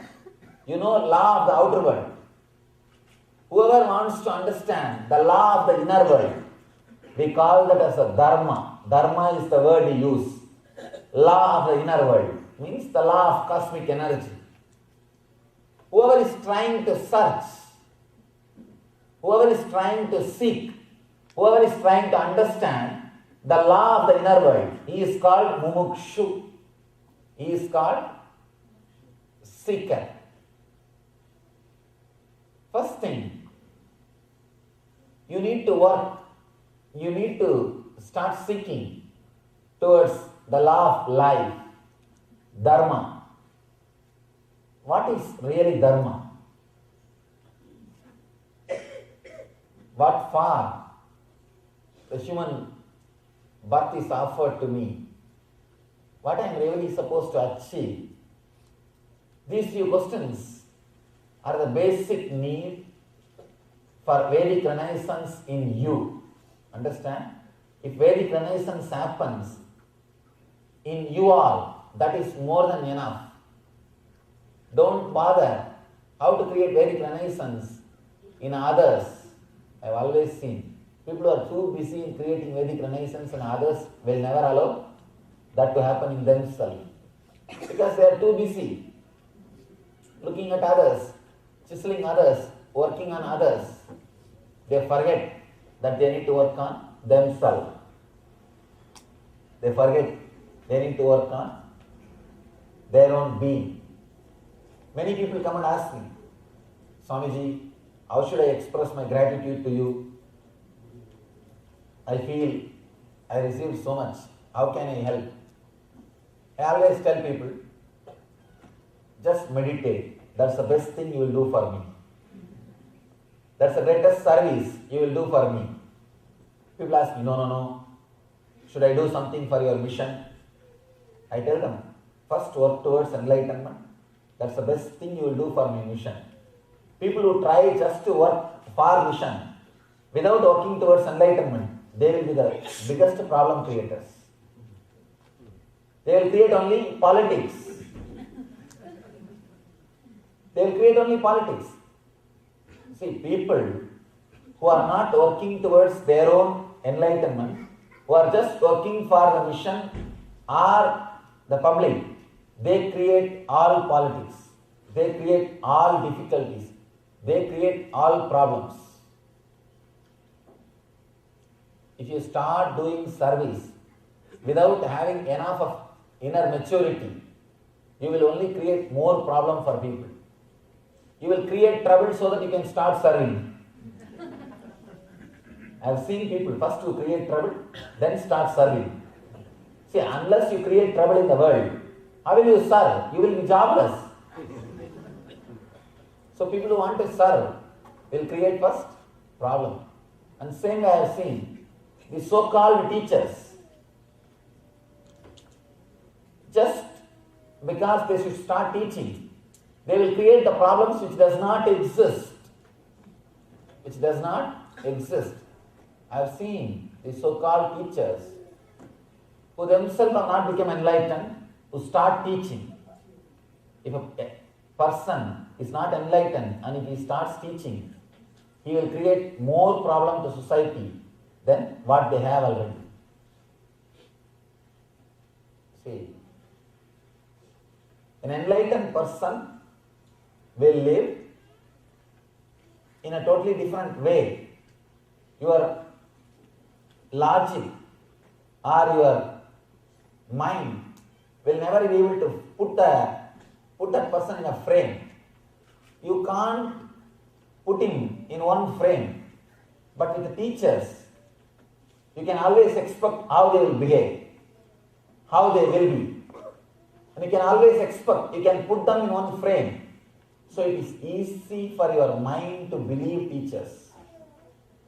It is difficult to trust masters because masters' first work will be shaking you. I always tell people,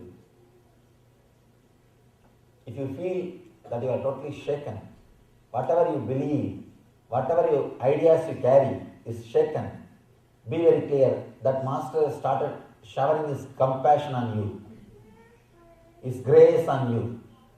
Only when he showers his grace, only when he showers his compassion, your whole being will be shaken. Your whole being will be transformed. First thing you need to understand for Vedic Renaissance is seeking. Let the seeking start happening inside you. The big problem with our mind, whenever you listen these great words, for a few days you will really cherish them. But again, slowly your old inner chattering will come back. Slowly your old mental setup will come back. When your old mental setup comes back, over. You are again running. The peer pressure or the society just makes you run. You are running towards the goal which is not going to give you fulfillment and which never makes you feel alive. I always tell people, great difficulty in a rat race is, even if you win, you are a rat. Even if you win, you are just a rat. Run, what for? You don't even know. Many times people tell me, no, to take care of basic needs. But once you know that you have enough of basic needs and all the things are taken care, after that you think you will stop? Now you are habituated for running. See, by that time you achieve everything to relax and enjoy. Now you are trained to worry. You are trained to run. If you stop running, you feel lonely. You feel something is missing. You feel something is seriously absent in your being. You feel something more needs to be added.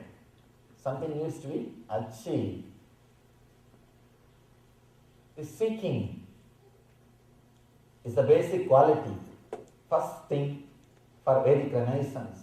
The next thing, very important truths.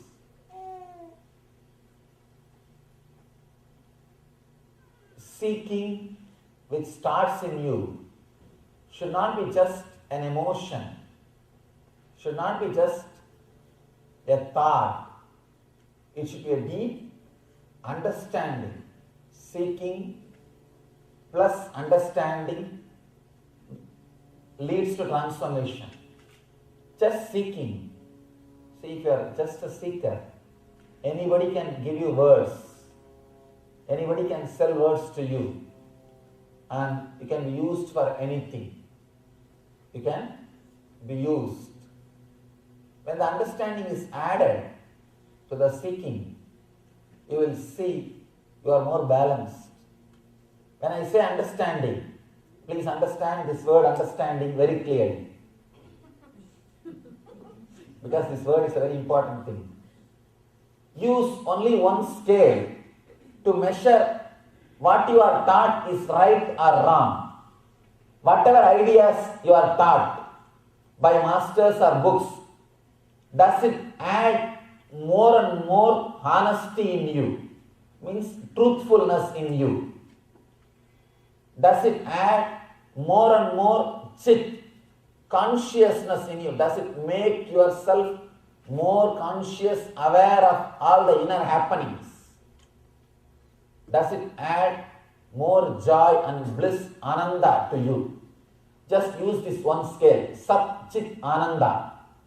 Are you becoming more and more honest, Sat, truthful? Are you becoming more and more Chit, aware, conscious? Are you becoming more and more Ananda, blissful, by these teachings are the masters. This is what I call understanding. Please understand. Flood all the truth or message which you are receiving with this one idea. Are you becoming more and more intelligent, truthful? Only an intelligent person will be truthful in his life. Are you becoming more and more aware, Chit, of what is happening inside you? Are you becoming more and more blissful, Ananda? Understand? These three will always be together because the same energy, different names. Your being, the life which is inside your body, if it expresses through your head, intellect, it is called intelligence, Sat. If it expresses through your heart, it's called consciousness, awareness, Chit, compassion. If it just stays inside your being, it is called Ananda, bliss. Same energy, three different names. Just see, whatever you are learning, is it making all these three in your life? Then you are traveling in the right path. First seeking, then understanding. When the seeking and understanding is added, naturally you will start experiencing enlightenment. Do not think enlightenment is something which will happen in one moment. It will happen in one moment in the end, in a different way. But as and now, if you understand enlightenment as a gradual process, it will really help you. Enlightenment experience or the truth will be a sudden explosion, sudden experience. But as and now, if you understand that as a gradual process, you will be encouraged to move towards it, to work towards it. If you think of only the sudden enlightenment, that one flash, every chance you will fall in depression. People ask me, Swamiji, I did 2-day meditation, I did not become enlightened. God, I think he is waiting when you will close your eyes so that he can appear in front of you. I think he has got much better jobs. With the sudden enlightenment idea, we always have a problem of you getting depressed. But with the gradual progress, you will not feel depressed. You will be inspired to work more and more. Add this understanding. Are you becoming more and more intelligent, more and more aware, more and more blissful? These three will not be separate. It will be always together. If these two things happens in you, the Vedic Renaissance is happening on the planet Earth. Understand, when you change, whole world will change. When your attitude towards yourself changes, you will attract different kind of people around you. Always our people come and tell me, Swamiji, all my friends left me after I started meditating. No, it's a big problem. Please understand, it's not that they left you, you left them. You don't have anything common. You don't have anything else to talk. I am successful in creating so many communities around the world. More than 1,000 people are living inside our communities. People ask me, Swamiji, how so many communities are getting created? I tell them, all we need to do is just create a real sincere seeking. Once you start really sincerely seeking, you will see that you are attracted towards a spiritual community and you attract a spiritual community around you. Automatically you attract a spiritual community around you. I always tell people, all I need to create a community is one sincere seeker. That's all. Only one sincere seeker in one city is enough to create a beautiful spiritual community. Because his seeking is so intense, he will attract that kind of people around him. Understand? When a seeker attracts the same kind of people around him, it will be such a beautiful, peaceful arrangement, peaceful community. No legal structure is necessary, no rules is necessary, no regulations is necessary. The whole thing will be so beautiful, the whole thing will be so clear. They will live in Dharma, they will live in the natural law of life. Understand? The natural law is what we call Dharma. When you all gather, you all just know. Simply you all feel, I think he will do that, he will do this, I will do that. Each one will stand and take charge of something. I call this as a dharmic administration. Administration through Dharma. Administration through the natural law of life. Administration through the truth. Understand? The ancient Vedic tradition, in the ancient Gurukulam system, there was no community based on birth. It was purely based on the activity. A person who doesn't have anything else except his time, who shares his time, is called worker. A person who shares little products, he can create little products through his time. He creates some products, some jewelry or cloth, something, and sells. He shares the products. He is called Vaishya, seller, merchant, business community. A person who shares confidence on an ideology, who inspires people to stay together, who keeps the whole thing alive, who is father of the community, he is called Kshatriya, the warrior community, or the inspirers. Person who shares enlightenment, knowledge, leads the whole group towards the higher truth, he is called Brahmana, the saint. Understand? We did not create communities based on birth. The tradition created communities based on the activity. Person who shares his time is a worker. Person who shares some products is Vaishya. Person who shares courage and confidence is Kshatriya. Person who shares knowledge, enlightenment is Brahmana. This is the way our tradition was created. This is the way the Vedic system was created.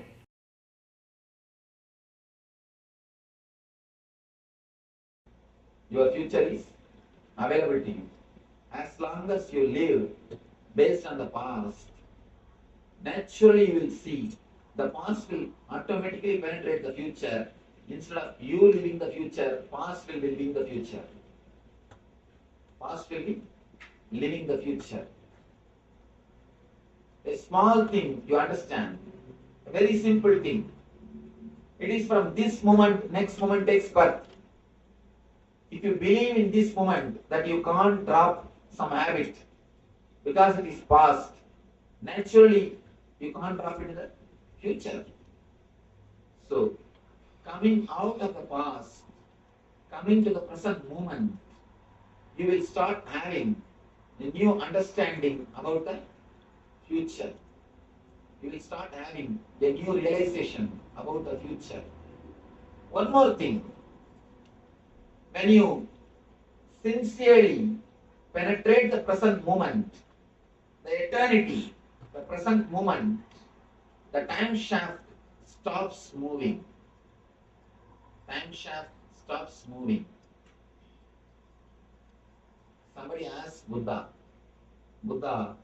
what's your age? He just remains silent. They ask him again, Buddha, tell me what's your age? He says, what can I say? Eternity is the only word I can say. In the 9th chapter of the Bhagavad Gita, Krishna declares, the Rajaviti Rajaviti Yoga, Krishna says, O Arjuna, the same science is delivered by me to Sun God, to Ishwagu, and now to you. Arjuna gets shocked. Arjuna says, what are you talking? You are just 40 years old.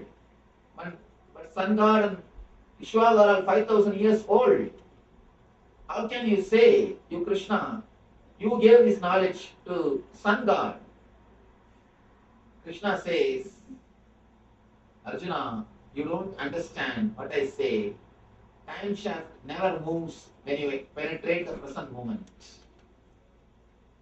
When Krishna says, I gave the same science to Sun God, he is not telling the lie. Please be very clear. He is telling the truth.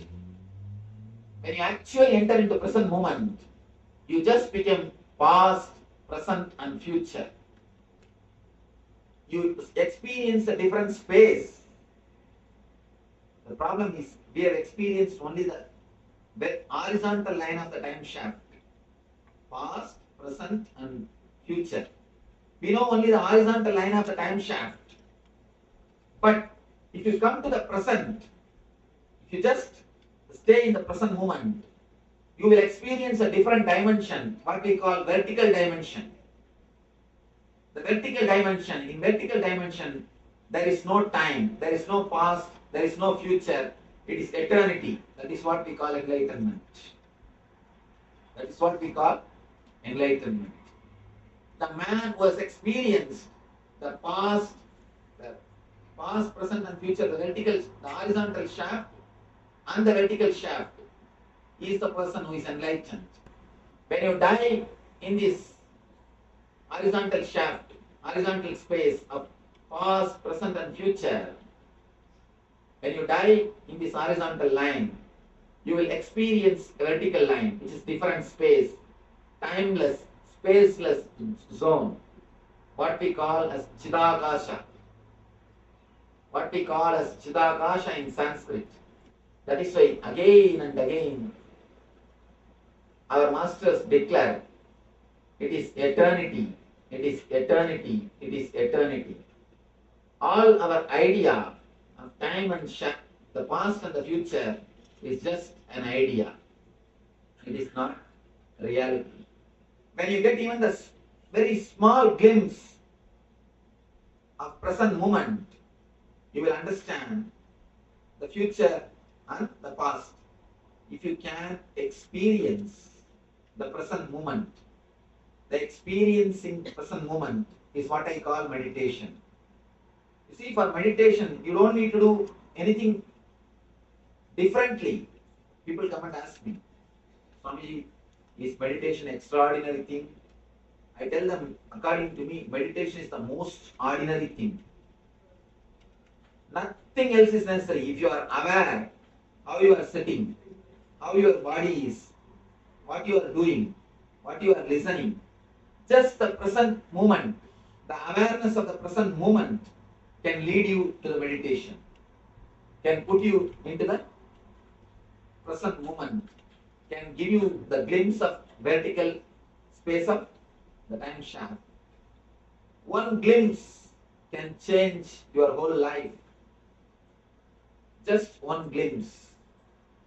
But the difficulty is, because it is so simple, we miss it again and again. If you are asked to do something complicated, you will never miss it. Because anything which is complicated is ego satisfaction. Anything very complicated gives you the ego satisfaction. I have seen in India people walking from the bottom of the hill to the top of the hill to have the Lord's darshan in Tirupati. In so many hills, people walk uphill, people go around the hills, but they can never sit silently for 10 minutes. Ask them to sit silently, no. They can't sit. You can sit with anybody, you can't sit with yourself. You can sit with anybody, but you can't sit with yourself. Sitting with yourself, what I call meditation.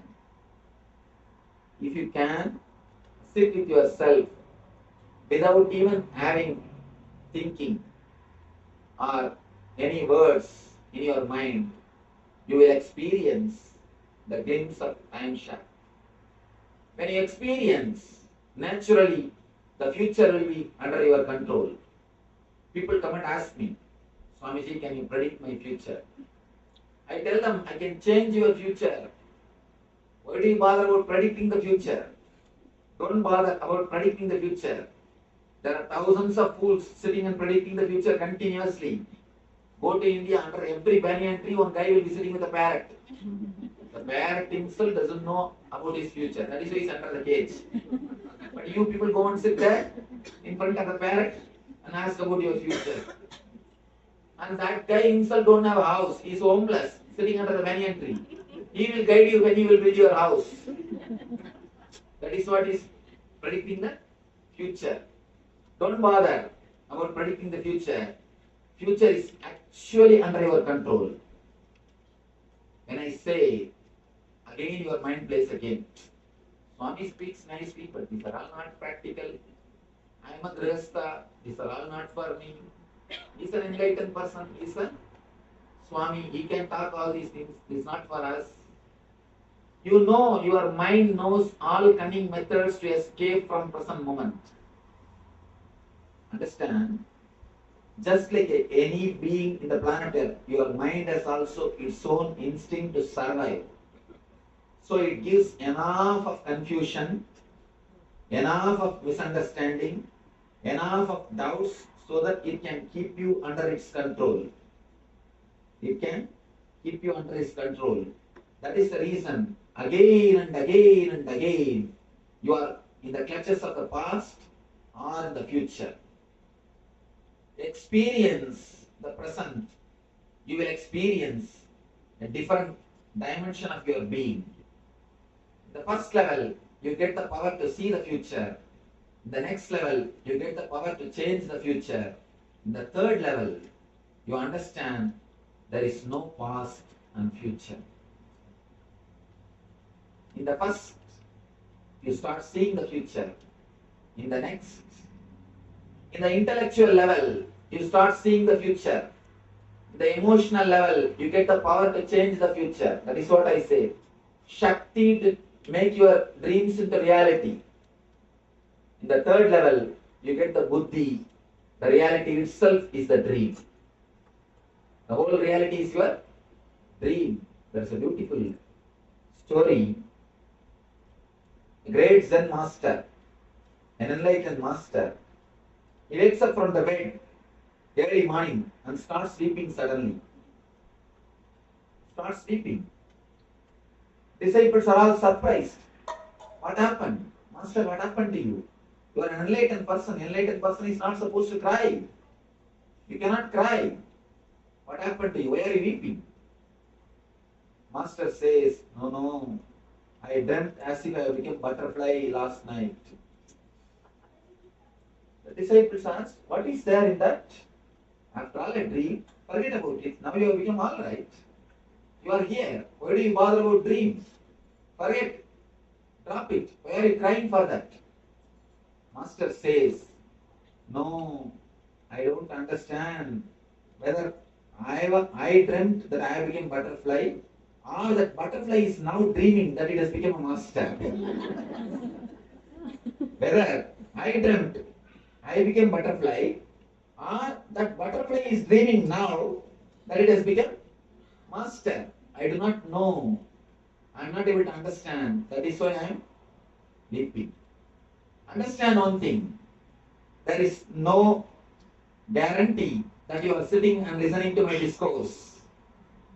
There is every chance it can be one more dream. There is no scale. People tell me, no, Swamiji, I can pinch and see. No, in the dream also you can pinch yourself and say it is not a dream. So there is no guarantee. There is every chance you may be sitting in the dream and listening to my discourses. There is nothing sure that you are in waking state. When your conscious level raises to the third level, To the upper level, you understand whatever is so-called reality is nothing but your dreams. The person who realizes whatever you think as reality is nothing but dream, he is the one we call awakened, the Buddha. Buddha means awakened. There is only two kind of people in the world. One is Buddha, another one is Buddhu. That's all. Either you are Buddha or Buddhu. There is no third level. Either you are awakened or you are wrapping in the darkness. When you experience the present moment, even one glimpse can give you the taste of different space in your being, the taste of different space in your energy.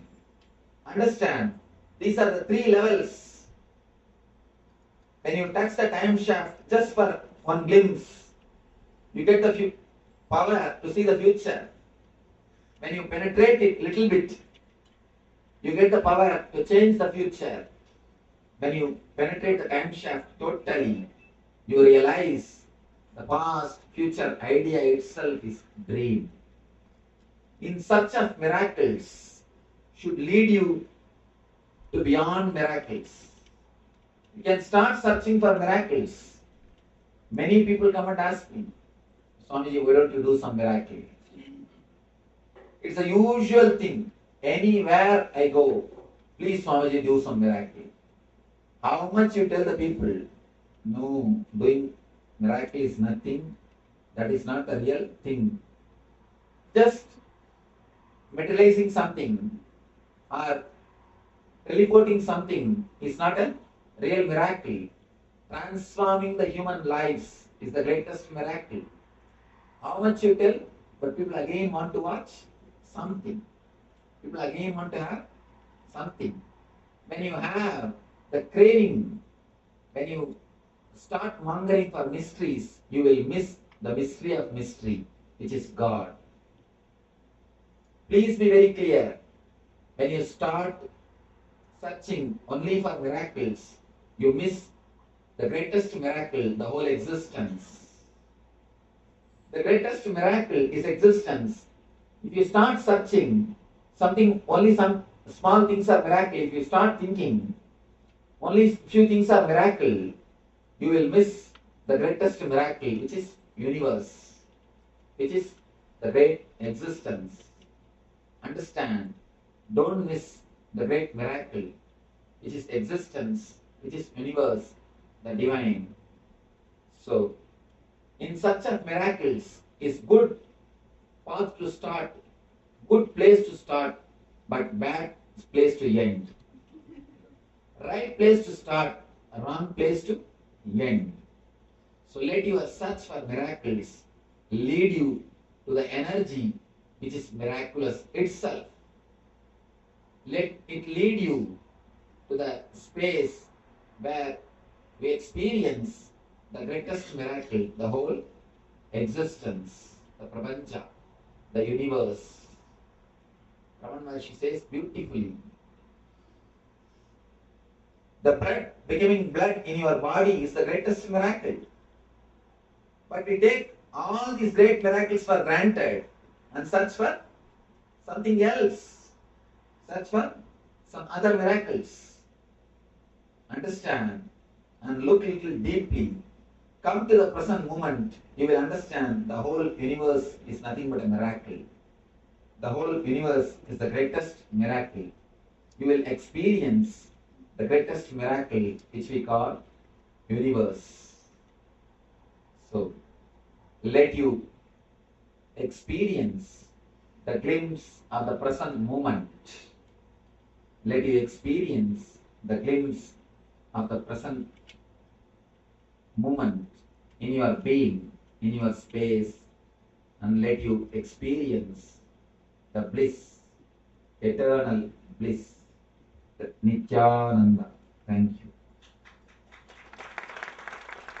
And a little bit more how to stay in the present and how to penetrate the present moment. Can you explain it? Wonderful question. I'll repeat the question. She asks, can you elaborate more? Can you explain a little bit more how to live in the present moment? See, a simple technique, very one single line technique. Live inside your boundary, that's all. Just live inside your boundary. You know where your boundary ends. Are you aware of your boundary? I don't know. It depends upon person to person, I guess. You see, what you think as your boundary as and now? Your body. Surely not more than that. Don't think you are Atman. Unless you realize you are Atman, you are not Atman. If you think you are Atman, you miss the whole thing. You are Atman has to be realized, not to be thought. As and now, you know only one thing. You are body. This is what is your boundary. Start living inside that boundary. Start living inside the boundary. People ask me.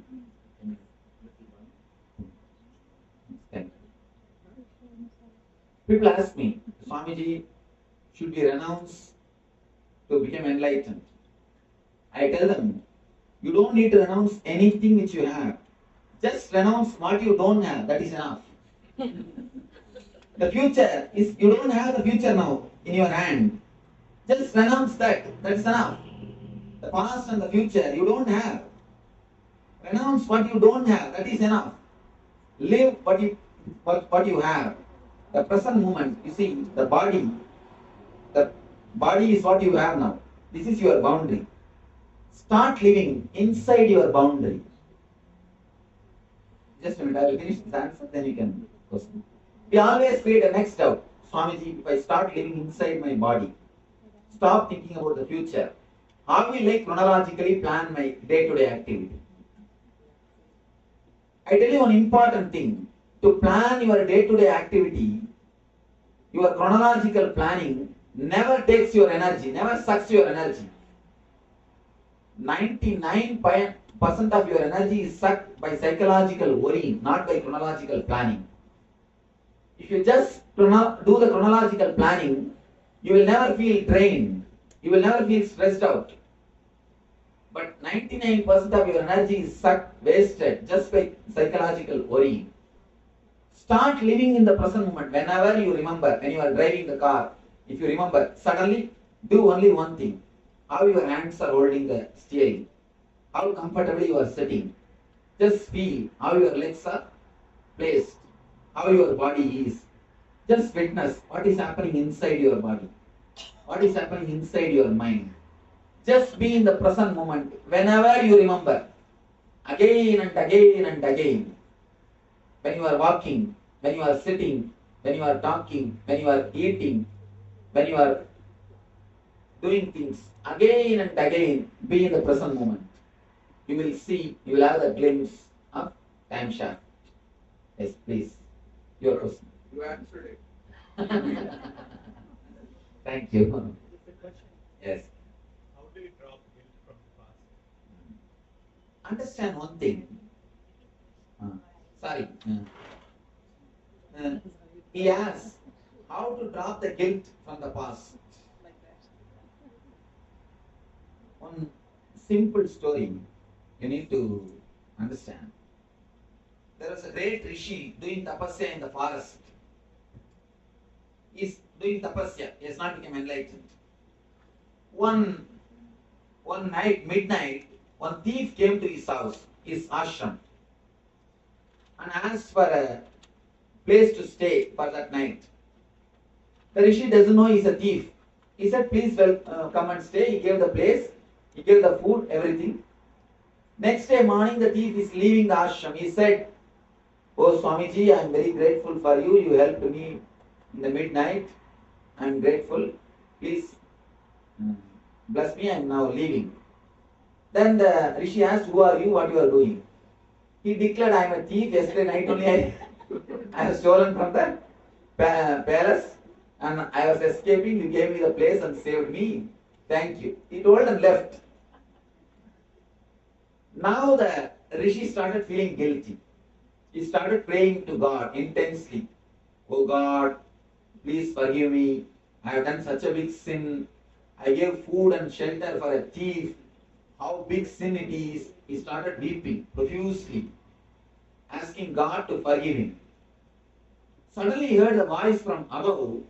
That voice is also weeping profusely. The Rishi asked, "Oh God, why are you weeping? I am weeping, I have done a sin. Why are you weeping?" God says, "You have given food and shelter for him only one day. You say that is a sin. I am giving for 365 days. What do I? Where can I go and wash my sin?" Understand? The moral of the story is, only you have the idea, saint and sinner. God never has got that idea. Society rubber stamps you as a saint or as a sinner. All the rules are created for the harmonious living. Please understand. All the rules are created. What for? To live a harmonious way. You will not kill me so that I will not kill you. Both of us will live happily. That is the basic understanding. In course of time, it has become a law. That's all. So all rules, all regulations are created to live a harmonious, happy life. That's all. But the moment you internalize the rules, the moment you take them seriously, beyond the understanding, see, as long as you follow the rules with understanding, your life will be happy. When you start following the letter instead of spirit, you start creating the guilt. If you want to go beyond the law, if you want to escape from the law, do only one thing. Drop the spirit, catch the letter. You can simply escape from the law. When you catch the letter, leaving the spirit, you can legally go beyond the law. You can legally go beyond the law. Whenever you catch the spirit, you never fall in guilt. Whenever you catch the letter, you fall in guilt. There was a small incident which happened in a South Indian monastery. In that monastery, there was a pet cat. There was a cat. That Swami used to love that cat very much. He used to take care of that cat. Whenever morning he does puja, the cat will come and disturb his puja. It will drink the milk and run around. It will create disturbance. So one day that Swami decided, before starting the puja, he told the disciples, "I come catch the cat and cover it with a basket. Then I will start the puja." So they caught the cat and covered it. He started the puja. Every day before starting the puja, he used to instruct, catch the cat. They will catch the cat, cover it with basket, then puja will start. By and by, one day the master also died and the cat also died. Disciples are now in a big trouble. Without cat, how to do puja? They thought how to worship, how to do the worship without cat. So they sent for a person to get some cat at least from forest.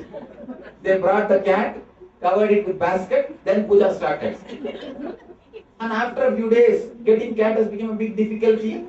Every day, how will you get one new cat? And naturally, getting cat has become a big difficult. Finally, the disciples said, "See, it has become Kali Yuga, Iron Age. When you can't get the cat, how can we do puja? All right, stop the puja." Whenever you miss the spirit and catch the letter, you do the same mistake. So whenever you have the guilt, look a little deep.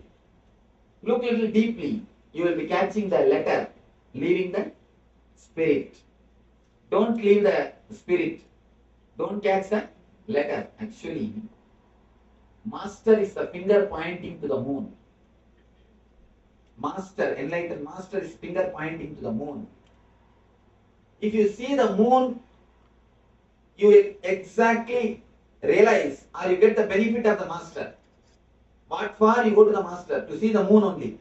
He is the finger pointing to the moon. If you see the moon, you are enlightened. You really achieved what has to be achieved. But the problem is, you don't see the moon. You catch hold of his finger and hand. You catch hold of his finger and hand. When you catch his finger and hand, naturally you also miss the moon. Because you are catching and hanging, the hand will change. The next generation also will miss the moon. Next generation also will miss the moon. Whenever you catch the spirit, you will never create guilt. When you catch the letter, you will always have guilt. I always tell people, don't catch Nityananda, catch Nityananda. Catch Nityananda. Catch the spirit, catch the energy, not the form. I always tell people, when you imbibe the eternal bliss, Nityananda, you will see Nityananda will be there. When you stop imbibing the energy, you will naturally, even if the form is there, you will miss it. You will not have it. In your life, in the Vedanta, see, the rishis are such a courageous people. Rishis are the only people on the planet Earth who declared their literatures can be updated. All messiahs, all masters have not accepted that their words can be updated. Rishis have declared smritis can be updated. There are two kinds of scripture in Vedanta, Shruti and Smriti. Shruti means the literature which speaks about Atmajnana, Upanishad. That is the ultimate. There is a second kind of literature, Smriti, which says about day-to-day life, the social law. Our rishis are so bold, they declare Smriti can be updated day by after every yuga. You see, the Smriti means the day-to-day law. If you catch hold of the day-to-day law, that only creates the guilt. Don't get caught by the day-to-day law. Understand and update the Smriti. When the software can be updated, why not Smriti? When you stop updating, you stop growing. Freedom is the basic condition for growth. Our rishis have clearly declared Smritis can be updated. One more thing. Where is the rule? What is right and wrong? Tell me. In some place, in some country, in some religion, vegetarianism is the rule. In some other country, non-veg is the rule. In some place, this is right. In some place, this is wrong. See, what is food for somebody is poison for the other person. So, the morality is supposed to be based on consciousness, not on conscience. If it is based on conscience, it is just skin deep. It is just skin deep. Please be very clear. Of course, I don't say go on to all the mistakes, no. But I tell you, any morality should be based on understanding, not on fear and greed. If it is based on the hell and heaven concept, you will miss the whole thing. You will miss the whole thing. I always tell people, morality should be based on consciousness, not based on conscience. See, for children, you need to tell, if you don't do this, I won't give you candy. If you do this, I'll beat you. For children, it is okay, based on fear and greed. But even after growing, if your morality is based on fear and greed, you are immature, you are not grown. Stand up. It is time to prove you are a grown-up person. Don't carry the same mental setup. It is time that your morality should be based on maturity and consciousness, not based on hell and heaven concept, not based on the idea of fear and greed. How long you can have your morality based on fear and greed? No, you can never. So come out. I always tell people, I don't believe in conscience, I believe in consciousness. Conscience is a poor substitute for consciousness. Consciousness is natural, conscience is societal. Conscience is given to you by society. If you are born and brought up in a Vaishnavite family, Non-veg is a great sin for you. If you are born and brought up in a Islam family, non-veg is a usual thing for you. So it is just societal, not natural. So drop all your foolish guilt. Again and again understand. The very understanding is enough. Do you say, Swamiji, I understand fire will burn, but again and again I have temptation to put my hand?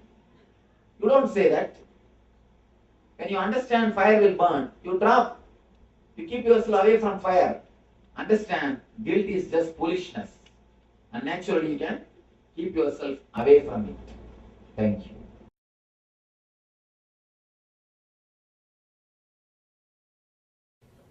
Understand, the only way to bring the Vedic system back, to allow the Renaissance to happen, to help the Renaissance, you need to understand the whole truth, how the law of life works, dharma, how the dharma happens. For example, in some field, you will feel more confident, more courageous, but maybe due to your engraved memories or samskaras, in some field you will not feel confidence and courage. You will not feel courage or confidence. You will not feel that you will be able to face that situation. You can see women who can face her husband will not be able to face just a small insect. A rat is enough to shake her, or a small insect is enough to frighten her. Samskara, the engraved memory, or even just a darkness is enough to completely make her shiver in the fear. Just samskara. Even in your life, at some time, in some situations, you will express so much of courage and confidence, but in some place, you will not be able to stand. So the law of life is, wherever you feel confidence, you share that. Understand one more thing, important thing. Brahmana does not need to be a Brahmana throughout his life. All 24 hours, no. A Vaishya need not be a Vaishya all 24 hours, no. A Kshatriya need not be Kshatriya all 24 hours, no. A worker need not be worker all 24 hours. It's like sometime you play the role of Kshatriya, means giving confidence. Sometime you play the role of Vaishya, sharing products. Sometime you play the role of sharing knowledge, enlightenment. So it is just the job, it is just the thing which you do. In your life also, if you understand this one truth, where you need to play the job of Vaishya, where you need to play the job of a Kshatriya, where you need to be a worker, where you need to be a Brahmana, your whole life will be beautiful. Big problem is, you do not know how to remove your personality and go to the next personality. How to use personality is like a coat. You are caught in one personality. Using the wrong personality in a wrong place is what I call ego. Understand? Where you need to be very polite and humble. If you are arrogant, violent, it's egoistic. And where you need to be very arrogant, courageous, if you are polite and humble, you are egoistic. Understand? Always we think, no, if I am humble, how can I be egoistic? No. Ego standing topsy-turvy is also ego. Inferior ego. One small incident. Once, the incident happened in a great masters like Ramana Maharshi. His disciple, one of his disciples, translated one of his book into different language. In the translation, the front side of the book, his name is also published, translated by that person's name. When the disciple saw that book, he went and told Bhagavan, Bhagavan, they shouldn't have put my name. I don't feel like my name should be publicized. I am not that kind of a person. He went and shouted at the administration, the disciple, why did you put my name? And then came to Bhagavan and said, Bhagavan said, the ego which has the name and ego which has my name should not be put. Both are one and the same. If you ask, my name should be there. And if you say, my name should not be there, both are ego. Relax. Bhagavan beautifully says, it is called inferior ego. The ego which is trying to show the humbleness. Understand?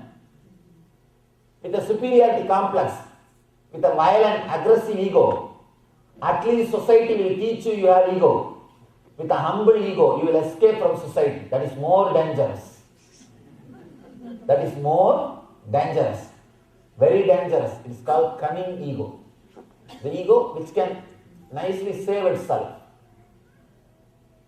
The real Vedic renaissance can happen if you understand where you need to be.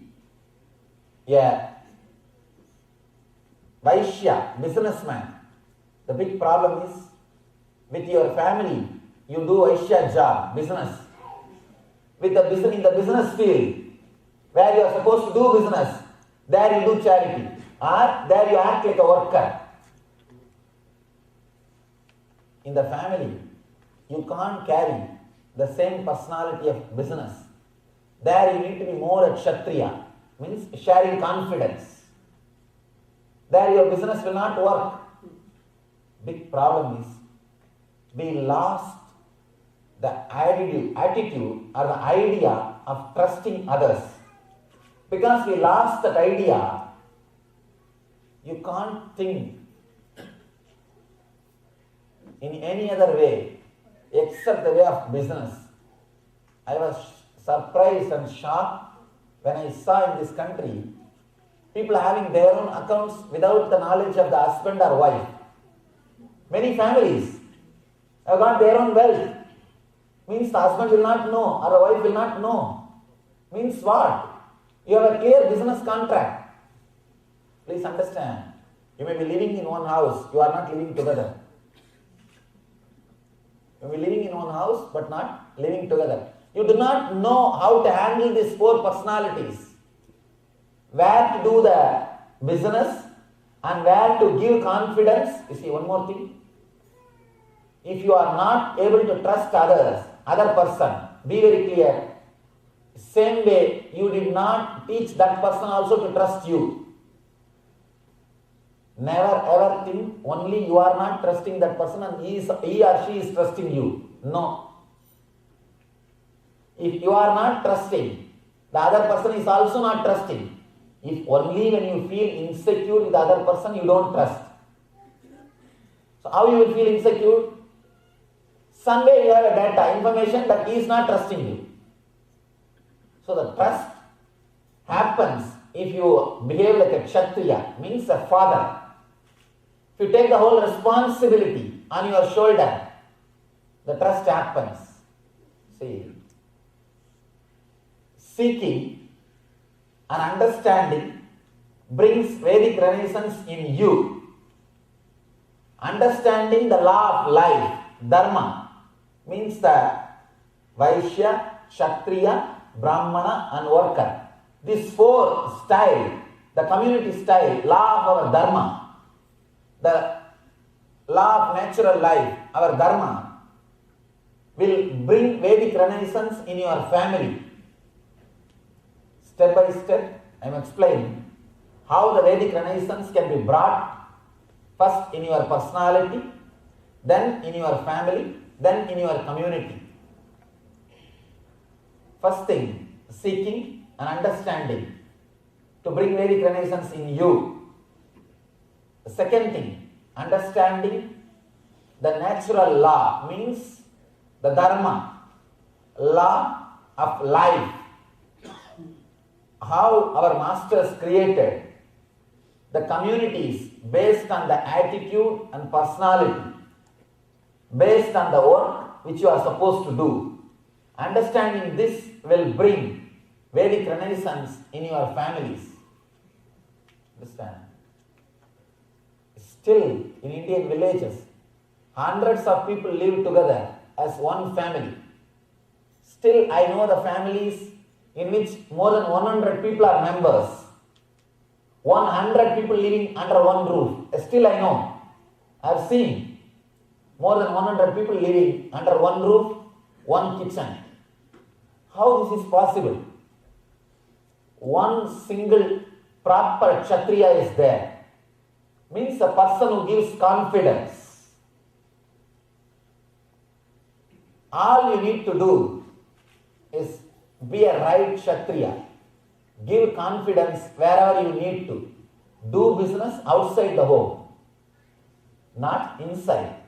If you are doing business inside the home, you are bringing wrong personality to the wrong place. Means ego. A person who can't say yes where you need to say yes is egoistic.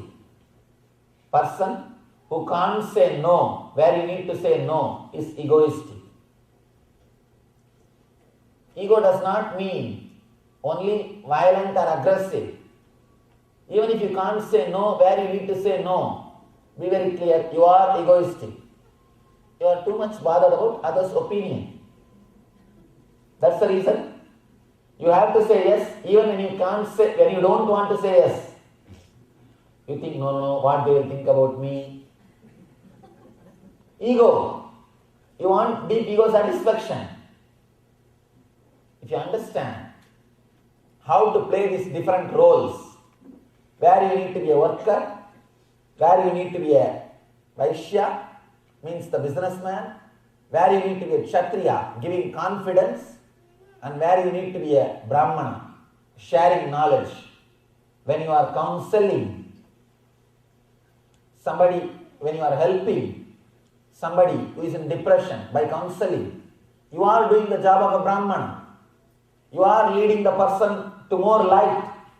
You are radiating knowledge. So, try to handle your different personalities.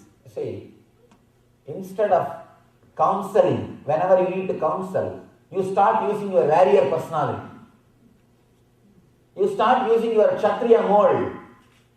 When you need to use the Brahmana mold, you start using your Vaishya mold.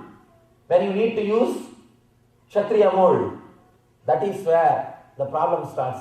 That is why the joint family system, living as a community, has disappeared. You can't find depression in the communities because you have so many people to relate. If you have to talk to the same person from morning till evening, if you have to see the same person in the house, naturally you will feel bored. You will feel, how many days you can see the same person? And after 1 or 2 years, you know the answers he will give. For any problem, you know exactly word. If you tell this word, what word he will speak, you know. So you start thinking, why to tell this and get that better, I myself repeat that word also. You will feel bored. The boredom starts happening when you are relating with only one person. One more thing, when you have different choices, you can create groups. You will feel attracted towards somebody. You will feel attracted towards one group. You will have more freedom to interact. One more thing, when you interact with so many people, your personality also becomes rich. You enrich yourself. You learn many things. And you have freedom. You have a little more space. If you are angry with somebody, 2 days you can stop talking to him. You can talk to somebody else. No, you have choice.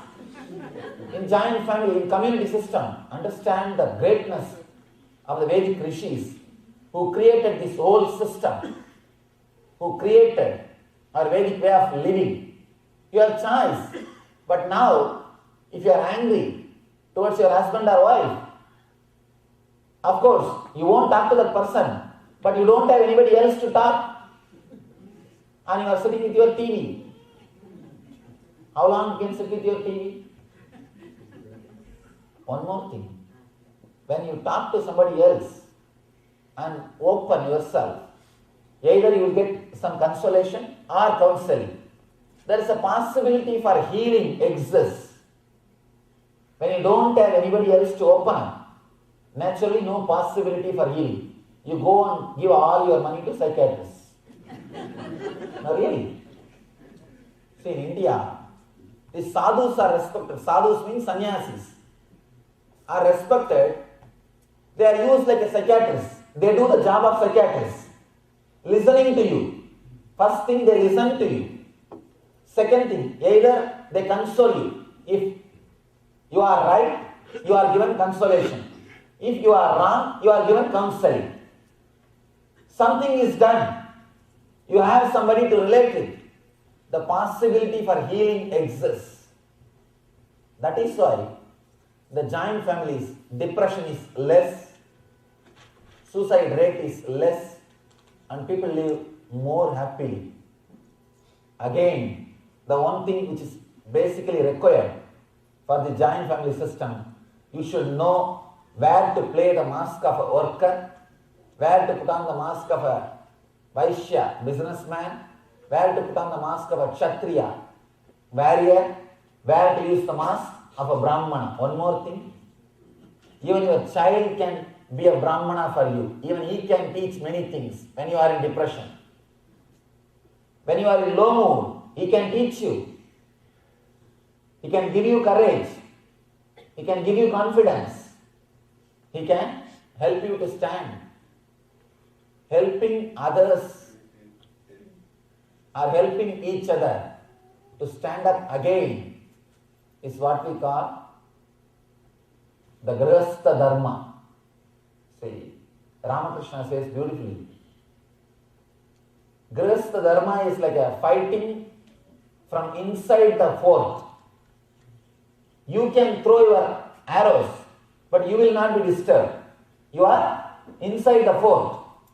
You are safe, but you can always fight with your enemy because you have a deep security. Grihastha Dharma is like a fighting inside the fort, but Sannyas Dharma is directly facing the enemy, face to face. You don't have protection. When you are in depression, low mood, there is nobody who will lift you up. With Grihastha Dharma, the possibility for healing, possibility for consolation is more. But the difficulty is now in the single family system, in the small family system, just husband, wife and a child living together. In this family kind of a system, you are all practically swamis. Because for you also there is nobody to lift you out. You may live a Grihastha life. No, I can say you are much worse than swamis. Because not only there is nobody to lift you up, there is somebody to always push you down. There is somebody always to push you down. Big difficulty. If you understand how to play these different roles, if you understand, life itself is after all a psychodrama. Now the truth, simply psychodrama. If you understand, you are playing this drama again and again and again. You will realize just being a Brahmana is not something great. Just being Kshatriya is not something great. It's a one more role, that's all. People who never played the role of Brahmana is only so much greedy about that role. If you try to play for a few days, then you will understand. That's also one more work, that's all. That's also one more work, nothing else. I always tell people. People ask me, Swamiji, what is there for you? Wherever you go, people respect you, receive you. You just speak and come away. It's not a big job. I tell them, please come and sit in the throne for 2 days. Just sit here for 2 days and listen to all the worries and complaints people are giving. If you can listen all the worries and complaints and everything people tell you and go back and sleep in a relaxed way, you are enlightened. Really. Just sit. You don't have to give them energy darshan. You don't have to give them some support. You don't have to give them consoling or counseling. Nothing. You tell them, no, I am in Mauna. You just tell, I will listen. Now, whenever I send these new brahmacharis for training, I tell them, brahmacharis in Mauna, you just talk, you will listen, that's all. Because if he opens the mouth, he will prove that he doesn't know anything. It's better let him be in Mauna. So that people will not understand. People will not think he doesn't know anything. All you need to do, just sit and listen to people. Try to go back and sleep. You won't be able to. If you do the job of the Brahmana, you will understand. This is also one job, that's all. This is also one work, that's all. Nothing else. The whole life is just psychodrama. See, because you are there, I am here. Nothing else. Because disciples are there, Guru is there. Because somebody is a Brahmana, somebody is a Kshatriya. Because somebody is a Kshatriya, somebody is a Vaishya. That's all. See, it is just a psychodrama. Who chooses to play which role? That's all. It's purely your choice. If you are attracted too much towards one choice, go on, try to play that game. In 1 month, everything will become alright. One person went to Arunachala, the place of Ramana Maharshi, and he said, Master, to such a high energy place, so beautiful, so amazing. I know why you feel so blissful and peaceful here. Because of this place.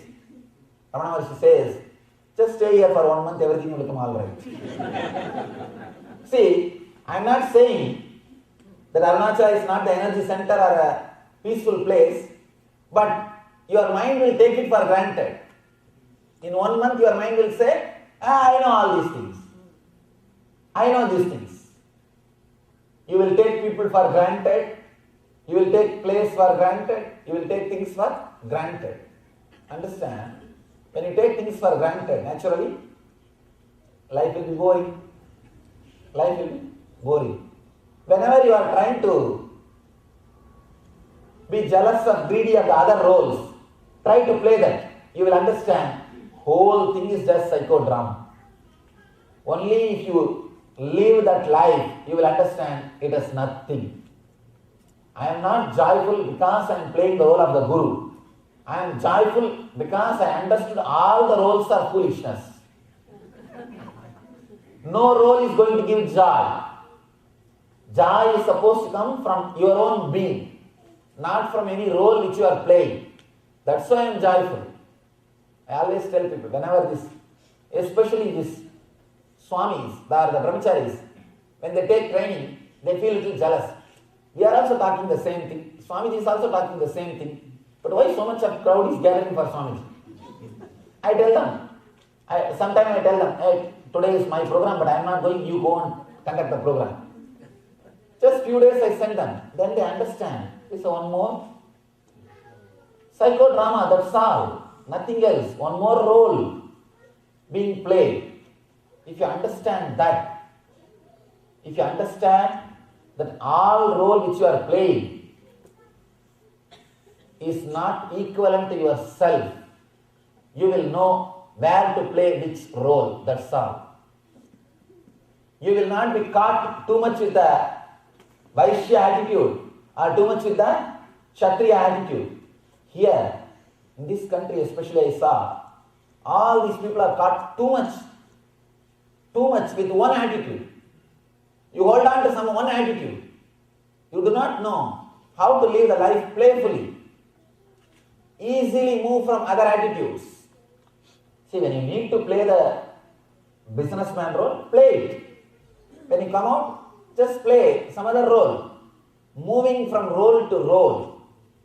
Playing all the roles. A person who can play all the four roles and who is beyond, who has understood, he is beyond all the four roles, is called Paramahamsa. Paramahamsa is a person who can play all the four roles, who is not attached to one role, who is not attached to one attitude. All you need to do is understand the utility of these roles and futility of the roles.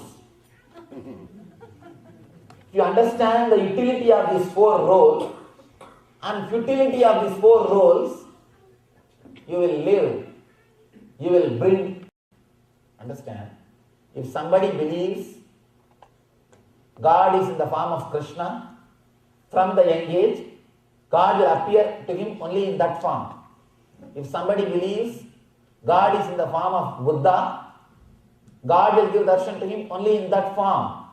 Understanding the uniqueness of samskaras, engrams, and respecting all the engrams, all the unique engram structures will bring Vedic renaissance in the whole community. See, when you understand the uniqueness of every faith, you will never try to convert. You will never try to convert. You will only help them to go beyond. See, helping a person to become enlightened is not conversion. Helping somebody for transformation is not conversion. Still now, no Vedic tradition, whether it is Hinduism or Buddhism or Jainism or Sikhism, all of them do not have any ritual for conversion. No. We don't have ritual for conversion because we don't believe in conversion. All we believe, whatever you are living, live intensely. Transform your life. Transform your life. That is the helping somebody to transform. It's not conversion. It's nothing to do with conversion.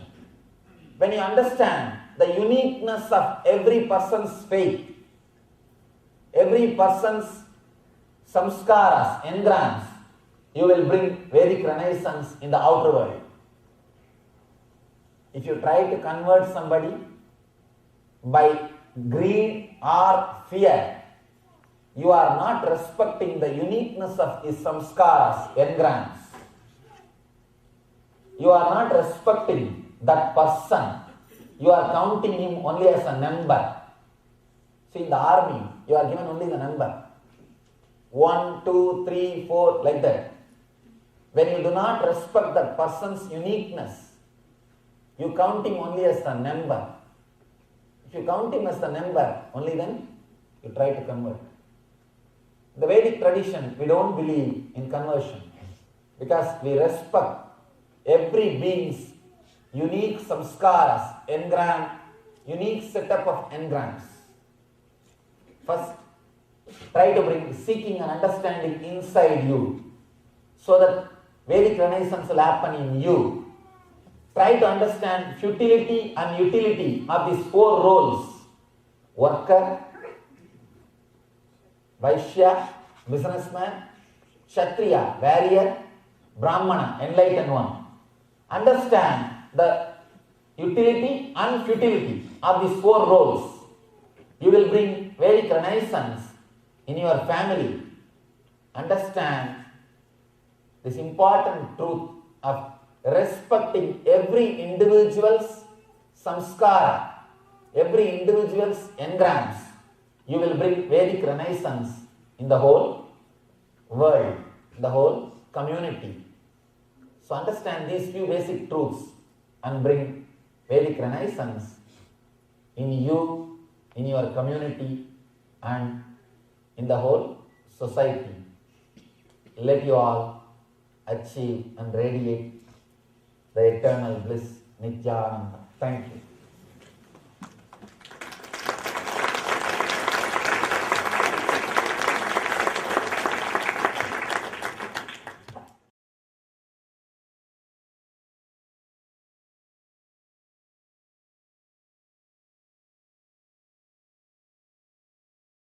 I welcome you all with my love and respects.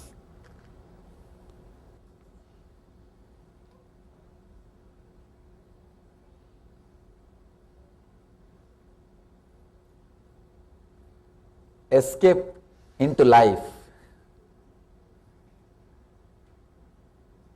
We all know escaping from life. Every magazine you open, every newspaper you open, continuously you will see advertisements to escape from life. Advertisements of resorts, holiday resorts, vacation beaches, hotels. All of them are constantly telling you to escape from life.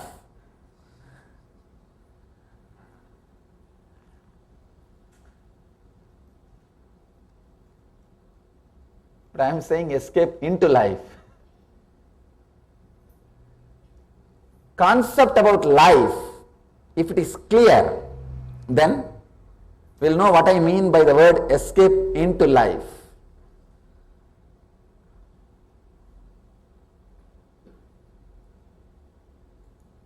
Life is not the fight between your two identities. You carry two identity. Identity which you show to the outer world, which you want the world to believe as you, and the identity which you carry in the inner world as you. See, the identity which you show to the outer world will always be much more than what you are, because you are constantly taught how to sell yourself. It will be little more than what you are. It will always be more than what you are. And the identity which you carry in the inner world and you believe it as you will be always less than what you are. That is why you are constantly fighting with you. Identity which you show to the outer world and the identity which you believe as you in the inner world. Our life is nothing but struggle between these two. The fight between these two. Struggle between these two is what I call tension or stress. If you think this is life, then you have to escape from life. But this is not life.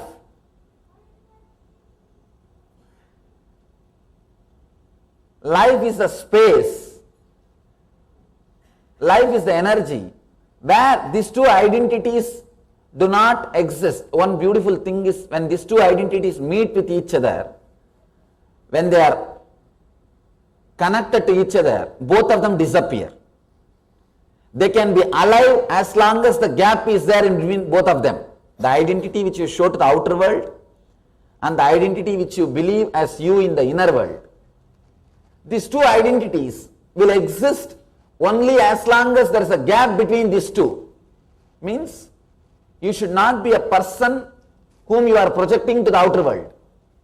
If you integrate both of them, suddenly you will see both of them disappear and you are escaping into life.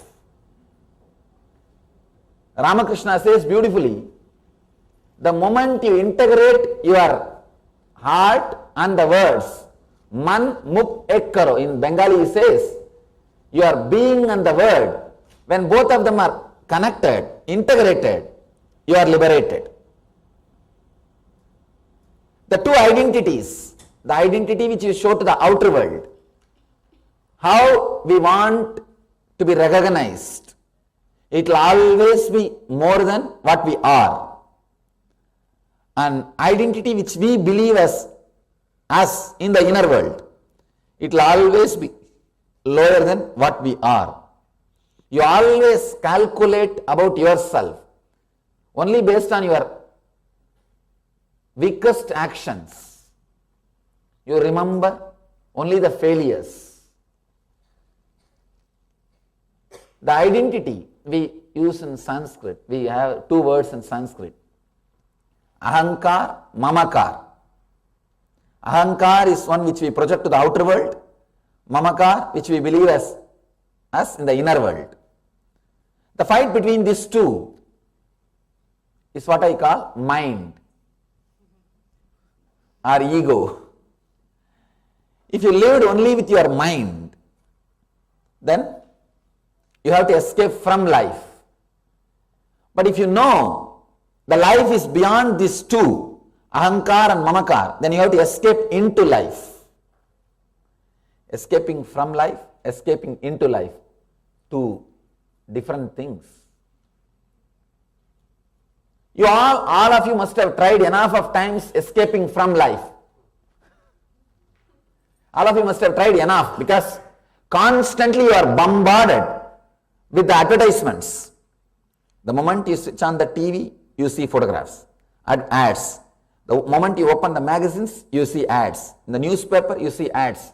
Everywhere you see ads with a beautiful swimsuit, lying on the beach or the bank of a swimming pool or near a lake in some vacation resort. The photograph is constantly promising you, if you go to that place and lie down, you will be in heaven. See, it's a visual promise given to you. You also tried many times. I think every one of you would have tried at least few times. But it's not happening. And even in your own inner space, when you see those advertisements, when you see a beautiful snow-covered mountain, or a beautiful hill, or a vast ocean, in the photograph, or in the ad, or in TV, you feel, if you go to that place and lie down like that, you will be in heaven. But when you go there and catch the same chair, same spot, same weather, even the same glass, and lie down, but you are not in heaven. What is happening? Where we are missing?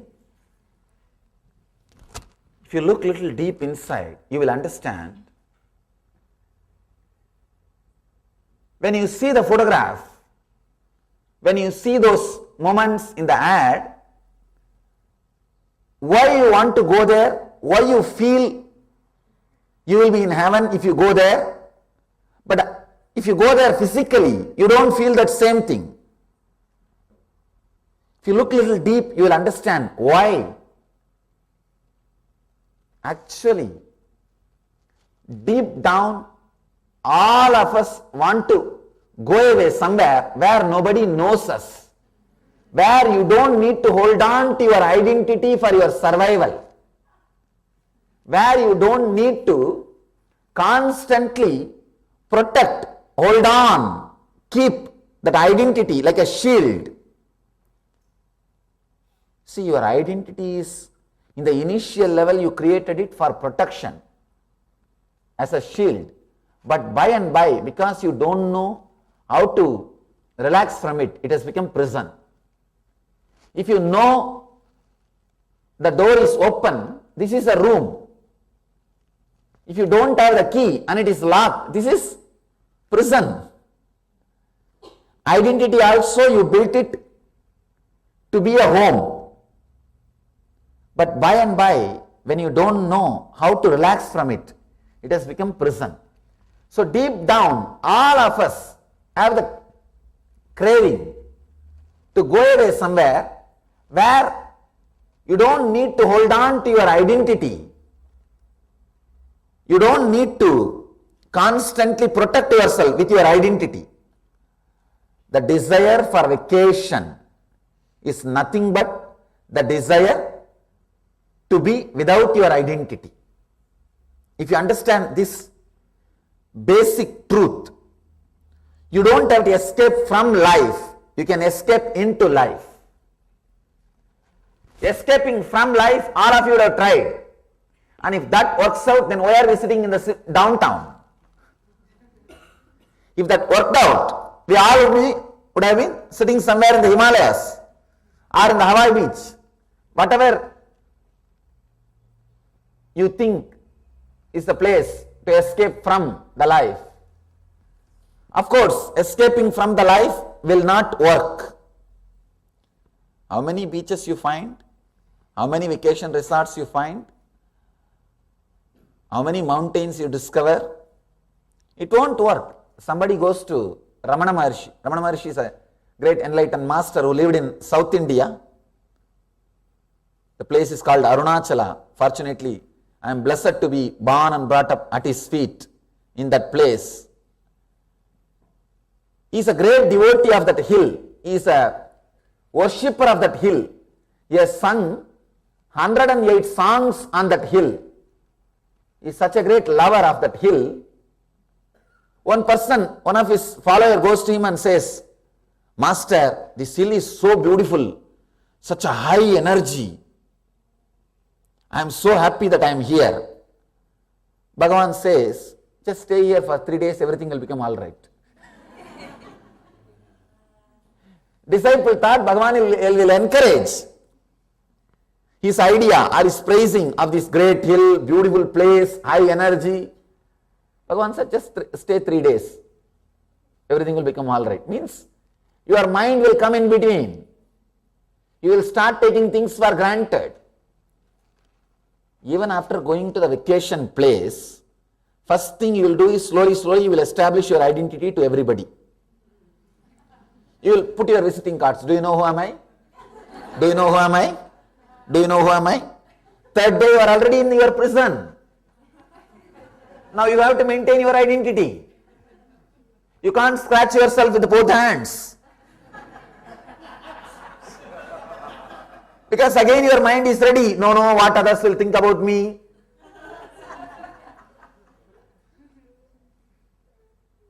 The desire for vacation is nothing but the desire to escape from the identity. But even the place where you go for vacation, first thing you establish your identity. Then how can you have the vacation? Escaping from life will not work. Escaping into life only will work. Understanding changing the place will not work. Changing the inner space only will work. Understand the psychology of vacation. Why you really need vacation. Why do you want to escape? Because something is suffocating you. Something is suffocating you. That's the reason you want to escape. Then escape from which suffocates you. Identify first really what is suffocating you.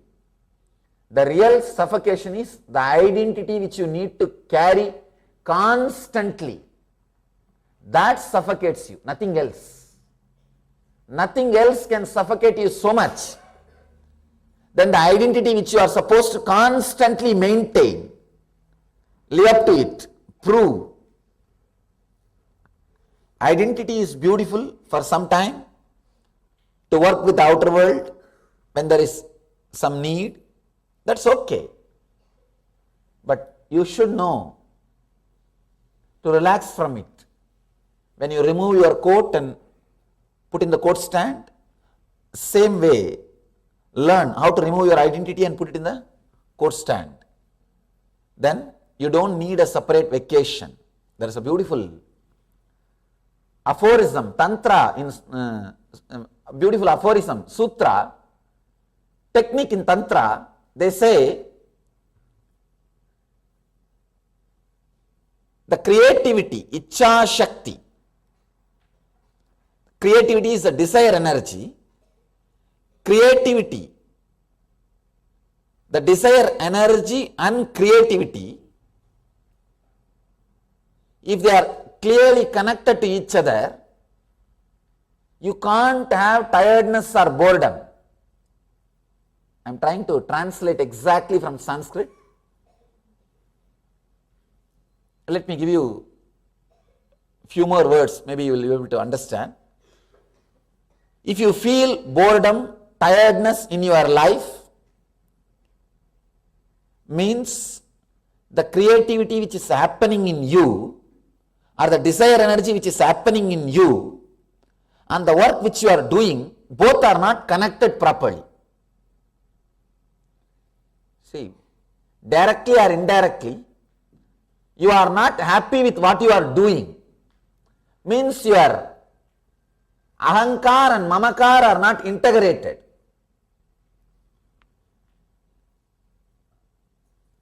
Your ichcha shakti means the desire energy. Your kriya shakti means the energy to do. If they both are connected, clearly integrated, means your inner identity and the outer identity, both of them are connected, then you will not have tiredness or boredom. You don't need vacation. You don't need to escape from life. If there is boredom or tiredness in you, be very clear, the Ichha Shakti, the desire energy and the action, the acting energy, the Kriya Shakti, both are not in tune. Somewhere you are forced to do something which you are not liking, which you are not enjoying. That is why tiredness or boredom comes in your life. Many times I am surprised, how can people get bored? There is so much in life. And just if you sit and watch all the drama which your mind is doing, best entertainment. You don't need any other TV. You don't need anything else to entertain you. Why do we need so much of entertainment from the outer world? Somehow, we just want to escape from the reality which is there. That's the reason so much of entertainment is necessary from the outer world. If you know how to be with yourself, you are the best entertainment. You are the best entertainment for yourself. You don't need a separate entertainment.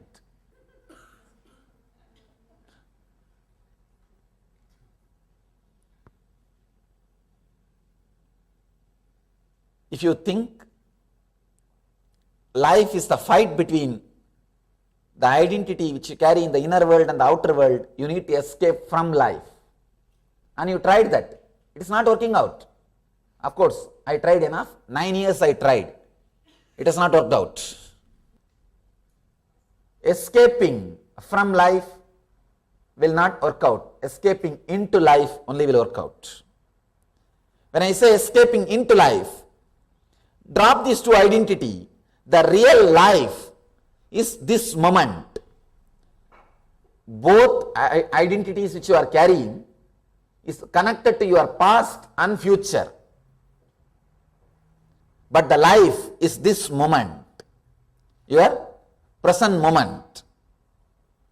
Maybe I'll try to give us some simple diagram about our time and mind. Then I'll answer your questions. See, now what I am expressing, look in the angle of like a hypothesis. You don't have to believe it. You don't have to disbelieve it. Just try to internalize. If you have any doubt, question, you are welcome. I'll spend at least half an hour answering your questions so that we can internalize whatever is expressed.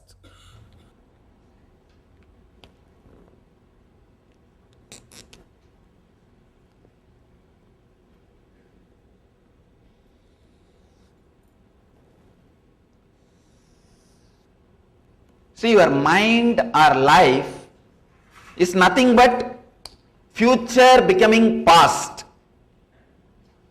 Understand? I am making few statements. If you have any doubt, just pen down the question.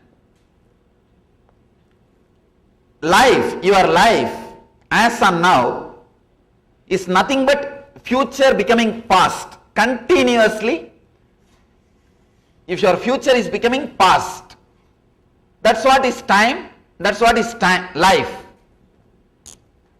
If I take this as a time, the future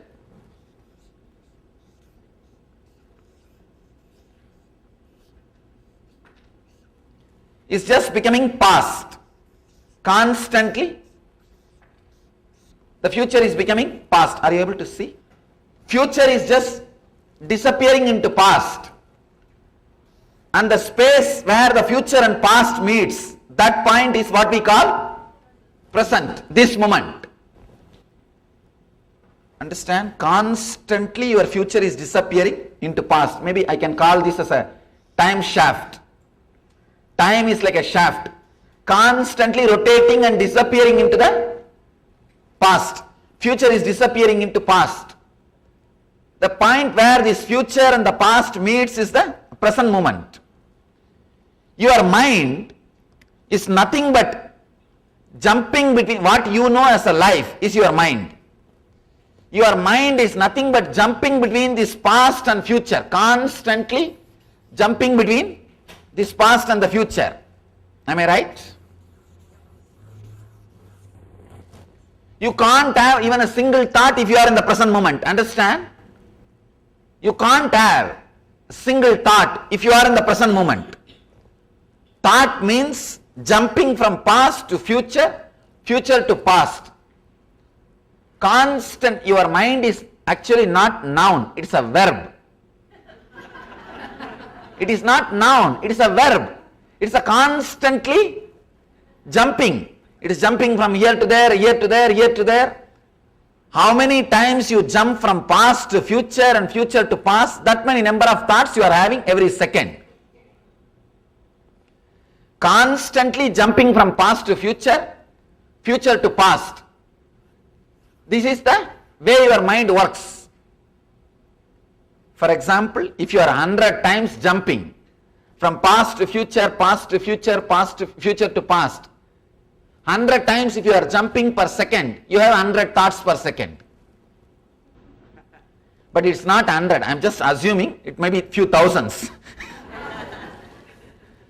Because 100 is too small, few thousands at least. Constantly jumping between past to future, future to past is what we call thoughts.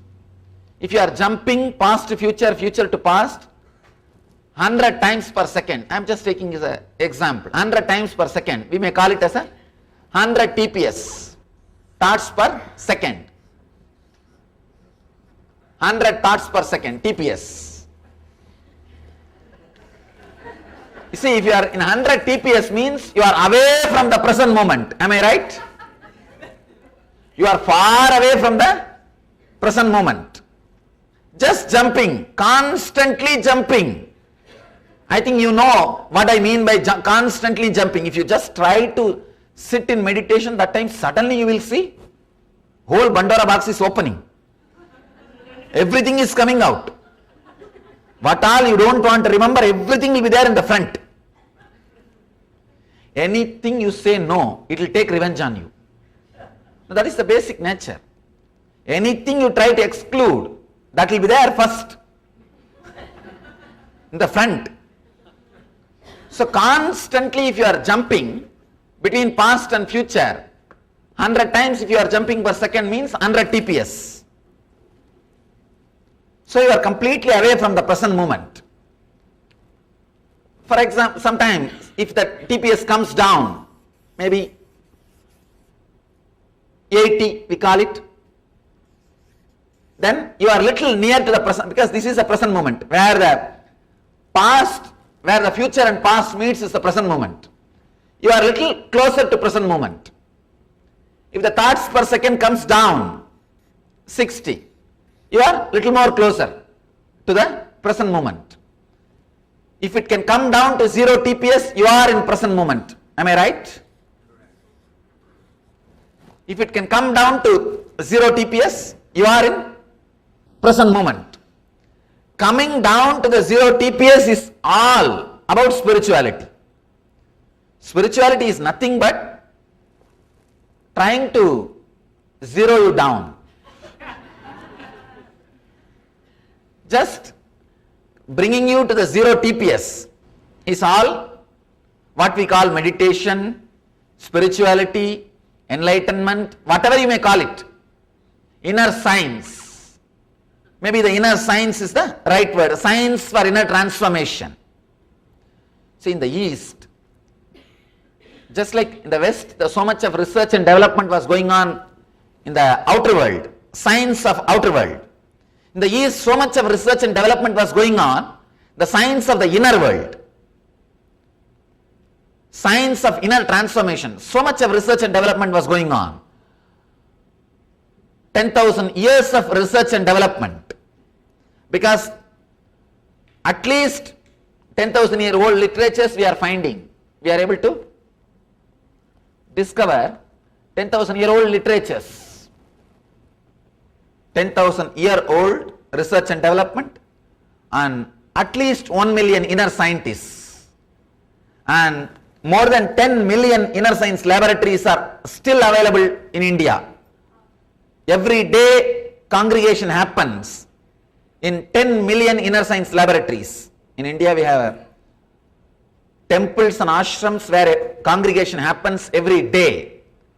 10 million means 1 crore. And more than billion people following the technology. The whole thing is aimed at this one point, how to bring you down to 0 TPS. That's all. One more thing, when your TPS is too high, you will neither be clear about your past or future, because you are seeing the past or future from distant, and you are constantly busy in jumping to the other corner, other side. When you are in the past, already you are thinking of the next step. For example, morning when you are out of your bed and when you start brushing, already you are thinking about your office. If you are sitting in the office, already you are thinking about evening beach. If you are sitting in the beach, already you are planning about going back to the home. If you are sitting in the home, you are already started planning about what to do next tomorrow. So one thing is sure, if you are here, you are not here. If you are here, you are not here. We are very clear about it. The past and the future, because you are too busy in jumping, we neither look into the past nor look into the future properly. If your TPS comes down, your vision towards the past and future will become more clear. Understand? Now it may look like a too big promise. If I say, if your TPS comes down, you will experience peace, you can believe. But I am making a statement, if your TPS comes down, you can see your future clearly. Now this looks to be a too big promise. Understand? From this point, you can see only this much, your past, and this much your future. In this point, 80 TPS, you can see little more. If your TPS comes down, you can see little more. In this point, you can see more. When I say, if your TPS, thoughts per second, comes down, you can see your past and future more clearly. It may look like a too big promise. For example, let you understand this one example. Sometime when you are in a party, singing and dancing, suddenly you will remember somebody is going to come, or some incident is going to happen. In 5 minutes you will see that person is there. When a telephone rings, suddenly you will remember some friend's name whom you have not seen for last 5 years. When you pick up the phone, he will be there. When a doorbell rings, you will remember some relative's name who has not seen you or has not visited you for 6-7 years. When you open the door, he is standing. How many of you had like this some incident in your life at least once or twice? Raise your hand. God, practically everybody. Understand? You see, when actually this incident happens, what we do in our mind? Coincidence. That's what we tell in our mind, na? That's the way we handle it. Oh, just coincidence, forget about it. If it happens in one person's life once, you can call it as a coincidence. If it can happen in 90% of you have experienced this in your life, how can this be just a coincidence? Surely something more than coincidence. Means knowingly or unknowingly, those few moments your TPS has dropped. It can drop even by sudden shocks. It can drop even by sudden shock. If you are completely relaxed, really enjoying, TPS can drop.